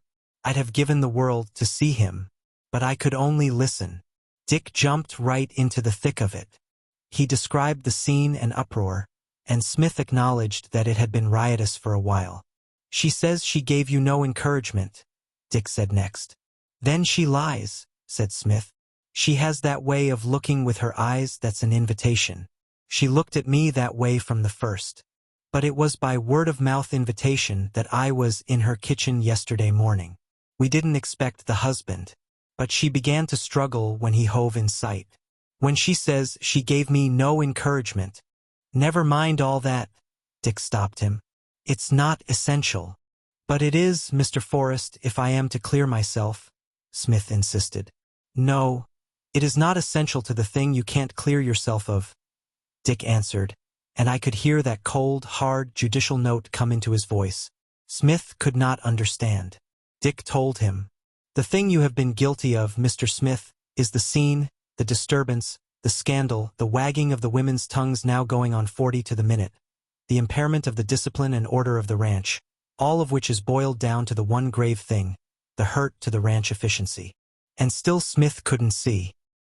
He thought the charge was of violating social morality by pursuing a married woman, and tried to mitigate the offense by showing the woman encouraged him and by pleading. "And after all, Mr. Forrest, a man is only a man, and I admit she made a fool of me and I made a fool of myself." "Mr. Smith," Dick said, "you've worked for me 8 years. You've been a foreman 6 years of that time. I have no complaint against your work. You certainly do know how to handle labor. About your personal morality I don't care a damn. You can be a Mormon or a Turk for all it matters to me. Your private acts are your private acts, and are no concern of mine as long as they do not interfere with your work or my ranch. Any one of my drivers can drink his head off Saturday night, and every Saturday night. That's his business. But the minute he shows a holdover on Monday morning that is taken out on my horses, that excites them or injures them or threatens to injure them, or that decreases in the slightest the work they should perform on Monday, that moment it is my business and the driver goes down the hill.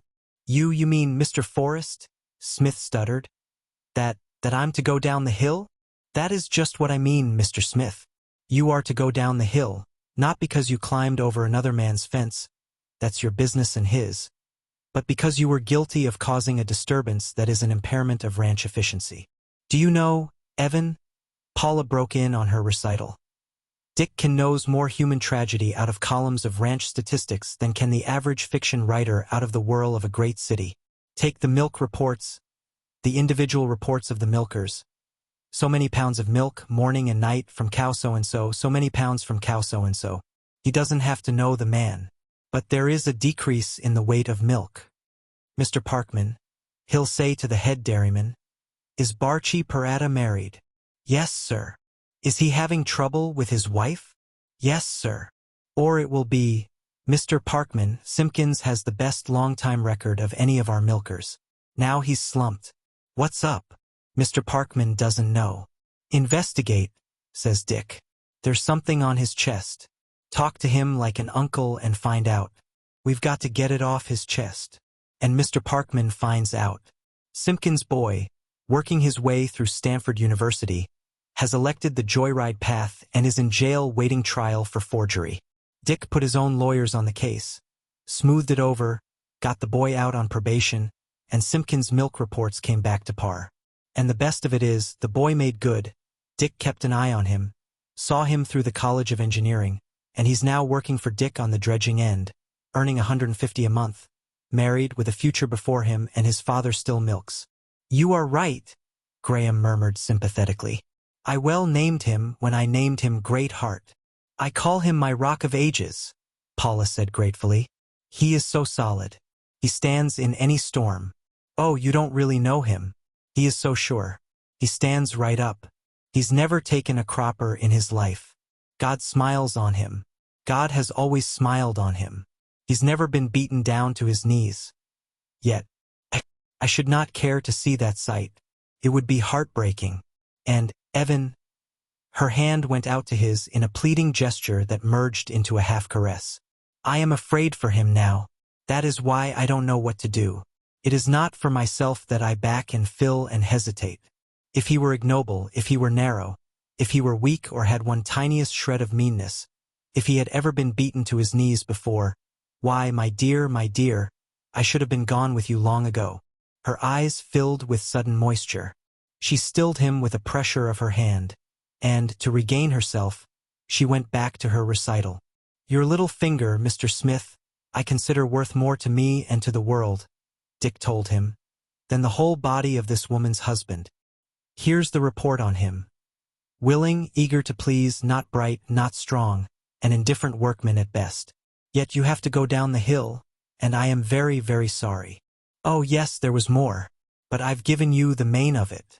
You see Dick's code there, and he lives his code. He accords latitude to the individual. Whatever the individual may do, so long as it does not hurt the group of individuals in which he lives, is his own affair. He believed Smith had a perfect right to love the woman, and to be loved by her if it came to that. I have heard him always say that love could not be held nor enforced. Truly, did I go with you, he would say, bless you, my children. Though it broke his heart, he would say it.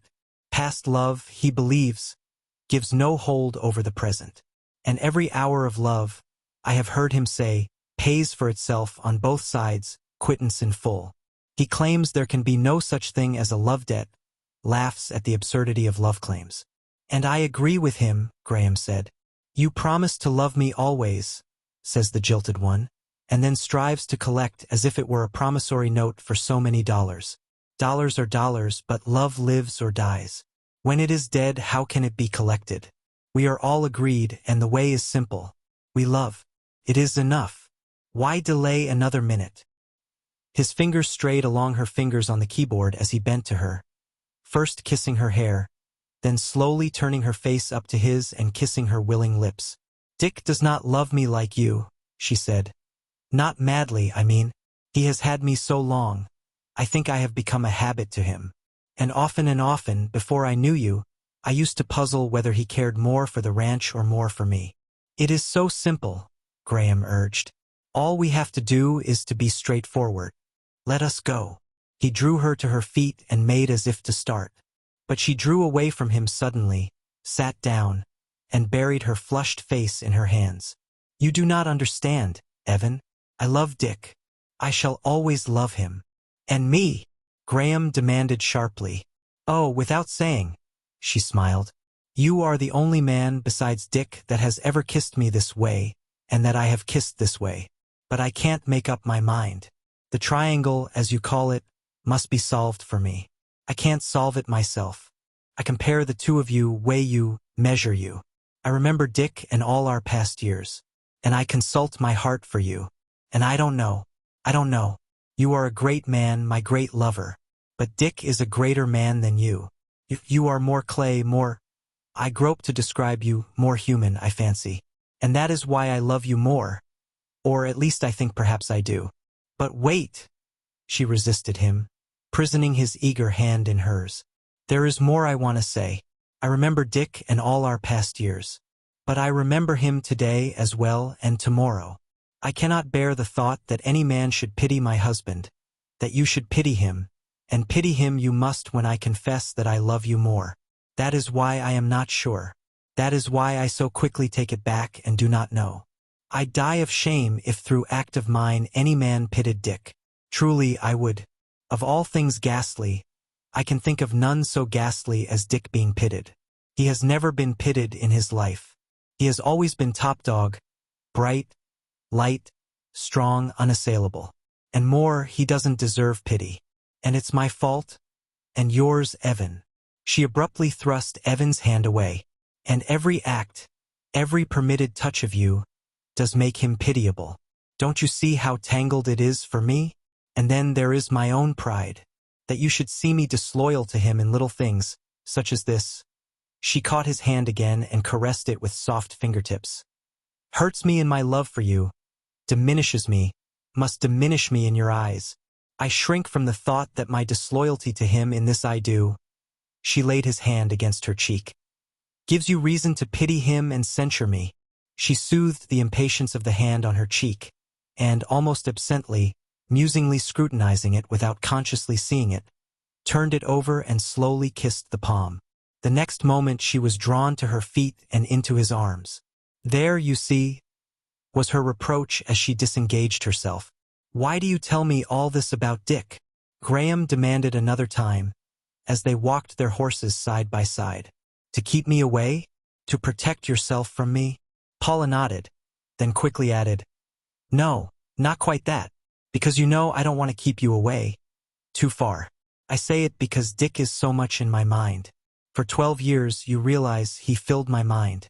I say it because I think it, I suppose. Think, the situation. You are trespassing on a perfect marriage. I know it, he answered. And I do not like the role of trespasser. It is your insistence, instead of going away with me, that I should trespass. And I can't help it. I think away from you, try to force my thoughts elsewhere. I did half a chapter this morning, and I know it's rotten and will have to be rewritten. For I can't succeed in thinking away from you. What is South America and its ethnology compared to you? And when I come near you, my arms go about you before I know what I am doing. And, by God, you want them there, you know it. Paula gathered her reins in signal for a gallop, but first, with a roguish smile, she acknowledged. I do want them there, dear trespasser.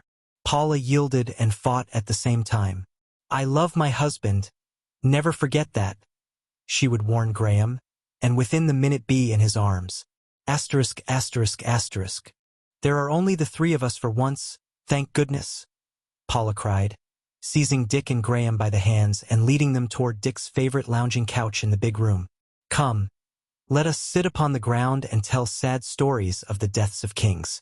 Come, milords and lordly perishers, and we will talk of Armageddon when the last sun goes down. She was in a merry mood, and with surprise Dick observed her light a cigarette. He could count on his fingers the cigarettes she had smoked in a dozen years, and then only under a hostess's provocation to give countenance to some smoking woman guest. Later, when he mixed a highball for himself and Graham, she again surprised him by asking him to mix her a wee one. This is Scotch, he warned. "Oh, a very wee one," she insisted. "And then we'll be three good fellows together winding up the world, and when you've got it all wound up and ready, I'll sing you the song of the Valkyries." She took more part in the talk than usual, and strove to draw her husband out. Nor was Dick unaware of this, although he yielded and permitted himself to let go full tilt on the theme of the blonde sun-perishers. "She is trying to make him compete," was Graham's thought. But Paula scarcely thought of that phase of it, her pleasure consisting in the spectacle of two such splendid men who were hers. "They talk of big game hunting," she mused once to herself. But did ever one small woman capture bigger game than this? She sat cross-legged on the couch, where, by a turn of the head, she could view Graham lounging comfortably in the big chair, or Dick on his elbow, sprawled among the cushions.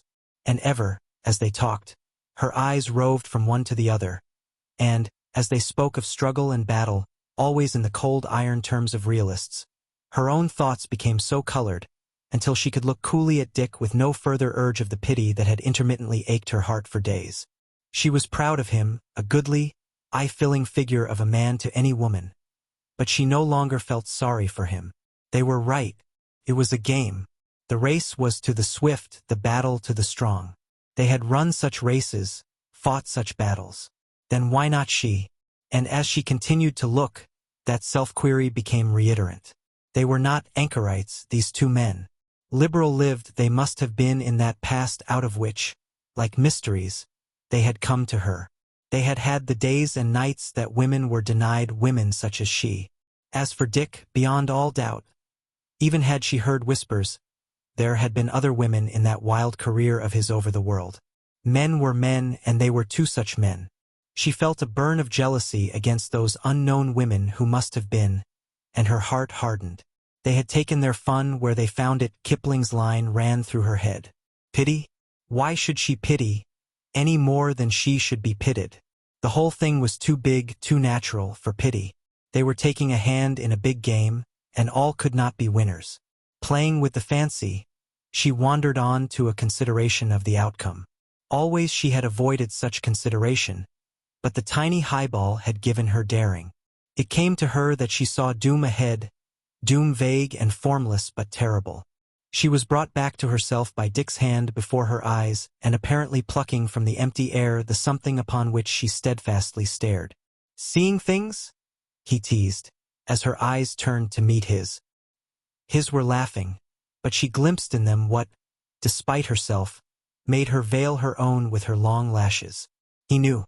Beyond all possibility of error, she knew now that he knew. That was what she had seen in his eyes and what had made her veil her own. "Cynthia, Cynthia, I've been a-thinking," she gaily hummed to him, and, as he resumed his talk, she reached and took a sip from his part-empty glass. Let come what would, she asserted to herself, she would play it out. It was all a madness, but it was life, it was living. She had never so lived before, and it was worth it, no matter what inevitable payment must be made in the end. Love? Had she ever really loved Dick as she now felt herself capable of loving? Had she mistaken the fondness of affection for love all these years? Chapter 28. A dozen times that morning, dictating to Blake or indicating answers, Dick had been on the verge of saying to let the rest of the correspondence go. "Call up Hennessy and Mendenhall," he told Blake, when, at 10, the latter gathered up his notes and rose to go. "You ought to catch them at the Stallion Barn. Tell them not to come this morning but tomorrow morning." Bonbright entered, prepared to shorthand Dick's conversations with his managers for the next hour. "And, oh, Mr. Blake," Dick called, "ask Hennessy about Alden Bessie. The old mare was pretty bad last night," he explained to Bonbright. "Mr. Hanley must see you right away, Mr. Forrest," Bonbright said, and added, at sight of the irritated drawing up of his employer's brows, "It's the piping from Buckeye Dam. Something's wrong with the plans. A serious mistake, he says." Dick surrendered, and for an hour discussed ranch business with his foreman and managers. Once, in the middle of a hot discussion over sheep dips with Wardman, he left his desk and paced over to the window. The sound of voices and horses, and of Paula's laugh, had attracted him. "Take that Montana report? I'll send you a copy today," he continued as he gazed out. They found the formula didn't get down to it. It was more a sedative than a germicide. There wasn't enough kick in it. For horses bunched crossed his field of vision. Paula, teasing the pair of them, was between Martinez and Frolig, old friends of Dick, a painter and sculptor respectively, who had arrived on an early train. Graham on Salim made the fourth and was slightly edged toward the rear. So the party went by, but Dick reflected that quickly enough it would resolve itself into 2 and 2. Shortly after 11, restless and moody, he wandered out with a cigarette into the big patio, where he smiled grim amusement at the various telltale signs of Paula's neglect of her goldfish. The sight of them suggested her secret patio in whose fountain pools she kept her selected and more gorgeous blooms of fish. Thither he went, through doors without knobs, by ways known only to Paula and the servants. This had been Dick's one great gift to Paula. It was love-lavish as only a king of fortune could make it. He had given her a free hand with it, and insisted on her wildest extravagance. And it had been his delight to tease his quondam guardians with the stubs of the checkbook she had used. It bore no relation to the scheme and architecture of the big house, and, for that matter, so deeply hidden was it that it played no part in jar of line or color. A showplace of showplaces, it was not often shown. Outside Paula's sisters and intimates, on rare occasions some artist was permitted to enter and catch his breath. Graham had heard of its existence, but not even him had she invited to see. It was round, and small enough to escape giving any cold hint of spaciousness. The big house was of sturdy concrete, but here was marble in exquisite delicacy. The arches of the encircling arcade were of fretted white marble that had taken on just enough tender green to prevent any glare of reflected light. Palest of pink roses bloomed up the pillars and over the low flat roof they upheld, where puck-like, humorous, and happy faces took the place of grinning gargoyles. Dick strolled the rosy marble pavement of the arcade and let the beauty of the place slowly steal in upon him and gentle his mood. The heart and key of the fairy patio was the fountain, consisting of 3 related shallow basins at different levels, of white marble and delicate as shell. Over these basins rollicked and frolicked life-sized babies wrought from pink marble by no mean hand. Some peered over the edges into lower basins. One reached arms covetously toward the goldfish. One, on his back, laughed at the sky. Another stood with dimpled legs apart stretching himself. Others waited. Others were on the ground amongst the roses white and blush, but all were of the fountain and touched it at some point. So good was the color of the marble, so true had been the sculptor, that the illusion was of life. No cherubs these, but live warm human babies. Dick regarded the rosy fellowship pleasantly and long, finishing his cigarette and retaining it dead in his hand. That was what she had needed, he mused, babies, children. It had been her passion. Had she realized it? He sighed, and, struck by a fresh thought, looked to her favorite seat with certitude that he would not see the customary sewing lying on it in a pretty heap. She did not sew these days. He did not enter the tiny gallery behind the arcade, which contained her chosen paintings and etchings, and copies in marble and bronze of her favorites of the European galleries. Instead he went up the stairway, past the glorious winged Victory on the landing where the staircase divided, and on and up into her quarters that occupied the entire upper wing. But first, pausing by the Victory, he turned and gazed down into the fairy patio. The thing was a cut jewel in its perfectness and color, and he acknowledged, although he had made it possible for her, that it was entirely her own creation, her one masterpiece. It had long been her dream, and he had realized it for her. And yet now, he meditated, it meant nothing to her. She was not mercenary, that he knew, and if he could not hold her, mere baubles such as that would weigh nothing in the balance against her heart. He wandered idly through her rooms, scarcely noting at what he gazed, but gazing with fondness at it all. Like everything else of hers, it was distinctive, different, eloquent of her. But when he glanced into the bathroom with its sunken Roman bath, for the life of him he was unable to avoid seeing a tiny drip and making a mental note for the ranch plumber. As a matter of course, he looked to her easel with the expectation of finding no new work, but was disappointed, for a portrait of himself confronted him. He knew her trick of copying the pose and lines from a photograph and filling in from memory. The particular photograph she was using had been a fortunate snapshot of him on horseback. The outlaw, for once and for a moment, had been at peace, and Dick, hat in hand, hair just nicely rumpled, face in repose, unaware of the impending snap, had at the instant looked squarely into the camera. No portrait photographer could have caught a better likeness. The head and shoulders Paula had had enlarged, and it was from this that she was working. But the portrait had already gone beyond the photograph, for Dick could see her own touches. With a start, he looked more closely. Was that expression of the eyes, of the whole face, his? He glanced at the photograph. It was not there. He walked over to one of the mirrors, relaxed his face, and led his thoughts to Paula and Graham. Slowly the expression came into his eyes and face. Not content, he returned to the easel and verified it. Paula knew. Paula knew that he knew. She had learned it from him, stolen it from him sometime when it was unwittingly on his face, and carried it in her memory to the canvas. Paula's Chinese maid, oh dear, entered from the wardrobe room, and Dick watched her unobserved as she came down the room toward him. Her eyes were down, and she seemed deep in thought. Dick remarked the sadness of her face, and that the little, solicitous contraction of the brows that had led to her naming was gone. She was not solicitous, that was patent. But cast down, she was in heavy depression. It would seem that all our faces are beginning to say things, he commented to himself. Good morning, oh dear, he startled her. And as she returned the greeting, he saw compassion in her eyes as they dwelt on him. She knew. The first outside themselves. Trust her, a woman. So much in Paula's company when Paula was alone. To divine Paula's secret. Oh dear's lips trembled, and she wrung her trembling hands, nerving herself, as he could see, to speech. Mr. Forrest? She began haltingly. Maybe you think me fool, but I like say something. You very kind man. You very kind my old mother. You very kind me long, long time.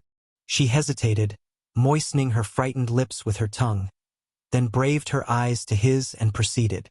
Mrs. Forrest, I think, but so forbidding did Dick's face become that she broke off in confusion and blushed, as Dick surmised, with shame at the thoughts she had been about to utter. Very nice picture Mrs. Forrest make. He put her at her ease. The Chinese girl sighed, and the same compassion returned into her eyes as she looked long at Dick's portrait. She sighed again, but the coldness in her voice was not lost on Dick as she answered, Yes, very nice picture Mrs. Forrest make. She looked at him with sudden sharp scrutiny, studying his face, then turned to the canvas and pointed at the eyes. No good, she condemned. Her voice was harsh, touched with anger. No good, she flung over her shoulder, more loudly, still more harshly, as she continued down the room and out of sight on Paula's sleeping porch. Dick stiffened his shoulders, unconsciously bracing himself to face what was now soon to happen. Well, it was the beginning of the end. Oh dear knew. Soon more would know, all would know. And in a way he was glad of it, glad that the torment of suspense would endure but little longer. But when he started to leave, he whistled a merry jingle to advertise to Oh dear that the world wagged very well with him so far as he knew anything about it. The same afternoon, while Dick was out and away with Froelich and Martinez and Graham, Paula stole a pilgrimage to Dick's quarters. Out on his sleeping porch she looked over his rows of press buttons, his switchboard that from his bed connected him with every part of the ranch and most of the rest of California, his phonograph on the hinged and swinging bracket, the orderly array of books and magazines and agricultural bulletins waiting to be read, the ashtray, cigarettes, scribble pads, and thermos bottle. Her photograph, the only picture on the porch, held her attention. It hung under his barometers and thermometers, which, she knew, was where he looked oftenest. A fancy came to her, and she turned the laughing face to the wall and glanced from the blankness of the back of the frame to the bed and back again. With a quick panic movement, she turned the laughing face out. It belonged, was her thought. It did belong. The big automatic pistol in the holster on the wall, handy to one's hand from the bed, caught her eye. She reached to it and lifted gently at the butt. It was as she had expected, loose, Dick's way. Trust him, no matter how long and used, never to let a pistol freeze in its holster. Back in the workroom she wandered solemnly about, glancing now at the prodigious filing system, at the chart and blueprint cabinets, at the revolving shelves of reference books, and at the long rows of stoutly bound herd registers. At last she came to his books, a goodly row of pamphlets, bound magazine articles, and an even dozen ambitious tomes. She read the titles painstakingly: Corn in California, Silage Practice, Farm Organization, Farm Bookkeeping, The Shire in America, Humus Destruction, Soilage, Alfalfa in California, Cover Crops for California, The Shorthorn in America. At this last she smiled affectionately with memory of the great controversy he had waged for the beef cow and the milch cow as against the dual-purpose cow. She caressed the backs of the books with her palm, pressed her cheek against them, and leaned with closed eyes. Oh, Dick, Dick, a thought began that faded to a vagueness of sorrow and died because she did not dare to think it. The desk was so typically Dick. There was no litter. Clean it was of all work save the wire tray with typed letters waiting his signature, and an unusual pile of the flat yellow sheets on which his secretaries typed the telegrams relayed by telephone from El Dorado. Carelessly she ran her eyes over the opening lines of the uppermost sheet and chanced upon a reference that puzzled and interested her. She read closely, with indrawn brows, then went deeper into the heap till she found confirmation. Jeremy Braxton was dead. Big, genial, kindly Jeremy Braxton. A Mexican mob of pulque-crazed peons had killed him in the mountains through which he had been trying to escape from the harvest into Arizona. The date of the telegram was 2 days old. Dick had known it for 2 days and never worried her with it. And it meant more. It meant money. It meant that the affairs of the Harvest Group were going from bad to worse. And it was Dick's way. And Jeremy was dead. The room seemed suddenly to have grown cold. She shivered. It was the way of life, death always at the end of the road. And her own nameless dread came back upon her. Doom lay ahead. Doom for whom? She did not attempt to guess. Sufficient that it was doom. Her mind was heavy with it, and the quiet room was heavy with it as she passed slowly out. Chapter 29. 'Tis a bird-like sensuousness that is all the little lady's own, Terence was saying, as he helped himself to a cocktail from the tray was passing around. It was the hour before dinner, and Graham, Leo, and Terence McFane had chanced together in the stag room. No, Leo, the Irishman warned the young poet.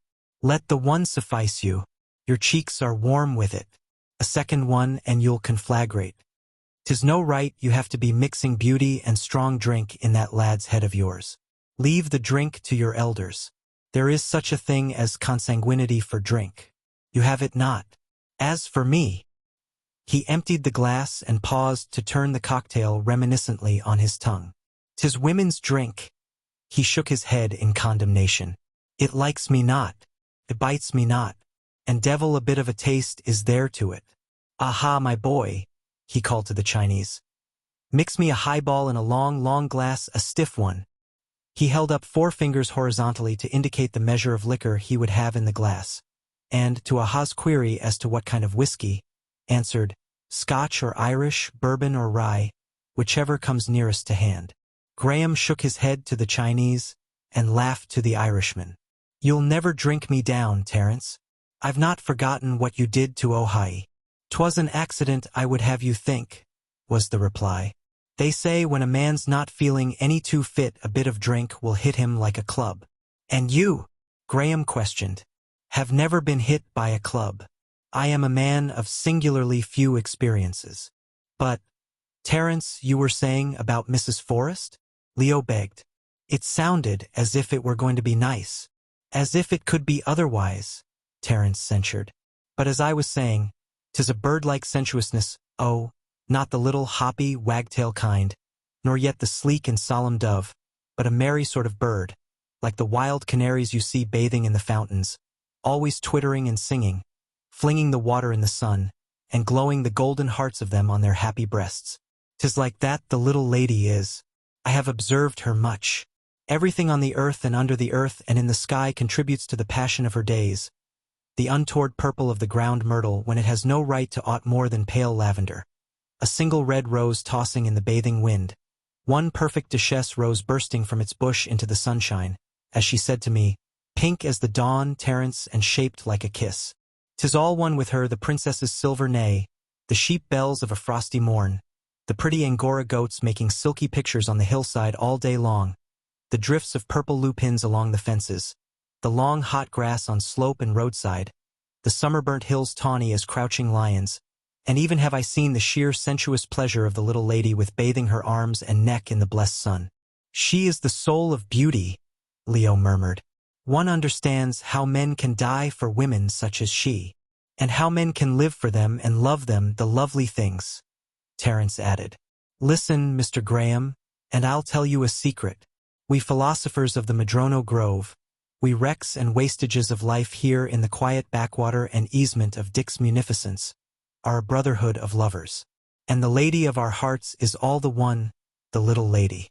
We, who merely talk and dream our days away, and who would lift never a hand for God, or country, or the devil, are pledged knights of the little lady. We would die for her, Leo affirmed, slowly nodding his head. Nay, lad, we would live for her and fight for her. Dying is that easy. Graham missed nothing of it. The boy did not understand, but in the blue eyes of the Celt, peering from under the mop of iron-gray hair, there was no mistaking the knowledge of the situation. Voices of men were heard coming down the stairs, and, as Martinez and Dar Heil entered, Terence was saying, "'Tis fine weather they say they're having down at Catalina now, and I hear the tunny fish are biting splendid." Aha served cocktails around, and was kept busy, for Hancock and Frolig followed along. Terence impartially drank stiff highballs of whatever liquor the immobile-faced Chinese elected to serve him, and discoursed fatherly to Leo on the iniquities and abominations of the flowing bowl.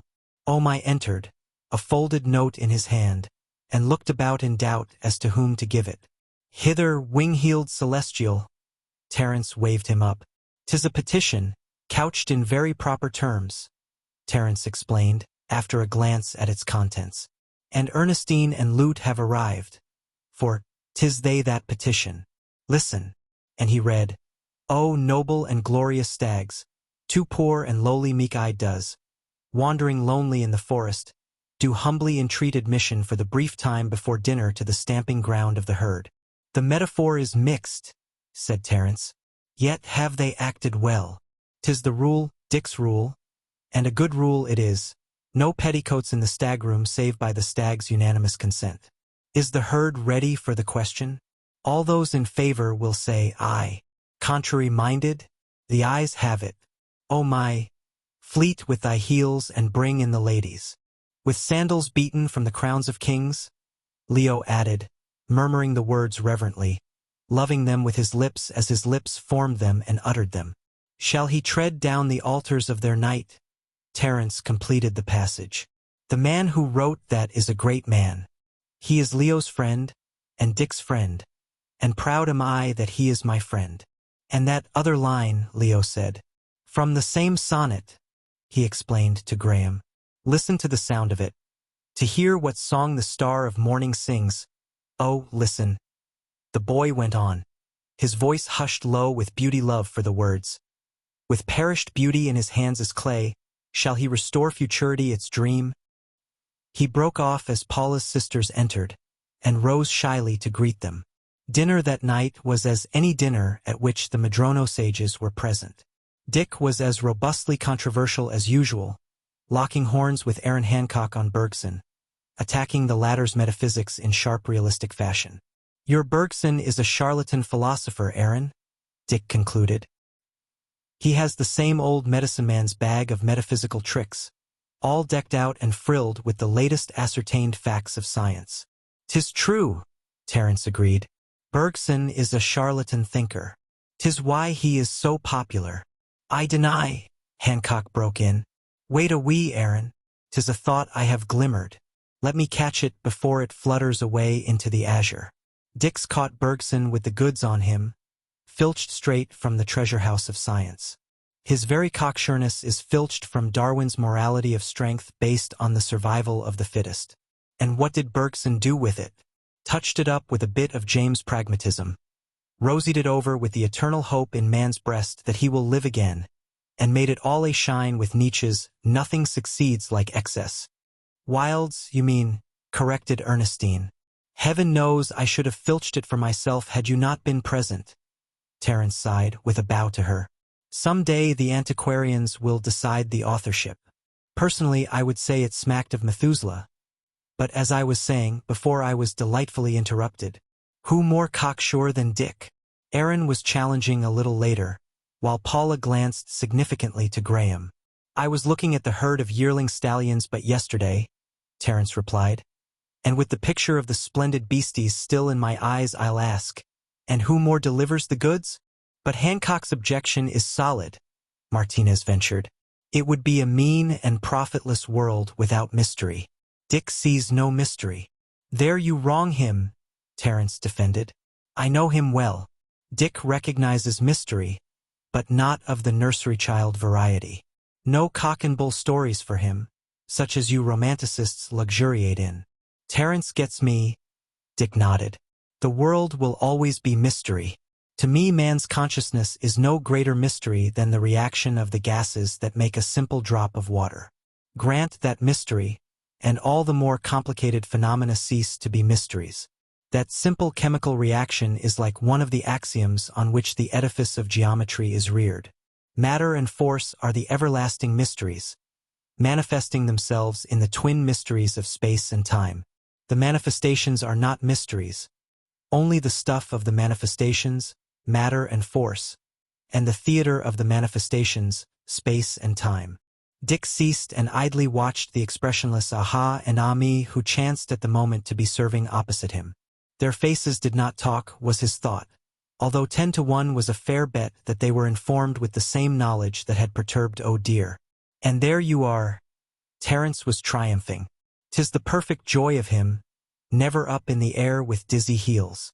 Flat on the good ground he stands, for square to fact and law, set against all airy fancies and bubbly speculations. Asterisk, asterisk, asterisk.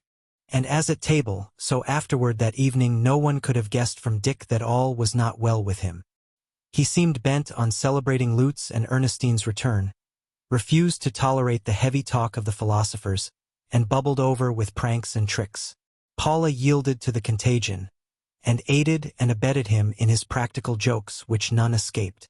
Choicest among these was the kiss of welcome. No man escaped it.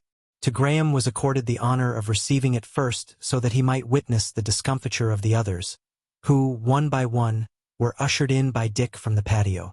Hancock, Dick's arm guiding him, came down the room to confront Paula and her sisters standing in a row on 3 chairs in the middle of the floor. He scanned them suspiciously, and insisted upon walking around behind them. But there seemed nothing unusual about them save that each wore a man's felt hat. "Looks good to me," Hancock announced, as he stood on the floor before them and looked up at them. "And it is good," Dick assured him. "As representing the ranch in its fairest aspects, they are to administer the kiss of welcome. Make your choice, Aaron." Aaron, with a quick whirl to catch some possible lurking disaster at his back, demanded, "They are all 3 to kiss me?" "No. Make your choice which is to give you the kiss. The 2 I do not choose will not feel that I have discriminated against them?" Aaron insisted. "Whiskers no objection?" was his next query. "Not in the way at all," Lute told him. "I have always wondered what it would be like to kiss Black Whiskers. Here's where all the philosophers get kissed tonight, so hurry up," Ernestine said. "The others are waiting. I, too, have yet to be kissed by an alfalfa field." "Whom do you choose?" Dick urged. "As if, after that, there were any choice about it," Hancock returned jauntily. "I kiss my lady, the little lady." As he put up his lips, Paula bent her head forward, and, nicely directed, from the indented crown of her hat canted a glassful of water into his face. When Leo's turn came, he bravely made his choice of Paula and nearly spoiled the show by reverently bending and kissing the hem of her gown. "It will never do," Ernestine told him. "It must be a real kiss. Put up your lips to be kissed." "Let the last be first and kiss me, Leo," Lute begged, to save him from his embarrassment. He looked his gratitude, put up his lips, but without enough tilt of his head, so that he received the water from Lute's hat down the back of his neck. "All 3 shall kiss me, and thus shall paradise be thrice multiplied," was Terence's way out of the difficulty, and simultaneously he received 3 crowns of water for his gallantry. Dick's boisterousness waxed apace. His was the most carefree seeming in the world as he measured Froelich and Martinez against the door to settle the dispute that had arisen as to whether Froelich or Martinez was the taller. "Knees straight and together, heads back," Dick commanded. And as their heads touched the wood, from the other side came a rousing thump that jarred them. The door swung open, revealing Ernestine with a padded gong stick in either hand. Dick, a high-heeled satin slipper in his hand, was under a sheet with Terence, teaching him "Brother Bob, I'm bobbed," to the uproarious joy of the others, when the Masons and Watsons and all their Wickenburg following entered upon the scene. Whereupon Dick insisted that the young men of their party receive the kiss of welcome. Nor did he miss, in the hubbub of a dozen persons meeting as many more, Lottie Masons. "Oh, good evening, Mr. Graham. I thought you had gone." And Dick, in the midst of the confusion of settling such an influx of guests, still maintaining his exuberant jolly pose, waited for that sharp scrutiny that women have only for women. Not many moments later he saw Lottie Mason steal such a look, keen with speculation, at Paula as she chanced face to face with Graham, saying something to him. Not yet, was Dick's conclusion. Lottie did not know. But suspicion was rife, and nothing, he was certain, under the circumstances, would gladden her woman's heart more than to discover the unimpeachable Paula as womanly weak as herself. Lottie Mason was a tall, striking brunette of 25, undeniably beautiful, and, as Dick had learned, undeniably daring. In the not remote past, attracted by her, and, it must be submitted, subtly invited by her, he had been guilty of a philandering that he had not allowed to go as far as her wishes. The thing had not been serious on his part, nor had he permitted it to become serious on her side. Nevertheless, sufficient flirtatious passages had taken place to impel him this night to look to her, rather than to the other Wickenburg women, for the first signals of suspicion. "Oh yes, he's a beautiful dancer." Dick, as he came up to them half an hour later, heard Lottie Mason telling little Miss Maxwell. "Isn't he, Dick?" she appealed to him, with innocent eyes of candor through which disguise he knew she was studying him. "Who? Graham, you must mean," he answered with untroubled directness. "He certainly is. What do you say we start dancing and let Miss Maxwell see? Though there's only one woman here who can give him full swing to show his paces." "Paula, of course," said Lottie. "Paula, of course. Why, you young chits don't know how to waltz. You never had a chance to learn." Lottie tossed her fine head. "Perhaps you learned a little before the new dancing came in," he amended. "Anyway, I'll get Evan and Paula started. You take me on, and I'll wager we'll be the only couples on the floor." Half through the waltz, he broke it off with, "Let them have the floor to themselves. It's worth seeing." And, glowing with appreciation, he stood and watched his wife and Graham finish the dance, while he knew that Lottie, beside him, stealing side glances at him, was having her suspicions allayed. The dancing became general, and, the evening being warm, the big doors to the patio were thrown open. Now one couple and now another danced out and down the long arcades where the moonlight streamed, until it became the general thing. "What a boy he is," Paula said to Graham, as they listened to Dick descanting to all and sundry on the virtues of his new night camera. "You heard Aaron complaining at table, and Terence explaining his sureness. Nothing terrible has ever happened to him in his life. He has never been overthrown. His sureness has always been vindicated. As Terence said, it has always delivered the goods. He does know, and yet he is so sure of himself, so sure of me." Graham taken away to dance with Miss Maxwell, Paula continued her train of thought to herself. Dick was not suffering so much after all, and she might have expected it. He was the cool head, the philosopher. He would take her loss with the same equanimity as he would take the loss of Mountain Lad, as he had taken the death of Jeremy Braxton and the flooding of the harvest mines. It was difficult, she smiled to herself, aflame as she was toward Graham, to be married to a philosopher who would not lift a hand to hold her. And it came to her afresh that one phase of Graham's charm for her was his humanness, his flamingness. They met on common ground. At any rate, even in the heyday of their coming together in Paris, Dick had not so inflamed her. A wonderful lover he had been, too, with his gift of speech and lover's phrases, with his love chants that had so delighted her. But somehow it was different from this what she felt for Graham and what Graham must feel for her. Besides, she had been most young in experience of love and lovers in that long ago when Dick had burst so magnificently upon her. And so thinking, she hardened toward him and recklessly permitted herself to flame toward Graham. The crowd, the gaiety, the excitement, the closeness and tenderness of contact in the dancing, the summer warmth of the evening, the streaming moonlight, and the night scents of flowers, all fanned her ardency, and she looked forward eagerly to the at least one more dance she might dare with Graham. "No flashlight is necessary," Dick was explaining. "It's a German invention. Half a minute exposure under the ordinary lighting is sufficient. And the best of it is that the plate can be immediately developed just like an ordinary blueprint. Of course, the drawback is one cannot print from the plate. But if it's good, an ordinary plate can be copied from it from which prints can be made," Ernestine amplified. She knew the huge 20-foot spring snake coiled inside the camera and ready to leap out like a jack-in-the-box when Dick squeezed the bulb. And there were others who knew and who urged Dick to get the camera and make an exposure. He was gone longer than he expected, for Bonbright had left on his desk several telegrams concerning the Mexican situation that needed immediate replies. Trick camera in hand, Dick returned by a short cut across the house and patio. The dancing couples were ebbing down the arcade and disappearing into the hall, and he leaned against a pillar and watched them go by. Last of all came Paula and Evan, passing so close that he could have reached out and touched them. But, though the moon shone full on him, they did not see him. They saw only each other in the tender sport of gazing. The last preceding couple was already inside when the music ceased. Graham and Paula paused, and he was for giving her his arm and leading her inside, but she clung to him in sudden impulse. Manlike, cautious, he slightly resisted for a moment, but with one arm around his neck she drew his head willingly down to the kiss. It was a flash of quick passion. The next instant, Paula on his arm.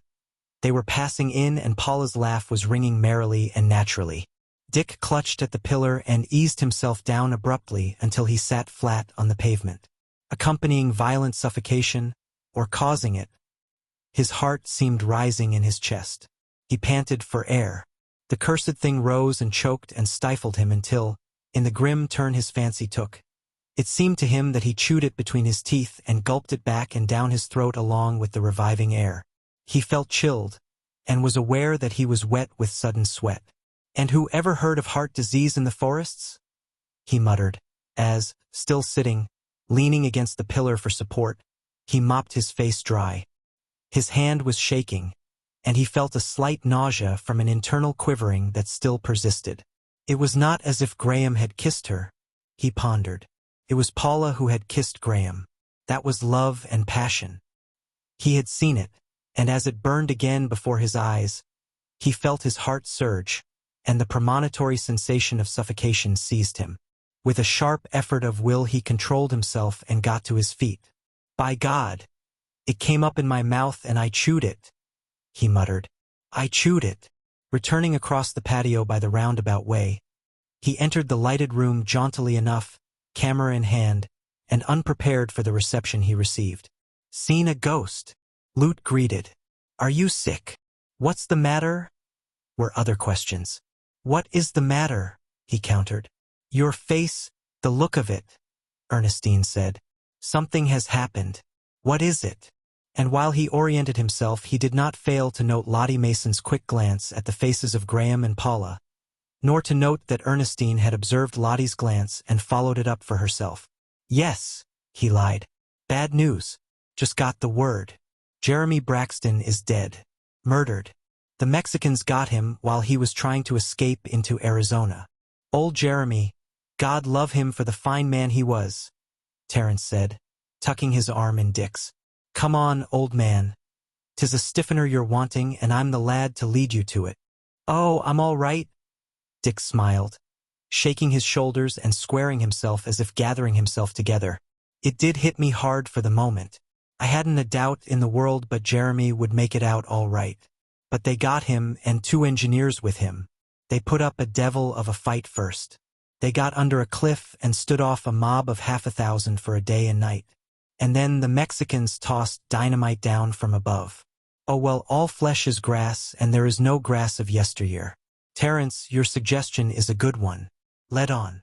After a few steps, he turned his head over his shoulder and called back, Now this isn't to stop the fun.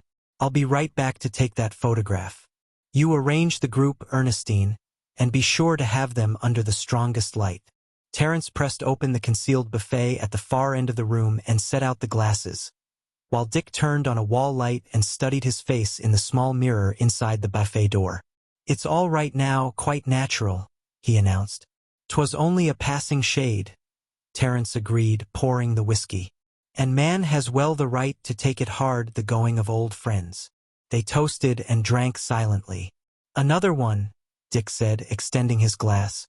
Say when, said the Irishman, and with imperturbable eyes he watched the rising tide of liquor in the glass. Dick waited till it was half full. Again they toasted and drank silently, eyes to eyes, and Dick was grateful for the offer of all his heart that he read in Terence's eyes. Back in the middle of the hall, Ernestine was gaily grouping the victims, and privily, from the faces of Lottie, Paula, and Graham, trying to learn more of the something untoward that she sensed. Why had Lottie looked so immediately and searchingly at Graham and Paula? She asked herself. And something was wrong with Paula now. She was worried, disturbed, and not in the way to be expected from the announcement of Jeremy Braxton's death. From Graham, Ernestine could glean nothing.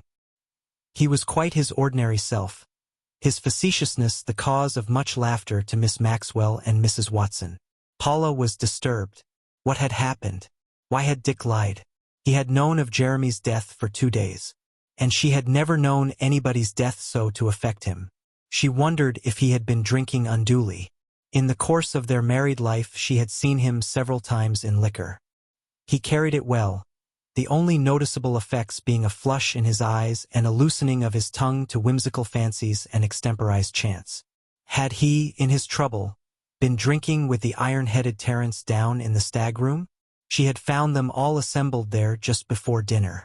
The real cause for Dick's strangeness never crossed her mind, if for no other reason than that he was not given to spying. He came back, laughing heartily at a joke of Terence's, and beckoned Graham to join them while Terence repeated it. And when the three had had their laugh, he prepared to take the picture. The burst of the huge snake from the camera and the genuine screams of the startled women served to dispel the gloom that threatened, and next Dick was arranging a tournament of peanut carrying. From chair to chair, placed a dozen yards apart, the feat was with a table knife to carry the most peanuts in 5 minutes. After the preliminary tryout, Dick chose Paula for his partner, and challenged the world, Wickenburg and the Madrono Grove included. Many boxes of candy were wagered, and in the end he and Paula won out against Graham and Ernestine, who had proved the next best couple. Demands for a speech changed to clamor for a peanut song. Dick complied, beating the accent, Indian fashion, with stiff-legged hops and hand slaps on thighs. I am Dick Forrest, son of Richard the Lucky, son of Jonathan the Puritan, son of John who was a sea rover, as his father Albert before him, who was the son of Mortimer, a pirate who was hanged in chains and died without issue. I am the last of the Forrests, but first of the peanut carriers. Neither Nimrod nor Sando has anything on me. I carry the peanuts on a knife, a silver knife. The peanuts are animated by the devil. I carry the peanuts with grace and celerity and in quantity. The peanut never sprouted that can best me. The peanuts roll. The peanuts roll. Like Atlas who holds the world, I never let them fall. Not everyone can carry peanuts. I am God-gifted. I am master of the art. It is a fine art. The peanuts roll, and I carry them on forever. Aaron is a philosopher. He cannot carry peanuts. Ernestine is a blonde. She cannot carry peanuts. Evan is a sportsman. He drops peanuts. Paula is my partner. She fumbles peanuts. Only I, by the grace of God and my own cleverness, carry peanuts. When anybody has had enough of my song, throw something at me. I am proud. I am tireless. I can sing on forever. I shall sing on forever. Here beginneth the second canto. When I die, bury me in a peanut patch. While I live, The expected avalanche of cushions quenched his song but not his ebullient spirits, for he was soon in a corner with Lottie Mason and Paula concocting a conspiracy against Terence. And so the evening continued to be danced and joked and played away. At midnight supper was served, and not till 2 in the morning were the Wickenburgers ready to depart. While they were getting on their wraps, Paula was proposing for the following afternoon a trip down to the Sacramento River to look over Dick's experiment in rice raising. "I had something else in view," he told her. "You know the mountain pasture above Sycamore Creek. 3 yearlings have been killed there in the last 10 days. Mountain lions," Paula cried. "2 at least. Strayed in from the north," he explained to Graham. "They sometimes do that. We got 3 5 years ago. Moss and Hartley will be there with the dogs waiting. They've located 2 of the beasts. What do you say all of you join me? We can leave right after lunch." "Let me have Molly?" Lute asked. "And you can ride Altadena," Paula told Ernestine.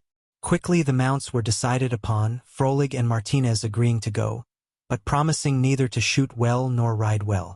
All went out to see the Wickenburgers off, and, after the machines were gone, lingered to make arrangements for the hunting.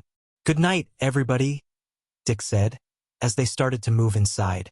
"I'm going to take a look at Alden Bessie before I turn in. Hennessy is sitting up with her. Remember, you girls, come to lunch in your riding togs, and curses on the head of whoever's late." The ancient dam of the Fotherington Princess was in a serious way, but Dick would not have made the visit at such an hour, save that he wanted to be by himself and that he could not nerve himself for a chance moment alone with Paula so soon after what he had overseen in the patio. Light steps in the gravel made him turn his head.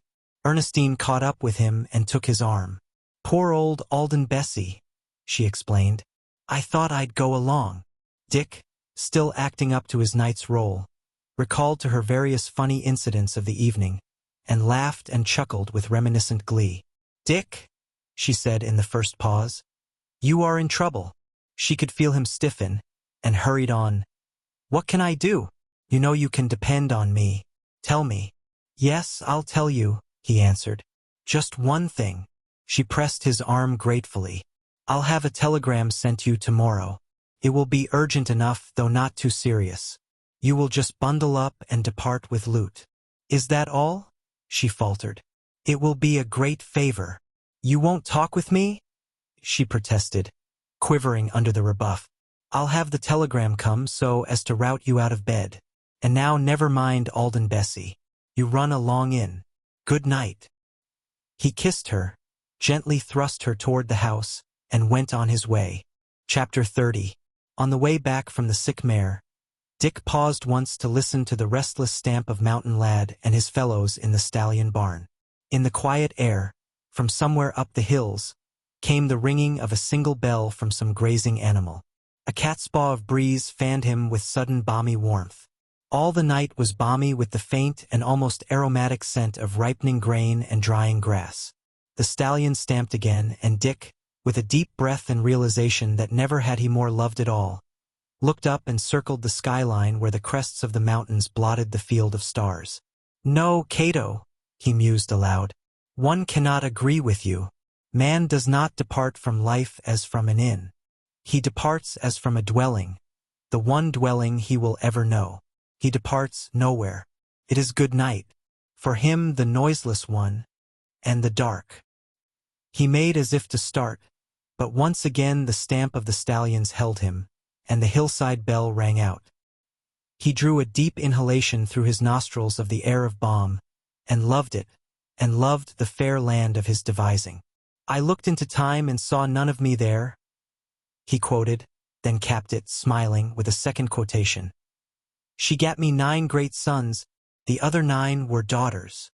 Back at the house, he did not immediately go in, but stood a space gazing at the far-flung lines of it. Nor, inside, did he immediately go to his own quarters. Instead, he wandered through the silent rooms, across the patios, and along the dim-lit halls. His frame of mind was as of one about to depart on a journey. He pressed on the lights in Paula's fairy patio, and, sitting in an austere Roman seat of marble, smoked a cigarette quite through while he made his plans. Oh, he would do it nicely enough. He could pull off a hunting accident that would fool the world. Trust him not to bungle it. Next day would be the day, in the woods above Sycamore Creek. Grandfather Jonathan Forrest, the straight-laced Puritan, had died of a hunting accident. For the first time Dick doubted that accident. Well, if it hadn't been an accident, the old fellow had done it well. It had never been hinted in the family that it was aught but an accident. His hand on the button to turn off the lights, Dick delayed a moment for a last look at the marble babies that played in the fountain and among the roses. "So long, younglings," he called softly to them. "You're the nearest I ever came to it." From his sleeping porch he looked across the big patio to Paula's porch. There was no light. The chance was she slept. On the edge of the bed, he found himself with one shoe unlaced, and, smiling at his absentness, relaced it. What need was there for him to sleep? It was already 4 in the morning. He would at least watch his last sunrise. Last things were coming fast. Already had he not dressed for the last time? And the bath of the previous morning would be his last. Mere water could not stay the corruption of death. He would have to shave, however, a last vanity, for the hair did continue to grow for a time on dead men's faces. He brought a copy of his will from the wall safe to his desk and read it carefully. Several minor codicils suggested themselves, and he wrote them out in longhand, predating them 6 months as a precaution. The last was the endowment of the sages of the Madrono Grove with a fellowship of 7. He ran through his life insurance policies, verifying the permitted suicide clause in each one, signed the tray of letters that had waited his signature since the previous morning, and dictated a letter into the phonograph to the publisher of his books. His desk cleaned, he scrawled a quick summary of income and expense, with all earnings from the harvest mines deducted. He transposed the summary into a second summary, increasing the expense margins, and cutting down the income items to an absurdist least possible. Still, the result was satisfactory. He tore up the sheets of figures and wrote out a program for the future handling of the harvest situation. He did it sketchily, with casual tentativeness, so that when it was found among the papers there would be no suspicions.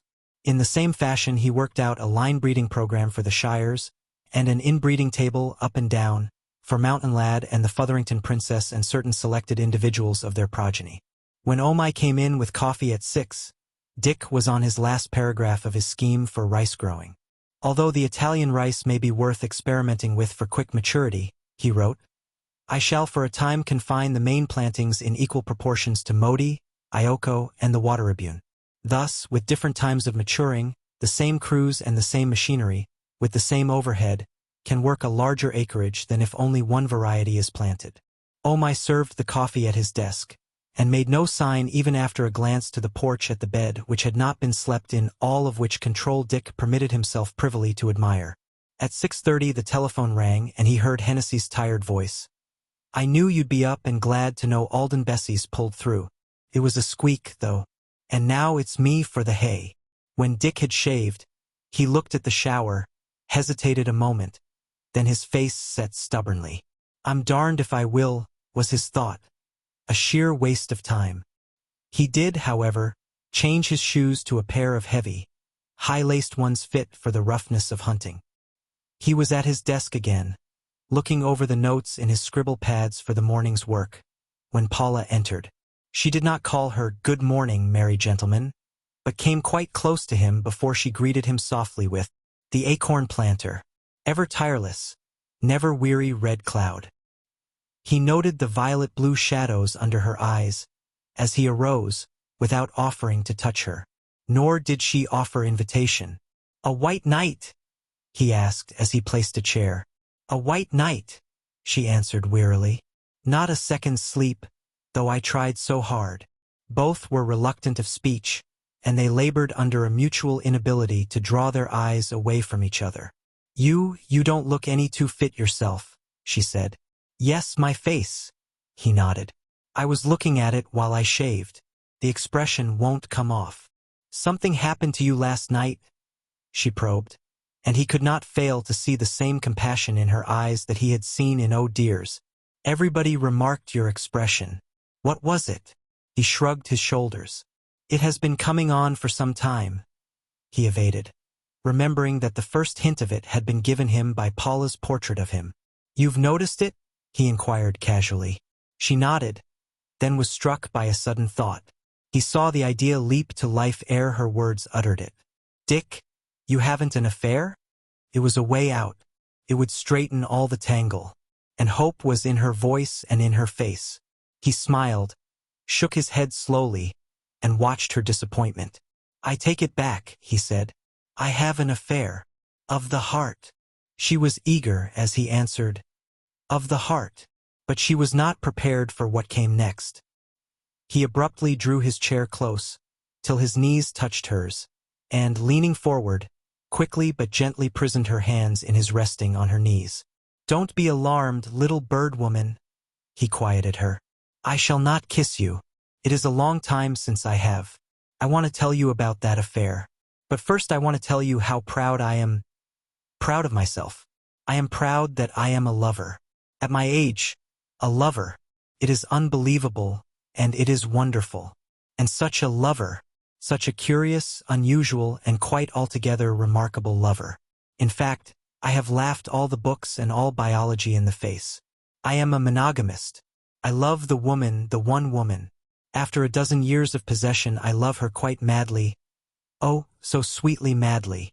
Her hands communicated her disappointment to him, making a slight, impulsive flutter to escape, but he held them more firmly.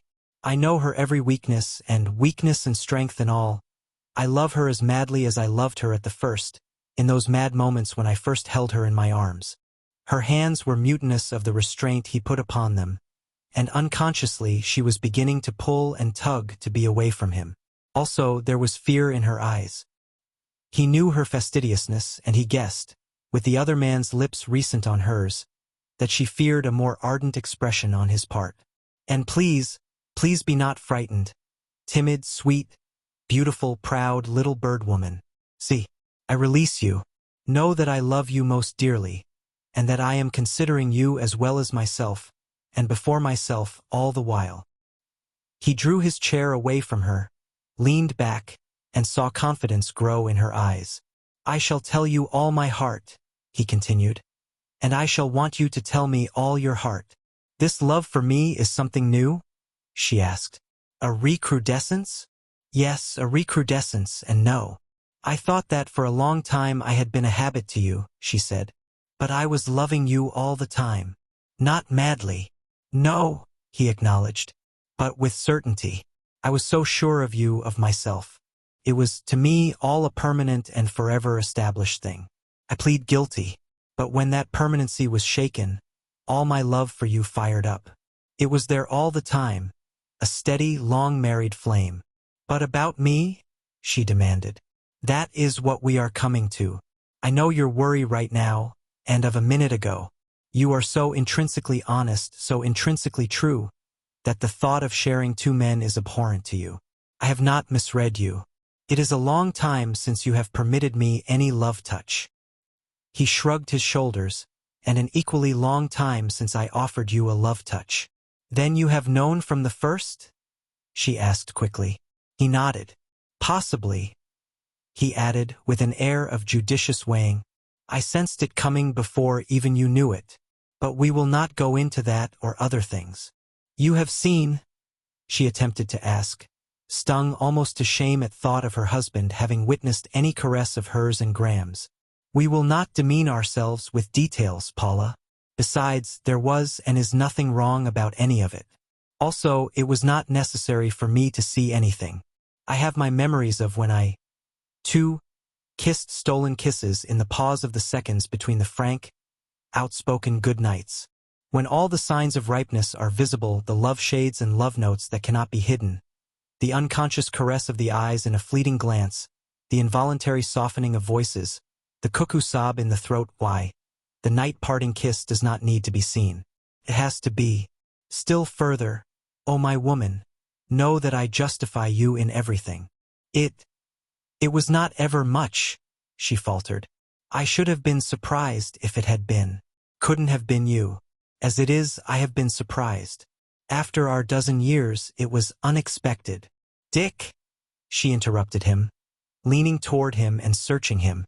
She paused to frame her thought, and then went on with directness. In our dozen years, will you say it has never been any more with you? I have told you that I justify you in everything. He softened his reply. But you have not answered my question, she insisted. Oh, I do not mean mere flirtatious passages, bits of primrose philandering. I mean unfaithfulness, and I mean it technically. In the past you have. In the past, he answered. Not much, and not for a long, long time. I often wondered, she mused. And I have told you I justify you in everything, he reiterated. And now you know where lies the justification. Then by the same token I had a similar right, she said. Though I haven't, Dick, I haven't, she hastened to add. Well, anyway, you always did preach the single standard. Alas, not any longer, he smiled. One's imagination will conjure. And in the past few weeks I've been forced to change my mind. You mean that you demand I must be faithful? He nodded and said, So long as you live with me. But where's the equity? There isn't any equity, he shook his head. Oh, I know it seems a preposterous change of view. But at this late day I have made the discovery of the ancient truth that women are different from men. All I have learned of book and theory goes glimmering before the everlasting fact that the women are the mothers of our children. I still had my hopes of children with you, you see, but that's all over and done with. The question now is, what's in your heart? I have told you mine, and afterward we can determine what is to be done. Oh, Dick, she breathed, after silence had grown painful. I do love you. I shall always love you. You are my red cloud. Why, do you know, only yesterday, out on your sleeping porch, I turned my face to the wall. It was terrible. It didn't seem right. I turned it out again. Oh, so quickly. He lighted a cigarette and waited. But you have not told me what is in your heart. All of it. He chided finally. I do love you, she repeated. And Evan? That is different. It is horrible to have to talk this way to you. Besides, I don't know. I can't make up my mind what is in my heart. Love? Or amorous adventure? It must be one or the other. She shook her head. Can't you understand? She asked. That I don't understand? You see, I am a woman. I have never sown any wild oats. And now that all this has happened, I don't know what to make of it. Shaw and the rest must be right. Women are hunting animals. You are both big game. I can't help it. It is a challenge to me, and I find I am a puzzle to myself. All my concepts have been toppled over by my conduct. I want you. I want Evan. I want both of you. It is not amorous adventure. Oh, believe me.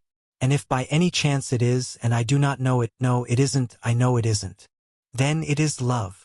But I do love you, Red Cloud. And you say you love him. You can't love both of us. But I can. I do. I do love both of you. Oh, I am straight. I shall be straight. I must work this out. I thought you might help me. That is why I came to you this morning. There must be some solution. She looked at him appealingly as he answered. It is one or the other, Evan or me. I cannot imagine any other solution. That's what he says. But I can't bring myself to it. He was for coming straight to you. I would not permit him. He has wanted to go, but I held him here, hard as it was on both of you, in order to have you together, to compare you two, to weigh you in my heart. And I get nowhere. I want you both. I can't give either of you up. Unfortunately, as you see, Dick began, a slight twinkle in his eyes. While you may be polyandrously inclined, we stupid male men cannot reconcile ourselves to such a situation. Don't be cruel, Dick, she protested. Forgive me. It was not so meant. It was out of my own hurt, an effort to bear it with philosophical complacence. I have told him that he was the only man I had ever met who is as great as my husband, and that my husband is greater. That was loyalty to me, yes, and loyalty to yourself, Dick explained. You were mine until I ceased being the greatest man in the world. He then became the greatest man in the world. She shook her head. Let me try to solve it for you, he continued. You don't know your mind, your desire.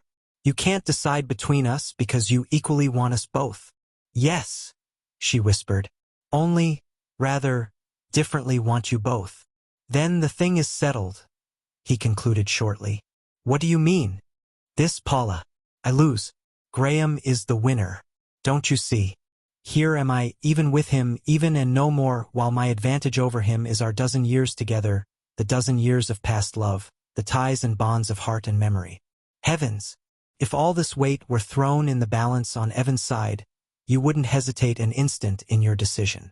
It is the first time you have ever been bowled over in your life, and the experience, coming so late, makes it hard for you to realize.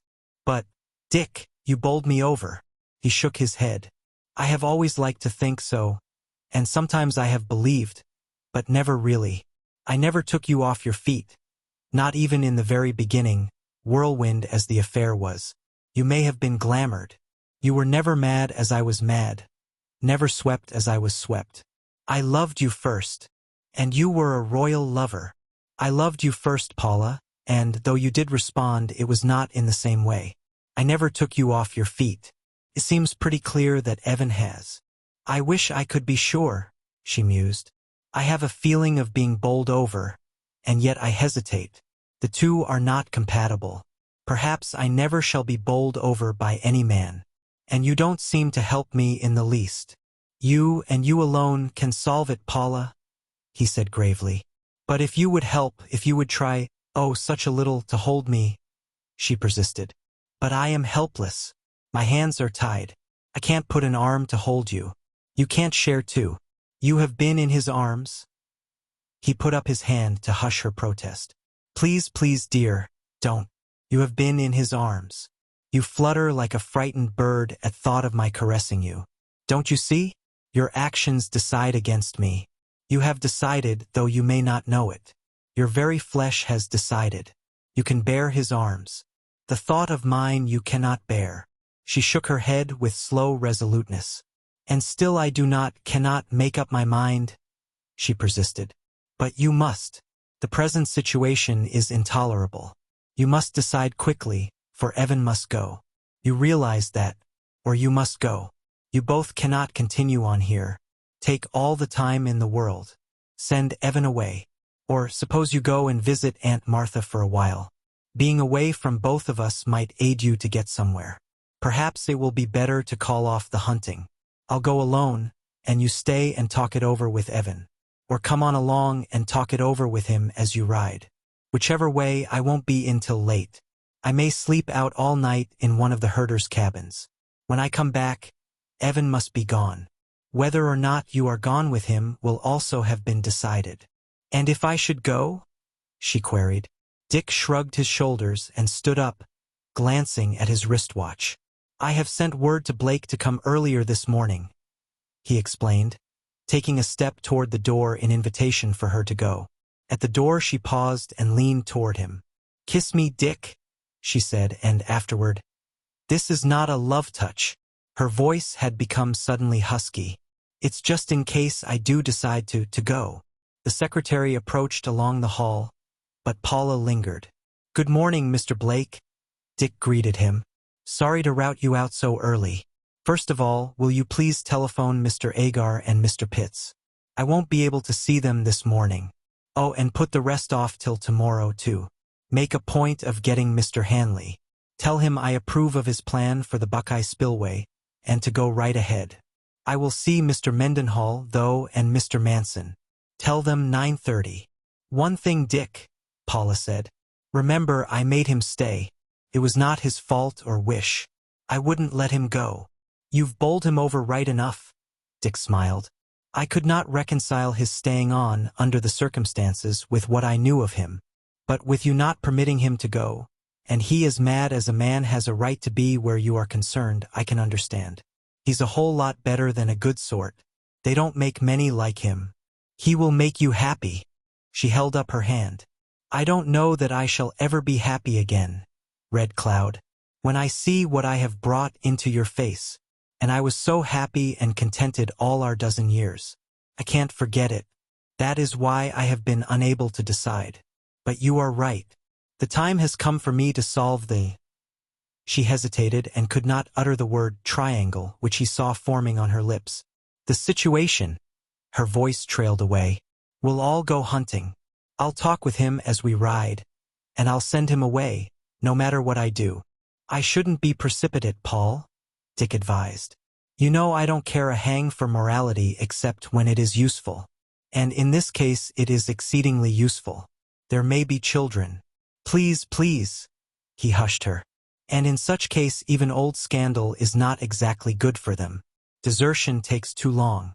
I'll arrange to give you the real statutory grounds, which will save a year in the divorce. If I so make up my mind, she smiled wanly. He nodded. But I may not make up my mind that way. I don't know it myself. Perhaps it's all a dream, and soon I shall wake up, and oh dear will come in and tell me how soundly and long I have slept. She turned away reluctantly, and paused suddenly when she had made half a dozen steps. Dick, she called. You have told me your heart, but not what's in your mind. Don't do anything foolish. Remember Denny Holbrook? No hunting accident, mind. He shook his head, and twinkled his eyes in feigned amusement, and marveled to himself that her intuition should have so squarely hit the mark. And leave all this? He lied, with a gesture that embraced the ranch and all its projects. And that book on inbreeding? And my first annual home sale of stock just ripe to come off. It would be preposterous, she agreed with brightening face. But, Dick, in this difficulty of making up my mind, please know that. She paused for the phrase, then made a gesture in mimicry of his, that included the big house and its treasures, and said, all this does not influence me a particle. Truly not. As if I did not know it, he assured her. Of all unmercenary women. Why, Dick, she interrupted him, fired by a new thought. If I loved Evan as madly as you think, you would mean so little that I'd be content, if it were the only way out, for you to have a hunting accident. But you see, I don't. Anyway, there's a brass tack for you to ponder. She made another reluctant step away, then called back in a whisper, her face over her shoulder. Red Cloud, I'm dreadfully sorry, and through it all I'm so glad that you do still love me. Before Blake returned, Dick found time to study his face in the glass. Printed there was the expression that had startled his company the preceding evening. It had come to stay.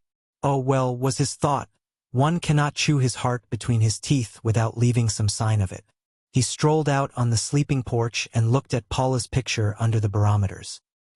He turned it to the wall, and sat on the bed and regarded the blankness for a space. Then he turned it back again. Poor little kid, he murmured. Having a hard time of it just waking up at this late day. But as he continued to gaze, abruptly there leaped before his eyes the vision of her in the moonlight, clinging to Graham and drawing his lips down to hers. Dick got up quickly, with a shake of head to shake the vision from his eyes. By 9:30 his correspondence was finished and his desk cleaned save for certain data to be used in his talks with his Shorthorn and Shire managers. He was over at the window and waving a smiling farewell to Lute and Ernestine in the limousine, as Mendenhall entered. And to him and to Manson next, Dick managed, in casual talk, to impress much of his bigger breeding plans. We've got to keep an eagle eye on the bullget of King Polo, he told Manson. There's all the promise in the world for a greater than he from Bleak House Fawn, or Alberta Maid, or Moravia's Nellie Signal. We missed it this year so far, but next year or the year after, soon or late, King Polo is going to be responsible for a real humdinger of winter. And as with Manson, with much more talk, so with Mendenhall, Dick succeeded in emphasizing the far application of his breeding theories. With their departure, he got O'Joy on the house phone and told him to take Graham to the gun room to choose a rifle and any needed gear. At 11 he did not know that Paula had come up the secret stairway from the library and was standing behind the shelves of books listening. She had intended coming in but had been deterred by the sound of his voice. She could hear him talking over the telephone to Hanley about the spillway of the Buckeye Dam. And by the way, Dick's voice went on, you've been over the reports on the big Miramar? Very good. Discount them. I disagree with them flatly. The water is there. I haven't a doubt we'll find a fairly shallow artesian supply. Send up the boring outfit at once and start prospecting. The soil's ungodly rich, and if we don't make that dry hole 10 times as valuable in the next 5 years. Paula sighed and turned back down the spiral to the library. Red Cloud the incorrigible, always planting his acorns, was her thought. There he was, with his love world crashing around him, calmly considering dams and well borings so that he might, in the years to come, plant more acorns. Nor was Dick ever to know that Paula had come so near to him with her need and gone away. Again, not aimlessly, but to run through for the last time the notes of the scribble pad by his bed. He was out on his sleeping porch. His house was in order. There was nothing left but to sign up the morning's dictation, answer several telegrams. Then would come lunch and the hunting in the Sycamore Hills. Oh, he would do it well. The outlaw would bear the blame. And he would have an eyewitness, either Frolig or Martinez. But not both of them. One pair of eyes would be enough to satisfy when the martingale parted and the mare reared and toppled backward upon him into the brush. And from that screen of brush, swiftly linking accident to catastrophe, the witness would hear the rifle go off. Martinez was more emotional than the sculptor and would therefore make a more satisfactory witness. Dick decided. Him would he maneuver to have with him in the narrow trail when the outlaw should be made the scapegoat. Martinez was no horseman. All the better. It would be well, Dick judged, to make the outlaw act up in real devilishness for a minute or two before the culmination. It would give verisimilitude. Also, it would excite Martinez's horse, and, therefore, excite Martinez so that he would not see occurrences too clearly. He clenched his hands with sudden hurt. The little lady was mad. She must be mad. On no other ground could he understand such errant cruelty, listening to her voice and Graham's from the open windows of the music room as they sang together the Gypsy Trail. Nor did he unclench his hands during all the time they sang. And they sang the mad, reckless song clear through to its mad, reckless end. And he continued to stand, listening to her laugh herself merrily away from Graham and on across the house to her wing, from the porches of which she continued to laugh as she teased and chided Oh dear for fancied derelictions. From far off came the dim but unmistakable trumpeting of Mountain Lad. King Polo asserted his lordly self, and the harems of mares and heifers sent back their answering calls. Dick listened to all the whinnying and nickering and bawling of sex, and sighed aloud. Well, the land is better for my having been. It is a good thought to take to bed. Chapter 31. A ring of his bed phone made Dick sit on the bed to take up the receiver. As he listened, he looked out across the patio to Paula's porches. Bonbright was explaining that it was a call from Chauncey Bishop, who was at El Dorado in a machine. Chauncey Bishop, editor and owner of the San Francisco Dispatch, was sufficiently important a person in Bonbright's mind, as well as old friend of Dick's, to be connected directly to him. You can get here for lunch, Dick told the newspaper owner. And, suppose you put up for the night. Never mind your special writers. We're going hunting mountain lions this afternoon, and there's sure to be a kill. Got them located. Who? What's she write? What of it? She can stick around the ranch and get half a dozen columns out of any of half a dozen subjects, while the writer chap can get the dope on lion hunting. Sure. I'll put him on a horse a child can ride. The more the merrier, especially newspaper chaps. Dick grinned to himself, and Grandfather Jonathan Forrest would have nothing on him when it came to pulling off a successful finish. But how could Paula have been so wantonly cruel as to sing the Gypsy Trail so immediately afterward? Dick asked himself as, receiver near to ear, he could distantly hear Chauncey Bishop persuading his writer man to the hunting. All right then, come a-running, Dick told Bishop in conclusion. I'm giving orders now for the horses, and you can have that bay you rode last time. Scarcely had he hung up, when the bell rang again. This time it was Paula. Red Cloud, dear Red Cloud, she said. Your reasoning is all wrong. I think I love you best. I am just about making up my mind, and it's for you. And now, just to help me to be sure, tell me what you told me a little while ago. I love the woman, the one woman. After a dozen years of possession, I love her quite madly. Oh, so sweetly madly. Say it to me, Red Cloud. I do truly love the woman, the one woman, Dick repeated. After a dozen years of possession, I do love her quite madly. Oh, so sweetly madly. There was a pause when he had finished, which, waiting, he did not dare to break. There is one little thing I almost forgot to tell you, she said, very softly, very slowly, very clearly. I do love you. I have never loved you so much as right now. After our dozen years you've bowled me over at last. And I was bowled over from the beginning, although I did not know it. I have made up my mind now, once and for all." She hung up abruptly. With the thought that he knew how a man felt receiving a reprieve at the 11th hour, Dick sat on, thinking, forgetful that he had not hooked the receiver, until Bonbright came in from the secretary's room to remind him. "It was from Mr. Bishop," Bonbright explained. "Sprung and Axel. I took the liberty of sending one of our machines to bring them in. And see what our men can do with repairing theirs." Dick nodded. Alone again, he got up and stretched, walked absently the length of the room and back. "Well, Martinez, old man," he addressed the empty air. "This afternoon you'll be defrauded out of as fine a histrionic stunt as you will never know you've missed." He pressed the switch for Paula's telephone and rang her up. Oh Dear answered, and quickly brought her mistress. "I've a little song I want to sing to you, Paul," he said, then chanted the old Negro spiritual. "Fair itself, fair itself, fair itself, fair itself. Every soul got ter confess. Fair itself. And I want you to tell me again, fair yourself, what you just told me." Her laughter came in a merry gurgle that delighted him. "Red Cloud, I do love you," she said. "My mind is made up. I shall never have any man but you in all this world. Now be good and let me dress. I'll have to rush for lunch as it is. May I come over?" "For a moment," he begged. "Not yet, eager one. In 10 minutes. Let me finish with Oh Dear first. Then I'll be all ready for the hunt. I'm putting on my Robin Hood outfit, you know, the greens and russets and the long feather. And I'm taking my 30-30. It's heavy enough for mountain lions." "You've made me very happy," Dick continued. "And you're making me late. Ring off. Red Cloud, I love you more this minute." He heard her hang up, and was surprised, the next moment, that somehow he was reluctant to yield to the happiness that he had claimed was his. Rather, did it seem that he could still hear her voice and Graham's recklessly singing the Gypsy Trail. Had she been playing with Graham? Or had she been playing with him? Such conduct, for her, was unprecedented and incomprehensible.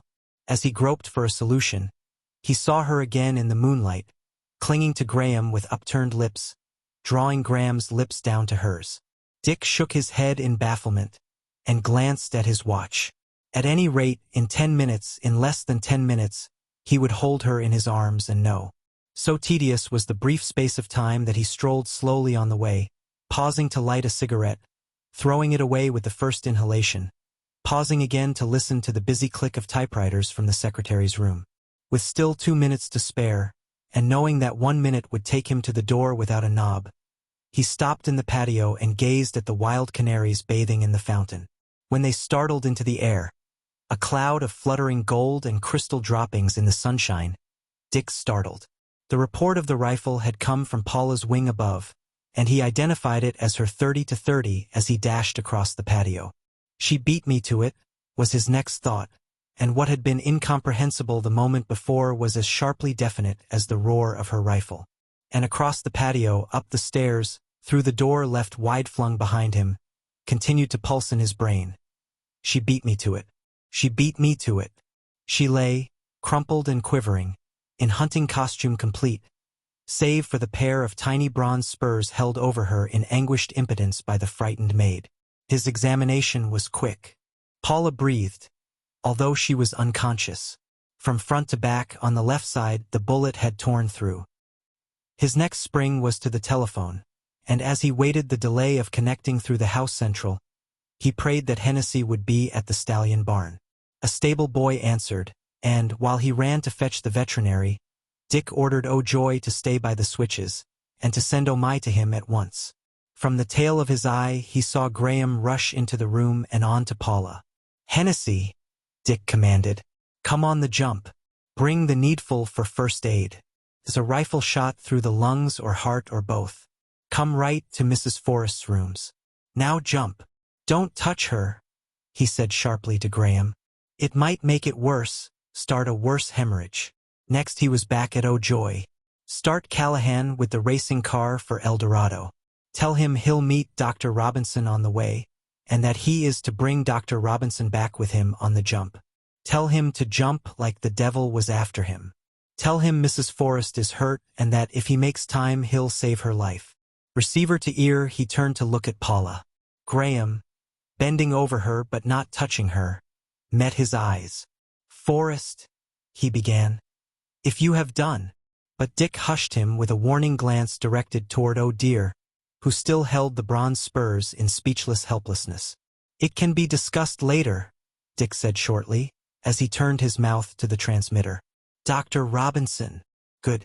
Mrs. Forrest has a rifle shot through lungs or heart or maybe both. Callahan is on his way to meet you in the racing car. Keep coming as fast as God'll let you till you meet Callahan. Goodbye. Back to Paula. Graham stepped aside as Dick, on his knees, bent over her. His examination was brief. He looked up at Graham with a shake of the head and said, It's too ticklish to fool with. He turned to Oh Dear. Put down those spurs and bring pillows. Evan, lend a hand on the other side, and lift gently and steadily. Oh Dear. Shove that pillow under easy. He looked up and saw Oh My standing silently, awaiting orders. Get Mr. Bonbright to relieve Oh Joy at the switches, Dick commanded. Tell Oh Joy to stand near to Mr. Bonbright to rush orders.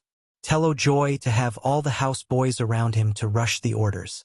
As soon as Saunders comes back with Mr. Bishop's crowd, tell Oh Joy to start him out on the jump to El Dorado to look for Callahan in case Callahan has a smash-up.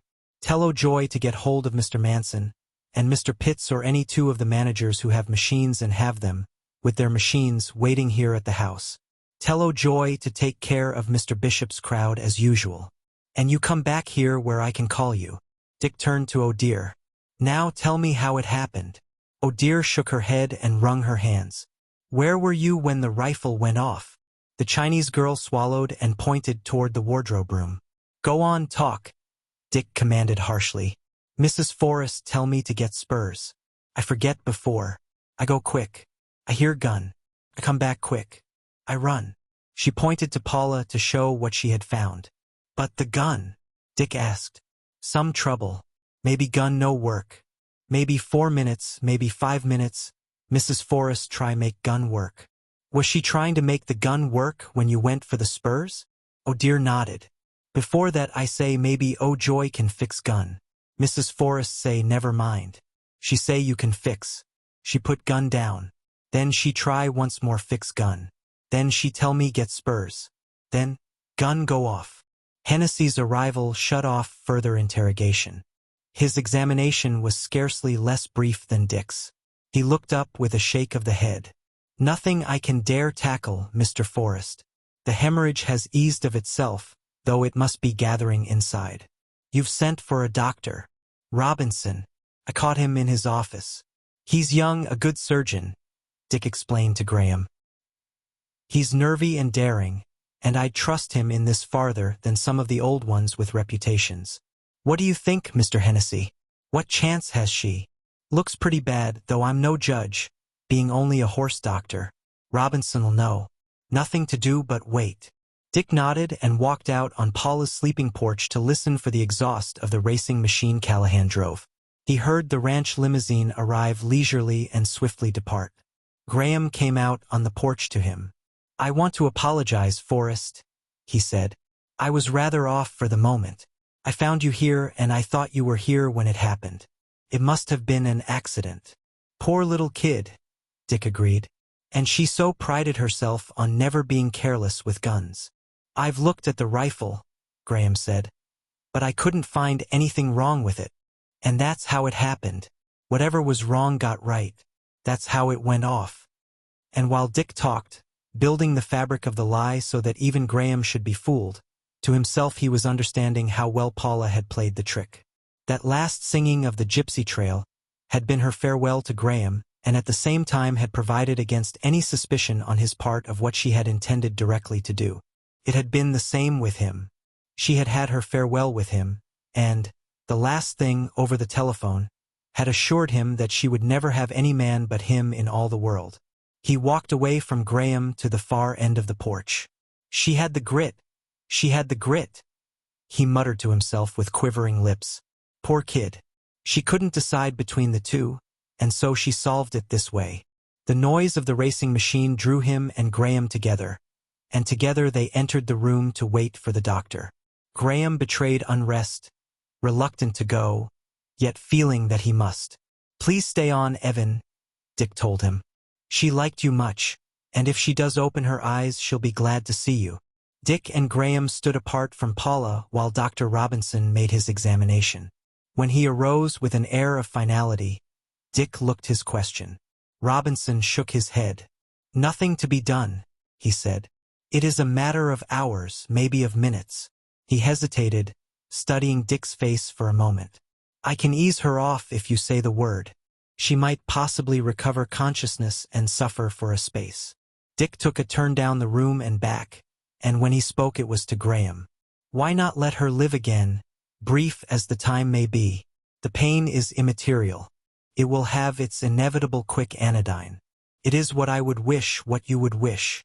She loved life, every moment of it. Why should we deny her any of the little left her? Graham bent his head in agreement, and Dick turned to the doctor. Perhaps you can stir her, stimulate her, to a return of consciousness. If you can do so, and if the pain proves too severe, then you can ease her. Asterisk, asterisk, asterisk. When her eyes fluttered open, Dick nodded Graham up beside him. At first bewilderment was all she betrayed. Then her eyes focused first on Dick's face, then on Graham's, and, with recognition, her lips parted in a pitiful smile. I thought at first that I was dead, she said. But quickly another thought was in her mind, and Dick divined it in her eyes as they searched him. The question was if he knew it was no accident. He gave no sign. She had planned it so, and she must pass believing it so. I was wrong, she said. She spoke slowly, faintly, in evident pain, with a pause for strength of utterance between each word. I was always so cocksure I'd never have an accident, and look what I've gone and done. It's a darn shame, Dick said, sympathetically.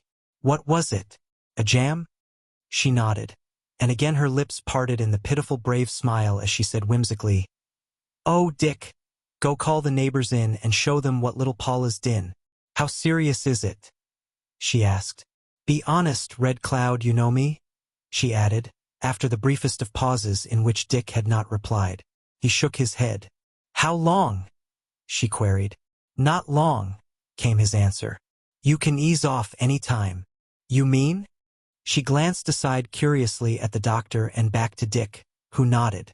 It's only what I should have expected from you, Red Cloud, she murmured gratefully. But is Dr. Robinson game for it? The doctor stepped around so that she could see him, and nodded. Thank you, doctor. And remember, I am to say when. Is there much pain? Dick queried. Her eyes were wide and brave and dreadful, and her lips quivered for the moment ere she replied. Not much, but dreadful, quite dreadful. I won't care to stand it very long. I'll say when. Once more the smile on her lips announced a whimsy. Life is queer, most queer, isn't it? And do you know, I want to go out with love songs in my ears. You first, Evan, sing the Gypsy Trail. Why, I was singing it with you less than an hour ago. Think of it. Do, Evan, please. Graham looked to Dick for permission, and Dick gave it with his eyes. Oh, and sing it robustly, gladly, madly, just as a womaning gypsy man should sing it, she urged. And stand back there so where I can see you. And while Graham sang the whole song through to its, the heart of a man to the heart of a maid, light of my tents be fleet. Morning waits at the end of the world, and the world is all at our feet. Oh my, immobile-faced, a statue, stood in the far doorway awaiting commands. Oh dear, grief-stricken, stood at her mistress's head, no longer wringing her hands, but holding them so tightly clasped that the fingertips and nails showed white. To the rear, at Paula's dressing table, Dr. Robinson noiselessly dissolved in a glass the anodyne pellets and filled his hypodermic. When Graham had finished, Paula thanked him with her eyes, closed them, and lay still for a space. And now, Red Cloud, she said when next she opened them, The song of AI cut and of the dew woman, the lush woman. Stand where Evan did, so that I can see you well. And Dick chanted, I am AI cut, the first man of the Nishanam. AI cut is the short for Adam, and my father and my mother were the coyote and the moon. And this is Yotutuwai, my wife. Yotutuwai is the short for Eve. She is the first woman of the Nishanam. Me, I am AI cut. This is my dew of women. This is my honeydew of women. Her father and her mother were the Sierra dawn and the summer east wind of the mountains. Together they conspired, and from the air and earth they sweated all sweetness till in a mist of their own love the leaves of the chaparral and the manzanita were dewed with the honeydew. Yotutuwai is my honeydew woman. Hear me. I am AI cut. Yotutuwai is my quail woman, my dear woman, my lush woman of all soft rain and fat soil. She was born of the thin starlight and the brittle dawn light, in the morning of the world, and she is the one woman of all women to me. Again, with closed eyes, she lay silent for a while. Once she attempted to draw a deeper breath, which caused her to cough slightly several times. Try not to cough, Dick said. They could see her brows contract with the effort of will to control the irritating tickle that might precipitate a paroxysm. Oh dear, come around where I can see you, she said when she opened her eyes. The Chinese girl obeyed, moving blindly, so that Robinson, with a hand on her arm, was compelled to guide her. Goodbye, oh dear. You've been very good to me always. And sometimes, maybe, I have not been good to you. I am sorry. Remember, Mr. Forrest will always be your father and your mother. And all my jade is yours. She closed her eyes in token that the brief audience was over. Again she was vexed by the tickling cough that threatened to grow more pronounced. I am ready, Dick, she said faintly, still with closed eyes. I want to make my sleepy, sleepy noise. Is the doctor ready? Come closer. Hold my hand like you did before in the Little Death. She turned her eyes to Graham, and Dick did not look, for he knew love was in that last look of hers, as he knew it would be when she looked into his eyes at the last. Once, she explained to Graham, I had to go on the table, and I made Dick go with me into the anesthetic chamber and hold my hand until I went under. You remember, Henley called it the drunken dark, the little death in life. It was very easy. In the silence she continued her look, then turned her face and eyes back to Dick, who knelt close to her, holding her hand. With a pressure of her fingers on his and a beckoning of her eyes, she drew his ear down to her lips. Red Cloud, she whispered, I love you best, and I am proud I belonged to you for such a long, long time. Still closer she drew him with the pressure of her fingers.